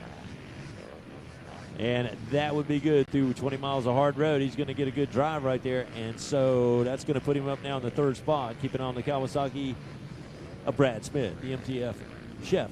Doing a great job for you right there. Other than one slight mistake, but that means he's definitely got a battle on his hands. And he will close the gap quickly on Giancarlo Clauster. Down in front of the announcer's tower we go. Brandon Scherer, once again, a tough customer. Rider number 73 on that Yamaha. Once he gets a start, he's going to be a handful. So that's what we've got going on. One slight mistake by Brad Smith, and he's being the hunter, not the hunted now. Hey, good things happen tonight at 6 p.m. on RacerTV.com. We will have our Racer TV after show, and we got some pretty cool guests lined up. That'll be hosted by Megawatts, Matt Watson, and Wes Kane, myself. We're going to talk to a few guys out there, recap a few things, and have some really cool interviews. So stay tuned. 6 p.m. on RacerTV.com, the Racer TV after show. 6 p.m., guys. Going to be a good one.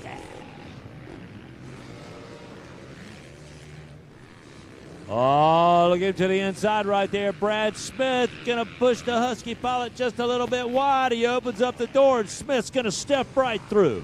That's a pass up into the second spot. He's got a ways to go now to spot the 73 of Brandon Scherer.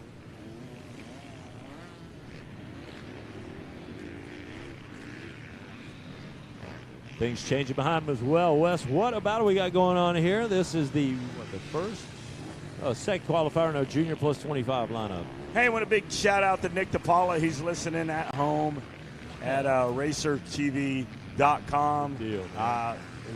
He's led many laps out here, Nick DePaula. So big shout out to you, and another shout out to Harold Martin and family at home watching. And he'll be here tomorrow night for that pit bike race, so it's going to be good. Yeah.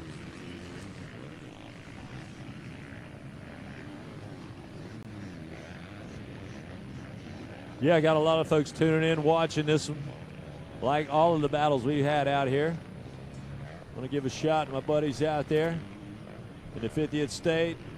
Big aloha and much love to Phil Ovelin and the boys at the Kahua Ranch.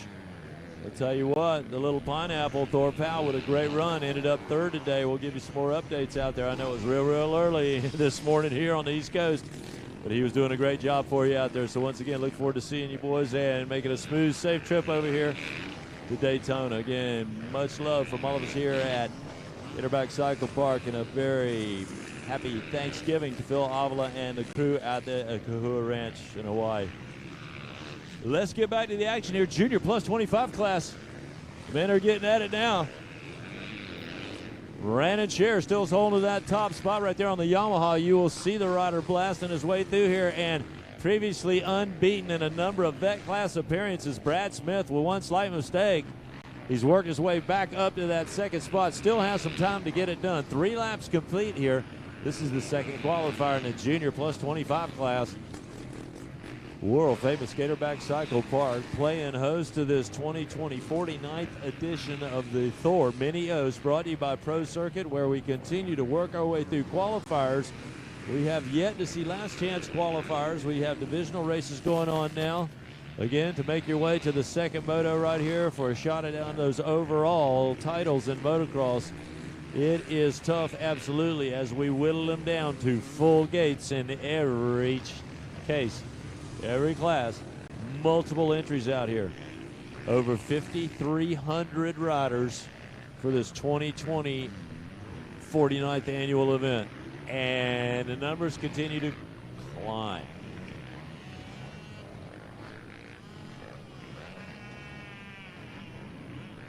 Brandon Scherer looking smooth right there.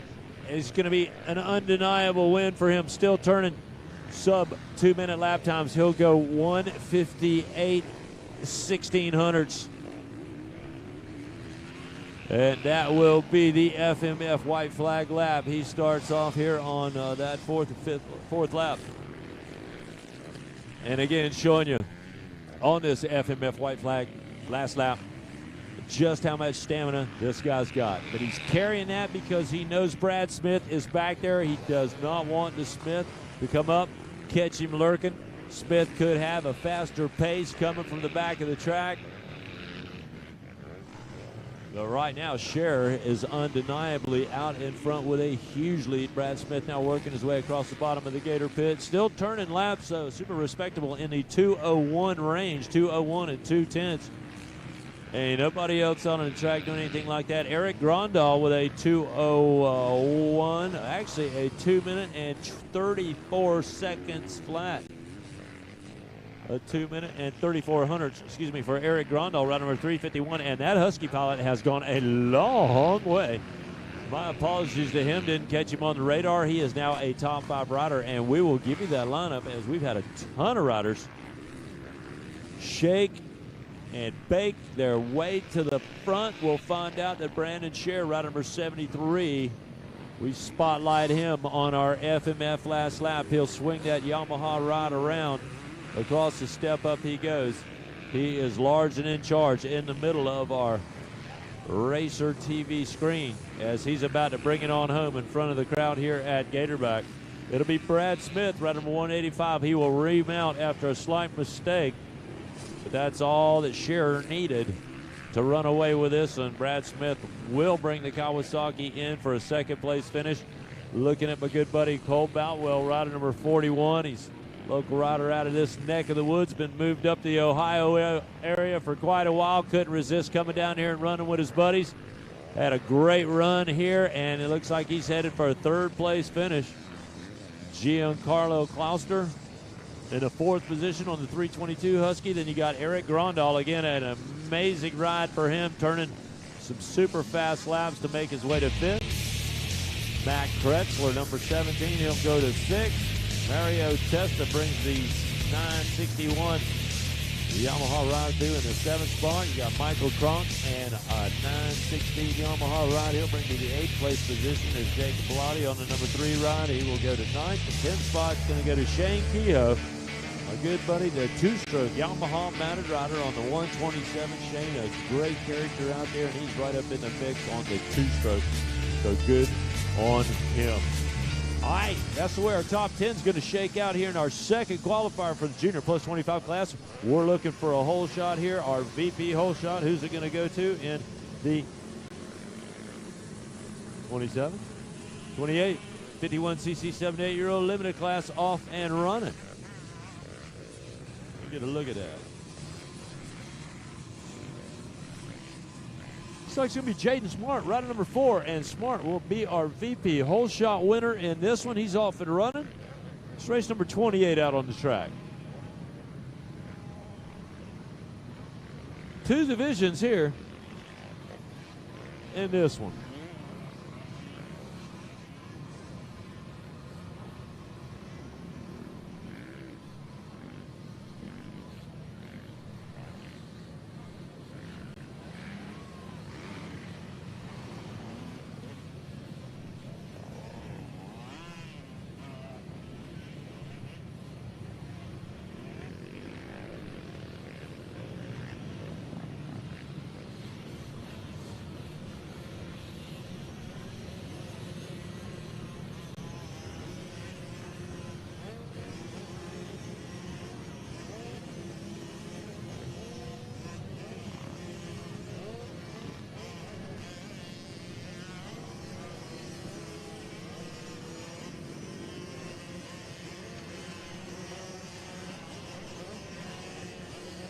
All right, little guys, little bikes, even littler numbers and smaller numbers than that on the number plates. So we're just going to wait till they get on through here, and we'll use those transponders. Again, we saw Jaden Smart rider number 4, absolutely taking the VP hole shot right there. He will continue to lead them out. We'll get a better look at these riders electronically as they come blasting out of the gated pit. It'll be Cade Nightingale now on the 04. So Cade, the rider who takes it.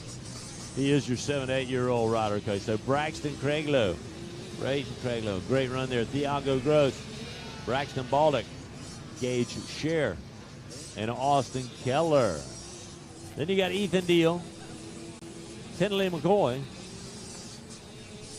Ryden Novak. And then Weston Fryer. Ryder Lane trying to carve up in there. Now he's in the 11th spot. Carson Sanders in the 13th position. Beckett Ferry runs at 15th. So it's Caden Nightingale, and my apologies to that young rider. He is the 04 rider on the 7 to 8-year-old limited class 51cc point. And pointing out he is, look at him, laying into the corners right there. He is flying. going to have his hands full with the number 29 ride. That's going to be Brayton Craiglow, and Craiglow is definitely carrying a lot of speed. We'll see if he hasn't. As a matter of fact, maybe even made the package. Little B really on the move out there. And put us out of Panama City Beach, Florida. So, yep, going to work early in this one. Little B will take over the top spot.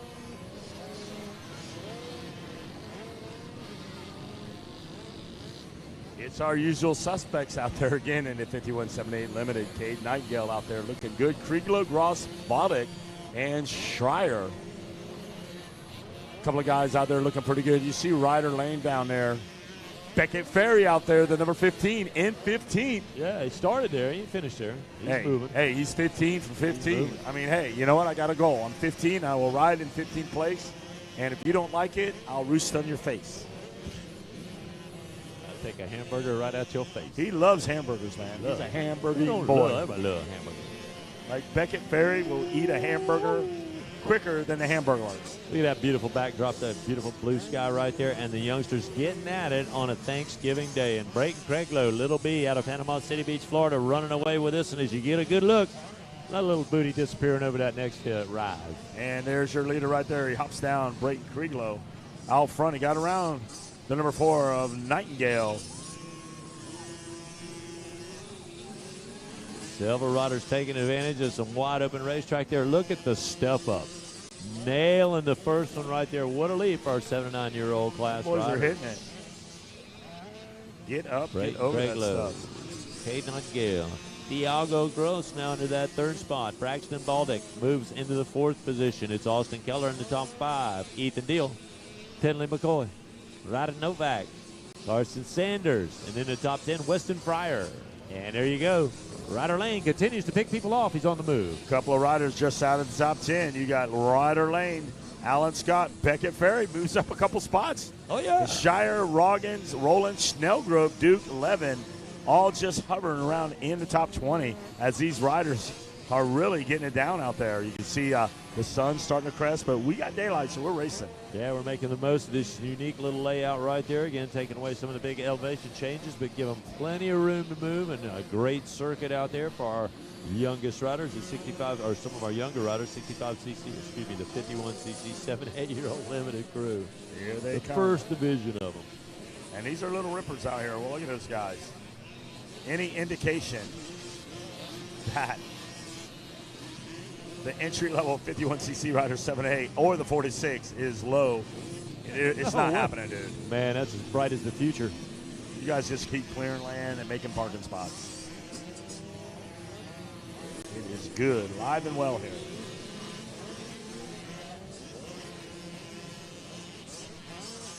FMF last lap coming up, guys. White flag out. And you can't thank the Racer X Live drone shots for putting some of this great, epic shots of these young competitors out there. FMF last lap.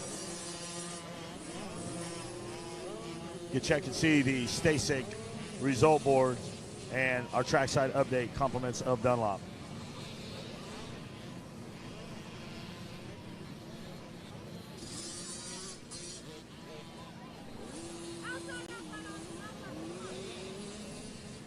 Pardon me? We are getting down right here. There's my guy right there, super guy. Slim and trim and looking fit, Rodney Tomlin. No, you really do. You look great. You do, man. I'm going to compliment you. No, he looks good. I mean, if I was, in the market for that guy, I'd be, man, Rodney. He's buff. Got rid of them Crocs. Hey, man. Got rid of those Crocs and he buffed up. Brayton Craiglow continues to stretch it out there. The Cobra Mounted rider doing a good job. Got a pass in there early on Cade Nightingale and continues to set some fast times out on the track. He'll go 153 and 500ths, the fastest rider on the track. A 156 for Cade Nightingale, a 159 for Thiago Gross. Braxton Baldick goes into the 158 range. And there's a 204 there for Ethan Deal. Anybody else a little bit further back? Nobody turning lap times like that, so they're getting away with some strong performances out here in this one. All right. Flagger doing his work right here in front of the tower. Good job.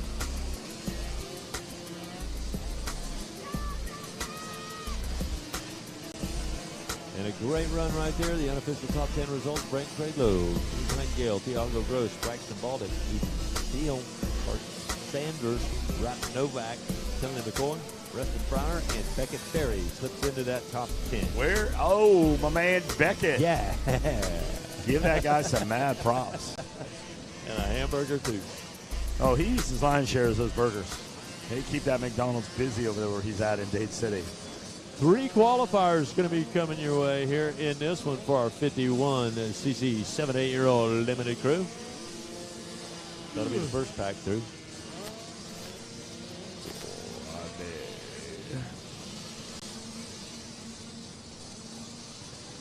All right, another qualifier coming our way, Jeff. That was We're division number 1. And the checkers are going to fall for these young competitors out there as we pull down division number 2. Hey, looks like our relief squad is in. Are you in? Are you in? You're in. All right, I am tagging in with Mikey Sweeping Wayne. hole shot right there. Whoa, one of our riders getting off track just a little bit right there, but other than that, it looks good. We'll see if we can get a good, clean eye on our leader.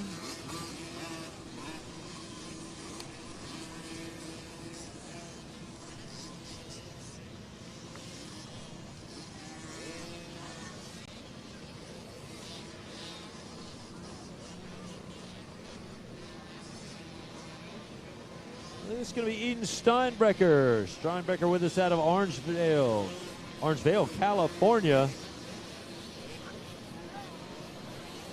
And we'll keep an eye on him as he has got a solid run going on up in front. Let's see who's going to roll in formation behind him there. He's picking some good lines. Look at him smoothing that rut out right there. Gets the most out of it. A solid drive. And Ethan wasting no time.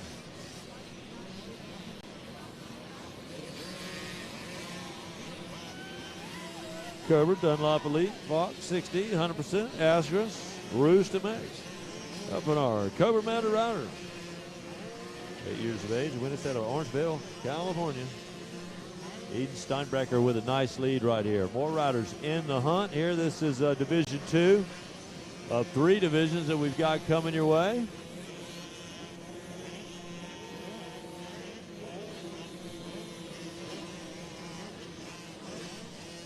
Your leader down at the bottom of the gator pit right there, making his way through those rollers.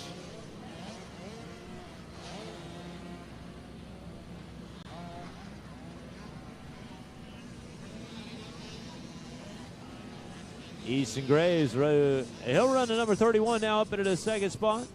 Owen Malone, rider number 119, moves to the 3rd spot behind, of course, your leader, Eden Steinbrecher.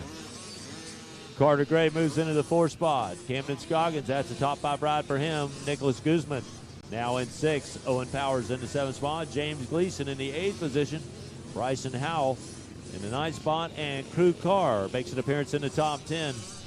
Nolan Simmons, Axel Ward, Weston Matney, Jeffrey Rourke, Jack Duff, Leland Jones, all doing a great job for you.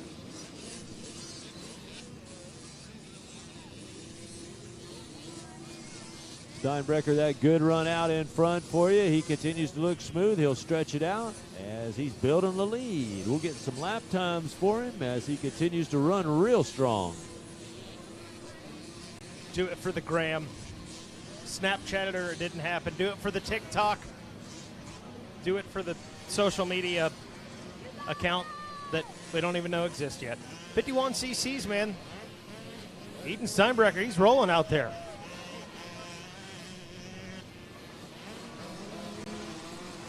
Good, clean, clean. One lap into this one. Little guys run 4 laps out there on this Thanksgiving afternoon into the early evening hours, approaching that 5 o'clock hour.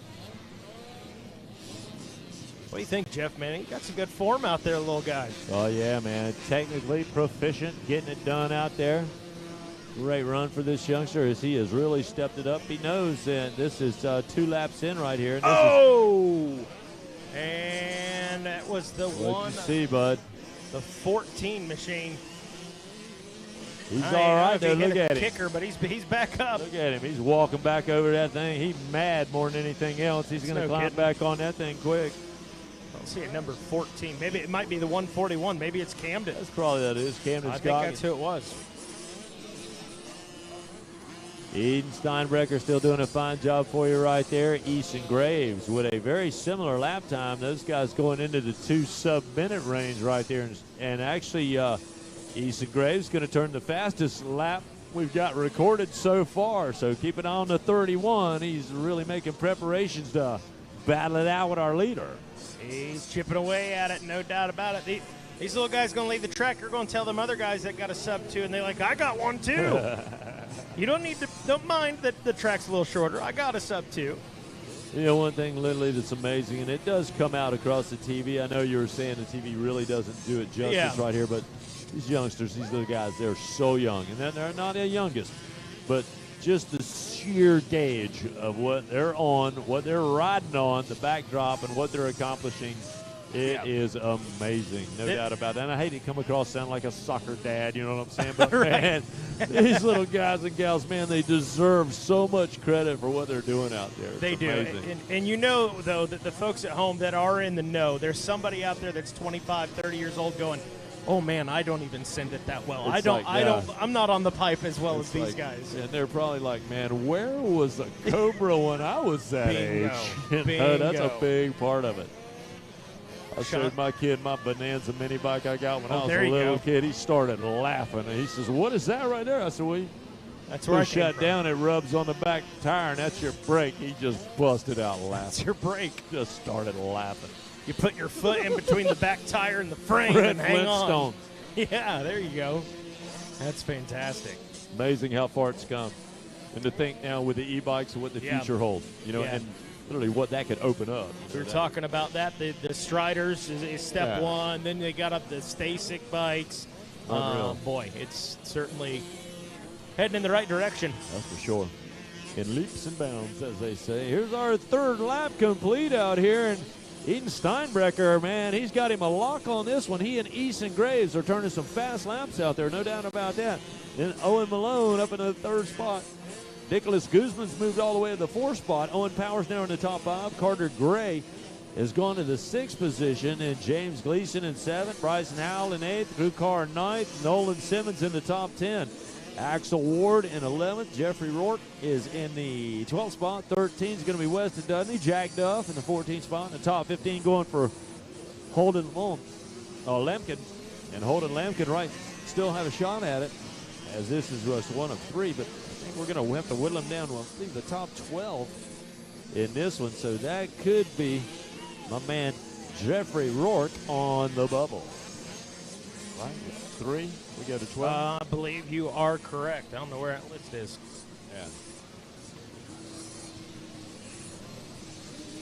Yeah. We are closing in on what's going to be our FMF last lap. That white flag is about to fly here for young Steinbrecher, as he'll rip his way around the bottom of the Gator pit right there, and he comes setting his sights up in there, and well, that's actually going to be the checkered flag. So, heck yeah. Bring it on home, youngster. Good work out there. Easton Graves checks in that number 2 spot as you look at the Stasic. We were just tooting their horn a second ago. Those Stasic top 10. Owen Malone finishing in the number 3 spot. Nicholas Guzman in 4th. Owen Powers in the number 5 spot. Carter Gray 6th. James Gleason 7th. Bryson Howell 8th. 9th place Nolan Simmons. And Crew Car rounding out the top 10. And again, those top 12 riders will advance to the main. So 11th place Axel Ward and 12th place Jeffrey Roque, if he can hang on to it. And we reset the deck. And our VP hole shot up for grabs there. About to do another gate drop for these 51cc 7.8 limited division number 3 coming up right now.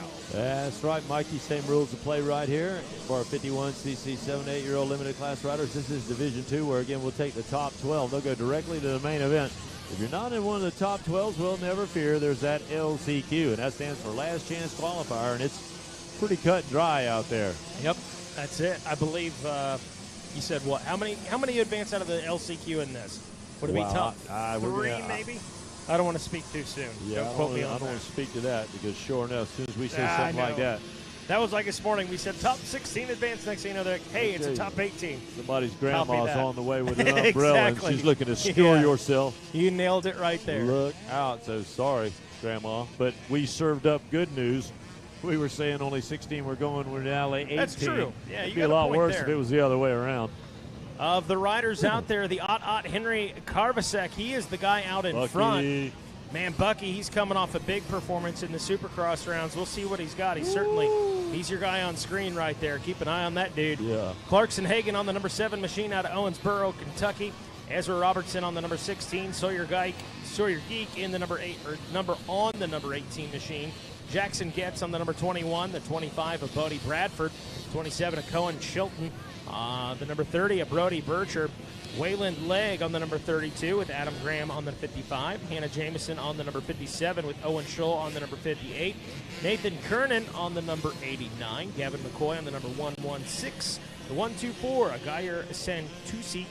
The number 129 of Aiden McKitty, on the number 129. Augustin Ballesteros on the number 227. Braden Wetgen on the number 241. Brody Rattray on the number 281. Lathan Porterfield on the number 312 with Emmett Johnson on the 418. Jeffrey Overstreet on the 419. Maximus Larot on the 632. 682 of Bladen Wright. 913 of Weston Crisp, keeping it crispy out there. The 941 of Bryson Devil Bliss. And Luke Clark on the 999. Look at Bucky go. DeVilbiss nailed it. Bucky is on fire out there, man. Doing a great job for you. He is rolling out. Let's see who's coming close to him. Jeffrey Overstreet, Owen Shaw, Aiden McKitty. You're right, that's kind of hard to read like that. And then Brody Bircher coming through there. There's Hannah Jameson, Gavin McCoy, Ezra Robertson, Clarkson Hagen, and a top 10 ride, you're right, by Weston Crisp. As he is out and running. One of our riders getting a little help right there and back underway. I'm not sure he's one of our top 10 competitors in this second opportunity for the 51cc 7 and 8-year-old limited class riders, where again we're looking to take, I believe, the top 12 with us. We got 3 divisional runs here. So we'll see, getting our first look at Bucky out there. We'll see how the Ot fares compared to the last couple divisions. I got to think this guy, he is churning and burning right now. Yeah. He gets done with this second lap. We'll get an idea of what he's running on lap time. What was the fastest prior? About a 154, 155 maybe? Yeah, something like that. Should have run it down, but I got to tell you, I think Bucky might shatter that as well. I think you're right. This guy's coming off a ridiculously strong Supercross campaign. He brings a lot of momentum in here. And not only that, he nailed down the whole shot. So let me tell you what, man, he has got it going on out there. And again, we'll keep an eye, Mikey, on those lap times that Bucky is turning. Here he goes, dropping down across the Gator Pit. Already been in front of our announcer's tower. And I got to tell you, a spirited ride coming out of Sawyer Geck right now. Keep an eye on the number 2, or the rider in that second spot. I tell you what, throwing a lot of body English on that thing, cranking down on that throttle tube. He's making that thing jump out of these corners. So let's see if he's going to be able to go far enough, quick enough to put a little pressure on Bucky, or is Bucky going to have him another free run up in front? Bucky is rolling right now, literally. Goes up that big hill, not phased by it at all, man. Look at this. It's look up at on this, the look face at of that this. sand. Whammo. Sand. Woo! Checks out. Lap 3 already into that lap traffic is Bucky. Man, it's impressive.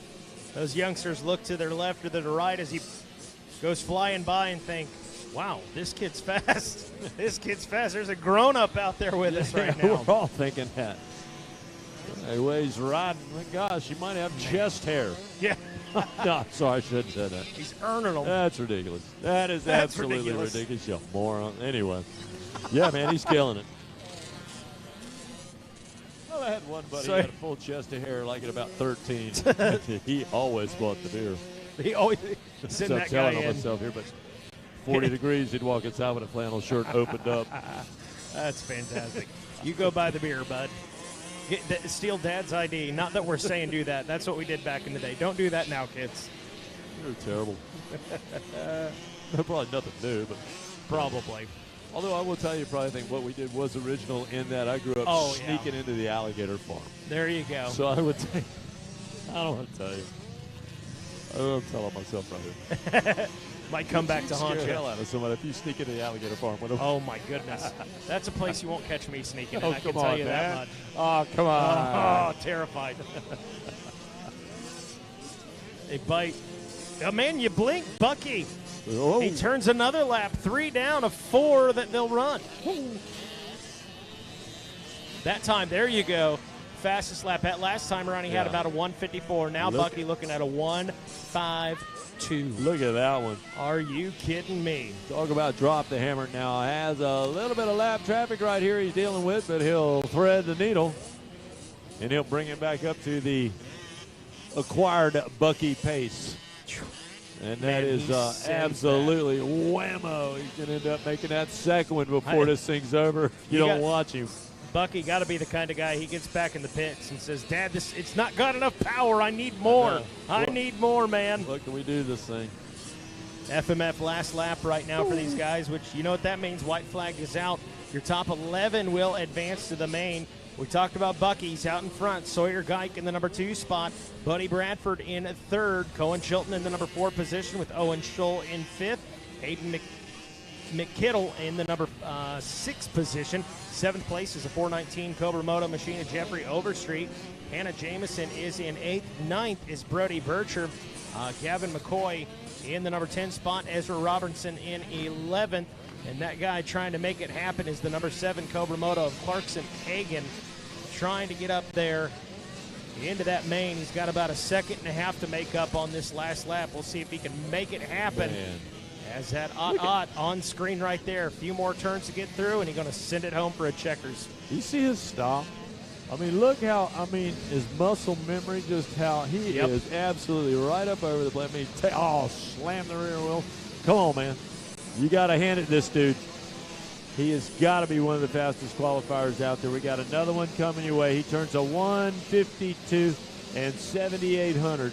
We'll see. I got it written down. We'll see if that's not the fastest of our 3. So Henry, Bucky, Harvestec doing a great job for you. Sorry, Geek.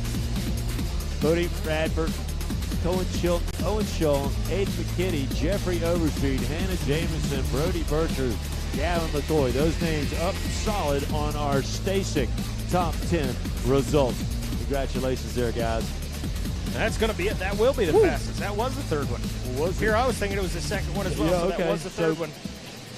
That's probably going to stand right there. I got to think Bucky, it will, very man. impressive, but we'll have his work cut out for him. Some great qualifiers, some great racing going on right there. We'll take you to the next one, 31? This is going to be race 31. We're going to get a look at these 85 9-13. This is another one of those classes with 3 divisions. So 3 divisions out there. We'll keep an eye on those lap times for you guys, give you an idea of what those front runners are doing. And taking a look at race number 31. Oh, maybe. Uh-oh. Where is our 31?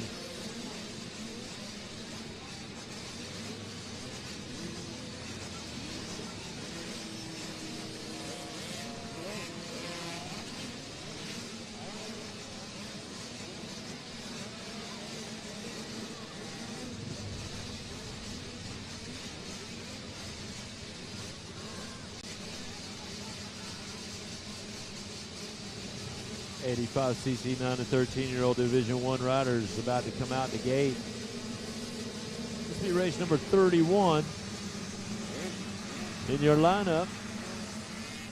Once again, thanks to the crew down there, VP hole shots up for grabs and all of our hole shots.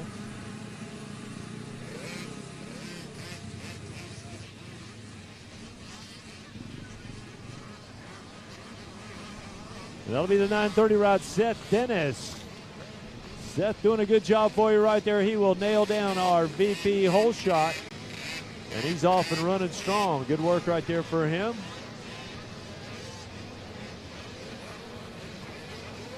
Again, what, three divisions in this one, Mikey? 85cc, 9 to 13-year-old. You talk about, so in between the 9 to 13-year-old age group right there, you got a huge group.